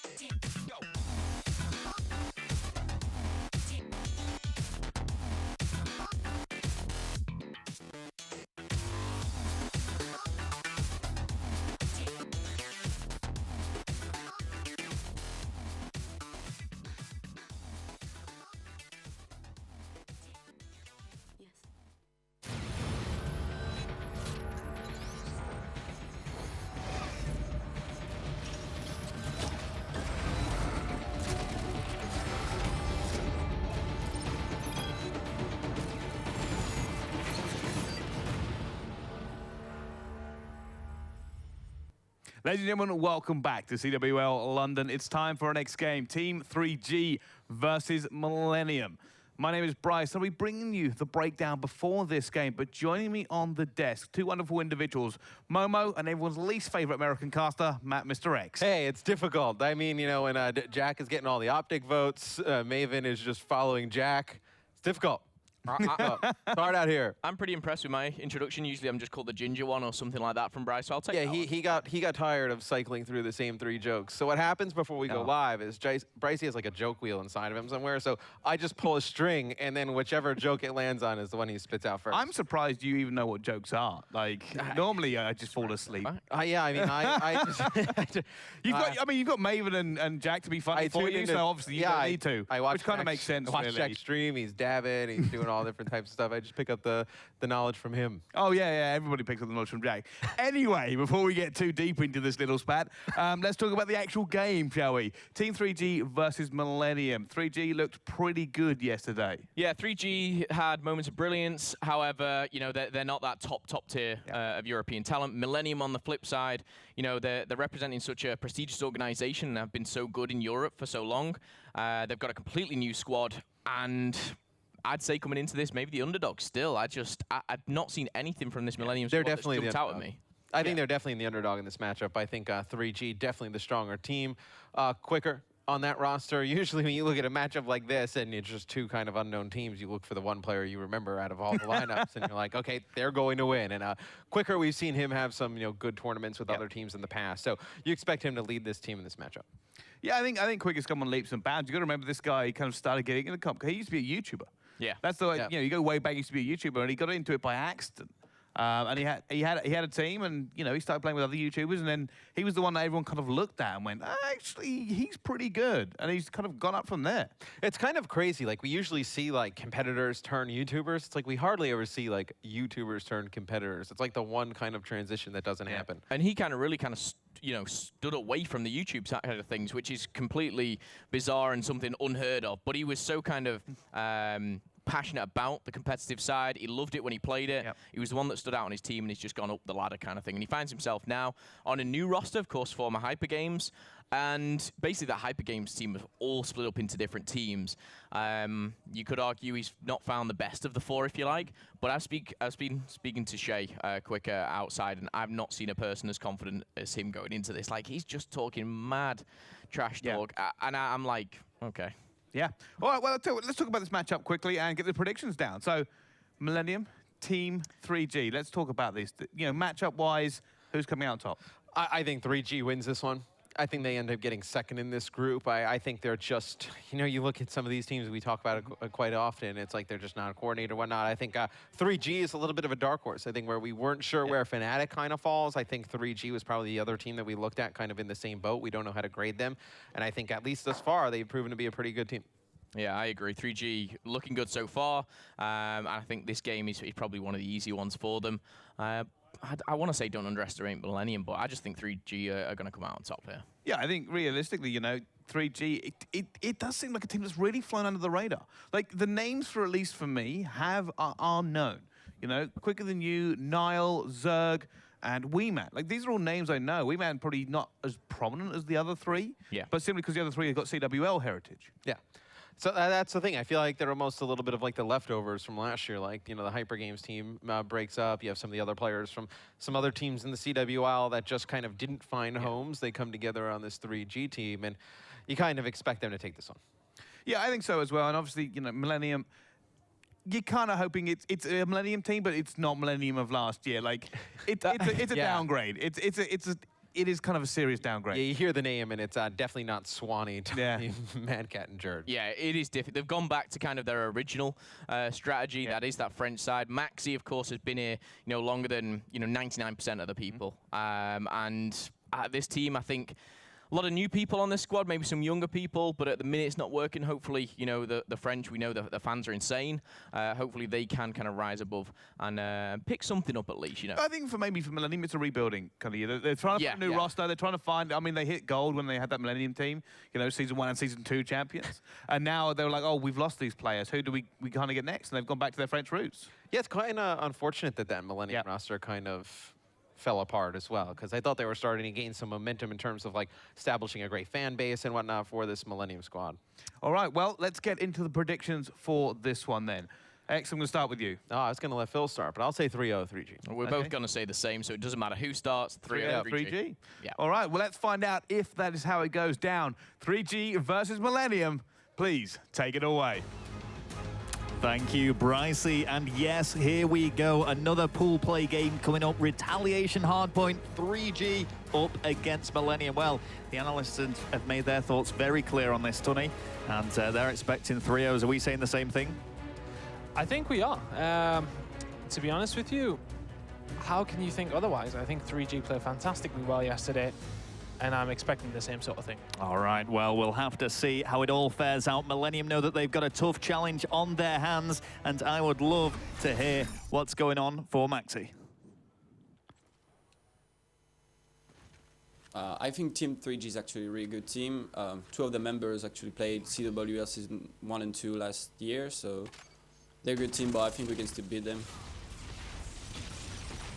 Wow, well, there we go. And interesting to always pick the thoughts of the players on the run-up to the game. So, it's going to be tough. We're kind of all edging towards Team 3G on this. We've seen what they're capable of doing. We know that Millennium have struggled, but Millennium are the top French organization. They're renowned. They've competed internationally, and they have got a lot of pressure on their shoulders to do something here. They are securing some pro points simply for turning up, but they want to get even further in this tournament. Let's see what we can do as we just carry on here now, and we'll see what's going to go on with Zerg. Well, on board with Zerg now. Push around the back, and we can see they are trying to set up for this next hard point. Does go down, though. on board with Quicker, and a really good start from Millennium. It's Miles doing well, 5-1 from him, currently on a 3 streak. And still with Quicker now. And Quicker, I mean, he had this reputation so long ago as just being online. He came and competed at his first event, really proved a few doubters wrong, and he was known for the fact that he just grinds the game out. He puts so much time and effort into it, and he's really reaping the rewards now as he competes at a top level. Well, on board with Zerg now. Had a very good game yesterday, especially in the SnD. We've seen him put up a sensational score. But Quicker does get the kill on the Maxi in around this lower street hardpoint. Needs help from his teammates. Yeah, I mean, Quicker after going 3 kills down was on a 4 streak there. Finally, that streak does end. Gonna keep on board with Team 3G, who are trailing here. Millennium have a good foothold on this game. It's always important with Hardpoint as well to get that initial good start. Well, let's see. Weeman's gonna get control of this market area, which is somewhere you really need to get somebody locked down in. If he can get himself set up around the courtyard, we can already see that Team 3G are already on the rotation. They are already at Cathedral. Yeah, I mean... Well set up. We're saying that Millennium are pushing through. We got a kill streak coming in from somebody using this Scarab. I'm not 100% sure who used that. Probably would have been Miles or Maxi, but Maxi currently on a 1 streak. We'll go with him. It was a really tough situation for them, actually, there. They had to sacrifice so many scrap points just to get that good setup. But is it going to pay off? We are seeing a great lockdown now from Team 3G, and they want to hold on to this for the full 60. It seems almost strange to be expecting Millennium to be one of the underperformers at this event, which I think a few people have been saying. I've heard that been floating around, given the fact that they were so dominant in Call of Duty for such a long time. But Team 3G really trying to bring it to them here, just about catching up on the scoreline. Yeah, and he is actually a catch Weeman out there, not watching the hotel side. There is somebody in courtyard to clean that one up. Tony Jess does trade that away, taking down Nile, but Zerg trades it away, as does Quicker. So as we can see, Maxi now getting all the way around to Broken, but he does have company in the form of Weeman. He's pushed that through. He's got Maxi pinned in here. He does have him pinned in. He needs to make sure he stays in the map, though. You can see Weeman just really getting his back up against the imaginary wall. Nile, though, cleaning up. So well. Finds 3 and leaving Moles all on his own. It's a good job Moles actually found that kill, but again, Nile is going to clean up for Team 3G. So pushing down the side. Wow, Nile's on a hellish streak at the moment. 6 kills for him. And he's just held down this Phantom side. Really good work by him. Just staying alive, that's all he needs to do. 3G suddenly have a healthy lead after having a commanding Cathedral point. Around 50 or so points on that one, and they've getting the majority unbroken so far as well. Well, this is it. It's all about map control, especially on a map like Retaliation. You've just got to get that lockdown, force the spawns to a disadvantageous position for the enemy team, and Nile somehow finds another kill. 8 kill streak still going, and when it was the assist in the end. Great work from Nile. Yeah, he manages to stay alive, just about to get a hold of those streaks. Now does have the tri-rocket, and he will be able to use that very, very soon. Zerg, who does also have a really good MV4 shot. Nice shots towards bedroom there. Not going to quite be able to pick that one up, but he does have a Scarab as well as they push towards Hotel Corridor. And then a good position to do something here, but so are Millennium. Maxi inside the hard point. Going to have to hold this down. Oh, and he's on really nice kill onto Weeman there. Mars is there to help him out. Maybe not so much because he's just killing him with a grenade, but on board with Tony JS. Holding down this bedroom side, just trying to stop people flying in from that right-hand side there through lower street. Maxi jumps off the ledge there and actually managing to try and make that kill. Zeke does pick up 2 though. Yep. With Maxi. Maxi, absolute veteran of Call of Duty. I mean, in terms of competed events, he must be up there at the very top, at least in terms of European talent. Maxi here does finally go down. Let's switch things up. Let's get the viewpoint of somebody else. Tony JS, oh, he's going to go down as well to Nile. Let's keep things switching over and see what's going on for those other team members. I'll stay with Tony JS. And have a look at Zeke. So a lot was talked about with Zeke. He was the upcoming French star. At least that's what Jonas told us. But we can see him struggling a little bit here on this hard point, but consistent with his teammates. I think it is just a case that Team 3G are feeling the full force, or really bringing the full force to Millennium. This is a large scoreline difference, almost double the score. All the kills going to come in. Nile putting a lot of them down. 20 and 12 from him. Does now have that bombardment. He actually has a 1 in there as well, so confident in his ability to say the least. But 165, 93 the score is rising for Millennium. We can see 3G are trying to push in there now as well. See what we can do with the kills that they can make, and they have made a few. Zeke does answer back, taking down Quicker. But Weeman holding this one down and extending that large lead that 3G already have. looking towards the top left corner. Are they actually going to push through? Nobody's actually went towards Lower Street yet. Zerg picks up 2 kills in the hard point as well, and just more and more points going towards 3G. Zerg should be able to pick this one up. Nice shots by Maxi, though, having a decent enough game, 14 and 15 from him. Oh, they're making this look very easy right now, Team 3G.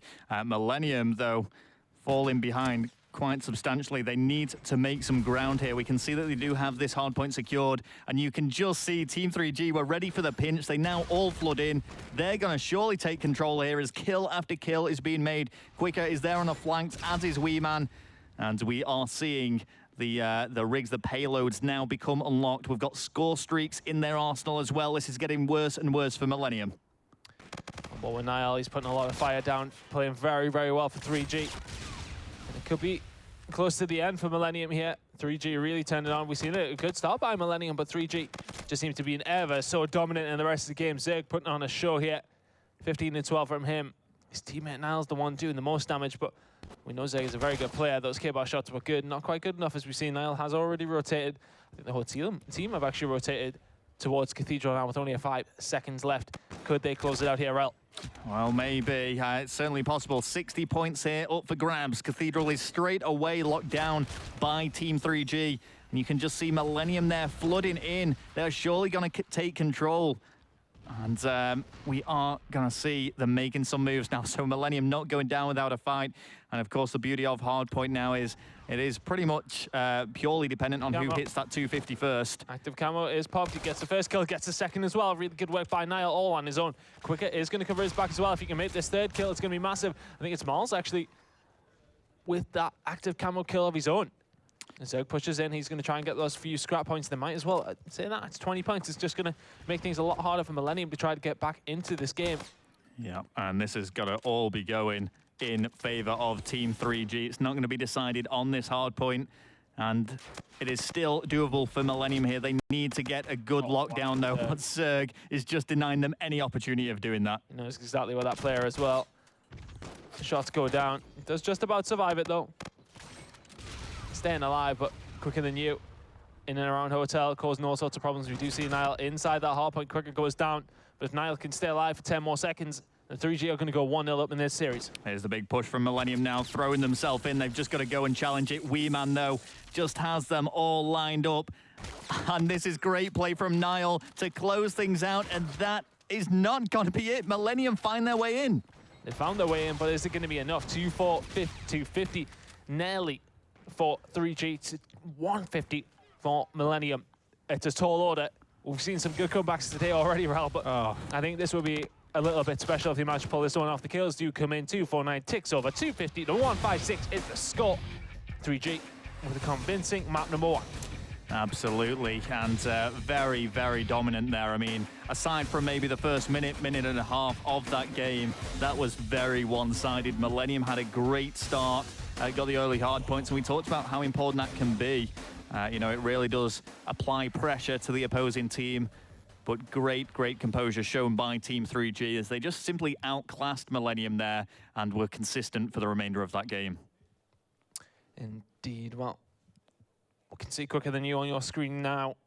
He'll be happy with that win, and the scoreboard's up now as well. Now 31 and 19, good work by him, of course, doing all the slaying. If you look at the rest of his team, 128, 128, 113, doing the objective work for him. And you always do that. If you've got a player on your team that is firing, let him go out, let him make the kills, and you can do the dirty work for him. They do seem to bounce together really well, 3G. I know that they're heavy underdogs in far as how well they'll proceed in this tournament, given the competition that's here, but definitely not one that can be ruled out. So we are going to be going on to the next map and game mode. It is going to be Search and Destroy on Crusher. We've seen it a few times today already, so I'm sure all you viewers that have been watching back home will have been picking up some of the tactics and strategies that are going to be used, the favorable bomb sites. And we will see how they're all going to play this out. So, I mean, in terms of Search and Destroy, looking at both of these teams, sure, Millennium, they've got a good roster. I know that in the past, on previous titles, Mold has been a particularly strong Search and Destroy player. But again, I just feel that Team 3G have the edge with this. What they displayed there for everybody was just sheer outclassed. And I think Millennium are going to struggle here. Yeah, they are. Scorch SnD as well. Oh, sorry, Crusher SnD, I should say. It's one of those maps where you feel as if the more aggressive team, it always pays off for them. We've seen what Orbit were doing in that previous game, and they were just flying at Cyclone, and it worked out for them. And I think 3G are probably going to be able to do the same thing here. Yeah, and as they go into their rig draft selection, no surprises really, standard stuff being shown either side.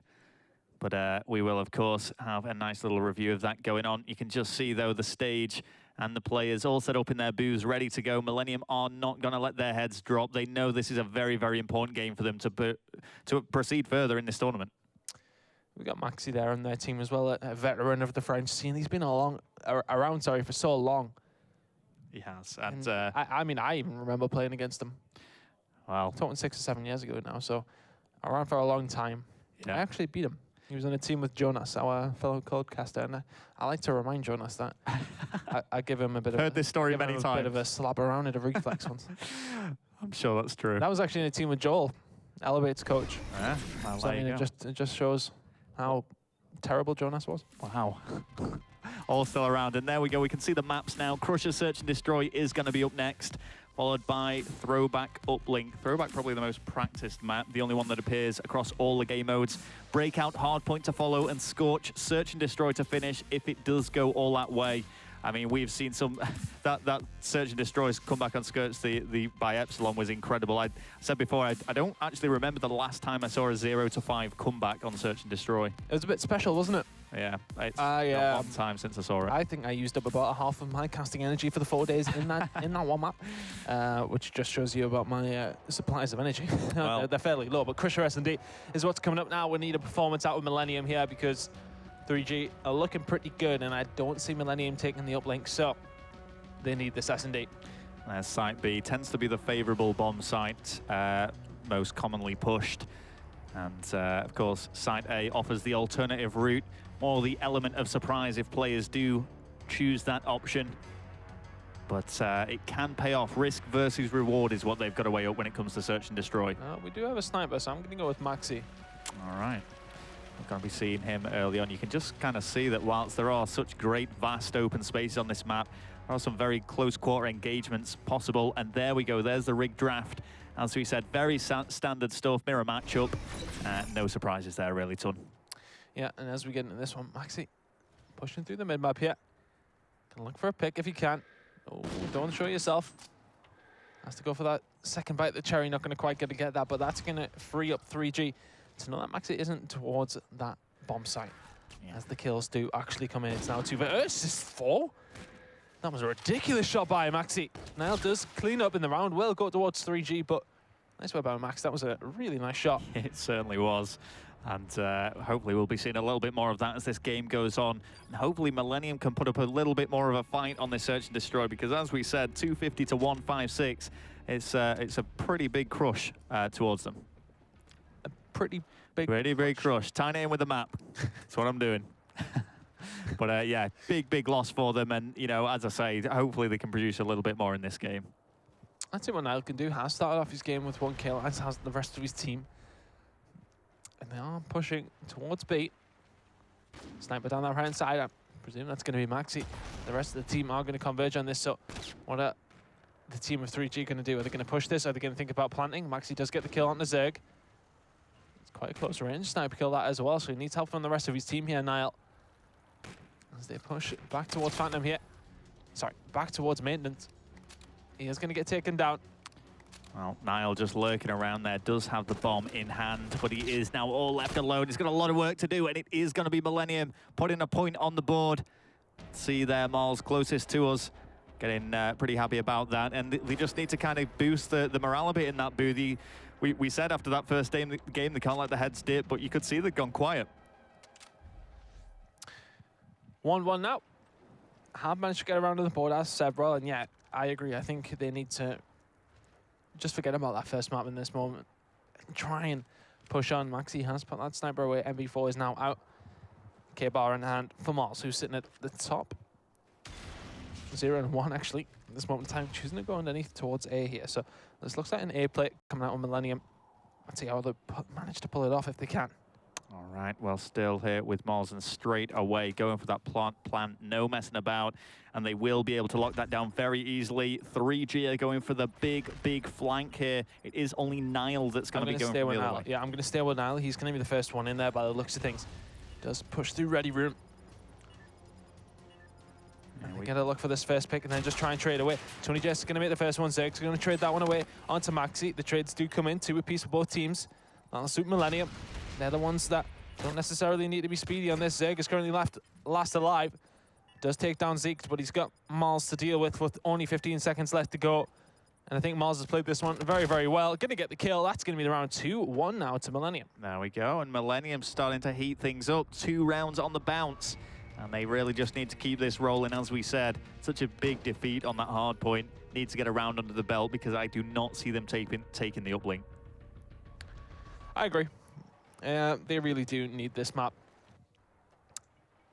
Are they going to be able to do it, though? I don't know. I think we're going to wait on to trying to pop off here. 3 kills for him so far. If he can start getting more and putting in a performance like he did yesterday, then I got no doubt that 3G will be able to take this one away. And this is a fast one. We can see they are pushing very, very hard. Maxi going to get that initial kill, though, which is massive for Millennium. Going to give them time to push around and only against 3 members instead of 4. There we go. It is going to be towards B. All the players are there. We can see that Maxi and Zeke sat so far back. They're not actually defending the bottom side. Turned around just as the one player came around that corner. Now they're going to have to wait, but they're going to have to make the kills. Nile makes one. Zerg makes the other. Tony JS had made one for Millennium. 2 versus 2 now. Here we go. Nile does have the bomb in hand, and they're going for the big rotation. You can see that Maxi and Zeke have absolutely no idea. To be though. Surely, oh, these 2 teams might clash here. Maybe. Here we go. They are going to go head to head. Oh, and Nile hasn't spotted him. Oh, the grenade's going to come in. That's going to be Millennium's round, and they're just stuck at B. I liked the play from 3G. I liked it. They pushed around, made Millennium think that they were going to go to A, and then just ran through mid-map and went back to B. But Millennium were either aware or lucky. Oh, it's very, very... Pays to be lucky. No, I mean, it's a great play from them. They're having a great start to this search and destroy. I know that there'll be a lot of French fans watching this. A very well-loved French organization. And let's see if they can produce anything more from this search and destroy. We are seeing some score streaks now starting to build up for Mars. And whether that will be used to great effect, only time will tell. Nile does get the first pick. So Mars pushing towards us here, and Nile did get that pick towards it. So Mars going to choose to plant that very quickly. It just seems as if 3G are making the wrong choices here. Rather than being outshot or outslayed, I mean, you look at the scoreboard, it's very similar kill feed. 1 kill going to come in, trade comes in, that's 2 now. Maxi is suddenly left all alive to try and do something here. Zerg takes him down.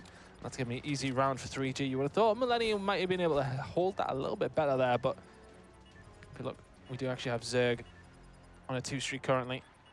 And that should nearly put him up to his scarab there now. 3-2. And that's a salute as well. And Team 3G wanting to regain a little bit of control in this series. Just so far, I mean, there's not been particularly many surprises, but Millennium could cause somewhat of an upset. You know, 3G maybe not being predicted to win this tournament, but certainly to win this series. Yeah, you would expect them to. You think 3G are going to come second in their group. Proven why in that hard point. I like this attack. They're going to push through. Are they going to be spotted? Who is that there? It's going to actually be Zeke in the middle of the map. Is he going to be able to do anything here? Surely he's going to get traded away. You would think so. The shot's going to come in, but he is just about going to survive, but does go down to Nile. Maxi trades that away because it took so long, but all the trades are coming in. It's going to be actually Millennium who come off the better on that one. Quicker Than You is left all alone in a 1 versus 2. Big round this from Millennium. Yeah, and this is bad news for Quicker. He's not going to be able to find that kill. And again, that is a round going towards Millennium. Just 2 rounds away now to take the search and destroy and tie up the series 1-1. And I don't know, is Maxi still using that sniper? Is he still committed to it?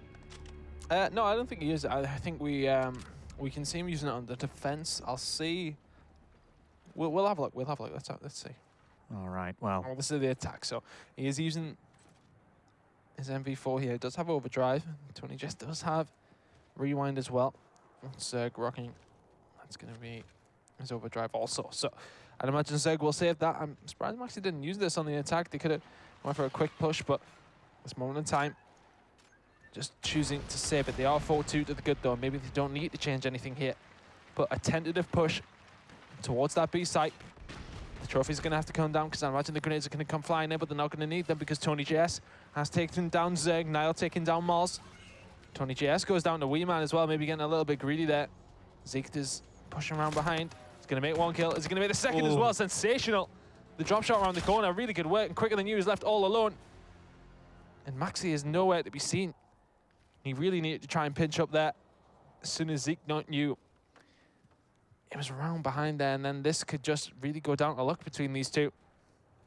Well, it's always tense when this happens. It's a one-on-one. It's not the first time we've seen it, and surely it is gonna be Team 3G that managed to find the kill. And fortunately for him, he just kind of ran into the line of fire there, made it very easy, but they still do trail. Quicker Than You.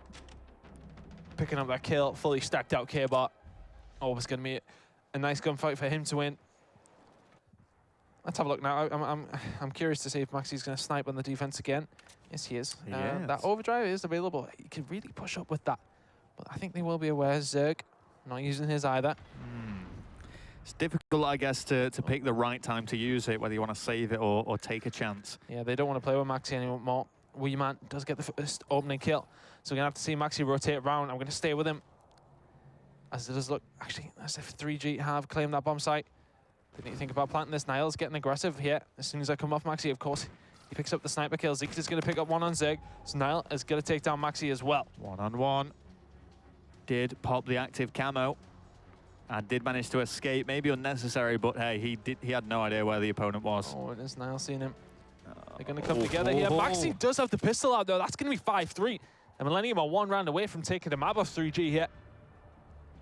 Really got caught by surprise there. I don't think he had any idea that he was flooding around the back.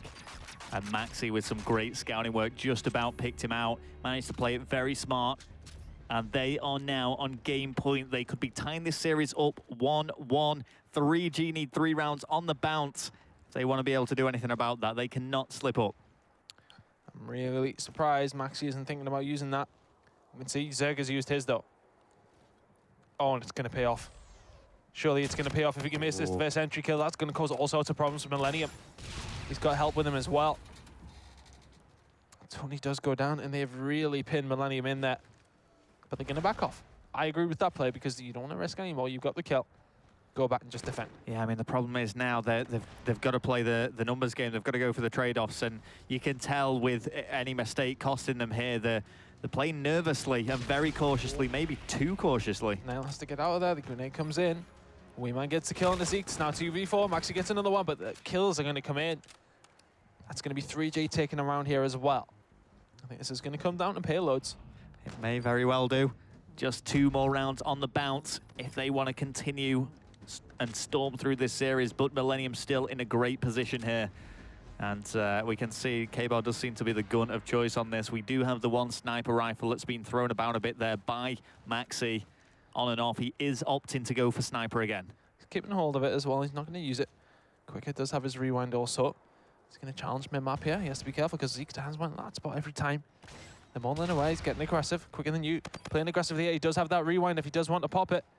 No shots coming in from behind as well. And it seems the Millennium stacked towards A. And he thought that's where they were going. Turns out they're at B. Quicker Than You are going to hold this down around the back here as that bomb is going to go down. And 3 members on Millennium have got something to do here. I'm going to go on board with Tony JS. He does have that payload available if he can stay alive long enough to use it. This is very, very nice out. From 3G. Maul's not going to get anything with it. Going to go back with Tony JS. Oh. They made the kills. Zerg all on his own now. Can he pull this off? Found one. There's a rewind. Oh, and he's not going to make the second, which means that Millennium will take map number 2. 6-4 on rounds. They are back in this series. It's going to be a 1-1 tie. And they managed to shut things out. They just had such a strong start to the Search and Destroy, Tony. And this goes against all the analyst casters, and I'm sure a few other people's predictions as well. Yeah. As Millennium show that they are a force to be reckoned with. On SnD, yes, I honestly think that that is their ticket to possibly winning this game. But at this moment in time, I just think 3G are a lot stronger on the respawn. So I think Uplink should be their game, or I'd imagine that 3G should be able to walk away with that map. At this moment in time, Millennium are going to draw things up. Yeah, absolutely. Well, I mean, as you say, I think Uplink is only going one way, and I would predict that goes towards 3G, as I would the Hardpoint after seeing that 250 to 156 stomping by Team 3G. So going to be very disappointed for them to drop that map, but they're probably going to be going into these later stages pretty confident. And yeah, I mean, you can just see there from the previous game, Tony JS, 10 kills and 7 deaths. The only player out of the 8 to go double digits, but fairly consistent performances throughout. There was no one particular player that you could isolate to say that held them back. No, not at all. Tony JS, I said, yeah, 10 and 7. I mean, what's your prediction for this map? What would you say, Rob? Well, you know, I think it's certainly going to go towards the 3G boys. This is what we were expecting. And I know that that's what a lot of analysts have said as well. So I always feel that the stronger team is a lot more apparent when it comes to Uplink. Yeah, I agree with you. Just changing the teams around for us there. But I think 3G should walk away with this Uplink. That I said, I think. Yeah, it's well, you know, we will see. We will see if they're going to be able to pull this off. And it's, you know, if it comes down to the final search and destroy, then I would, off the back of that, say that Millennium might have a shot at something. But I can't see it happening. There's no way that we're going to see Team 3G dropping that hard point. Yeah, absolutely not. I think this Uplink and the next map will both go towards 3G for a 3-1 victory, and that'll probably spell the end of Millennium's tournament. But how do you see a Millennium comeback here? Do you think they need to try and play this map slower? Or? I'd say slow. I think if they get too aggressive and start throwing themselves out there, then it's just going to end badly for them. They just need to slow it down, maybe go on the counter and try and take advantage of that kind of situation. All right, well, let's carry on. And I mean, I'm assuming we're going to bring this up a little bit later on, but the rigs, we're seeing very standard stuff from both of these teams. Of course, we will get that up just before the game does start. Right? You're so eager to let everyone know. Oh, what we want to do, we want to wait until they've done this, when we can talk about the game. You know, we can introduce it a little bit, then we'll tell everyone about the rigs. Do you think 3G are going into this knowing that, thinking that they're going to win? Or do you think it's... I think they'll be going into it confidently. I think they'll be thinking to themselves, we don't really want to go last map SnD. We've seen how good these guys are. Let's win this map. Let's win the hard point and close out the series. All right, well, we'll see if that's going to be the case. You can see Quicker there getting ready for it now as they just finalize their rig selections. They've got all the classes set up. I mean, Uplink, it's, I've got to say, of all the rigs available, Overdrive is definitely one of the ones that comes into play if you want to burst your way through the map. Especially on Uplink. We've seen Joe put it to good effect that last game when we seen Orbit take on Cyclone. I think he just pulled it straight off the bat in the on the respawn at half-time. Got to the drone before everyone else, wrapped it around the right-hand side, the rest of his teammates causing a distraction in the middle, and they couldn't really do anything about it. Getting an extension on the lead at halftime because it was already substantial, but I expect this to be slightly closer. I think 3G will probably still win it comfortably, but maybe like 10-4 or something like along those lines. Okay, that's it. We're looking at score lines now. All right. Well, I'm. Yeah. I like to. I wasn't far off on the Cyclone Orbit. I think it ended 15-2. I think I said 17-2 would have been. I think it's going to be more one-sided. I'm thinking 14-2. 14-2. Yeah. I don't know. I don't see Millennium hanging in this one. Well, we'll see if you're right. As we do load throwback uplink up. I like it because I think the manual pass is such a big thing. It's about controlling different areas on the maps. On the map, I should say. Lemons is such a massive area for people to get a hold of. If they get a hold of that towards the right-hand side of your screen that we're going to see in a second, then it's just such a massive area where you can do a lot of damage from. You can hit them one-pointers. It's the area you want to control if you want to push through for them carry captures on this side. However, if you're attacking towards baseball field, that manual pass over the building can really be strong and can cause problems for the other team. Yeah, and there we go. There are the rig selections that they went for. We need to have a look and see what's going to be going on for these teams now. So let's get on board with the boys from 3G here and start off with Mols. Well, Mols does make a kill. And we've... how have you managed to not get the sides right this time? Yeah. Why did you swap it? I watched you swap it, and then you swapped it again. I was just highlighting it. You know what? Never. It doesn't matter. Let's carry on. So Maxi here is going to be on the screen. I didn't realize the stream was coming through this TV. Maxi does go down here. Tony JS will just follow up onto him. The uplink drone is still quite central in this map. Nobody has really made a convincing push on it yet, following that capture that we just saw. But we are now seeing the flood in, and it's going to be Tony JS finding 3 big plays from him. Yeah, really nice by him. As WeMan does come over, we switched over on my side because you are apparently incapable of doing anything. I was trying to highlight that you can swap selection. You don't have to retype Yeah, it. but that was all. Okay, you highlighted that you could swap selection, then you changed it back even when the teams changed. So what? I just don't understand the logic. Anyway, we'll continue on. Here we go with Zerg for Team 3G. I mean, we were predicting, or I was predicting a bit of a stomp in here, but Millennium do have the first point. There we go, Team 3G with the carry capture. Does have the Trinity Rocket available as well. Bombardment is only 25 points off. He's currently on a 6th streak, but he's in a great position here. If his team can keep control of that mid-map without him, then he can cause problems, but does get tagged up there. All 4 members do momentarily go down, so this could be a good opportunity for Millennium to get some points on the board. It is actually going to be Zeked with the drone in his hands. There we go, Zeke just floating his way towards where he needs to be. Yeah, really. They don't want to try and... He's thinking about this too much. Does get taken down by WeMan with that Trinity Rocket. For me, there he needs to go for the 1-pointer off the balcony in the house. It's an obvious thing to do, but doesn't go for it. WeMan does now shut down Maxi as well. Let's see what did WeMan actually pick up on the score streaks. Has nothing left. He must have used his Trinity Rocket anyway. So more with Miles now. Shot's going to come in. He is going to get the kill towards Restaurant.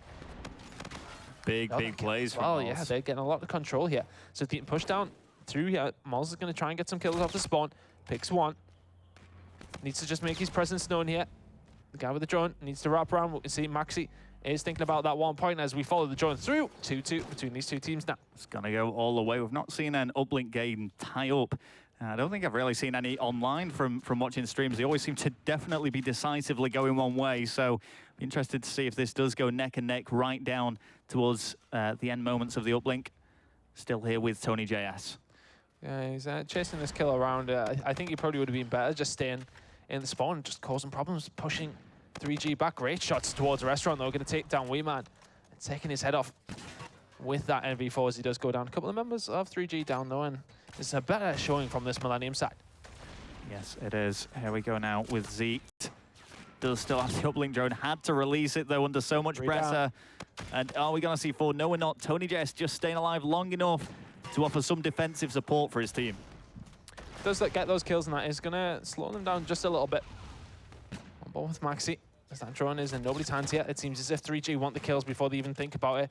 We can see Quicker Than You is going to pick this one up. The manual pass is going to come over as every single one of his teammates do go down. So the right idea, but just unable to execute it. Absolutely. We're still here with Tony JS now. Just get shut down. Very fast-paced around this central area. We can see the uplink drone just being suspended as nobody seems to be able to make a convincing push. And it's quite interesting, really. A lot of the uplink games we've seen so far in this Invitational have been, as I say, very decisive. We've seen some huge score lines, even within the first 5 minutes. But this is being played a very different way. Yeah, let's see. Millennium going to go for this 1-pointer again. I don't think, are they going to have the opportunity? No, they are not. It's going to get shut down quicker than Yuku, though. Coming through with 3 kills. He's going to push on and try and get some more to help out his team. Push down Psychopath. Shot's going to go in down this right-hand side. He's got a couple of members of the enemy team in his sight. He's going to back off. Rightly so. Zeg's going to take over. And with his full health, he is going to be able to make those kills. Maxi does make the kill on Nile, though. And we can see that 3G are pushing very aggressively. Quicker Than You, missing a few shots here, but does help from his team. Doesn't need it. Eventually he makes the kill. The drone does go into the hands of Zeg, but not quite enough. The interception comes in, and suddenly Nile is left all on his own. And he needs to release some pressure that's surely going to be put on by Millennium. Absolutely. That respawn delay going to work against him. Nile kind of got in no man's land here. There just seems to be no one that he can engage with. He's got to be careful, though. Nice, easy kill as players present themselves right in front of him. Now he's going to offer good cover, but great accuracy from Maxi to shut him down straight away. Oh, WeMan passing the ball away, just trying to distract the enemy team here. On ball with Maxi. Is he going to go for the 1-pointer? No, he's not, because there's not enough time. 2-2 is the score. In that situation, he has to realize the time and go for the 1-pointer, surely. Yeah, I'm surprised he actually went for the pass, but I don't really know if he'd have been able to make it from there. In any case, 2-2 is the scoreline, so a lot closer than maybe we originally thought here, Ton. Yeah, I think we're probably going to see a bit more of a convincing half from 3G here. They're on the side where I think control is rewarded a lot more. I think the other side, what Millennium are on, is a lot more. You can stack up more points, but you have to be in a commanding position to do so. On this side, if you can get control in mid-map, push towards Lemons, you can start picking ones when you need to. And we can see quicker than you. Does have that drone in hand now. He's in restaurant. He's going to pick that up a little bit later. The rest of his team are going to be there, though. Is he going to think about the one, or is he going to go for the two? Needs his lead blockers to push in there. Is the two going to be there? Yes, it is. Wee Man's going to come there. Miles makes up 3 kills, but doesn't make the one that was the important one, which is the kill on the quicker, who had the drone in his hands with 30 seconds gone. 3G have established a lead. All right, and they're going to try and hold on to this, because by the looks of it, this isn't going to be a particularly high-scoring uplink game from what we've seen so far. So those 2 points, very, very crucial. And you know, they're going to have to try and force the throws for Millennium if they do make any pushes there. We are starting to see some of the payloads get unlocked now. Yeah, on board now. Going to go with Nile. Looking towards that drone. Miles is actually going to kill his teammate after Nile giving him the punch in the face. Just what you want. Nile managing to get out of that one somehow, but he's going to push on, trying to get control. Lob Lemon's not going to happen quicker than you. Does have his rewind available. Let's give Millennium some love here. Zeke 9-13, unfortunately, but Miles is having an alright game here. Or Miles. I don't know if Jonas, which way he told me to say it. Is it Miles or Miles? Miles. Miles. Going for Miles. Hey, But he doesn't know how to say it. 17 and 14, as you say, great slaying work from him. Zeke dropping behind a bit, and you know, considering what we've been hearing from Zeke, from Jonas, he's not particularly performed in this series. He did have some previous very strong series, though. Just doesn't seem to have turned up against 3G. You know, I was going to criticize Jonas's bias towards French players and teams, but no, I mean, he's been putting his buddies down, but he was convinced about Zeke. He said, you know, this is the guy to revive the French team to its former glory, whatever state that is. But on board with Maxi down this right-hand side, does get killed. All the kills coming towards 3G. Tony JS hasn't been a player. He did impress me on Black Ops 3, and I'm interested to see how he does in this game. He's always been prominent with that AR. I think a slower game style does actually suit him, but Zerg now does have the drone. Is he thinking about the one-pointer? He is. I think he is. And it's a very, very easy throw. Interception was necessary there. That's it's quite an easy one to hit. It's one that's well practiced, and you can just kind of line it up and take your time. You're not really exposed to anybody. Well, Weeman, 22 and 15, pushing on through. He wants to be that lead blocker. Miles and Tony JS, though, making the kills to try and push them by. See, Maxi and Tony do have their payloads. Overdrive is in Maxi's hands. I'm going to stay on board with him, because if Millennium can get some sort of control in this mid-map, he should have a free run. Certainly is, but there we go. We'll stay with Tony JS. He's not going to go for the actual pickup. Trying to find the kills first, pushing forward. Total control, I think, before you even think about picking up this drone on this side. Max is going to come through. He does have overdrive. There, he's going to pop it. The kills have come in from Miles as well. Oh, he's just about going to miss that there. I think he should have just cut left and went towards alleyway. But the kills are going to come in anyway. The drone is going to be put in by Miles. That's a 2-pointer. Who's this in mid-map? Maxi needs to make this manual pass if he can, but he needs to keep off a few members of 3G. He's going to be able to make one, not going to need to. Tony JS makes it foreign. Nile does clean things up. Tony JS, though, does go down. Nile having a very, very good game here. Yeah. That drone has been taken away by Miles, though, and he should be able to put this one away with the active camo. And 6-5 is the score. And suddenly Millennium have a lead. Very, very nice from Millennium there, who've just really brought things back. After what looked like it was definitely going 3G's way. There's not that much time left on the clock. Miles does have all score streaks unlocked as well. We can see them coming into play as Zerg does go down. And 3G are going to have to do something special here. Oh, Tony JS going back on the defensive, shooting away there as well. The control was in the hands of 3G, though. They got 3 men down. Tony JS is last alive, but that drone is reset back to mid-map. Let's go on board with Zerg. He has that drone in his hands. But you got Millennium pushing through here. That armor from the drone, not enough. Needs to make this kill, it's important. Oh, here comes the bombardment as well. He needs to get out there, 45 seconds remaining. It's not out of the question for 3G here. And they've got some payloads that will be becoming available very, very shortly. The kill comes in from Zerg. He's not far off his overdrive. Miles gets another kill with that score streak as they do push that towards Melons once more. Yeah, I mean, they're just trying to go. They're going to go for the 1 point. I think, if anything, that's going to be the only hope here. As time does tick away, 20 seconds left. Millennium just need to hold on. If they can throw that uplink drone out of bounds, they are going to be excelling 2-1 in this series. Zerg has overdrive. He needs to be picking up that drone now. He's got to go for it. Kills. He's got to go for it. As he managed to pick up the drone just reset at the wrong time. They need to put the pass in. Here's the pass. It needs to go to Zerg.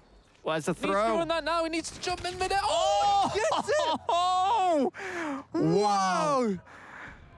Oh, and the despair. That's heartbreaking for Millennium. The despair on Moore's face. I mean, that is a picture in itself. That is some huge clutch play. God. And there he's watching over the house for it. I was going to say, I almost said, I don't know if that was the wise thing to push through the building. I didn't think he'd have time. This is what Tilt is made of. I did not think he would have time to make that point. But there we go. We are sending this into overtime now. And Jesus. I mean, I was talking about this before. I hadn't actually seen this yet, but Millennium spent everything to defend that. Yeah. Wee Man's not far off his reactive armor. Niall's not far off his active camo. Surely this is now 3G's game to lose as Niall makes up 2 kills here. Let's see what is going to happen. Of course, overtime, fastest capture is what's important.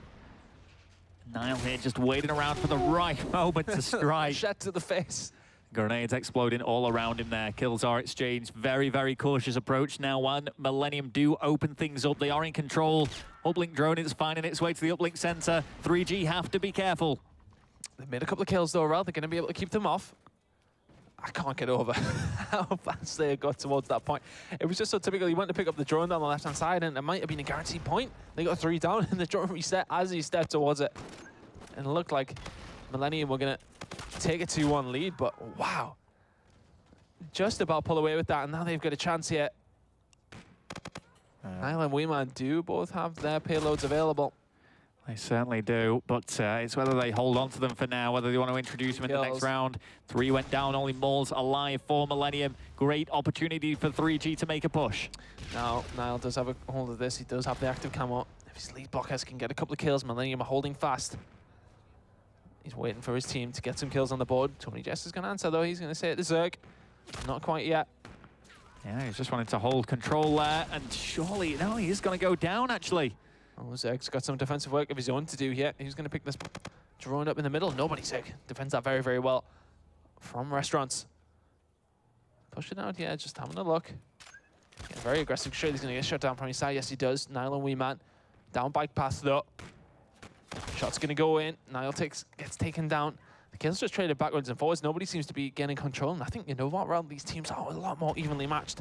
Yeah. We did first actually think. We've definitely underestimated Millennium. I'll hold my hands up and say that right now. They're putting on a strong performance here, and it's, you know, this was purely based off the previous series that I cast over, where they really just didn't bring anything to the table.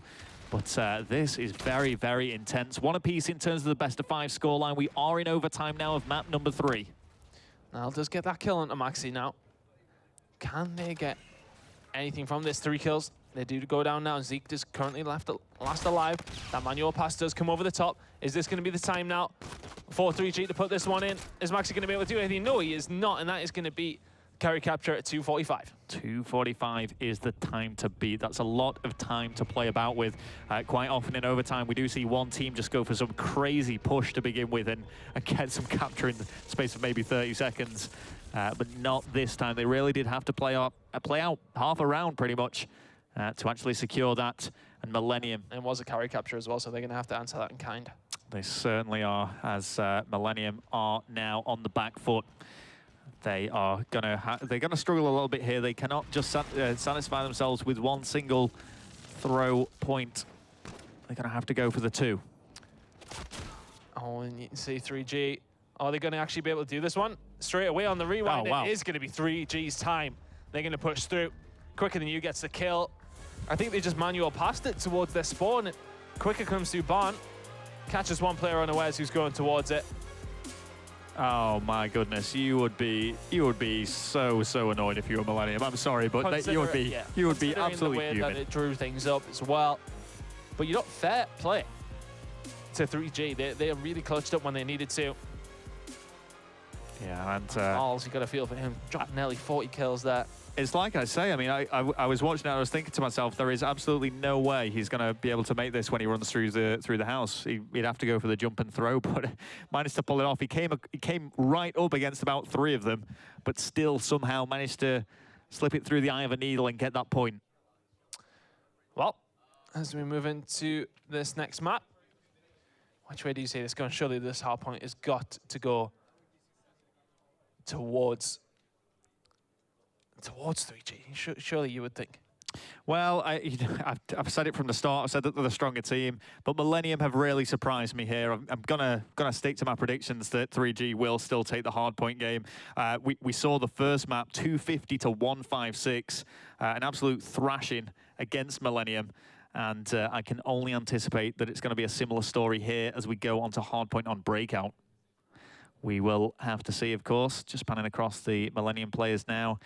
You can see just that sort of loss has got to hurt. Yeah, that's it. The despair there. It's going to be extremely frustrating for them. It's a horrible way to bow out. I always say, I mean, if it was me, I'd much rather lose, get you'd much completely rather shut get out. battered, wouldn't you? Yeah, because then it'd be decided. But when you were so close to victory, to lose in circumstances like that just must be devastating. Well, everyone is sort of thinking that this one should go towards 3G. But Millennium have answered the question a couple of times here. They could have walked away with that uplink win. The SnD, they won fairly reasonably comfortably. I think it was 6-4 in the end, wasn't it? So, you know, Millennium could definitely do this yet. As we do get ready to go into map number 4. Yeah, I mean, so there's a lot to really think about here. We've seen the fact that Team 3G were extremely strong on the previous hardpoint. The Search and Destroy was very, very close. The uplink was very, very close. It's not, you know, this is a completely different map that we're going into now. It's under completely different circumstances. The mentality of both of these teams, though, you've surely got to favor 3G in that respect after what we just saw from Millennium. Well, there is the trophy the winning team will take away. I think somebody said it looks like it looks like a sword. It looks like a sword. You could genuinely, I mean, right, who do you think said it looks like a weapon you could stab somebody with? I'll give you one guess. Brycey. Exactly. That's very Brycey-esque. I just need to stay away from him if he's near that trophy, I guess. There we go, though. Looking at the maps, you can see the score lines there. The OT was decided and went towards 3G. We are going on to breakout hardpoint. It will be decided by Scorch, Search and Destroy if Millennium can take this one.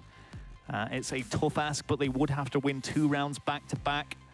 And they're going to be so deflated after the throwback uplink. But Team 3G, I mean, they've got to be on a high right now. Yeah, absolutely. I think when they've been staring down the barrel in the 3rd map, looking as if they're going to lose that one. And to come away with a victory like that will only be doing positive things for their attitude towards this 4th map, breakout hardpoint. I just think this sort of map is one of them ones where you really can punish teams if you get the rotations down correctly. And I think we will see that. I think 3G are going to walk away as winners in this one. We've been saying it over and over again. And Millennium have been pushing us, though. That first hardpoint, 250 to 156, was convincing. But the SnD, they brought it right back, 6-4. Overtime, as said, maybe a little bit cruel to Millennium, but as we go into breakout, that's 3G are looking to close this one out. You can just see all the vital, pivotal areas here on the hard point.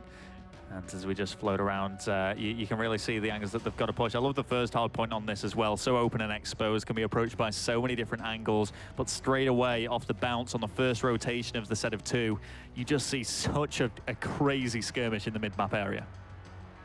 Well, as we do move into this one, I mean, let's go prediction of scoreline. If you want. I have to say that it's going to be a similar one to last time. So 3G are going to take it. They'll hit the 250. We don't really see any hard point games now finish based on time. I want an exact scoreline. Oh, an exact. Okay, so Millennium, they're going to go 140, 250 to 140. Well, as we do jump into this one now, I'm going to go on board with Mars. See what we can do right off the bat here. On this Millennium team, it is do or die. This will be their 2nd loss, and it would pretty much guarantee them to be out of Gfinity. They will not advance until tomorrow, I should say. Well, they will, but they would just be playing for 3rd or 4th, not into the bracket. But they are going to get these first few points here. 5 did go over towards Team 3G. Certainly did. I mean, they made the early push, but they did let it slip into the hands of Millennium, and no one really seems to want to commit to this hardpoint area. It's, as I say, very difficult one to lock down. There's, you know, given the amount of different avenues or angles that this can be approached from, it's almost impossible to get a commanding lead on this. Not the money hill, for lack of better words. Yeah, the thing is, though, they are setting up towards that spawn, and they just haven't held it at all. Zeke is there, and he does actually have Maxi with him, so If they can hold this, they can get cell blocks locked down. But who is this? It's going to be quicker than you. Is going to be the one who first initiates. He goes down very, very quickly. Zerg has a teammate around the back with him, and it's going to be Niall to push around this backside here. Wee Man was there to distract as well. The kill comes in. Zerg does take down Miles, but gets taken down himself quicker. As the attention is drawn towards that back area where Zeke has actually picked up 2 kills quicker than you. A nice wall run does eventually go down, but Zeke's doing well back here. 3 kills in a row for him. Shots going towards Showers here. Certainly is, and Zeke there just staying far back, getting outgunned though by Wee Man. Picked up a nice 2-piece. You're winning that fight with the MV4, really. He certainly should, but here we go, Millennium making their mark. And let's not forget, on the first hard point of this series, Millennium did actually have the better start. It's only in the later stages of the game that we did see Team 3G come out on top. So Millennium just need to keep up this form. If they can just hold on to this lead, that's all they need to do to take it. Oh, Maxi not going to be able to stay alive. Zerg does take him down. Now, around mid-map, Millennium held that one pretty well. And they are the first ones to Graveyard as well. Let's go on board with Miles inside. KFC is going to get shut down though. Maxi pushing from the cliff road. Gets the kill to the left-hand side. That's an important one. And they're going to try and have to push through. Are they going to push through to Caves? Yes, they are. They're going to have to push into 3G, who have all spawned that side, though. Maybe a little bit overzealous pushing through there. Do get taken down. Zeke coming through the medical bay there. He is going to manage to stay alive. Miles had pushed up. He's in the hard point now with his teammate. Yes, he is with Zeke for Millennium now. Millennium looking really, really strong here. Still on Graveyard, just picking up all of these points. There just seems to be nothing the Team 3G can do. They finally do actually manage to push in there, and as 3G are just making back-to-back kills, communication must be flowing. Let's go for a listening. I'm leaving you now, I'm weak. Do them on you, left side Eddie. No! One more node. Nice. Sure. Now get mid, now get mid. They're gonna flood front, Keep on me, I'm weak. Still alive. I've only got a cable, remember? Me. Two cave. There's 2 of them, yeah, 2 of them, at least 2 of them. Top P1, I need help. I still have now. I spawned out ring. Get mid. Come out, he's warring. I mean, you've got it. Three back left and 1 mid. I have your warren, You can hide. They're all using fucking MV4s. I'm gonna watch my warren, just watch my warren. We're jam the back. Oh, you're back, Warren. Swim watch my mid. I'll get his on mid. Is it Warren, Connor, Warren? Hi. Sorry. One in the tunnel as well. One shot. Warren. Back wall, last one in hill. Nice. Yeah, I have one. I'll get mid. Help. I'm gonna push out. High mid. 1 bullet's on, he's dead. 1 more mid, Shay, I need help. Get this up. Zeke mid, I don't know where Shay literally. Keep dead. Push round mid, weak, loading. Gone in loading door. Don't think I load. Hey, catch on. He went to your right. He's in loading door. 1 shot dead. There's one more in new. Just play your life. An AD new. Get the bottom. There's 2 there. Push out. Outside loading. My bad. Outside loading. Outside loading's dead. I think there's one showers on you. Yeah, showers, close right. Left door. Here, one bullet. Zeke, dead. One's in. Bottom. Bottom dead. Loading. Truck, he's gonna jump in hill. Loading weak mouse. He's there. Close yellow truck. Johnny Jason hill. He's on the forklift. Loading outside, 1 shot, mouse. You play back hill. I'm dead. Stay left. Loading weak, loading dead. Wow, and there you go. We could hear the Team 3G communications flowing. And it just really goes to show you there's so much going on in this game. You have to really work well as a team to actually come out on top, which Team 3G are just about edging now. Yeah, we can see Niall set up inside this hard point. Should be able to get a few more points off this, I'd imagine. Millennium aren't really going to challenge that too much. They have a setup towards cell blocks. The thing is, if they dropped off so far, it's fairly close to the middle hard point. Nice kill there. On to Niall. I'm going to switch away from them and go ball with Zeke. But they're set up there, but the thing is they have to be very careful that it is obviously close to that middle hard point. So 3G can push towards that very, very quickly as they have 3 men inside that point. Yes, okay, Millennium, you have the spawns, but you actually need to be in there as well. Absolutely, and this is dangerous territory for Millennium. And a slight sense of deja vu in some respects. They did have a big lead at the start. They've let it slip away. And big kills being made there by Team 3G. They're going to be able to get full control of this area, and you can just see they've got such a good lockdown on it now. Let's see what Tony JS can do. MV4 in hand, we know he's good with that AR. Looking towards this side, can see quicker than you as well. He's going to take him down, but the trades are just going to come in. Zeke can do nothing from that mid-map, and that lead of 3Gs is ever extending. It certainly is, further and further. And it's only going to be scrap points now, and Millennium have really got to make the decision whether they even would want to go for that. You can see they're all just going straight for the rotation. Yeah, they need a big points haul. At some point, Weeman is there to try and shut them down quicker than you. Come round Caves does get shut down though, but now going to spawn now. Push into Medical Bit. Just try and get some picks from this side here. Wait for the rest of his team to push over. Not really that close to him. That does go out. Need to take their time, just try and make their picks where they need to. Quicker than you does have his payload available. It's only rewind, but he can maybe open things up with that. Couple of kills going to come in. That's 3 kills actually. And Millennium were defending that, but they just seem to die far too quickly. Zeke spawning at the back, Medical base side. It's going to be hard for them to take this one back. Well, this is the thing. I mean, Team 3G just have time on the side here to play with, so they can approach this a lot slower and a lot more set up than the likes of Millennium, who've really got to start taking some chances, because they're roughly 90 points behind right now. You can see they still do have control, so yes, they have had a relatively good hard point here, but it just seems like it's not going to be enough. Oh, Weeman's having a really good game here, 24 and 14. Just held them off all from Caves there. But we are going to see Zerg drop all the way back here towards the spawn. He's going to catch a couple of them off guard, I think. MV4 is going to go in. The bullets do not register, do not hit.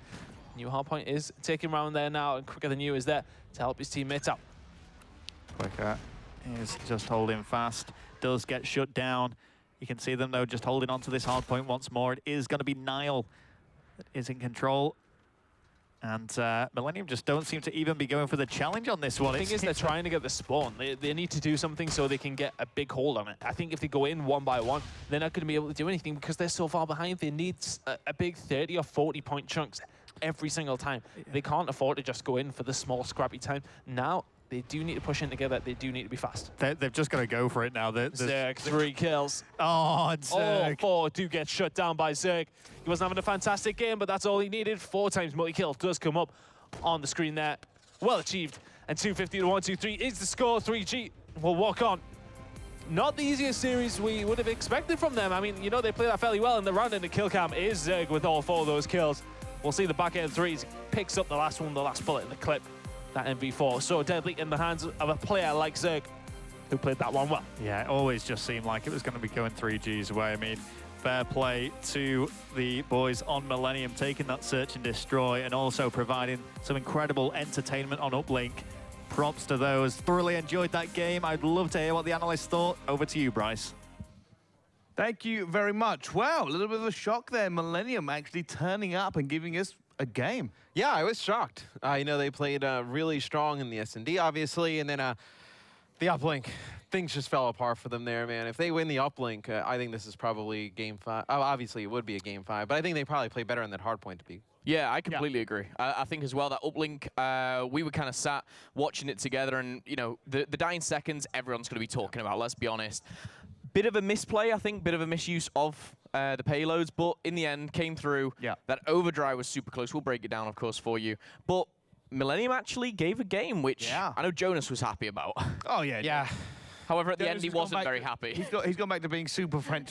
Oh, we win now. Yeah, Now I'm French again. Yeah, he's like, oh, I always thought the French could win. It's like, he even brought up like something last year. I remember when Vitality tried to pick up Twiz. Yeah. Like, it was just like a really odd year for the French Call of Duty scene, like turning towards Twiz to save the country. So they didn't have a great season 2, if I remember correctly. The not very good, no. Yeah. All right, well, why was that a closer game then? Why we're kind of going into this and it was a closer game? None of us thought they would win a map, let alone, you know, possibly winning 2. I think the hard points, they were going to 3G, and I don't really think they were too much of a struggle. No. The SnD, though, I don't know. I mean, the 3G squad, they're a newer team. You know, they're all experienced players, but they have been put together for, you know, basically the pro points that they've accumulated over the time. And maybe they've just not had the time to practice it. But SnD, it was close. I don't really know if any particular player or team stood out there. It was just back and forth. And, you know, rounds they should have won, shouldn't have won. But the Uplink was what really highlighted it for me. And I do think the deserving team won. That was 3G. All right, well, I'll tell you what. Why don't we find out from the source why that game maybe was quicker than it actually should have been. But wow. It's down onto the floor with Lottie and Quicker Than You. Thank you, Bryce. I'm here with Quicker. Let's talk about Uplink first. So talk me through what happened in that map. Honestly, that's one of our better maps online. I don't know. Sometimes like we were applying pressure, and then it would make that clutch two-piece, and it would just stop our momentum. Sometimes we were like rushing it, we'd get in that good spot, and then we'd just rush it, and it would just press us back in our spawn. That's what we need to work on, like playing on ice more when we get in those positions. Will be sweet. You were just telling me now that their gameplay is a little bit different from what you used to. Talk me through that as well. I don't, honestly, when you play against French players, I don't know, they just don't use their heads. It feels like a lot of them just run about, hope for the best, as opposed to UK players, where there's a lot of like strategy involved, but the French players, I don't know. So also Millennium showed you guys that they're a force to be reckoned with. How did that affect you for the rest of the games? The SnD, they won the SnD, they gave us a close game in Uplink, but I don't know, the SnD, they just pulled out a sniper. Like we're normally used to like running over teams in that map, and the sniper sort of changed the way I had to play it, so if we can just avoid that sniper or pull one out and snipe them back, we'll be fine going into like the rest of the tournament. And Niall was playing particularly well. How crucial was it for the respawn games for him to be playing on top form? He's probably one of our stronger players like in respawn, so obviously if he's playing to his potential, then we can give anyone a good game in respawn, so. Fantastic. Well, Breathe, you've won. Did a really good job, so thank you so much, Quicker. Back up to you, Bryce. All right, thank you very much. Well, looks like they were surprised by a sniper there. Just wasn't prepared for it, struggled to adapt. I mean, I don't know how much I buy into that. I mean, how many years now have we seen snipers in play? It's like you kind of know how to deal with it at this point, or you should. I think they just lost to a team that was probably a little bit better in Search and Try. I think as well, they went into that thinking, oh, this will be a quick 3-0, no pressure, we're the better team. I think they maybe underestimated Millennium a bit, but Quicker, you know, not behind the mic there, in the stands, talking to him one-on-one, like, he is so confident, overconfident maybe. Well, it looks like he was, yes. He's like saying, wait till we get head-to-head with Splyce to me, and I'm like, what? You know, why? Why is that? And he's like, this is quoted him. Oh, this is quoted him. He said, you know, I can bring to a team, you know, what most others can't. I said, what do you mean? He went, you know, I could replace Jared on Splyce, and I'm just like, I'm out. Yeah, that's... Dropped the mic and I went out, and that's high levels of confidence. That's a Maven level of confidence, that is. Perfect. Yeah, that's perfect. It's kind of crazy. That is kind of crazy. All right, that is legitimately crazy. Let's take this map by map then. Talk about the hard point. Of course, it's opened up the way we thought it would. And Team 3G, it was a bit of a blowout for them. Yeah, I mean, Millennium plays like a lot of the overmatched teams in Hardpoint, and they keep it close to the beginning, and then the wheels fall off halfway through, and then you see 3G just kind of pull away with it. Hardpoint in general, I mean, both maps were dominated. Now played in particularly very well on this one. Slaying side of things, but, you know, a 100-point lead on the first one. It was business as usual, what we thought. We thought, it's another 3-0. I do feel like, you know, the spawn changes, like it's obviously a decent amount of time ago, but the spawn changes obviously kind of hurt the teams that are less coordinated, that don't have as good as teamwork. So I feel like, you know, if you were to go replay some of these, like before those spawn changes come in, they're probably a little bit closer because, you know, you can fly more towards the hard point. You can just put more pressure on it. Now that the spawn's further away, I feel like it's benefiting some of the more well-practiced, experienced teams. Yeah, I think so. And, well, if every bit there was a blowout in the first map, map 2 was not. It was a shock. Ended up being a Millennium win. Yeah, and this is where the French showed up. I mean, you did see some nice snipes from Maxi and Co, but I don't feel like that is something where you can kind of pin that entire map on the sniper play. Yeah, Maxi played well, and I think he utilized it very well in certain areas. You know, he was using the long range of sights there at the bomb site. But, again, Matt, you said it. I don't think you can say we were surprised. Adapt, you know, adapt or perish, and they perished, unfortunately. On here in particular, I think they just let them get too much, almost space. They gave up too much. And watching these guys online, they don't usually do that. So I think, you know, may have been caught off guard, may have changed their playstyle in the game. Didn't pay off for them. Millennium take that one. They certainly didn't. And it seemed to give Millennium a lot of confidence as we move into map 3 because they look considerably better. Even with it is another respawn game mode, they started to come back. Obviously, not exactly towards the end. I mean, what, they're 1 second away from going up 2-1 in this series. I feel like everything is kind of like moot up until that point, like once you get to there. And I know they played that pretty poorly. It was actually a very nice play, I think, by the side of 3G to get the drone into the player with overdrive and get through the back, and he barely gets the 1-point throw off in time. It almost, it originally looked like they thought they had enough time for 2. Yeah. And they were going to try and just force it in with the overdrive for 2, which I don't think they would have gotten because like I think there were 3 people there. Yeah. And the ball, the drone, reset at the very last second. They had to track back, get it, pass it, manually pass it to the play with overdrive, and I think they were pretty lucky to get the one. I would have loved to have seen kind of the drone cam and actually go in, because obviously this game's a little bit different how the drone works, but it was back and forth. You can see here throughout the whole game, it's very, very close. Here we go. All right, this is going to start coming down to it now here in the well, and we're going to see just how close this actually ends up being, because here's the interesting bit. They didn't go over the building. They didn't go for the 2. They had to go through the building with the 1 with the overdrive. So this resets. That goes back to the middle. That goes back to the middle. Someone else has to pick it up, but Zerg can't slow down. He says, I've got overdrive. I'm pushing forward. 2, 1. You can see it there. It literally is 0.1 of a second as it goes in there, because I don't want to even get into the second side of the... Yeah, the second side was quite ugly. But, you know, right there towards the end, it's a big play by 3G to even force the OT. And I believe a camo is used in overtime. Actually, it's just actually straight down the middle. Yeah, So no, I think Niall camoed it, and then Quicker just OE'd by red. And straight over the building. Yeah, and that was it. It just managed to get it. I actually missed it. I had to have it explained to me as it was that far. Yeah, I looked up. I was like... How? I was like, was there no defense? Like, or like, did anyone go towards the middle of the map? Like, the one thing you can say was camo was utilized very, very well. But yeah, I mean, moving on to the final hard point, kind of the same. This was at the point where Jonas was losing his mind on some of these hills. He was sitting there saying, how are they giving up some of these hills so easily? Because this map in particular, Breakout, you can hold a hill for 40, 50 seconds. 3-piece on the hill there. You know, that's how they're giving it up. I mean, you can see in the score, right? I mean, it was like 79, like 40 or so, and then you see as soon as 3G like got into the hill, I mean, that's when the side of Millennium, they couldn't even get back and try and really contest it. At that point, they're just playing for little scraps that are left. Yeah, it went out of control. Same as the first map. It was close, and then all of a sudden, you know, Team 3G start pulling ahead, and that was it. It was pretty much game over. We saw, what, 80 and 80 they were tied up? Game finishes 250 to 120 and change. But there has to be some kind of, like, fight in you. It's like, okay, like, it's like great, like, to throw the first punch, and then as soon as you get hit, you just kind of, like, cower away in the corner. Like, oh, no, like, we're done, yeah. Oh, have you been watching Rel fight? Really? Yeah. He was watching, Rel's got a YouTube series of fighting videos where he just hides in the corner. But, no, I think, look, you need to kind of bounce back from that. Like, it's whether it's you kind of regroup and just rotate to the next hill or whatnot. Like, there's, like you saw with a lot of teams here this weekend this far, it's like they play well early against the top teams, and then as soon as the top team kind of hits them back and puts a really good showing on a hard point, they just never recover. Well, yeah, I brought up the scores there for a very good reason. 80 points, they were tied. Then it finishes, what, 120, I think, 4 to 250? 123. Like, just a crazy amount of score difference. I mean, that's scrap time.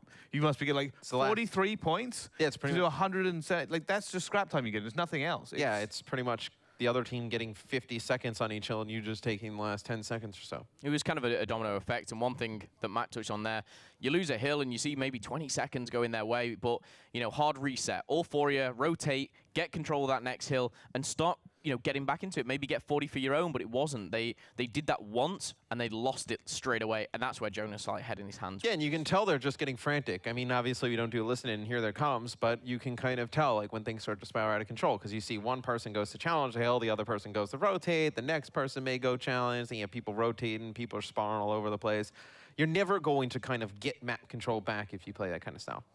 Well, you know what, Millennium, they had that game at one point in their hands, but they just weren't able to kind of do it. So 3G will win that one, but let's catch up now with the groups and see where we are so far. So here we go. Group A, Splyce 3-0, Aware 2-1. They've got out of that group pretty much. Fab and Bando, no such luck. Group B, Elevate and Epsilon. 2-0 for Elevate, but it was close. Epsilon 2-1. Imperial 1-1, and they've got to face down Elevate in just a little while.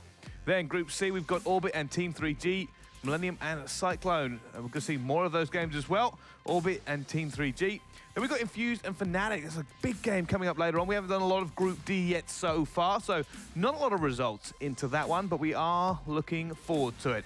All right. Well, we've got another big game coming up after this one. Infused versus Black Forest. See you right after this.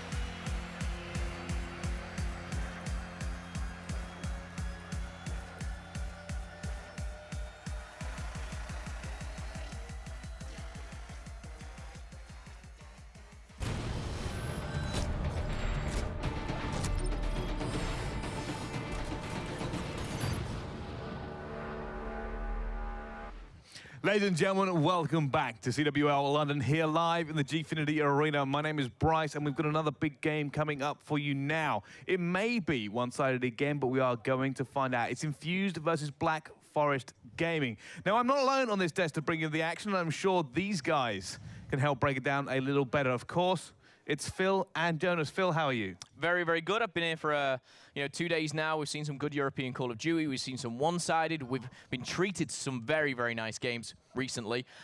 This one, though, not too sure. I think we might be going back to the one-sided affair. Yeah, see, on paper, it didn't seem so, but yesterday, did have a change. Jonas, what do you think? Well, I just think that Infused looked really, really good yesterday. Looked really strong. Obviously, they weren't playing a team that is going to be as good as Black Forest probably is. But on the other end, Black Forest didn't impress me either. So I'm really thinking this is going to be one-sided. I could be wrong, but this is kind of a first test for Infused and a good warm-up because they're going to be taking on Fnatic later on, and that is going to be the real test for them. I think, obviously, once Fnatic kind of stuffed Black Forest yesterday, it was a game that we were like, well, we don't know where Fnatic are. You know, Black Forest, we do know some of the names. And then it was an absolute whitewash. I think actually Torres tweeted out saying, I've never been beaten that bad in my entire career. Yeah, I think it was a bit of a wake-up call for Black Forest. I think for them as well, they didn't perform, but they were playing against some decent teams out there. I think this is going to be a massive, massive opportunity for them, because if they don't win, I mean, they're not going to place in the top 2 of their group. That's the problem for them. And they have to pull off something special here. Infused looked really, really hot yesterday. And I hate to say it, but I just think it's going to be an absolute domination coming up. See, that's what I'm afraid of. Like, if it's Black Forest from yesterday, this is the most one-sided game we're probably going to see in the afternoon. Yeah. But have they regained? Like, was it just a fluke? Was it a bad thing? Or I think they're better than what they did yesterday. I know some of the guys on Black Forest, Revolt in particular. He's a great player. He's maybe had a bit of a rough time finding the right team, and I'm not sure if this is the right team for him. But it's just a bit of a strange mix of players, which I'm thinking, how does that work? And they're giving it their all, but they're coming up against, a potential elite team. Well, let's speak about this potential elite team, shall we? Let's talk about Infused. Very powerful roster, this one. Marky B, Moose, Nolson, and Petey. And this was pointed out to me, actually. I didn't really realize it, but if you replace Nolson for a very famous man called Gunshi, this is a roster of legends. Yeah, it's top 3 MLGNI and very good team indeed. And this is a kind of team that know how to play the game. They play clean and they're going to be able to punish teams for their mistakes. They might not be the most impressive, but they will do things right. They will do the rotations in time. They will be textbook, basically. And you won't see them doing mistakes. And that's the problem for a team like Black Forest. If you play a team that is made of individual skill, and then maybe if they have a bad day, you can get away with it. But a team like Infused that is going to know the team so well early in the game is going to be a real problem for Black Forest. Yeah. Also, can I just say, Petey with a beard freaking me out. Yeah. Baby it's just weird. Freaking me out completely. So let's actually move away from Team Infused. I thought that was his dad when I saw him. Let's go back on to Black Forest. Now, this roster, it's some names are known, some really aren't. Torres has been around for a long time. Subsys, we've cast over him before. Revolt, like you've said before, he's been looking for a team. Baldy's the one I don't really know. Yeah, I'm completely with you on this one. He's kind of the newer player to the scene, whether he's just come of 18 or what that may be. I do feel like Revolt has had moments in the past year where he's had potential to be on a really good team and really good teammates. I know he was in and out of a couple of squads. Torres, he's had a very, very long Call of Duty career. And he's had some, very, very high highs. As a Dutch player, he was in that top Dutch team, and, that team kind of, fell apart or kind of, went their own ways, the likes of Daredevil. And now he finds himself, teaming with a bit of a mixture. And it's not something I'm used to seeing. And whether it's going to work, I am doubtful. All right, well, I'll tell you what. Let's take a little look at the maps and see whether or not that helps decide whether or not this is a 3-0, like a lot of people are probably predicting, or whether there's some life in this game. Black Forest redemption story.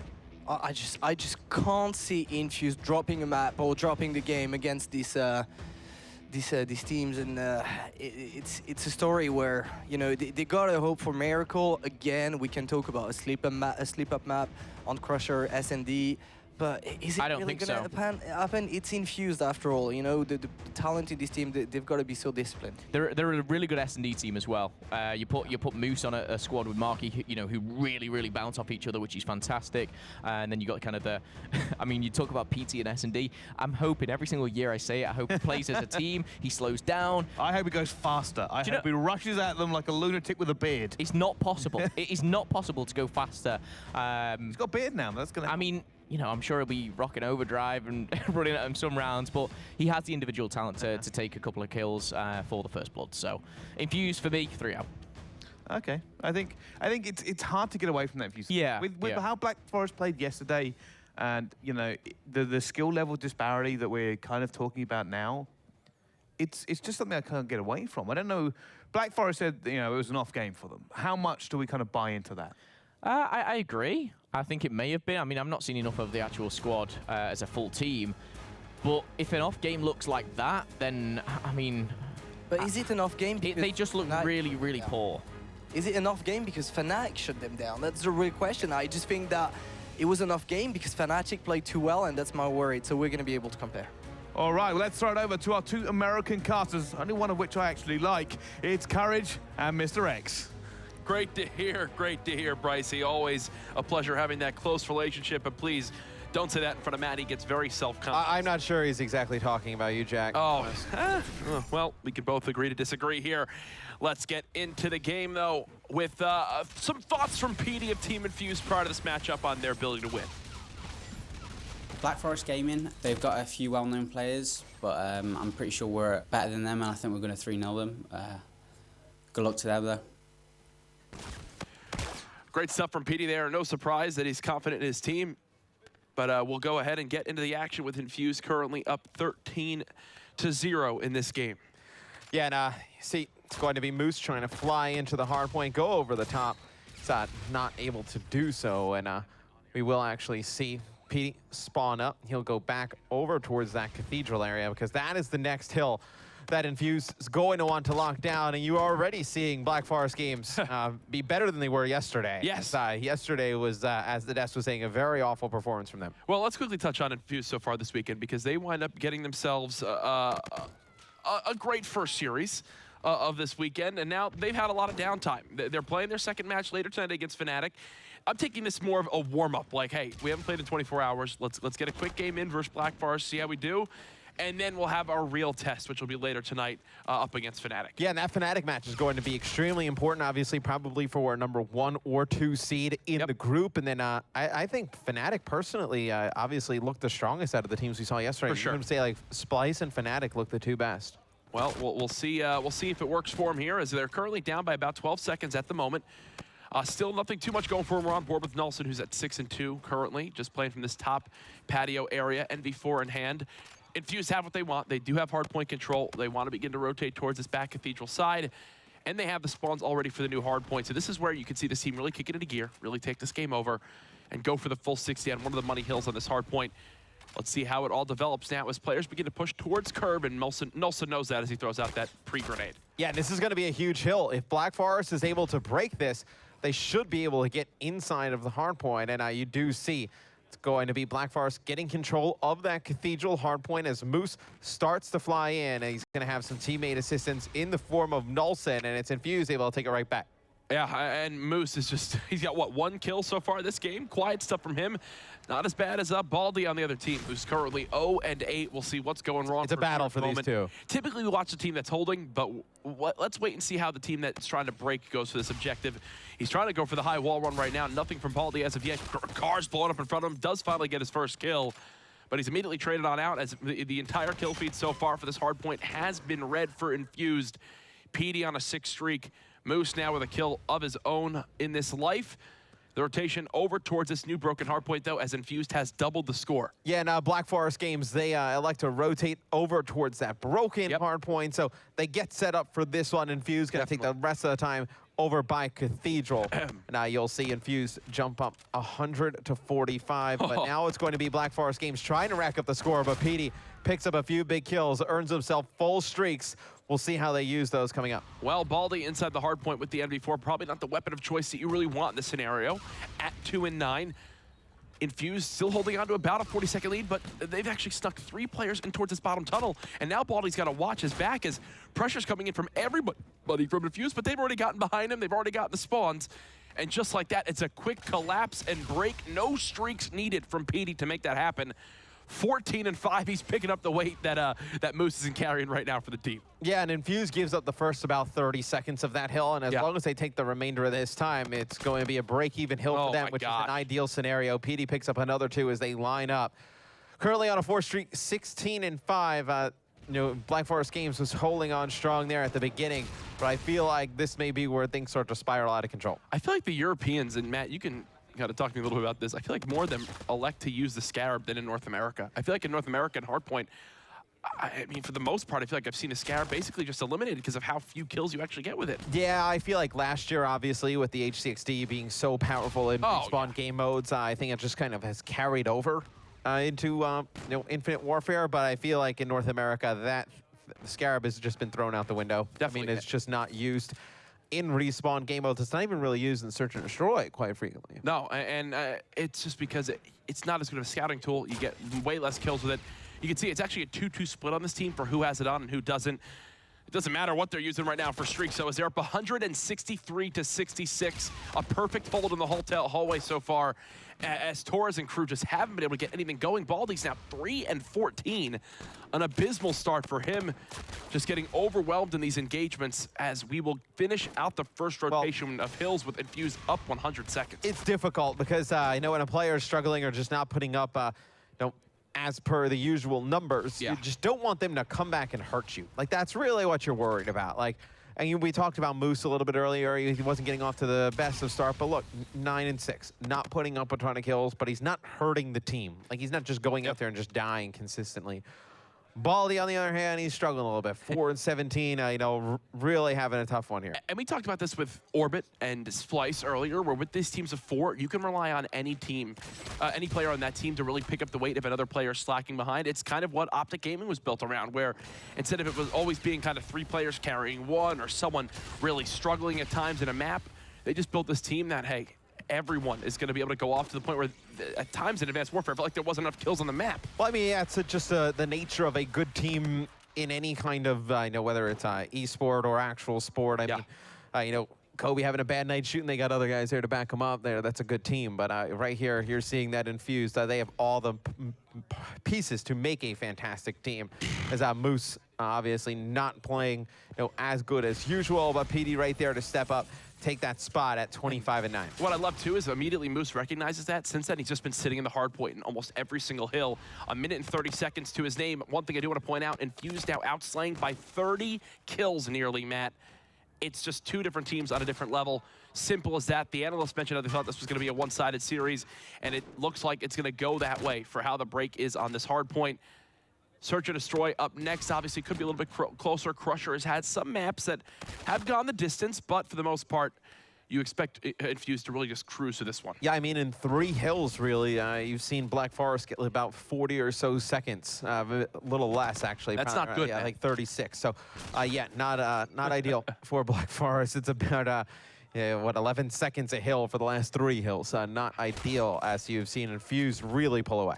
If they're going to keep that pace up, they would need 5 rotations of hard points to win the game. Well, at that point, Infused would have about 500 seconds of hill time, so that game would be over twice. As Infused, they look to close it out on this hard point. They've got the pressure in. Infused have done a great job of sending players through multiple lanes to break this Cathedral hard point. That's the recipe for success for this hill. The only one that's going to have a chance of breaking for the side of Black Forest will be Baldy. He's cut down. Subsys going to give it his all. He's now dead. Revolt, the last one alive, and it's just not going to happen. 250-106. Infused come out of the gates hot. Yeah, no, this is kind of what the analysis staff expected after seeing Black Forest play yesterday. Obviously, we thought they could play much better. They do at the start of this one, just not good enough to take down Infused in game number 1. PD goes triple positive, 30-10. Oh my God! A minute and 44 I didn't even notice that. Hill. So he goes triple positive with the most subjective time for his team, tied for the most defends. He had the same amount of kills as Baldy, Torres, and Subsist combined. Listen, it's not a good game. Not a good game there at the beginning. The momentum is not high on the side of Black Forest Games right now. I mean, it's tough. Yeah. It is tough as casters, where we have casted a lot of these one-sided series this weekend. I try not to berate the team that's down, but my goodness, when it's tough. This might have been the 6th match I've cast this weekend where it is a better team versus a not as better team. I mean, I That think makes it's just kind of really shows you like where the EU scene is in Call of Duty right now. It's that you have a very good chunk of the top elite that are capable of playing against the North Americans and put up good games against them, and have been really working to just improve their game on the international level. And then you kind of have everyone else who's just been kind of playing against each other, trying to stay within the European scene. Yep. And you can see the practice that these guys have gotten, going overseas, playing against other regions, and coming back to Europe, just how much that has helped them out.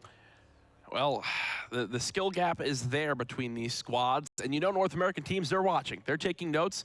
They know how many times they're going to wind up facing off against some of these top EU teams in the international events coming up, whether it's the LAN League still developing as the year goes on. Champs is on the horizon, still far ways off, but the horizon. It's like we haven't even got to the LAN League yet. Can you just let me? Where is your horizon? Can you let me be excited, Matt? It's the Super Bowl of Call of Duty. What's the equivalent in soccer, football? World Cup, but it only happens every 4 years, right? So maybe that's like XP is the World Cup and the Champs is sure. something different? Yeah. Okay. I don't know anything about soccer. What about the Premier People League are probably getting Championship? offended that we're calling it soccer instead of football. Yeah, I quickly tried to correct myself and say football. No problem saying soccer. You hear that, Brycey? I actually love soccer. Rambling about things I don't know about Europe while on a European broadcast. It's one of my favorite pastimes. 250 to 106, though, infused. Woo! They look so dang good as they've got full momentum now, and they're going to look to keep this one going into the Crusher Search and Destroy. Matt, in this one, do you see Infused giving up anything in this game? I'm going to give Black Forest a few rounds. I'm going to say we're going to see like a 6-3 game here. Okay. Search and Destroy on Crusher. I will say a lot of the speed and momentum with Infused right now. Black Forest Games really, it's been difficult for them. They go into a series against Fnatic where they probably didn't expect Fnatic to be as good as they were. Right? And they probably actually, that may be why they thought they were off that game. It's like, well, we didn't expect Fnatic to be that good. We shouldn't have lost that bad, so maybe we were just off. And then you come into this one, game 1, and it's kind of a repeat of yesterday. You play a little bit better, but still not seen great things so far. Yeah, no one was off. I can promise you that. No, nobody was off. I think it's just a team trying to get better as a squad. Black Forest Games, you've got your hands full in this series.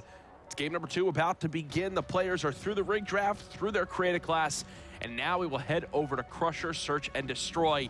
That outside B site has been the bomb of choice so far this weekend on offense, but do not forget that A has had some of our most dramatic rounds with high-paced action, fast, quick engagements, and a lot of communication needed to not get overwhelmed in those scenarios. Matt, off the break, we're going to hop on board with Infused as they are on offense to kick this game off. Let's jump on board with PD. He was dominant in game 1. He was. 30-10, one of the best score lines we've seen so far this 30-10 with the most objective time and tied for the most defense. I mean, as even good mention as it they until the scoreboard. Yeah. It just shows kind of the mindset we had in that game. Yeah, I mean, Infused just seemed like they were kind of on cruise control. They were going to let PD this is a win. statement. This is a statement right here. Every team you've seen on this map has really started off. Honestly, every time I've watched this map, the team has started off immediately going towards that B objective. This time around, though, they change things up. They go to A. Now, do they all fall back? It looks like that's the play because they've stretched the bomb. And now they're able to fall back towards their side. Have they spotted Revolt as of yet? I think he's got eyes on one. He's going to try to get this first blood for his team, but he chokes the shots. Actually, no, okay. Torres he on the didn't other get side one. of the map. Torres got it. Torres got it. Yeah, there was still one player playing inside of the A site, and that's where Torres is able to pick up that kill. Now, if you're Infused, you got to get back towards the bomb. PD's able to shoot one off it and just hold on to his life. So PD doing a fantastic job here. Somehow he's still alive. I have no... Is he invisible? What? Did he have camo? Did he spawn in with camo or something? Remember when I gave them a 6-3 rounds? Can I How is he alive? I don't actually know. He gets shot by the player inside you, runs away, beats the player down, hits him with a bullet, and then turns back around and kills that last guy. He like ran up to that guy and like tapped him on the shoulder, and the guy just turned the other way. You got a chip. He's like, it's like my teammate will take care of that. Yeah, you got this. Maybe not. All right, so after that, as I said, fast pace, you can't get overwhelmed in those scenarios. It looked like Black Forest struggled in the communication there. I did just hear a sniper shot go off. Yep. As you will now see Black Forest reveal themselves towards this B side. Wait, what? What? Okay, apparently there's a scarab out at the start of round 2. Yeah, PD earning that streak right away.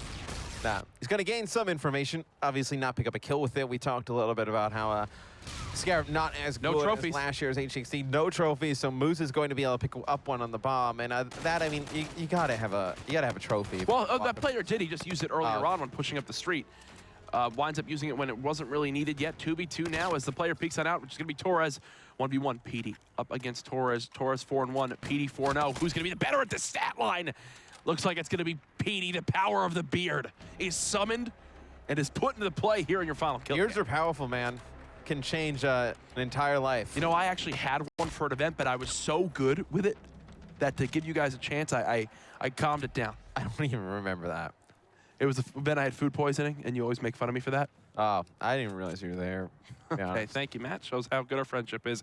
PD at 5-0, 1 kill off 2 more streaks and a reactive armor in round 3. Yeah, he's having a crazy series. This is like he's 35-10 in 2 games. Yeah, if he like ever ends off of Infuse and like needs to like submit like a demo of like how good he is, like this is the tape that he probably sends in. Oh, for sure. 100%. It's one of the better series I've seen. I think this is a round 1 for Black Forest games. And why do you say that? They've already got the pinch. The objective is being planted. They're just going to fly at the site in 3, 2, 1. Here it comes. Marky B gets killed. Somehow Moose finds one of his own. They're challenging another 1v1 gunfight for PD. How is this round gone in favor of Infuse? There's no way this should have happened. They had the players. Oh my goodness, PD. They had everything they wanted. They had 2 players on Rock. They had 2 players pinching. Someone was mid-bomb plant. And somehow, kills all come in favor of Infused, and they swing the number advantage into their favor. They had first blood. They had first blood. They had the first blood. They had the members of Infuse trapped on the bomb. They were doing a good job coming on a flank, a pinch from both sides. Somehow they let them get away from the bomb, and they end up on top of the bomb, and they end up losing that one. PD. Oh gosh! And with the reactive armor right here, he should just fly out with this. The dominance continues for PD here. He's going to pop reactive, not get anything for it. Kills traded out from both teams. It's going to be Infuse coming out on top of that one. It is 4-0 rounds. I couldn't even keep up with what Jack can't figure out who to go on board with. Things are happening so fast. Thankfully, the round-ending kill cam's the thing, so we can at least watch 1 kill in that round, and it's moved. He'll get 2, actually. You'll get 2. You guys caught all the action you need to see. We watched a reactive get used for nothing. Which is actually... it's quite ironic, like, you know, PD's just mowing down through all these players, and the one round he has reactive where you figure he would mow down more than one, he gets taken out easily. I think now the play call every round for Infuse is put the pressure towards B, use the streaks to force the players off the bomb, and go from there. Well, now this also eliminates Black Forest from going over towards B because they know that PD will have these streaks, and he'll just be able to streak them off the site. So and now, it's almost like Marky B is thinking that same way with the angle he's holding for his team. Yep, and I believe he sees players cross. PD picks up the 2 here, just kind of... It's going to be 5-0 in favor of Infused. All right. That was a close round. That was one where, see, it's tough. It's tough because Infused are a well-led and well-organized team. And right there, they get the streaks, and they read the play from Black Forest I mean, so easily. Black Forest has no option in that scenario. I mean, they have to go. Let's see what they do on this round. Let's see if they try and just contest through these streaks and push straight through over towards B. It looks like what they're going to do here on the minimap. Let's go on board with PD real quick, see what he has at his disposal. So he has everything. Yeah, he still has the Trinity. He's got the bombardment. Trinity will be called in. Once they get everyone cleared through A, they know, hey, the pressure's got to be on B. Let's try to stop them from planting. First blood does come in, immediately traded on out. There's 1 kill on the bomb. 1v3 now for Revolt.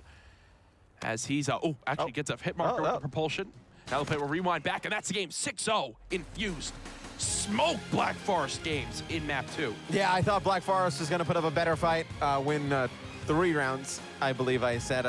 Does not prove to be true.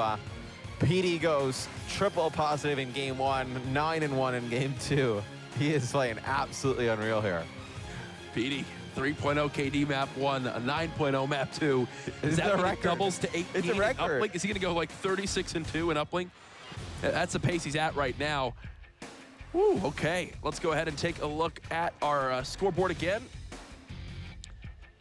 It's one that tells the story of the game. 9 kills alone for PD, 11 combined on the side of Black Forest Games. Yeah, I mean, PD was starting to get streaks in round number 2, and I believe kinetic round 3. He had a reactive in round 3. That is like reactive. The fastest I have seen somebody get the reactive armor in Search and Destroy in a round number 3. And no, we will go over to Uplink. Seems a little bit to me, Jack, like the writing is on the wall a little bit here for Black Forest Games.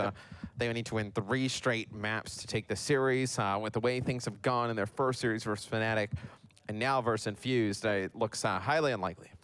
Infused are looking good for their match later on today against Fnatic. That's one that we're all looking forward to. I believe after this Fnatic play, or maybe the match after. I believe right after this Fnatic will play. Okay, so I may be wrong. I would say that's Fnatic versus Haduken. Yes. Okay. Which is, I guess you can get into the argument, like, which is a better kind of warm-up for the Infused Fnatic match, like playing against Black Forest or Haduken? Does it matter? And by that, I mean, they're just getting a match in. I feel like when you're going up against a top team, like later, you want like a good match earlier to kind of, fix some things that are just wrong, whether it's comms or just kind of strategies you want to try and do, and then maybe just get like some good shots in against like top caliber players. I feel like that's kind of where my mind would be. Yeah. And then I also feel like Fnatic playing the later of these 2 teams and then just having one match off and then going into the final match, I feel like they're in a pretty good spot. I think that both of these teams are more than excited for their match later tonight. That'll be the final game of our 12 this evening. This is match 9, I believe. Still have 10, 11, and 12 up next. From everything you've seen this weekend, we talked a little bit about it yesterday, but I'll flip the same question at you again today. Anything really stand out from the gameplay we saw at Vegas to now in regards to the meta, in regards to stuff you're looking to see how the North Americans react to in the events coming up? I think obviously, the ERAD being in the mix, I think will change things up as we move forward. The SMG role will really start to kind of come back and, secure a spot on a lot of these teams as opposed to seeing just NV4s and K-bars all the time. I think it's absolutely viable. Absolutely. I think you can absolutely wind up using it. It's not on, maybe not on every map, but... Yeah, I think it'll end up ultimately falling into something where it's just kind of like map dependent. Dependent on what map you get, will determine whether you run the submachine gun or not. With ERAD being back in play or submachine gun presence being back in play, who does that help the most in North America? That's tough. In North America, I feel like, honestly, if you're a team like Envy who hasn't put in a ton of time, any changes you're more than okay with, because that kind of sets everybody kind of a little bit further back, where now you can kind of catch up a little bit easier. What about EG? If submachine guns are back, maybe they'll go from being trash to being half decent. I said it, Nagafen. I don't really believe it'll help them that much. I think there'll be some teams that are able to put together, some SMG lineups that are probably a little bit stronger. Okay, Matt taking the political answer. I go with the brutally honest. EG are trash.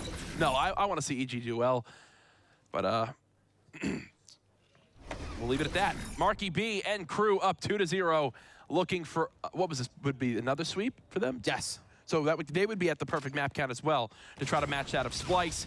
First blood comes in for Torres as the kills are being traded immediately out though by Infused.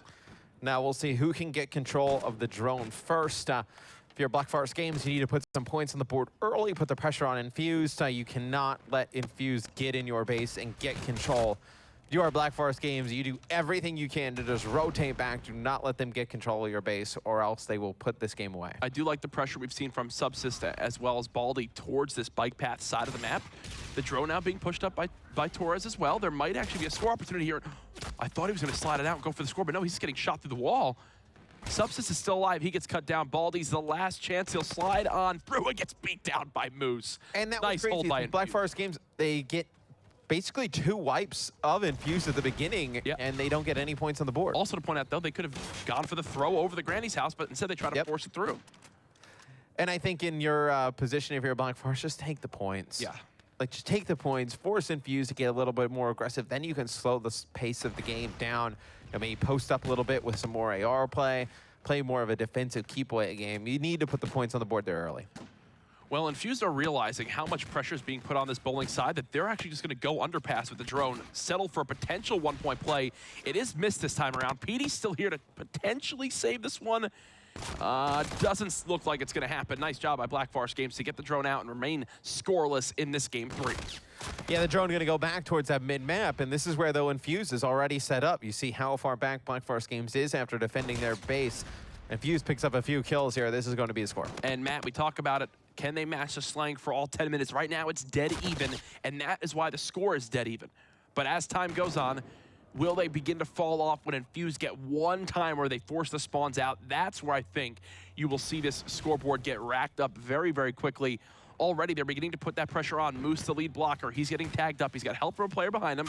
But Subsist, again, putting the pressure towards this back bowling area, clears out 3, and basically single-handedly stops the Infused push. Great job by him to utilize that bust to his advantage. Yeah, and it's really been Black Forest Games dominating the kill feed right now, and I just don't understand, like, where was this on Hardpoint?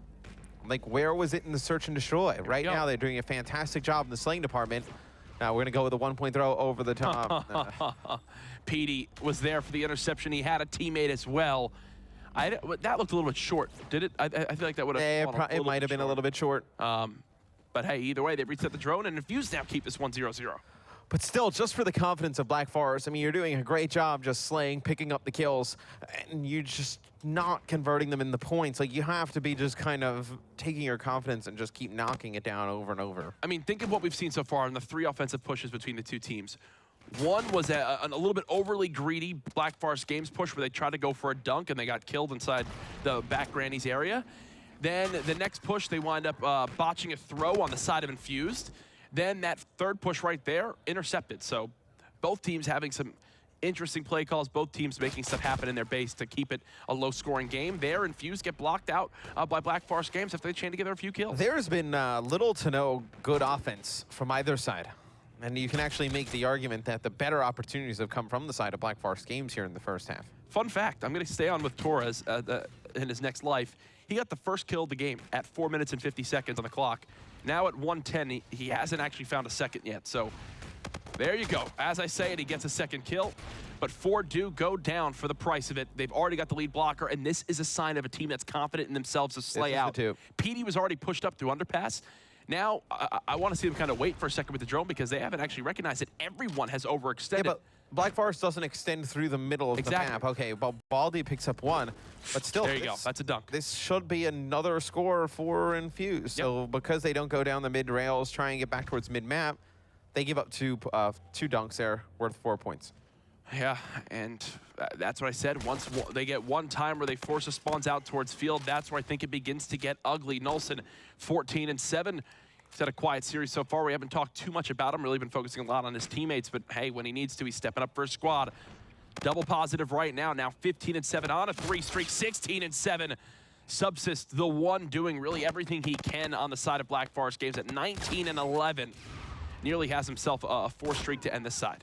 Yeah, he's had a fantastic first half here on Throwback, but it does not matter as it's going to be Infused at 4-0 going into the second half. So we did see a lot of good things from Black Forest Games there in the first half of Throwback, but it'll be Infused at 4-0. Just one small mistake, and they give up 2 dunks. I think this is an example of what Black Forest Games is capable of.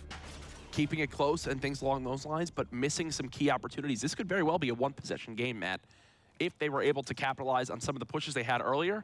So far, though, the performance from Subsist, while it's been heroic, has really, it's tough to say, just not been enough to get. I mean, you can kind of break down the gameplay of some of these blowouts that we've seen broken down just kind of into 3 parts. Hardpoint.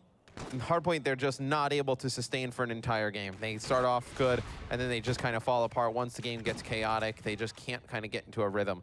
In Search and Destroy, you just do not see effective just baiting and switching and effective trading between players. Not really great team coordination.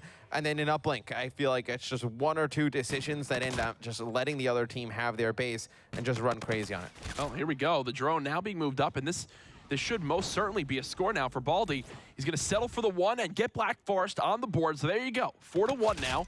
The score to the first minute, they've got a little bit of pressure on their side. Revolt just needs to stay alive, though.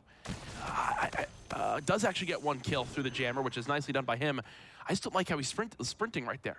Hold an angle, wait for your team, and keep some mid-map positioning instead of going out and trading a kill and just dying immediately. Yeah, in that position, he needs to secure mid-map so his teammates can get back to it. He doesn't need to push through. Play top vending, you know, watch the underpass area.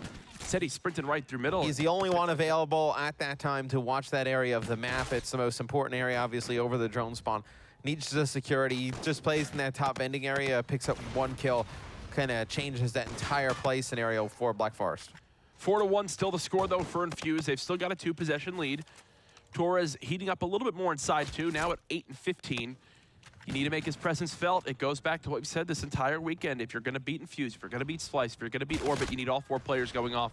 And right now, they do not have that. Still a very winnable game. I do like, again, what we're seeing from Infuse. Look at the heavy pressure towards this lower street side. You've got Nolson still just sitting near this bus area.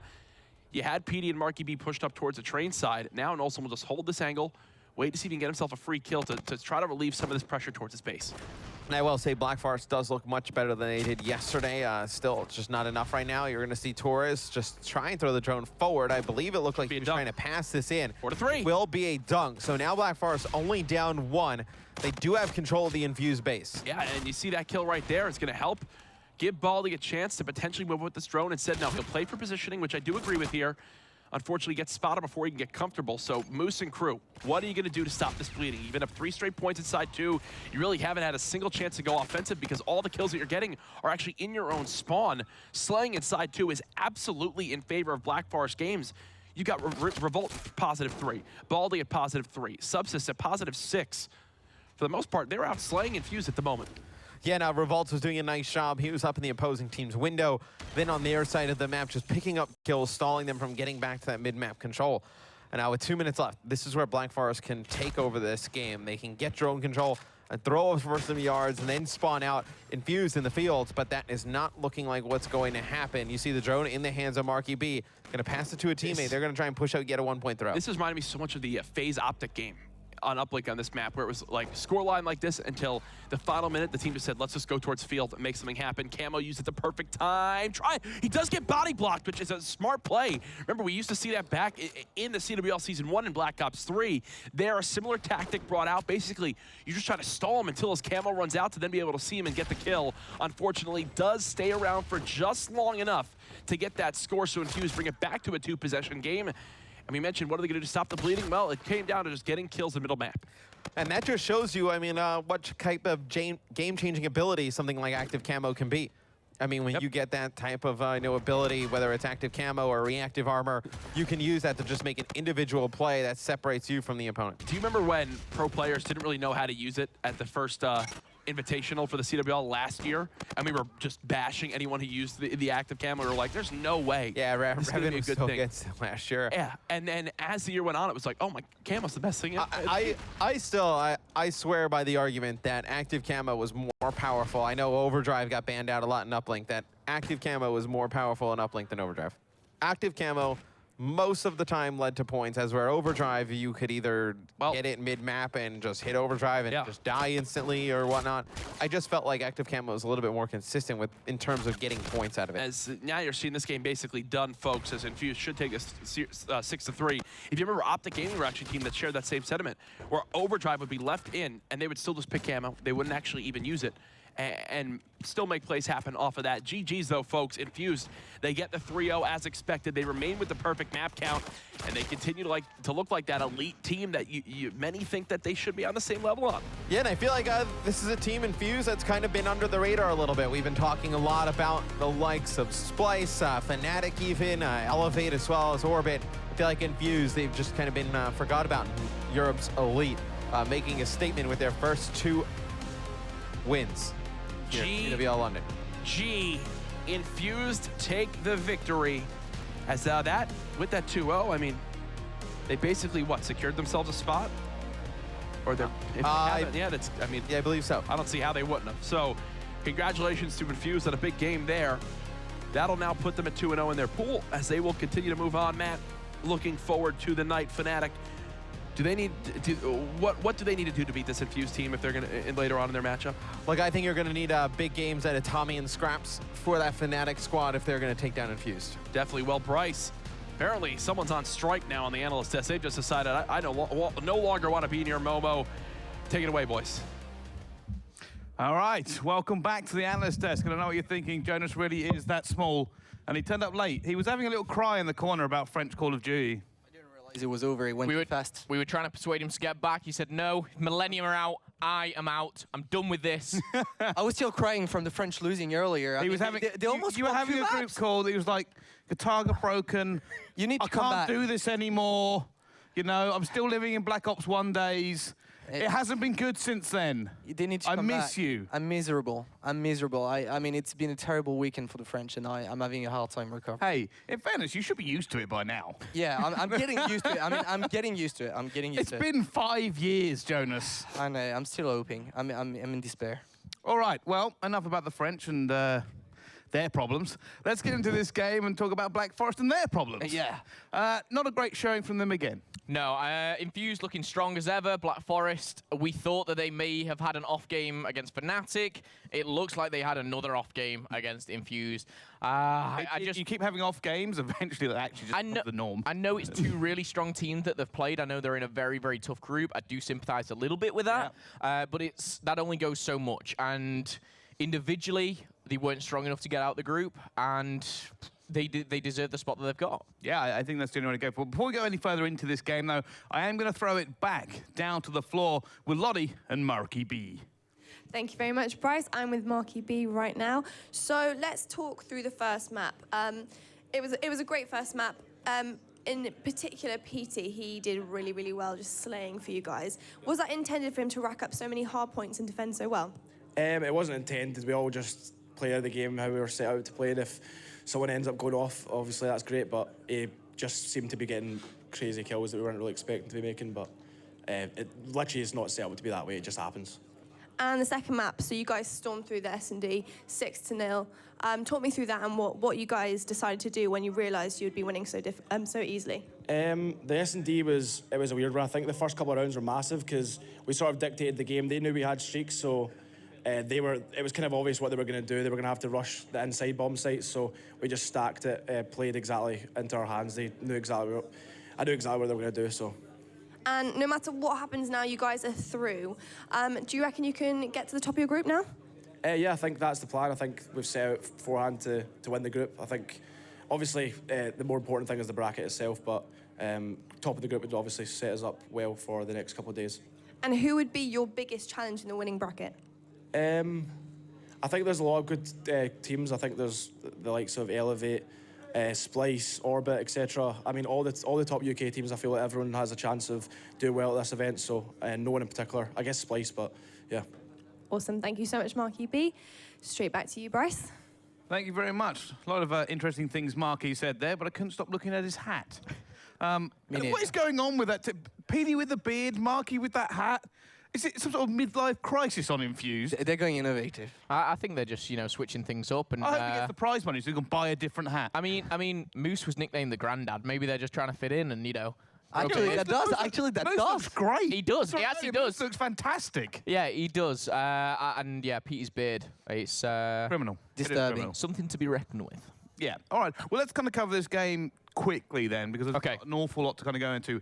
Hard points.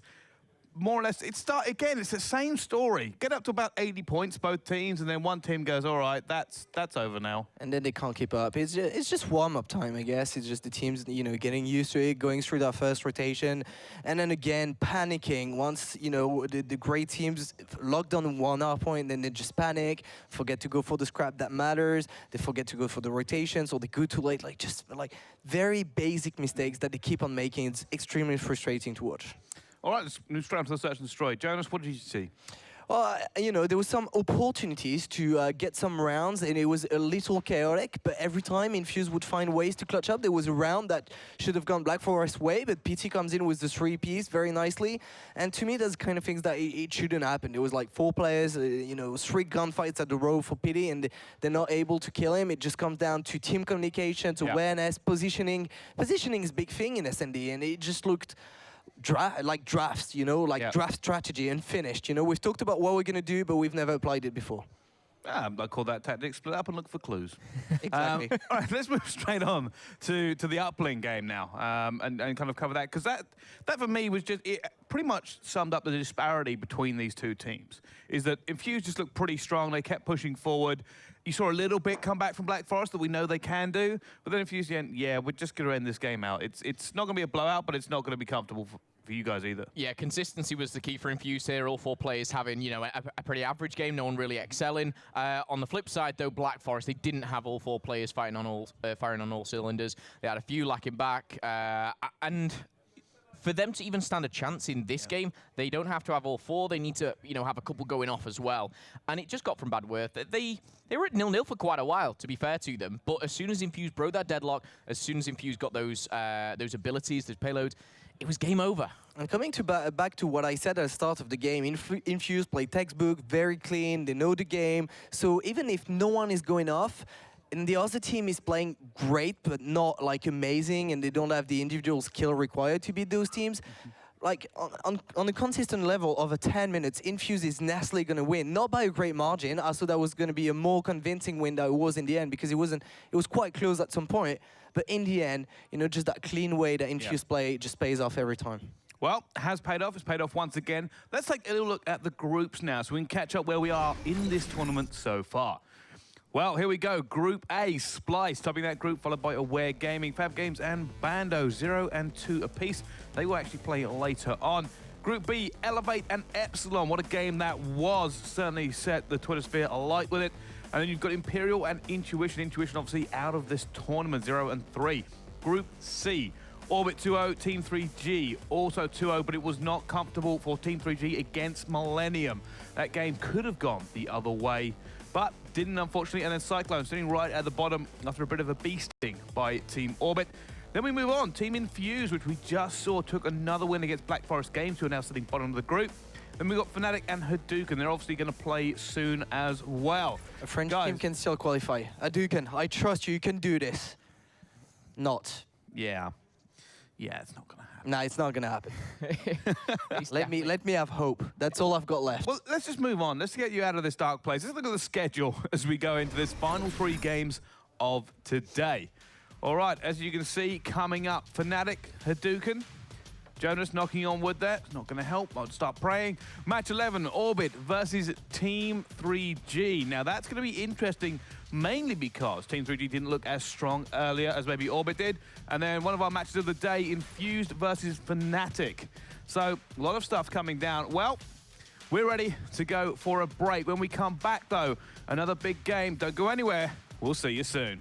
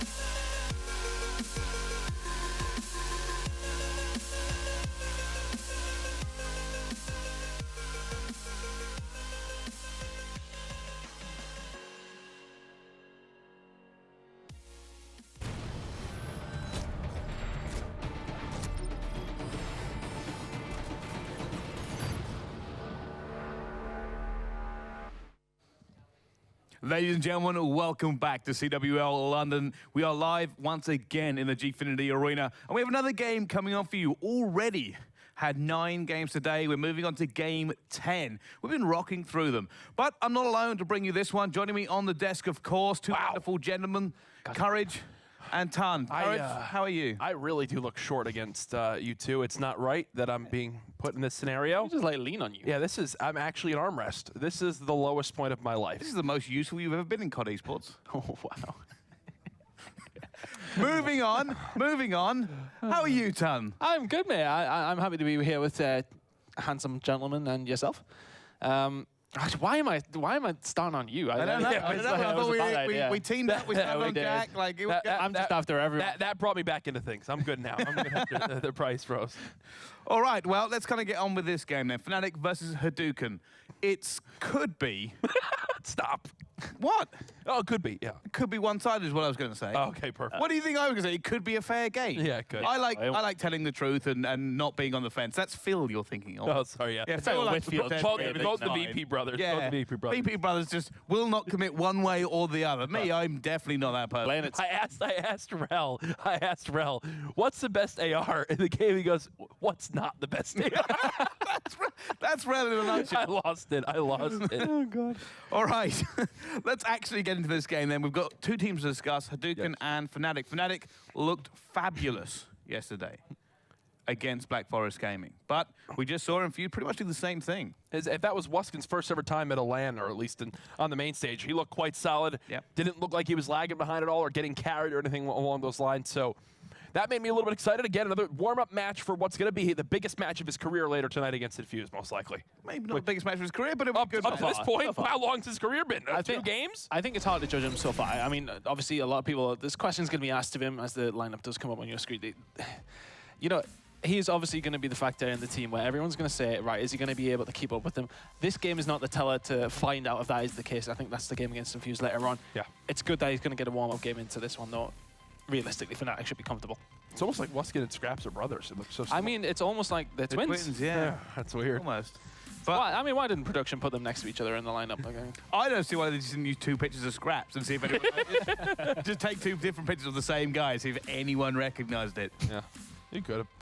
Absolutely. But yeah, I think, again, it's just trying to get the confidence into him. It's his first time in a really big team. Even though Scraps hasn't been around for a while either, that long either. He only really exploded into the scene midway through last year. Yeah, exactly. So it's not exactly like he's the veteran head to keep his brother in there. I mean, it literally relies on Tommy. It does. But moving on to the other team then, let's look at Haduken. Now, you can see the players on this team, Diablo, Shucks, Whalers, and Xerox. Now, Whalers, for me, was possibly the best French player of last year. A player that I actually highlighted and said, I think he needs a better team. This is not what I was talking about. I don't think this is a better team for Whalers. I would like to have seen him go to a different direction. You never heard of Diablo, mate? I have heard of Diablo. Jack, have you heard of Diablo? Yes, I have heard of Diablo. I know he took a competitive break, and now he's back, and had a slow start yesterday, but maybe here's his chance to really start himself off well in Infinite Warfare. He's an interesting fella. I used to have a catchphrase. Brycey, you go for it. You jump straight in. I like. Can you do a French accent? We'll soon find out. What was it? It was This is Diablo. Put down your weapons. And he used to say it like that in the middle of the game, like after he got 3. It was thoroughly entertaining. Wait, he would say that to himself? He would say it in interviews, he would shout it out. God, that's worse than the cringy things I say. And he speaks in third person about himself. He's no, it isn't. Don't it isn't. Don't overdo it. I've seen your stream. It really isn't. Okay, Bryce. You know what? It's not meant for you. Yeah, I've got brain cells. Anyway, moving on. Why am I getting career-ended up here? I don't know. It's kind of fun. Anyway, let's talk about the matchup then. Going into this game, who do you think is going to really come out ahead? Is this going to be as one-sided as we've kind of been leaning towards? Yes. Yes. It is. Right, okay. This is our final one-sided analysis only here at This is our final one-sided match of the day. Of hopefully the weekend as we move into the championship bracket where you expect the higher caliber teams to go to Game 4, Game 5. I think this is the final 3-0 dominant showing from Fnatic. If they can do what they did yesterday, I mean, I see no way in which Haduken stops them. No, Haduken didn't really impress me yesterday either. For me, this should be an easy Fnatic win. I mean, how can you think of anything else? Yeah, I don't think... Well, this is actually a warm-up for them. Yeah. What they're going to do is play this game as a warm-up, go backstage, warm up again, and then play Infused. Yep.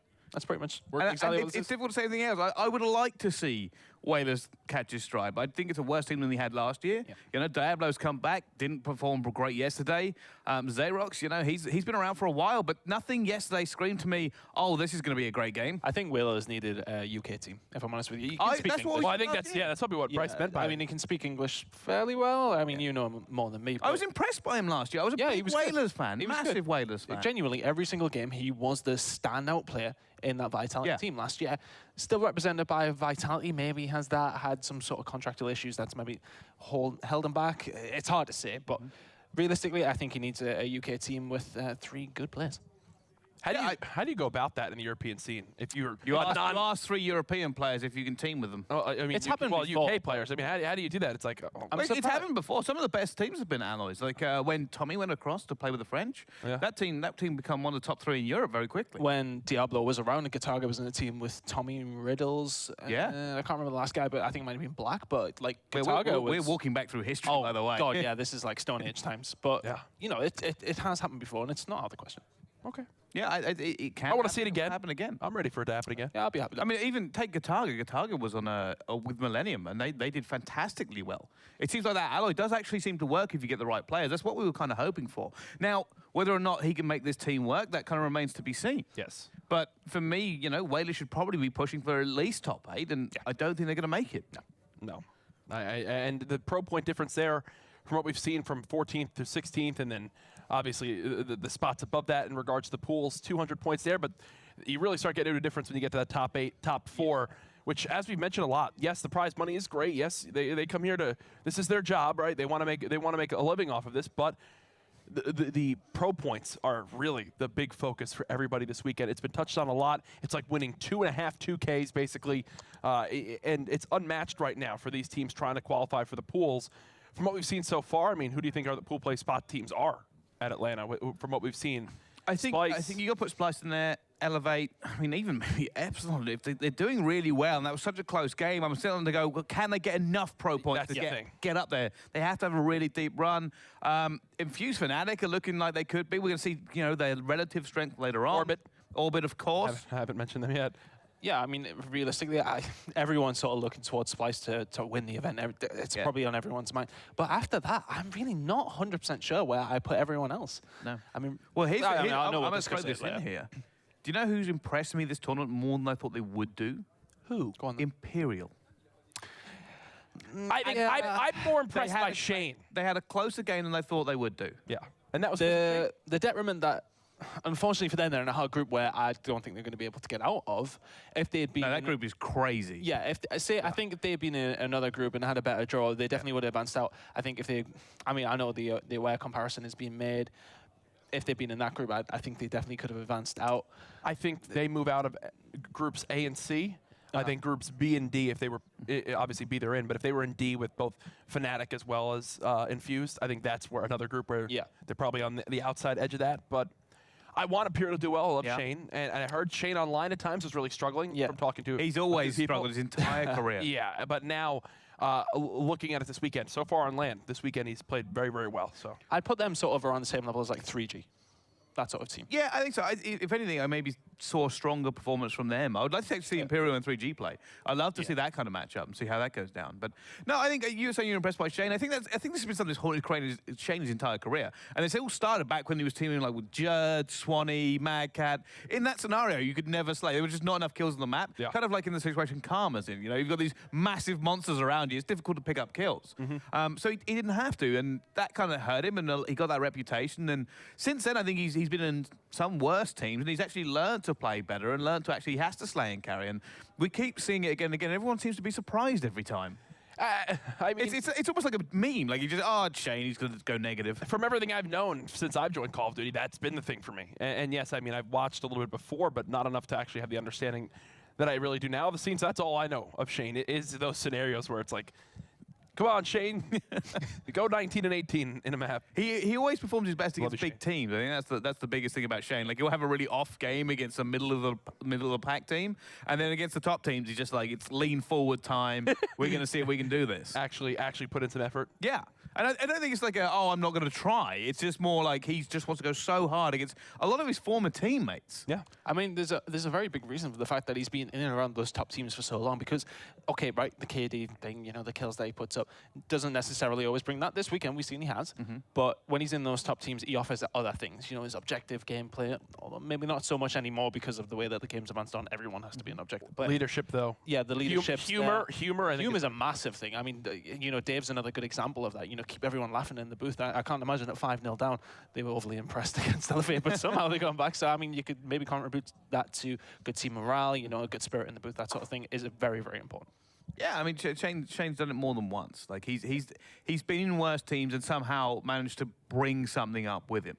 And I know we've gone off topic talking about Shane, but I thought it was a great thing to cover, especially since we've got, one more game with Shane in this thing, and it's going against Elevate, so... Yeah, it's going to be besides the whole event for him, right? Yeah, completely. So it's a big game in that group, you know, a really, really big game. It most certainly is. All right, guys, let's get the hard and fast predictions for the game we're actually supposed to be talking about then. Fnatic versus Haduken. Ton, I'm going to start with you. I can't see anything else. Fnatic looked very strong yesterday. Yeah. I think from just watching Tommy's streams, and I know obviously you get to see him put up the numbers. And he's looked good on this game. But you watch his stream and he's very good. I think he's been grinding. That's the thing. Yeah. But I'm Fnatic 3-0 as well. Yeah. Fnatic 3-0. Well, once again, Analyst Desk is ready to rock. Let's see how this game is going to go down. Fnatic versus Haduken. Please take it away. Thank you. Thank you very much, Brycey. And yes, this is going to be the next group game, Fnatic and Haduken. It is myself, Rel, joined by Jonas here on the caster desk. And this should be very, very interesting. Jonas, you're predicting a French victory. Yeah, I'm very ready to see Haduken take this one. But no, obviously it's going to be a complicated task for the French team. French team and German, should I say, because Shux is German, despite the other three French players being French. And Fnatic, I mean, I've got to say, they really impressed me yesterday. They're honestly probably the team that I didn't expect to be so good, and I expect them to go really hard on the French team once again. All right, well, look at this. As we kick off the game, we can see Tommy actually bringing out the longbow on Hardpoint straight away. And I guess if there's any map and any game mode that it can apply to outside of Search and Destroy, it's going to be this in this situation only. Yep, and it works out at the start of the game. Tommy just picking up a massive kill. Now going to be able to pick up a second one. This man doesn't care. Doesn't matter which weapon he's using. He's able to pick up so many kills. And look at him. It just keeps on going on. And at this point, if you're a Haduken, you're just like, this is straight disrespectful. Absolutely. Brilliant start here by Fnatic, and a lot of eyes on this match as well. As you said, Jonas, there's a big French community that are now getting behind Haduken and offering them their full support. But Fnatic, a huge organization in esports, some very big names in this team, none more so than Tommy, who is really wanting to make a mark here and continue to solidify his place as one of the top European competitors. Yeah, he's been extremely impressive, despite playing with young guns, as they would say in America, but he's been extremely impressive, definitely grinding the game and bringing a lot of experience to the Fnatic lineup. But so far, so good for Fnatic. On the other end, Haduken, you know, they've got to count on Whalers. He's been the breakthrough player last year for Vitality, now joined by other players. I'm I have to join Brycey. I'm not sure if this team is going to work out really good for him, and I think this is a kind of a last-minute team, and it shows. And I was talking to them yesterday, and they said their Hardpoint games were really, really weak, and we pretty much seen that yesterday against Infused, and I think they've got to count on maybe SnD and Uplink rather than this Hardpoint. And it's a real test going up against Fnatic here. Let's give some love to the boys over there as we see SnD here locking down that hardpoint area. 2 kills under his belt, almost makes it 3, but does get dropped by Diablo. We said, Jonas, I mean, Diablo, he has championships under his belt in the past. He did take that brief hiatus, but he is back. Would you say is past his best, maybe? It probably is. I mean, he hasn't been back for long. He hasn't played this game as much as other teams have. And yeah, definitely this big break is not come back to the form that we know and the great Diablo that we loved in France and that we knew was able to win a championship. But I could be wrong. Let's see what they can do here.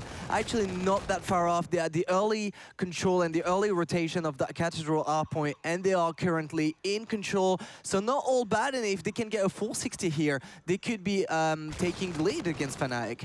All right, well, Scraps here trying to make the push on the flank. Oh, it does sustain some damage. Somehow still alive, though. And he's got to be aware as he tries to throw himself into the graveyard, gets shut down straight away. Yeah, very, very nice break, very nice pinch from the Fnatic lineup. Despite that, Haduken still got a decent heal. They got about 30 points, so definitely worth something, that early rotation. Now they're going to be able to rotate onto the next one. Can Fnatic do the break once more? So far, it's all the players from Haduken picking up kills. Whalers with the nice beat down onto SnD, and they're going to be in the initial control once more, so definitely not all bad. Fnatic not looking as aggressive and as efficient as they were yesterday. It's funny watching Wuskin, seeing him do that little rotation of the right analog stick. Just reminds me of Sours big. Yes, it's the only other player I've really seen do that. I feel old when you say Sours.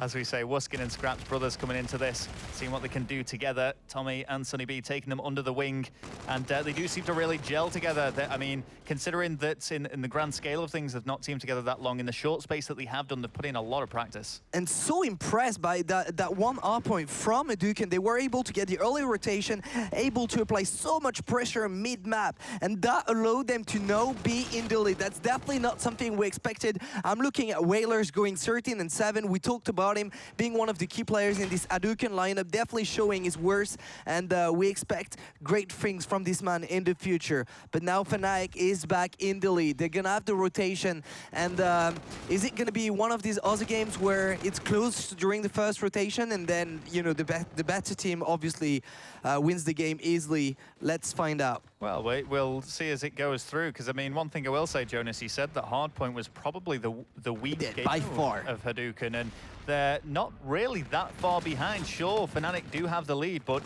considering that statement, you'd expect a greater lead by them.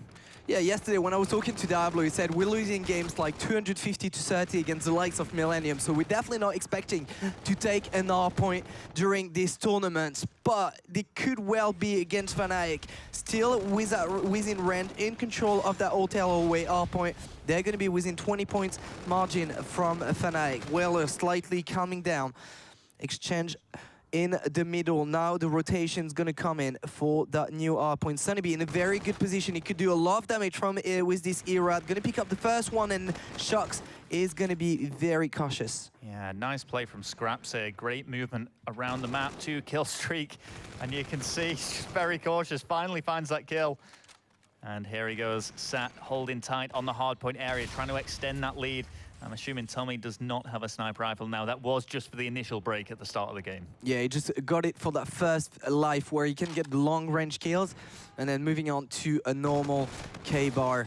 Now, Diablo in the Hardpoint is going to try to... Sorry, outside the Hardpoint is going to try to break in, but Scraps has such a great position.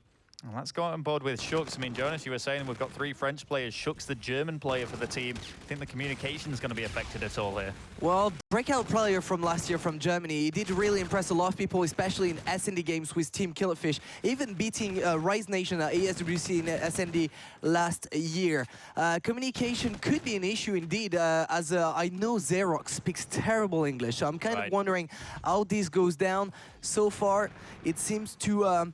go pretty well considering it's only a 50-point difference with one team that we expected to walk away very easily with the hardpoint. But now it seems like Fnatic is onto the next gear, 177 to 115. They've been dominating the past 2 hardpoints. Scraps there trying to preserve his life, but to no avail as we see Haduken try and throw themselves into the hardpoint once more. But it just seems every play for Fnatic that goes down, there's another one to just flood straight in, and Fnatic holding this very, very well. And Tommy having a huge game once again, going 21 and 12. The analyst desk talked about how impressed they were by Tommy, how much he's been grinding, and it's paying off. He's currently taking his team to the next level, 200 point now for Fnatic, whereas on the Haduken side, at the start we had Whalers doing a lot of damage, but ever since he's been quiet, there has been no one else to pick it up and to carry the dreams of Haduken in this hardpoint. Now, moving on to the next hardpoint, once again, Fnatic with the early rotation in Cathedral. That's a hill that you can hold on to a long time, but here comes the pinch from Haduken, able to pick up 2 kills. Here comes the surge. They should surely be able to control this one. Maybe go for the full 45 and come back into this game. Whalers needs to be careful. So there was somebody in the corner there, almost turned on him. Yep, score streaks. Score streaks coming in here. And this lead by Fnatic now becoming very, very commanding, Jonas. Yeah, these streaks came in handy. They saved them for the perfect hill. They were able to break in very easily, and now they might be able to close this one out on the Cathedral hardpoint. 20 seconds left on that hardpoint, and only 10 points to score. It's going to be a complicated one for Haduken, completely falling off after the first rotation. I think they know themselves that this may have just slipped out of their grasp. Wuskin's going to close things out there. It is going to be 250 to 129 in favor of Fnatic after a fairly close start, Jonas. Things really did become one-sided very quickly. Same old, my dear Rel. It's been like this pretty much all day long. First rotation, very close. Those outsiders, those underdogs, been able to keep up with the best teams during one rotation. It's all it is. And then Fnatic went on to the next gear. Tomei delivering for his team, 24 and 14, 52 seconds in the hill. Definitely leading this team as the captain that he is. On the other end, we had Whalers. We talked about him. Great start, but couldn't keep up on the long distance. And convincing stuff by Fnatic, but definitely not as convincing as yesterday. Yeah, I mean, you can see from the scoreboard here, Whalers there, 21 and 18, the only player in the team to go positive, and the rest of the players fell behind in terms of the slay, and he also racked up the most time on the hill, but it was just no match for Fnatic. All of them putting up strong performances there. Only Scraps going negative, but 1 minute 15 on the hill. Big contributions from him. So it's going to be search and destroy, Jonas. What can we expect from this? Well, here is what Diablo told me yesterday. When they played Infused, he said, if we win 100 point, I'll feel so confident about our SnD because our point is so bad. So right now, they scored about 129. It was quite close considering, they're playing against Fnatic. So I wonder if he's feeling confident about SnD. However, yesterday he said, I'll feel confident about my SnD, but that was something like 6-1 or 6-2 against Infused. So it didn't really pay off. Yeah, so, sometimes it's just words, but we'll see if they can put that into action. They did, as we say, suffer quite a heavy defeat there against Fnatic on the hard point. Haduken, they're going to have to really pull out all the stops if they want to get back into this, because they've struggled so far in this pool. They have, and, it's one of the lowest seeded teams. They came in kind of last minute. It's a team put together with the pro points that they had and running into a few 2K tournaments, and they were saying, we don't even know how we qualified. We just played and, we kind of got as far as we could in 2Ks and qualified, but we didn't really expect to. I think they're just going to give in their best. There are players that have been playing for a while.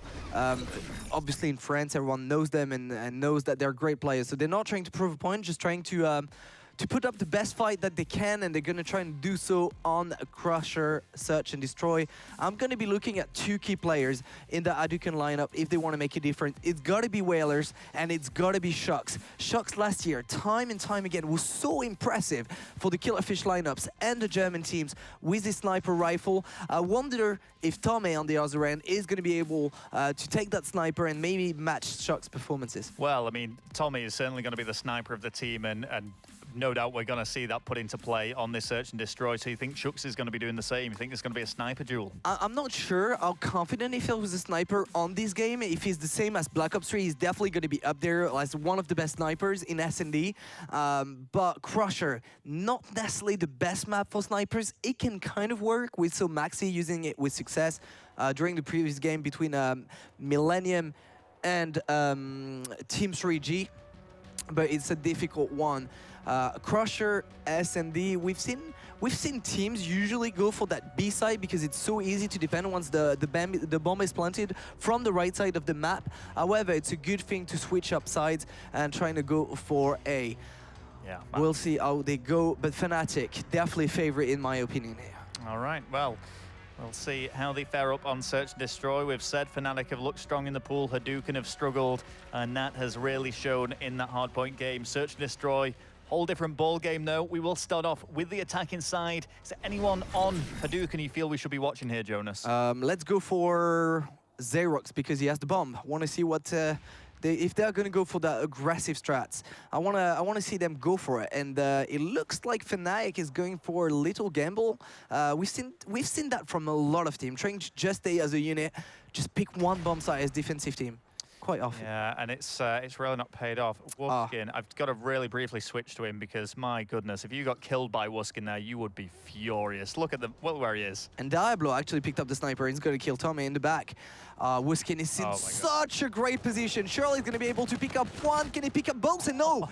Great reflex from Xerox, who's going to be able to shut him down. Wuskin could definitely go for 2 kills there. It's going to be a 3-on-2 situation in favor of French side Haduken.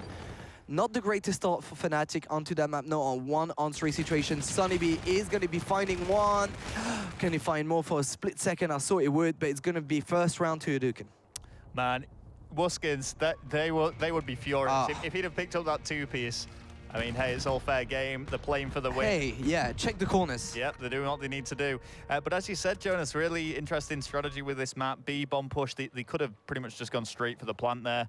But I like the fact that they understood that Fnatic probably took the gamble. It was rotating around. Diablo was able to pick up that first kill, and then they were able to rotate to the other bomb site and really, you know, taking the grasp on the defeat of Fnatic. Well, anyway, Fnatic now attacking. We know how dangerous Tommy can be with that sniper rifle. He's not been able to put it into use straight away, and that is exactly why he's gone in search of the K-bar. Gonna come head-to-head, can't find a kill. Bomb has been planted, though. Yeah, numerical advantage in favor of Fnatic. 4-on-3. It's going to be a complicated bomb retake for Haduken. They are nowhere near any of the opposing team. And I have a feeling this round is just going to go down to Fnatic as there is already only 20 seconds left on the clock. All right, Whalers easing in now, and he's, you know what, he's just going to have to go for it. He's not going to have enough time to do anything. Oh, well, he has found one. Oh, actually, if they go on the defuse, then they are able to kill SnD. It could work. Oh, SnD huge. Is going to be able to get both kills, and he's not going to have the time to defuse. I'm pretty sure he picked up the bomb at 7.3. He got it. Yeah, he picked up at 7.3. That was so close, actually. Fair play to Haduken, because I never thought they were going to be able to even jump on the bomb and retake that bomb site, but they successfully did so. But SnD just coming in clutch with those 2 kills. Wow, I thought they'd actually got that then. Not when he started defusing, I think it was over. But with the guy who started defusing it first, I thought he'd completely turned. Yeah, and that's where SnD really played well. He went for the bomb diffuser, and he pretty much knew he had the right timing. So again, Haduken took way too much time before attacking that bomb site. Still fair play for getting it 1 apiece now. All right, here we go now with Xerox, who is making the push. And with the bomb in hand as well. Very aggressive Fnatic defense. And this is quite a slow push, really, from Haduken. A very slow push, actually. And actually, they're going to rotate back. Yeah. They know it's too dangerous on the right side of the map. There's like 3 Fnatic players waiting for them behind crates and throwing grenades. So they're just wisely going to wait, trying to get a first pick. And I actually kind of like what they're doing, because they're like, okay, guys, they've not seen us. They probably saw us rotating, so they might have gone off that beat bomb site. And it's exactly what has happened now. The bomb site is clear. Probably going to be able to plant that bomb, and they go for it straight away. That's exactly what they needed to do. Take this opportunity to plant the bomb. And now it's going to be a 4-on-4. It's all in Fnatic hands to retake the bomb site. All right, well, I'm going to get on board with Wuskin, who is definitely the most defensive player on Fnatic. We saw him sitting back once more here. He is going to have to be a little bit more aggressive now, though.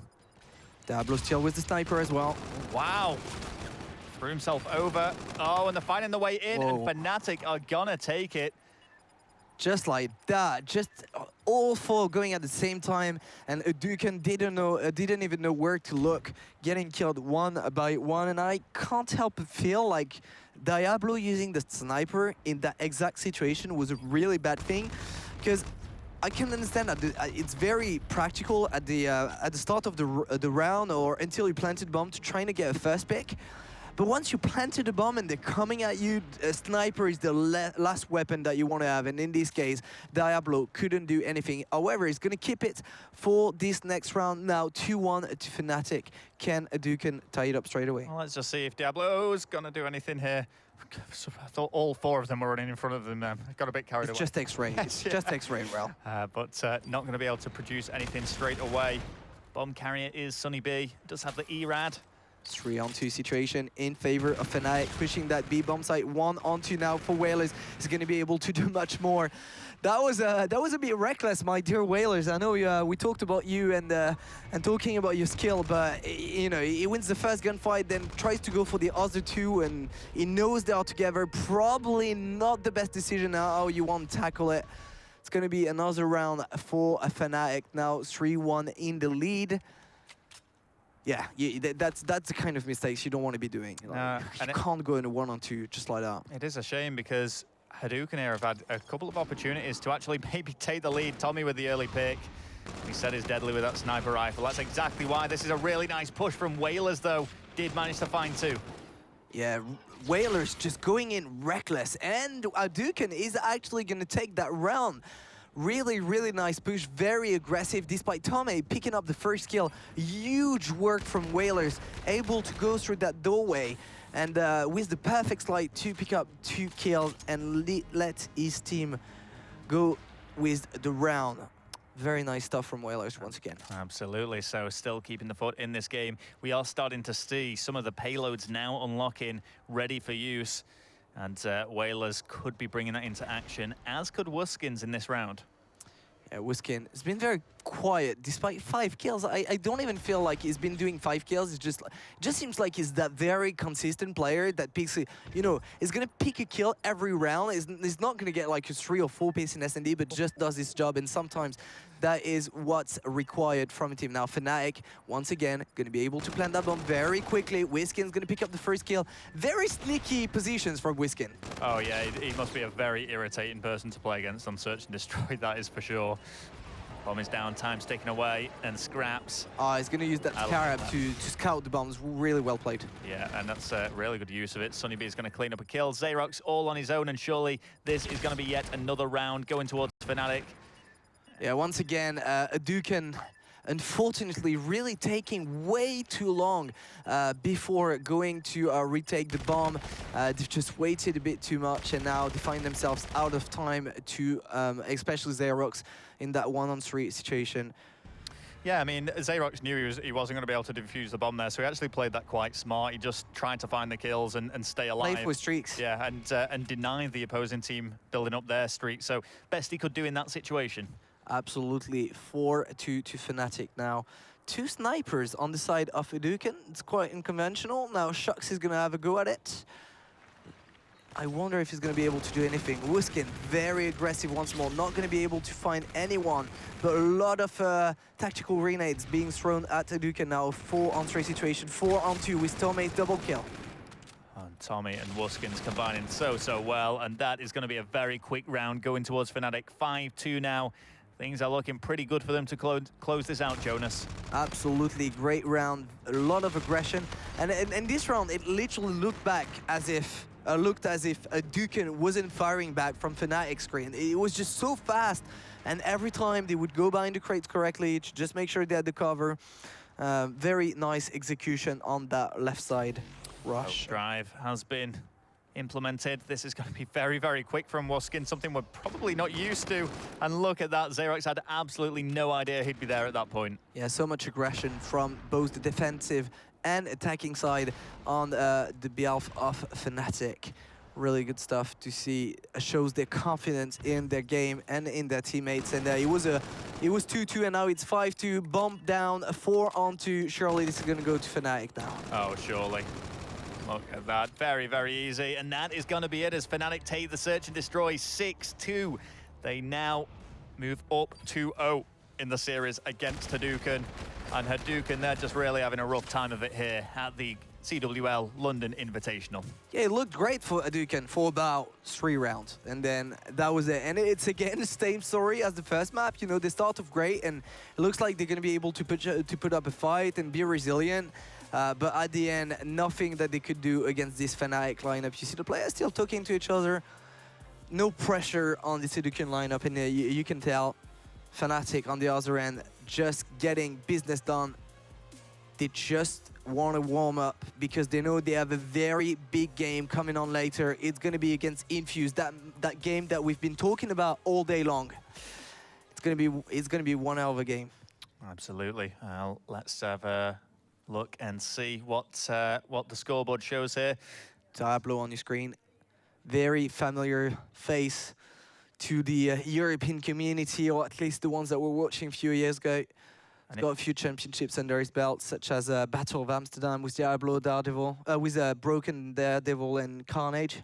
And just looking at this, you can see Wuskin 10-5 in that search and destroy, going double digits. Great plays from him. We kind of in jest criticize this style of play, but if it works, and they're going to use that. Exactly. I mean, if it works, at the end of the day, you're trying to win a map, and you know there's money and pro points at stake.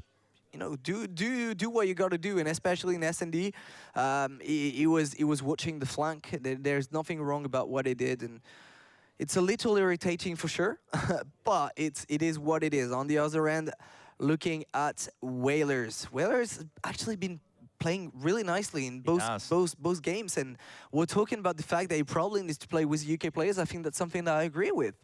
Something that we were saying last year. Whalers is actually one of those French players that has the potential to play maybe top 6 in Europe. Yeah, and it's almost in a way kind of a shame that he's not getting to that point, really. Maybe he didn't have the opportunities. This is it. It's, but at the same time, we don't want to rule him out yet. You know, we've seen 2 maps go towards Fnatic in quite convincing fashion. We have knowledge of how they've performed so far in this pool already, and it hasn't been all that impressive. So things aren't looking great for them, but that doesn't mean they're out of this tournament yet, Jonas. Well, they are quite close of being out, Rel. Only 1 map away, and they haven't been able to pick up a single map so far. 5 maps lost at the row. It would be great for the confidence if they could at least try to pick up 1. Let's remind people that they will still play the last pool game, which matters for rankings and pro points. There's substantial pro points difference between finishing 4th or 3rd in your group. And when you are in these lower seeded teams, this difference can be a few spots up in the ladder. Yeah, I think what's important to remember as well is just by being at this invitational, you do receive pro points, and it just gets better and better as you advance through the tournament. But here we go, it's going to be Throwback on Uplink. Throwback, the most popular map, played in every single game mode on the esports circuit. And man, we've seen a lot of Throwback Uplink, haven't we, so far? We have, and we have seen what a crazy ending between the Millennium and Team 3G. With the boys from Team 3G using the overdrive perfectly to tie in the game at the very last moment. I don't think we're going to see the same scenario and the same kind of close game between Fnatic and Haduken. If you just join us, Fnatic is leading 2-0 against Haduken. Making it look quite easy for now. But if there is anything special that Haduken want to do, it's got to be now after we restart the map, I do believe, as there seems to be some technical issues, which will give us more time to speak about Fnatic. Yeah, I mean, Wuskin decided to join Haduken for a while. I thought he'd balance the teams up a bit, I think. I'm not even sure that would be enough at this point. It's really been very one-sided. All smiles up, however, in the booth on the side of Haduken. But coming back to Fnatic, What a great lineup, and what a convincing way to win both games for now. Do you feel that they are better than we thought they would be? It's difficult to say because again, the only thing that we have to judge them off is the teams that they've played against, and you know they've made things look pretty easy against them. So for all intents and purposes, they're one of the top teams here. I think a lot of people have been saying that. It's the real question is how far they can get. I agree. I think they're going to get into that top 6 area pretty comfortably, but how far down, we're not sure. Well, Rel, you have a reputation of sitting on the fence. I want a prediction. Infused against Fnatic, who do you think is going to take it? That's a great question. What we're going to do? We're going to get the lobby old. Well, it's the game's starting, so I think you're going to be answer the question. Yeah, you're going to be in control, Jonas, for this one. But yeah, it's a great question, Jonas. I think both teams could win, both teams could lose. No, of course, I'm joking. No, Fnatic are going to take it. Do you think Fnatic are going to take it? Take this game, this series? No, I'm talking Fnatic against Infused. Oh, Fnatic Infused. Sorry, I do apologize. Infused. Infused. Not even an hesitation. The only reason I say that is, again, just purely based off the 2Ks. The previous 2Ks, I'm pretty sure that Infused and Fnatic met against each other and Infused came out on top. So so Infused is my choice. I think we're going to see a map 5, but Infused will take it. All right, fair enough. Not sitting on the fence for once. It took your last event to do it? It did. It took me 6 years, took but I finally got there. Well, the boys from Fnatic looking very relaxed and should be looking at SnD right now. SnD, you know, is someone that maybe we've overlooked him in the past. You know, he's not always been recognized for his talents. Definitely a player that had a lot of impact with Shane's team last year. Was there when he was during the time in Season 1 or Season 2, and I have to say that it does impress me. He's very consistent. He seems to have a lot of game awareness and game knowledge. And I look forward to see him play with Tomei and this team with Fnatic. I do believe that, you know, Tomei was doing his interview yesterday and they were saying, you know, we're not expecting to be one of the best teams. It's not going to be an overnight thing. We're going to take the time and get better. But I do feel like this is a very good base to work it off. Oh, absolutely. I mean, Tomei's got such a professional approach to it all. And you can see that through his gameplay and his interviews. So they're absolutely right. They've not been around or established as a team as long as some of the other competitors here, and they know that there's some real tough competition. So they're going in with realistic expectations. But of course, any team here is going to be aiming for that top spot, and we're going to see if they're going to be able to pull that out of the bag. As we just take a quick look at the maps, we can see Fnatic 2-0 up in this series. Both these games versus Haduken. Won in quite convincing fashion. And as a long-time esports fan, you can't know how pleased I am to see again that Fnatic logo in Call of Duty esports. Truly a great step again for Call of Duty in Europe. And how fitting it is that it's such a veteran and a figure of the scene like Tomei representing that organization. But there we go. The map has finally started. A throwback uplink. Now, let's get on board with one of the players from Fnatic, and we're going to start off with Scraps here. Does go down straight away to Diablo. Okay, let's switch to his twin then. Nice start from the boys from Haduken, picking up 3 kills from Wiskin is going to try and stay alive. Nice aggression coming in from Haduken. Shocked. 3 kills to his name already. Still alive on this streak. Can he build any score streak? Can he be able to pick up 1 more kill? But finally going to be shut down. And they're not going to be able to do anything with those early kills. And this is, again, the difference between those top teams and the lower teams. They've got the early kills. No one took possession of the drone. They weren't able to get any mid-map control. And just like that, they got shut down. You see the difference. Fnatic, they get the kills. And they're already in the Haduken space. Well, Jonas, you know these French guys better than most. Let's just see if this goes in first. Yes, it does. 2 points on the board for Fnatic. And Jonas, you know the French guys better than most here. What's their uplink game like? Well, I don't think it's going to be great, especially considering it's everything's falling off.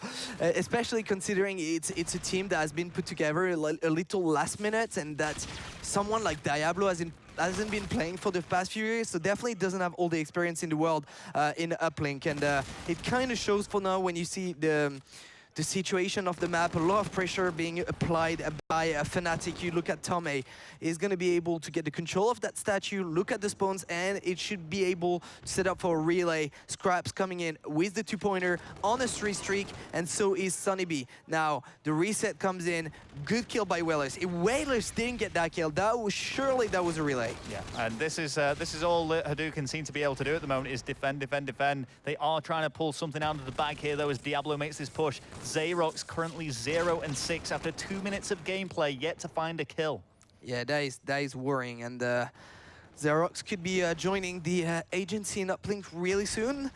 Is he going to be able to pick that one? As I say that, maybe he heard me and didn't want to join this agency, but is not going to be able to pick up one more shot. However, trying to take care of the left side of the map, take control of that lime area, and it's exactly what you want to do if you're Shucks. And Shucks, very nice play, trying to juke the players. Is he going to be able to go for the one? He waits so he doesn't get intercepted. Very nice play from the German player of the Haduken lineup, now reducing the score to 4-1.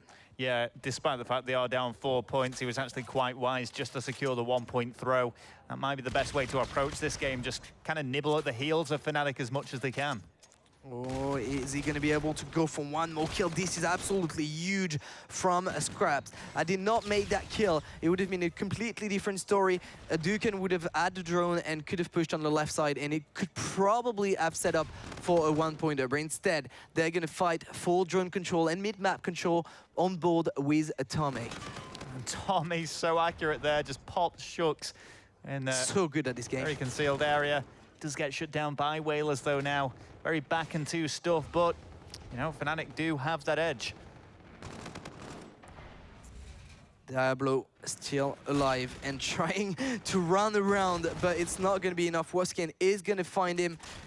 Currently on a 2 streak, but he's been spotted by the enemy. He's going to go down, and despite a great push from the Fnatic lineup, it doesn't seem like they're going to be able to do anything with that drone, and Tomei goes huge, but he's not. So that drone is quietly going to be picked up by a Shucks, and they're not going to reset. They're actually going to wrap it on the right side of the map.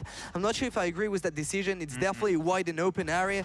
They do not have any control, and there's plenty of time for Fnatic to come back to that side and defend it. Now, Scarab has been called, I believe. Is he going to get the kill? No, he isn't.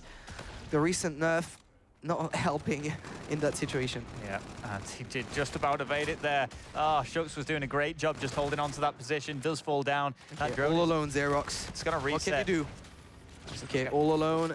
He's got to reload at the same time. Definitely not an easy situation to be in. And surely this is going to be a great setup and great situation to be in for Fnatic. He probably going to try to go for the 2, and this should be it just in time. It's going to be 6-1 before halftime for the Fnatic lineup. Really, you know, on the streak. After the first 2 maps that they won, we didn't think it was going to go any other way. No, they've made this look very, very easy. I mean, we've certainly seen bigger scoreline margins at the halftime points. We have seen a little bit of something from Haduken in that they did manage to get 1 point from the first half, but things are not looking good for them here, Jonas. They're not looking good, and the worst part is actually the slaying department is better. Is better than I thought it would be. We saw Shucks able on the left side to pick up some nice kill, to get some line control, and maybe even set up for once. But did they get a little greedy? Is there a lack of teamwork and team communication? Surely, it's showing in the way that they are playing. All right, well, into the second half now, switching sides. Maybe Haduken can perform better from the second spawn. Fnatic do have a stark advantage here, and they could just hold on to this. I mean, they could start playing very passively before long. Oh, they definitely aren't. I don't think they're going to settle for a 5-1, and you want to make sure that you're keeping the pressure on the opposing team. If you start defending in Uplink, there is a good chance that it's gonna backfire against you, and that you're gonna suffer a comeback. So definitely gonna show aggression. Now Shucks all alone with the drone, trying to see if he can settle for anything. Just gonna toss the drone and trying to stay alive. Now he's all alone, not gonna be able to go to melee for the first one. He's gonna be successful with the second. However, now his teammates coming in to help him. Still staying alive, just waiting for his teammate quietly. And this is okay if you're Fnatic, you know, just take it slowly, make sure they can't settle for the 1-pointer. Oh, no! Jump, and 2 players will come at him to make sure they can kill the drone carrier. And it should be an okay situation for Fnatic as Diablo goes down. Should be. Let's see if they can play this out to the end, though. And no points actually secured in this half yet. And this is working great for Fnatic, who are just pretty much trying to delay the pushes of Haduken. Passive aggression seems to be the aim of the game at this point. Tommy is making a push with it now. Be more than happy to put another Should point be on the the board. one-pointer. Surely it will, and very nice throw from Tommy. 7-1, so the scoreline has just got even greater scraps, finding 2.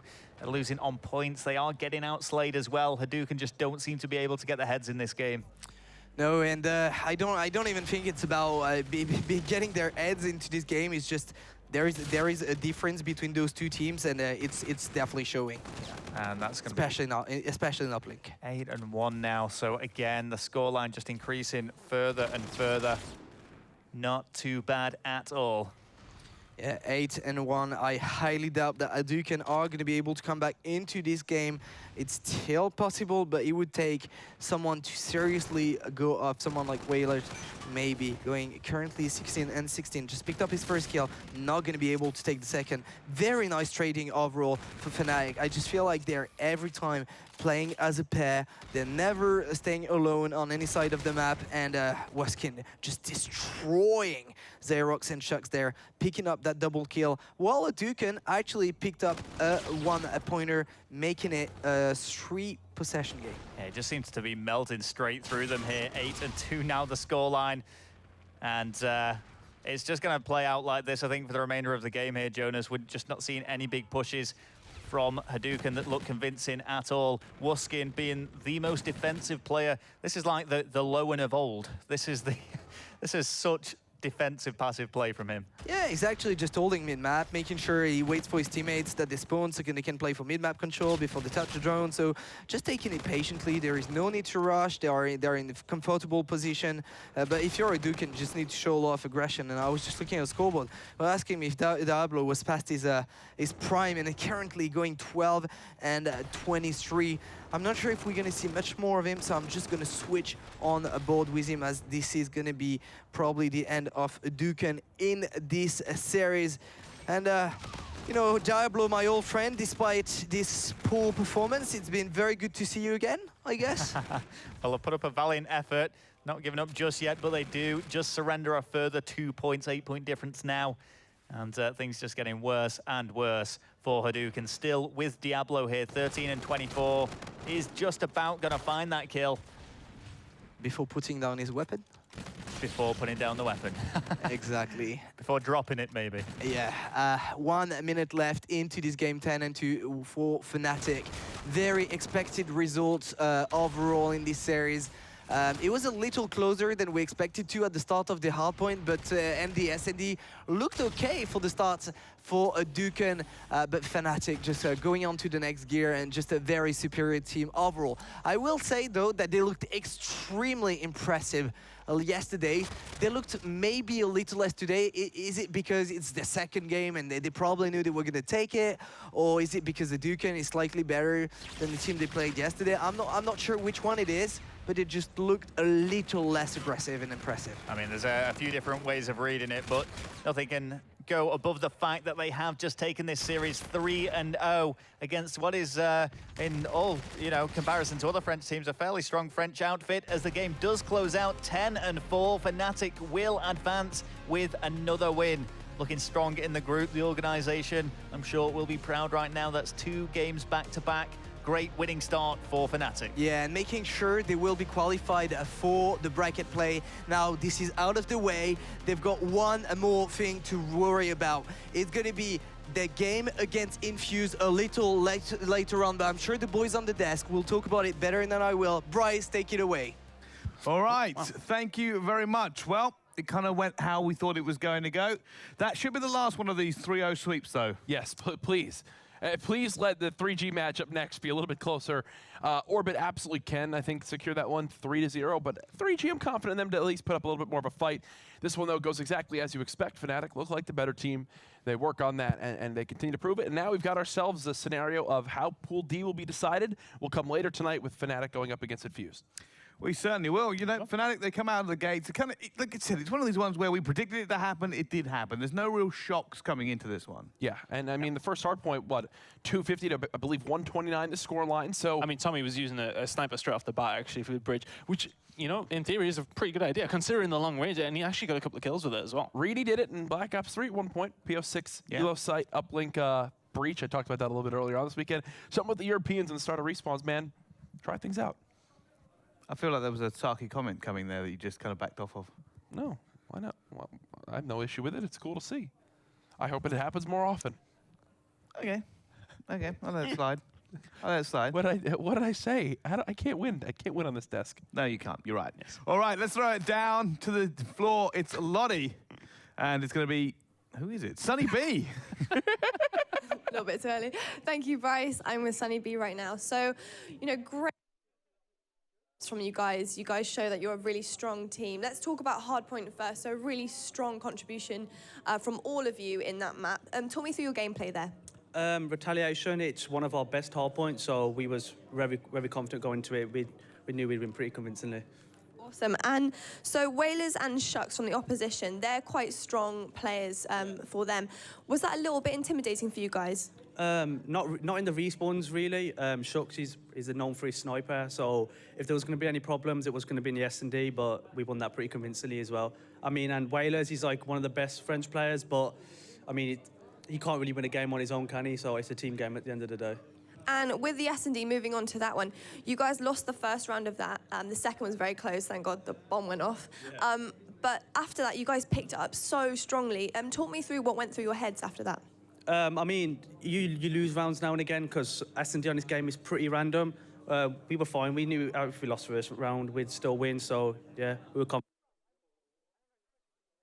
Time you've got infused. Now, are you pretty confident with that one, or is that going to be a little bit harder? I mean, we've got to go into every game feeling confident. They are a very strong team. We lost them in the 2K. Most maps were very, very close, so I'm expecting a good series. I can't wait to play. Awesome. Look forward to seeing you play very soon. Thank you very much, Sunny. Over to you, Bryce. Thank you very much. Sorry about that. A little bit shocked to see Sunny doing an interview. It's usually just Tommy they parade out in front of the camera. Rightly so. He's very good at interviews, actually. Yeah, Sunny did well. Very good. Sunny did no, well. that was fantastic by Sunny. But yeah, he seems quite laid back, quite confident. It didn't seem too much of a stretch for him. There's really no reason for them to be too stressed out. I mean, what is that, a perfect map record so far? Yeah. This weekend, joining that of Infused and Splyce and Orbit, I think. Yeah, I think all four of them going at it, and probably are arguably the four best teams here this weekend. Yeah. So it makes a lot of sense. Elevate might have something to say about that. Epsilon gave a run for their money. They certainly did, but you know we're not going to have a flawless map record from Fnatic or Infused very soon anyway. That is true. It's actually impossible. It is impossible. Nice job, Bryce. Thank you, Jack. It's the first nice thing you've done for me. Ever? All right. Yeah, pretty much ever. All right, let's cover this game a little bit more, Gio. Is there anything that, you know, Fnatic did everything right, I think. I don't think there's too much we can kind of go on there. Let's go on the negatives for the other team then. I think the SnD from Haduken, I like the idea. We're seeing a lot of these teams sort of rotate around the map around A and B, obviously, because B isn't easily defended when you're in there, because there's so many different routes that can come around. And there's a lot of movement around the map, but Haduken, it seems as if they were easily read when they were trying to make those moves around the map. There's one, I think it was even the first round, Wuskins was towards the back of his spawn, and they rotated, and two players just walked straight past him. You only got one of them. The second time round, though, he didn't manage to pick up the kill, but it's things like that where they need to predict better where the other team's going. It's easy for me to say, I suppose, when you can see it above the map, you know what I mean? But it's at the same time, I think it was just a couple of decisions that just didn't go their way, and it was a relatively close game, so they could have actually done a little bit better on the map, I think. But overall, I mean, we saw a little bit of sniper presence from both teams trying to wind up bringing it out. Impact, not really sure if it was anything too crazy. We were kind of checking in back and forth, and once Fnatic, once they get in their groove, once they begin to adapt as a team, they always wind up excelling. That's where these better teams have taken over, and it showed again in this series. They moved it right into the uplink. They wind up winning that one as well with ease. Really no major threat to them throughout the entire side too. They just get the job done. I think they give up a couple points at the end, but that was really it. And now it sets a tone for what's going to be a great final match of the night later on. But first, we've got another solid one there, which hopefully will be a 4 to 5 game series as well. Yeah, I think this may be the end of the 3-0s. We've had so many of them this week. It's been kind of crazy, but some of these games now are starting to get a little bit tight. We have had great series as well. Obviously, Elevate Epsilon is one for the record books. Definitely. That's definitely going to be one of the games people remember going forward. We all think that maybe the Infused Fnatic game may be another one of those. I don't know if we can literally do another map 5 5-5 last round, but it should certainly be competitive in a bit of throws and spills. Well, what was crazy too about that Elevate match versus Epsilon was also game 2 went to round 11 as well with the reverse sweep, everything about that. So 2 round 11s. You've My got, voice is literally still recovering. Yeah, at this point, a 1 possession uplink. It really doesn't get much closer than that entire series was. As we said earlier, this matchup later on with Infused Fnatic could very well be a championship bracket semifinal match. I hope that's the tone we get, and I hope because it's our final Group A match we'll see, it'll set the tone for the rest of the weekend in regards to what to expect from the tournament itself and the teams here. Yeah, I think for me right now, we're starting to kind of get into what I like to call the meat of the tournament. The nitty-gritty. The nitty-gritty. Do they say that in America? Yeah, they do. Oh, okay. We say that. The nitty-gritty, yeah, for sure. You've been doing some rather bad UK impressions so far this event. See, I don't think I've done anything too poorly with it. All right, I think I'm right there. You just gotta quit being a poor mate. And actually, I just like that when you use the word bloke. It's really, really bad. It's not bad. I'm saying, oh yeah, he's a top bloke. For me though, it's when you am I wrong? When you're trying to impersonate me, I'm literally from a different end of the country, and you go with like the London accent. Yeah, I literally could not be further from. Isn't like London the whole country? No, don't. Isn't it like London? And on that note, I think it's time to go to a break. But don't worry, when we come back, this should be a great game. Orbit versus Team 3G. Let's find out how this one goes. See you right after this.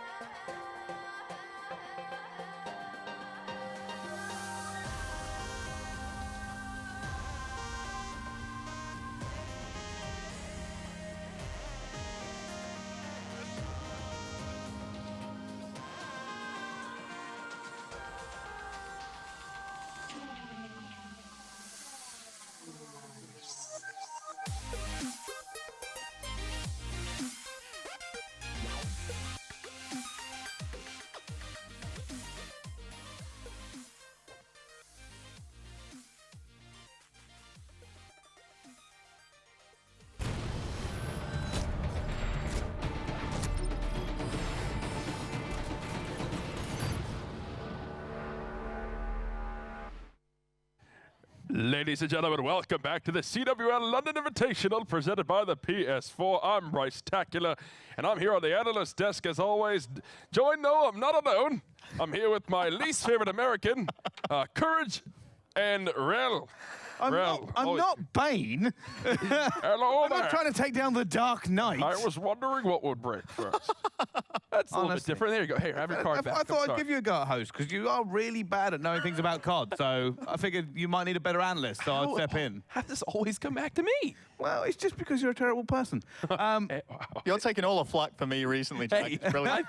Rel, I've got you this event. Hey, because you know what? You're retiring for the 14th time. I am. I thought this event we'd let Everyone believes that is totally real, by the way. 100% don't expect to see you again. See you, Rel. Oh. We'll never see Rel again. Apart from next event. It'll never happen. Yeah.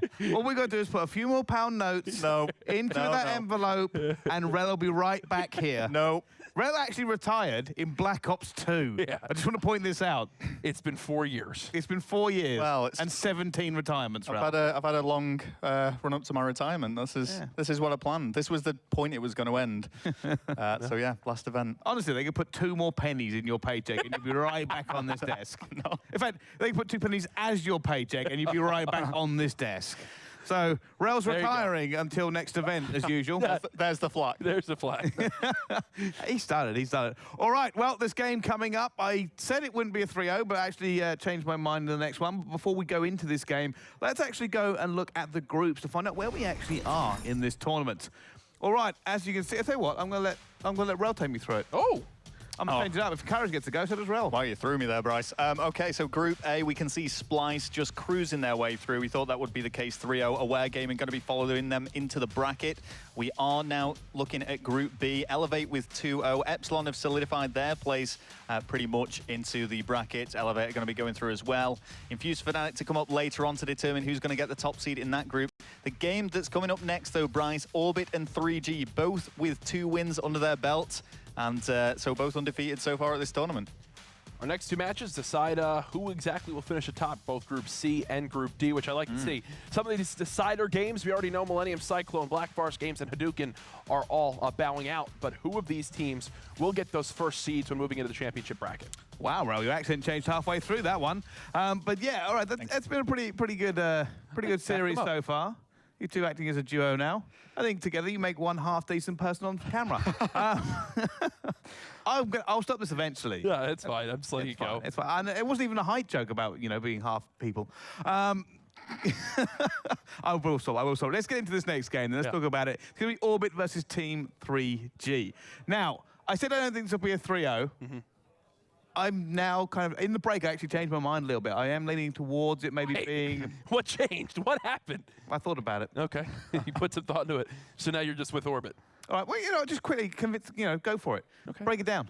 Oh, I am? Yep, go for it. Oh, I'm going after this one. Okay, 3G. Yes, they're 2-0. They're facing a better 2-0 team. Right, 10 seconds, go. Pretty much agree exactly with that. We've got 2 excellent X-infused players in the Orbit lineup, which, in my opinion, are 2 of the top competitive Call of Duty players. It's going to be 3-0 for Orbit. Well, I've been told the game is pretty much ready to go. So, quick prediction, scoreline. 3-1 Orbit. Okay. 3-0 Orbit. Okay. Well, I've been told it's not ready to go.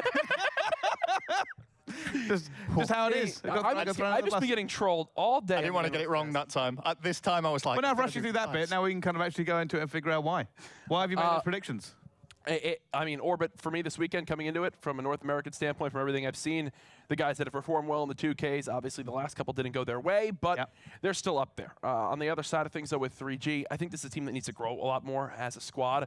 Yes, they have some factors that I do like from what I've seen from them this weekend. Obviously, Quicker, I think a great, not only leader for this team, but someone that I think could do quite well. Here, though, they're facing Orbit. Yeah, they certainly are. I think it's going to be a difficult game for them as well. Rel, anything to add to that? I mean, Team 3G struggled a little bit against one of the opposing teams in their pool, and Orbit really haven't faced that kind of challenge. So Orbit just seemed to be the stronger team, in my opinion, and I can see them just wiping out 3G. Yeah, I think for me, this is why I changed my mind. I was thinking more about it. I think, Orbit are very, very dominant. They really want to make a thing. 3G didn't impress me earlier, so I have changed my mind just a little bit. Yeah, I think it's difficult for me to justify Orbit dropping a map. I think that's what changed my mind. I'm sitting there going, maybe a slip map. I mean, the only one with real potential for me, maybe the SnDs because they're so commonly slip maps. But even then, I feel like I'm maybe reaching a little bit. Yeah, outside of that, I'm ready to see it happen. I'm ready to see which team comes out on top here in game number 1. Hardpoint as well on Scorch. Fast pace. Can rack up a good amount of kills if you're hopping around inside the objective. Wondering, this is a map actually that I'm really wondering what type of ERAD presence we see. Do we see some machine guns get brought out in certain hills? Obviously, the hangar hardpoint can be extremely useful with that weapon. Middle hill, I don't know too much about that, but we'll see how it plays out. All right, well, I'll tell you what, it is actually ready to go. Let's get this game underway. Orbit versus 3G. Thank you, Brycey. I'm excited to get into this one. It'll be Mr. X and Ton bringing you this game. And quicker. We heard a lot from him earlier in the day. You know, Momo was saying very confident in his team, but going up against a very tough opponent in Orbit. Yeah, I think it's going to be a very, very hard game for them to get into here. And I think for me, it's 3G are going to be in trouble here. Yeah, I would be shocked if Orbit does not win this game. Orbit, obviously the higher rated of these two teams coming into this event. Now, we know the likes of Rated and Joe from the Splyce team that got second at COD XP last year, and Zero and Urban, really two key contributors to the Infuse team from last year during the CWL. And we can jump right into it as we're on the board with Urban. Right, on board with Urban. Let's just see which way he's going to go on this one. Rated picking up 3 kills straight off the bat, and all 4 from Rated straight through the middle of that. It's really good work from him, and that's just going to close things out straight away. There should be a few points on the board here for Rated. Yeah, now you see Orbit just getting control of the hard point here at the beginning. Nobody close from the side of 3G. Now, you kind of look at your mini-map, you see that it looks like Orbit trying to get set up for the second hard point as well. So they're in very good shape here, pulling out to a big early lead and getting good map control. Yeah, they're pushing towards the back here. As said, do have the control. The slaying is in their favor as well. Urban picking up kills is also really Rated opening things up fantastically well for his team, and it's just set the precedent for the rest of the map, I think, here. 37 and rising without answer from 3G. On board with Zero, just holding down this left-hand side in processing. But, you know, you are looking at 3G here. They are pushing through, and they're getting in a position to possibly do something, but Niall's picking up those scrap points. Yeah, no, Zero, the only one by the hill when it comes up for Orbit, he gets taken out right away. So Orbit rotates early, they lose the positioning to 3G. It's going to be their chance here to try and break as the pressure coming in to Wee Man's right. 3 players from Orbit trying to attack towards the hard point as 1 player coming from the opposite side trying to pinch. It's going to be Zero and Urban getting a kill apiece, and just like that, they break the hard point. So not a good start for Team 3G. They did well because, I mean, Orbit rotated early and they got in there, cleared them out. But at the same time, 3G just can't hold it when they get a hold of the actual point themselves. Just Orbit have got so much slaying power. Joe Rated, Zero, and Urban. You do not want to be going up against this team. You don't want to be trying to go toe-to-toe with them, especially if you're 3G. You want to try and maybe out-rotate and try and get there early rather than have to make your lives hard. But really, after that first hard point, it's really, I said, it's set a precedent for the rest of the map because now they're just playing catch-up. Yeah, and you know, Team 3G, they're going to take some time here at the end of this hard point, but it's going to be Orbit trying to get over and rotate early, but it looks like 3G is going to win the rotation as well, so things starting to go the opposite way here. As 3G, they win the rotation on the second and third hard point, and they get control this early. They look like they're going to be able to take the lead back from Orbit here. Now they're fully set up. Orbit needs to be careful. They got to break this as a team. Yeah, and you can see Rated pushing in there. He does go down early, but the rest of the team nowhere really to be seen yet. Grenades aren't going to start going in there. They're going to be causing problems. Trophy did shut down Zero there, but as you can see, they're stacking just outside the door here to try and push in. They have to push as a team. We can see Rated goes in there first. Going to jump on board slightly early with him. As Zero picks up a kill around the back, Rated going to go down. And is this going to actually be a successful push here? Zero getting the kill through the glass, but 3G are getting a little bit of a lead here now and have held down Hangar for a long, long time. Only 15 seconds remaining, and it doesn't seem as if Orbit are going to be able to push through there, so that early rotation from 3G paying off for them.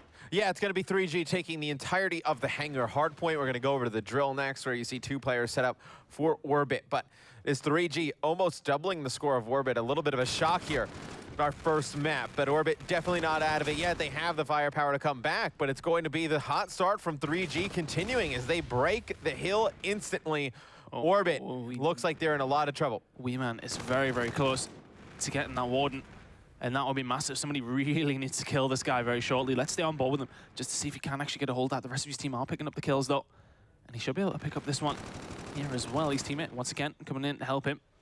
But maybe use these score streaks to make sure you get that Warden. That would have been an idea. He needs to win this gunfight. He's going to, but they really need to shut him down fast. 50 points is all he needs. I mean, he's in a great position, does not need to use any of these streaks to get it. I think, look, you know, you have to, if you're Orbit, I was just going to say, they're going to have to fly out, challenge the hard point, and all of the kills going in 3G's favor. We talked about where Orbit, maybe we were kind of overlooking them. We talk about Elevate a lot. You know, Fnatic has looked great at this event, Splyce as well. That Orbit, they have some star players from last year, but right now they are just not proving it against a top team in 3G, as they are just absolutely running through them. Yeah, 3G. After that initial hard point where Rated picked up the 4 very quickly, have looked very, very good. The second one was a little bit scrappy, but since then, they completely locked it down. Weeman and Zerg completely streaked out. The Warden is already in, so they wanted to extend that lead that they already have, which is nearly around 100 points.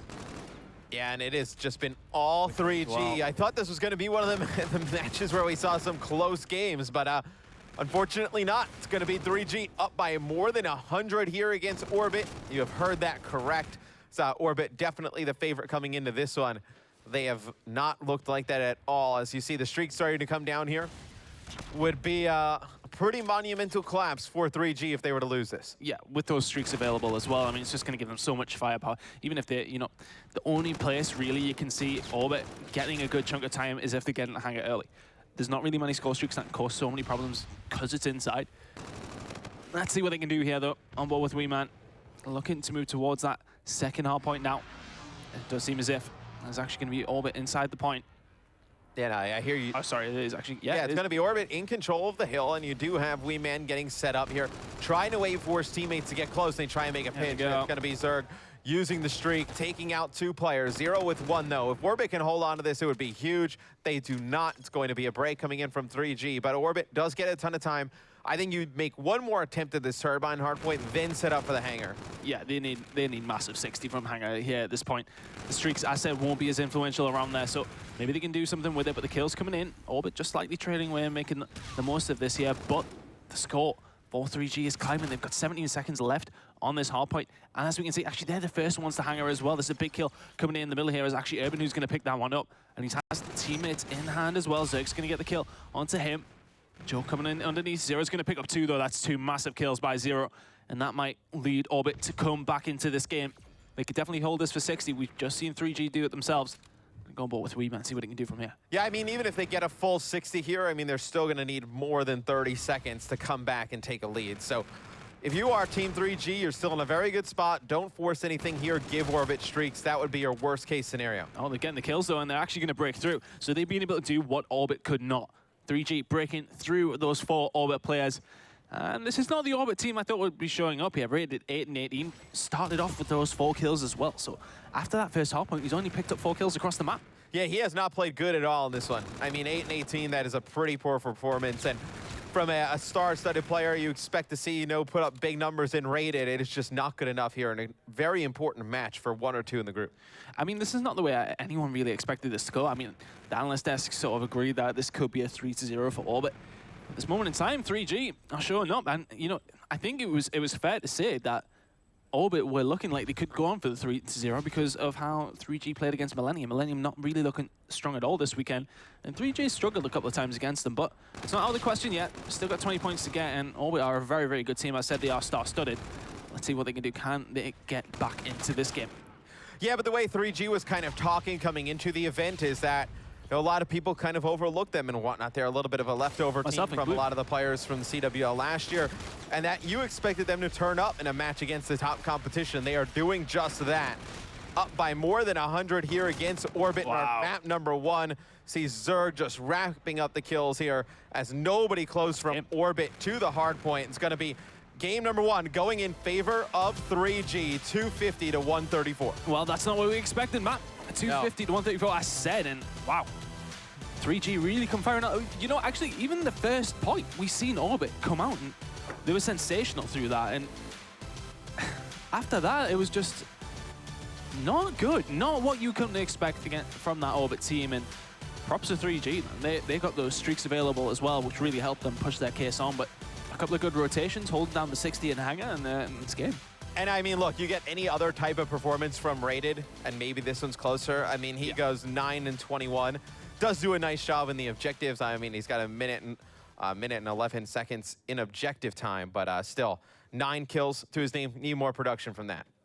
Yeah, absolutely. And he's the sort of player that can actually go off here, so I expect him to move on from that. Going to the second map, though, I mean, this map was talked to be the map that they could potentially claw back here, 3G, because, I mean, I think it was basically written in stone that everyone thought Orbit were going to win that first map. If 3G can take this SnD, it's balls to the wall, you know, for Orbit at that point. Yeah, I mean, it puts a ton of pressure on Orbit going into map 3 if this search and destroy were to go in 3G's favor. Do I think that's going to happen? No, I would still favor Orbit in the search and destroy over Team 3G, but we will see. I mean, we do not know, I think, how good this 3G team is, really. I mean, we've seen them go up against Millennium and whatnot, and that was a little bit of a closer game than we originally had thought. But I do think there is something to say for teams that have some players that are kind of leftovers or forgotten from years past and games past coming back. And this is like their best shot to show how good they are and talented in this title. Yeah, absolutely. And I think, I mean, they've got players who obviously were like sort of the scrap pickups from the end of the CWL. Weeman coming in there, no, 19 and 11, he picked up a lot. He actually got that Warden, of course. He's a new player to the scene in terms of the CWL anyway, and he played very, very well on his first really big game on stage, so well played by him. But it's going to be interesting to see, as I said, going into this SnD now, to see how they are going to go on. For me, though, as I said, I think Orbit are probably still going to win this series. I think it's fair to say that should still be the prediction. Yeah, I mean, that's the overall consensus, right? I mean, with how strong these players were last year and what we've seen from them at the beginning of this game, you would favor Orbit, obviously, going forward in the series. But game number 1 does go to Team 3G. Pretty commanding victory. It was 250 to 134 in case you missed that ending scoreline. But the next map will be Throwback Search and Destroy, so we'll see if teams put some more emphasis over towards that B side. We don't see many players go over towards there. A lot of action over towards the bike path. Yeah, I mean, that tends to be where all the action is on this map on any single game type, of course, apart from Hardpoint where it does rotate around. But for me, I think they have to look towards the snipers. I've seen Zero, maybe not in this game, but obviously previously in Black Ops 3, very proficient with that sniper. So possibly down bike path side, it might be something he wants to use. Maybe try and change things up here. But realistically, I think Orbit should still win this map. For me, the time to kill is kind of fast with the assault rifles, where I don't think you even need to run the sniper. Like, I feel like the sniper is great at really long ranges where you really can't hit players with the assault rifle, but a lot of the fights you see on this map, around the bike path area or, occasionally around B, it's really kind of medium to close quarters, so I don't know if you really need just maybe the initial sort of length on either side of the bike path. Maybe that's the only real time. Just throwing ideas out there. Yeah, I mean, I think it could be used to kind of just throw a wrench in it, maybe just kind of catch another team off guard. I don't think it's something you're going to see consistently, at least throughout the beginning of Infinite Warfare. Sniper rifles come into play. I just feel like with the way the game is now and where, the objectives are and whatnot, that it just forces a lot of assault rifle play in just close quarter. And it seems like that's how a lot of teams are trying to play SnD right now, is just be really fast and aggressive up to the bomb site. And what we're seeing a lot more this year is the rotation around to different bomb sites very, very fast. We've seen it a lot this weekend already, where I completely actually forget the name of the map, but it was on the previous map that we've been playing SnD on, around B. It's very hard for the players to actually defend that because of where they are, and they tend to be moving around the map all the time. It's not just that map that's happening in SnD. Both teams tend to rotate quite a lot around the map, just with the speed of the... That's what it is. To get across. It's just playing mind game. Yeah, it's the speed. I mean, you're just able to just cover so much area on the map very fast that we see a lot of flanks this year come in and be very effective. In the years past, would just take so long for a flank to develop. Now, just a lot of routes you can use the wall running mechanics and just the speed of the game in general. You can get to the other side of the map pretty quick. So you can do a lot of these flanks that we have not seen in years past. Yeah, well, we are going to be loading this game up in just a second, but after that, I think everyone's prediction sort of is out the window. Everyone was saying 3-0. Yeah, we all said 3-0, so. But I still, for me, I know we've repeated it a couple of times, but Orbit should still go on to win this game. I would expect 3-1. Uplink is really going to be sort of, I think, is the game mode where you can really tell who's got the better teamwork. Hardpoint's one of those ones where, as you said, the rotations and everything can come into there. But for me, I think Uplink is definitely going to be. Yeah, I mean, 3G barely beat Millennium in Uplink. Yeah. You'd expect Orbit to just kind of badger them in the game mode, really just assert their dominance in that one. So I think if you're Orbit, you win this map, you're still in a very good spot in the series. I don't think they'd expect to drop another Hardpoint. You expect the Rated to play much better than what he did with only 9 kills in game 1. So I think this is a huge map for both teams from the standpoint that if Orbit wins it, they can go forward. You kind of see the clear path to them taking the series 3-1. If you're 3G, you secure yourself a game 5, and the next 2 respawns, it's kind of house money. You can just, if you win them, great. The series over. If you lose it, we have that game 5 in our back pocket. Yeah, exactly. So that's what 3G are going to be aiming for. And, you know, I think the slipping under the radar is something to talk about after this map. Throwback, Search and Destroy is what's going to be coming up now. Yeah, Orbit are surely going to win this map. I think if they don't win this map, it will be curtains, because I think going to the last map, surely it's going to be 3G if they win this first SnD. But I mean, it's all up in the air. It's all just predictions. It's all just guesswork at the end I'd after like that first to see, map. I'd like to see from one of these 2 teams some action being forced over towards the B bomb side. We talked a little bit about how all the action has been over towards A earlier in the day. We saw some teams go over towards the B bomb site. They were able to get bombed down, get a good advantage. They're able to win those rounds. So I think a lot of people, you know, after the adjustments of the B bomb site have just not gone over towards it. I think there is some merit in actually trying it out and see if it is not as successful as in the past, where the B bomb site was a little bit more pushed up towards that front rails, or all the way in the back now towards the silo. Gives them a better advantage. Yeah, and I'm just looking over towards the screen. It seems as if only 3 players have made it in this game, so we've got more time to discuss how Orbit should probably still win the series. No, yeah, one of the players just does not connect into the game, so we'll get this one restarted and all situated for you guys at home, so we can get into Search and Destroy and Throwback. So I know, obviously, the bomb site towards Bike Path A, obviously they're more influential. If you're pushing towards B, what do you think you're going to look for? I mean, it's a similar sort of scenario, isn't it? With a little bit of long range, but more medium to close. I mean, nobody really plays defense over at B, quite frankly. I mean, yeah, you see a lot of teams just stack the A bomb site on the defensive end, play a little bit further back, maybe players towards the middle of the map. A lot of teams just leave B on the defensive end open at the beginning. So I think if you're able to just get a very aggressive fast push over towards B, you're able to get bombed down, you're in a good spot. The issue is if there, for argument's sake, is a defender over there, and he's sit on top of the silo, he's going to kill 2 of your players. So I think that's kind of the trade-off that it's like risk and reward, isn't it? Right, but with the way the game is played, I feel like if you're a top-level pro team, you should be watching a lot of the gameplay, and you should be able to spot out pretty easily that there's nobody in most rounds going over to watch that B site. Yeah, I mean, that is the case, I suppose, with all the sites that aren't necessarily as favored. You know, you can throw a bit of a curveball and try and make that into your play, but I think it's just one of those scenarios where it's situational, where if you're not really having much look at A in this map specifically, then you can maybe have a go at B, maybe try it out, just to try and change things up, to try and change your look, if anything. Yeah, I think if you're a team like 3G, you can kind of catch Orbit off guard a little bit early, because they're probably used to playing just kind of a standard style of Search and Destroy at the pro ranks, and usually you'll see a lot of the teams kind of run the same setups. It's just kind of determining on rounds, like where they position players. I feel like if you're 3G, you can definitely take advantage, go towards that B site. And we'll just give you a recap of what this series will look like. Game number 1 was Scorch Hardpoint. It was Team 3G winning that one, 250-134. The next map, the one we're going into now, I can see the rig draft. We're pretty well along, only about 30 seconds left in that one. It'll be a throwback Search and Destroy. Game number 3 will be Precinct Uplink. That has the opportunity to be a pretty high scoring game, followed by Retaliation Hardpoint, and then obviously, if necessary, you'll see Crusher Search and Destroy as game 5. That was the map I was talking about. Yes. Completely escaped my mind. But yeah, it's going to be interesting. I think Retaliation Hardpoint, obviously it's going to come down, well, if we even get there, 3G could 3-0 this, but Retaliation Hardpoint, I think, is going to be the map where Orbit are going to be one map away from winning it. And I think if you look at it, I think we're just sort of throwing predictions up in the air here. I mean, anything could literally happen after what we've seen in that first map, especially.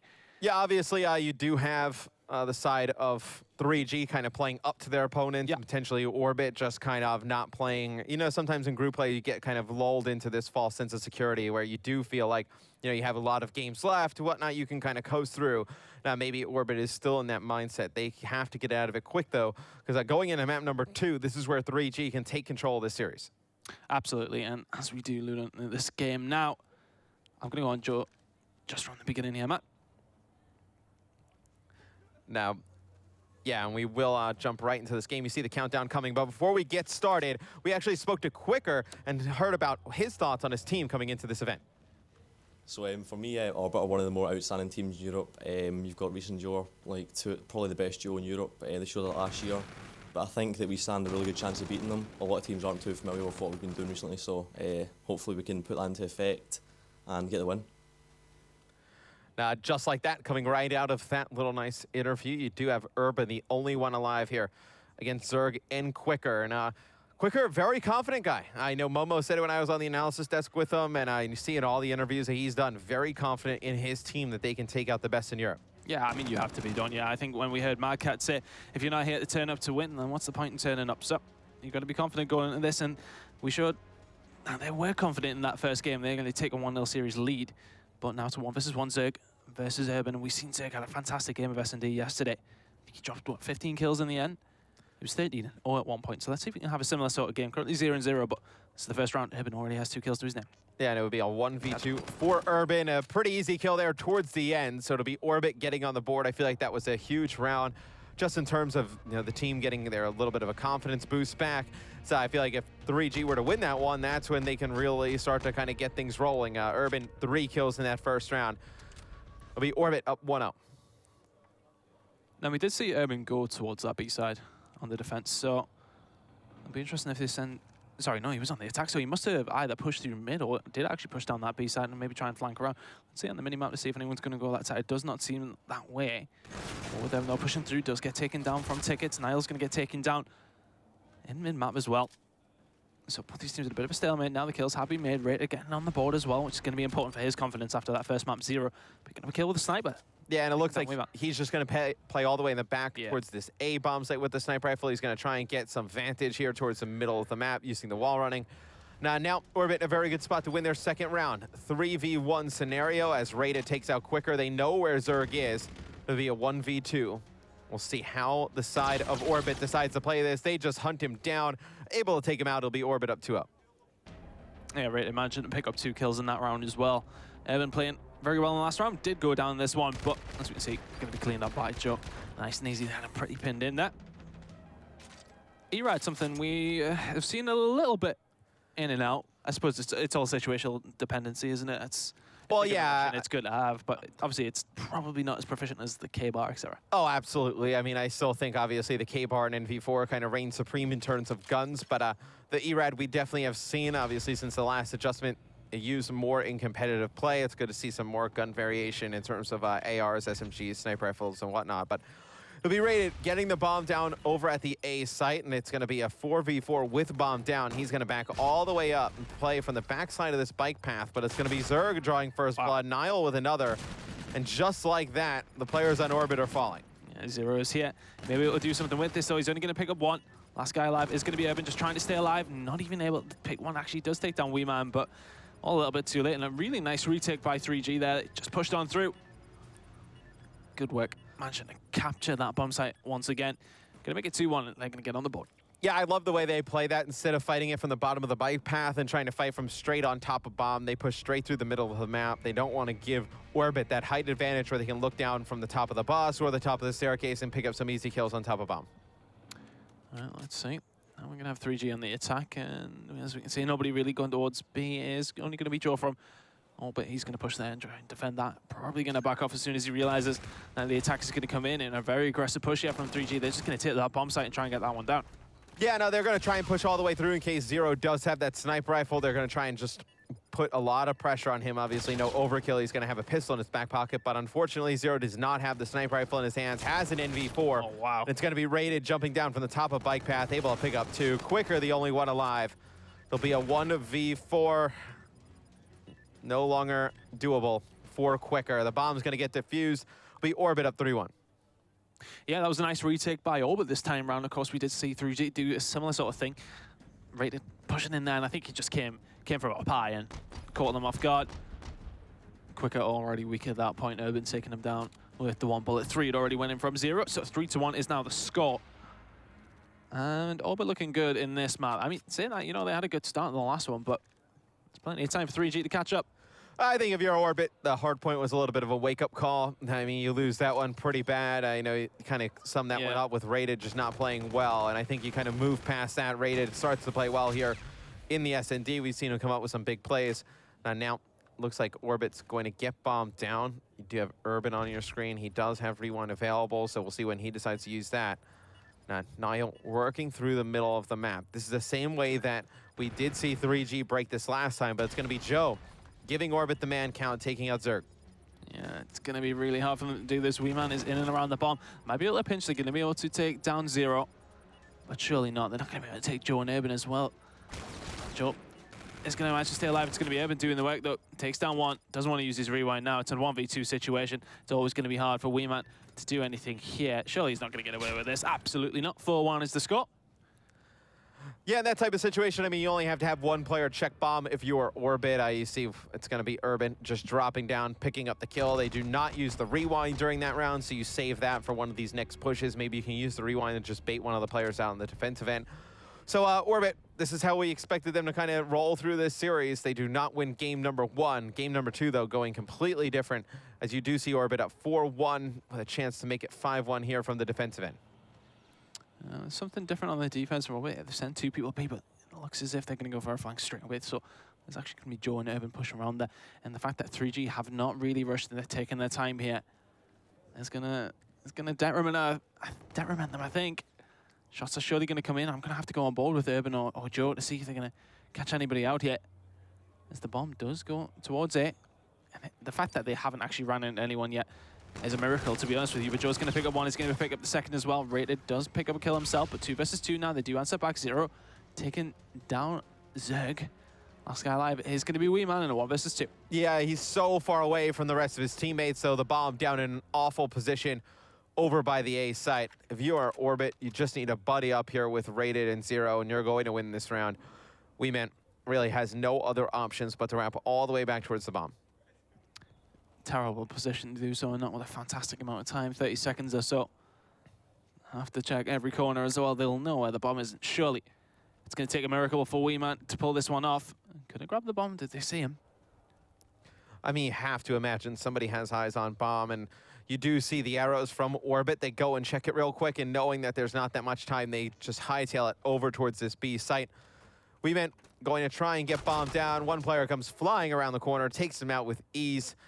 And it'll be Rated and Co. Rated 6-4 in this one, bouncing back from the tough first game. Urban 7-3 right now. It'll be Rated in your final kill cam. So they go at 5-1 rounds. Yeah, impressive performance so far in this SnD from Orbit. 5-1, as said, is the score. And let's see, I mean, all of them apart from 0 having their payload available is going to be massive in a B attack. Going to come in here. Who's that? It's going to be Niall at the back of B side. Is he going to be able to hold this down? But as you can see on the other side of the map, though, the guys from 3G are going to notice there's not much action going on. And Niall has got his work cut out here as rains in from above. Urban goes for the plant. That's going to be a hard retake.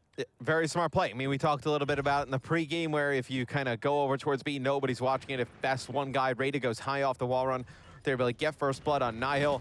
And now you have bomb down. You had a man advantage, but it's going to be Weeman taking out Rated, and he does not get traded out. So very big kill there from Weeman. It's going to be quicker, taking out Joe.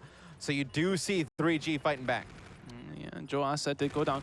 0 is there as well. He's going to be able to get the bomb carrier. He's going to be able to rewind away. Yeah, that's exactly when you want to use it. Urban is going to get taken down. 0 is left all alone in a 1 versus 2 with 15 seconds to go. Surely he should take this one now. Is he going to check the bomb? Can he actually see it? Is going to get him through the wall. Fantastic play by 0. Orbit take map number 2. We've got a good series on our hands. Yeah, nice play here by 0. It's a fantastic nade followed up with some nice shots straight through those sandbags. It's going to secure the win for Orbit.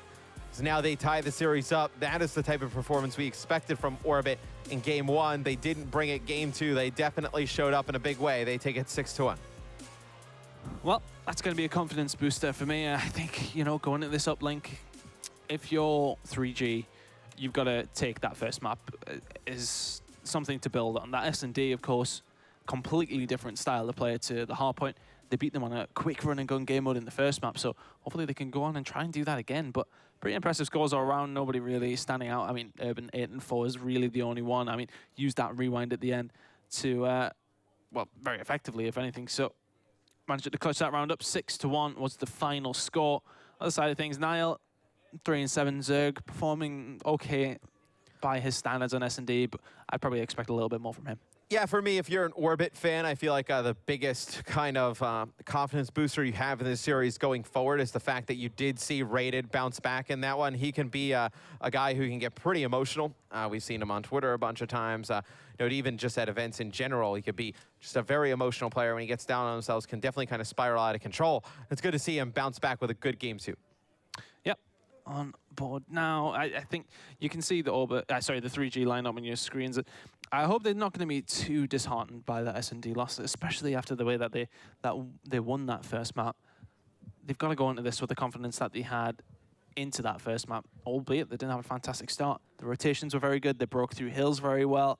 It's a completely different game mode, of course, but they've got to carry that confidence in this third map. I don't feel like they're going to. Just from the standpoint that they just got ran through and search and destroy. Yeah. Oh, You're yeah, probably, I mean, you get so jacked up after that first hard point, and you just go into that second game, you're feeling good, and it's just, I mean, a slaughtering. And I feel like at that moment, you kind of get in your own head a little bit, and you almost think, like, did we just awaken the beast in terms of just getting Orbit going and playing at the highest level possible?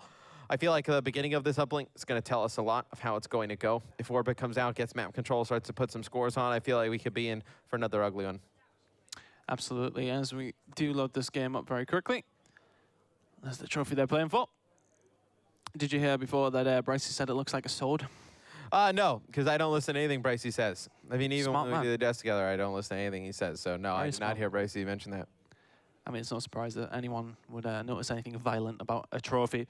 It would be Alan Bryce, of course. But yeah, I think I think you're right about the mentality that the 3G team are going to have going into this. Of course, yeah, they did pretty much get crushed on that SnD, but they have to take that mentality from the first map. Okay, look, we did really well here. Don't worry about the SnD so much. We've got to try, and it's just the mentality that you want them to have rather than the mentality of the problem. Yeah, it is the way you want them to think. Just kind of throw away the search and destroy. Just talk about how good we were in map number 1. It was a respawn game mode. You go into game number 3. It's another respawn. The issue is I feel like now you get off to a bad start in the uplink, things start to spiral out of control. Right. You go back to a hard point in game number 4. Orbit is not going to let them take another hard point off them. Absolutely not. I would be shocked if we get to another hard point and you see the Orbit guys drop it. So I think this is where, if you're 3G, this is a must-win map. You lose this one, I think you lose the series 3-1. Yeah. I think this is a must-win game. I agree. I definitely think that if they don't win this map, going in the hard point, as I said, feels like they may have awoken the beast in Orbit, and they'll probably go on to win this one. But we are going to be playing Uplink on Precinct. High-scoring map, as you said. So I think the fast pace of 3G might be able to keep up with Orbit for a while, but I just think, especially if Rated can have a good game here, it's going to be really hard for them to come away with the win. Yeah, now you can see the scores there for a quick minute. You saw that game 1 went in favor of 3G. Game 2 went in favor of Orbit. It was a pretty convincing win in game number 1 as well. But as we get started here in the uplink, it's going to be 3G opening up with 2 kills, and Rated's going to get 1 in the middle of the map, but it's going to be all 3G at the beginning of this. Now they got to get drone control and try and work down this street. Let's see who does actually a hell of a hold of the drone. It was momentarily Wee Man. He gets taken down. Zerg pushing through here, though, trying to cause some problems. He is doing so. He's going to pick up 1, not quite pick up the second. Jumping on ball with Wee Man, see what he can do from this position. Yeah, and it was a good opening break there from the side of 3G, but it was a very good defensive effort coming through the back alley, cleaning everything up from the side of Orbit. That could have gotten scary. Usually we see more points put up when the team is attacking that back alley area. Since they moved the portal back from the other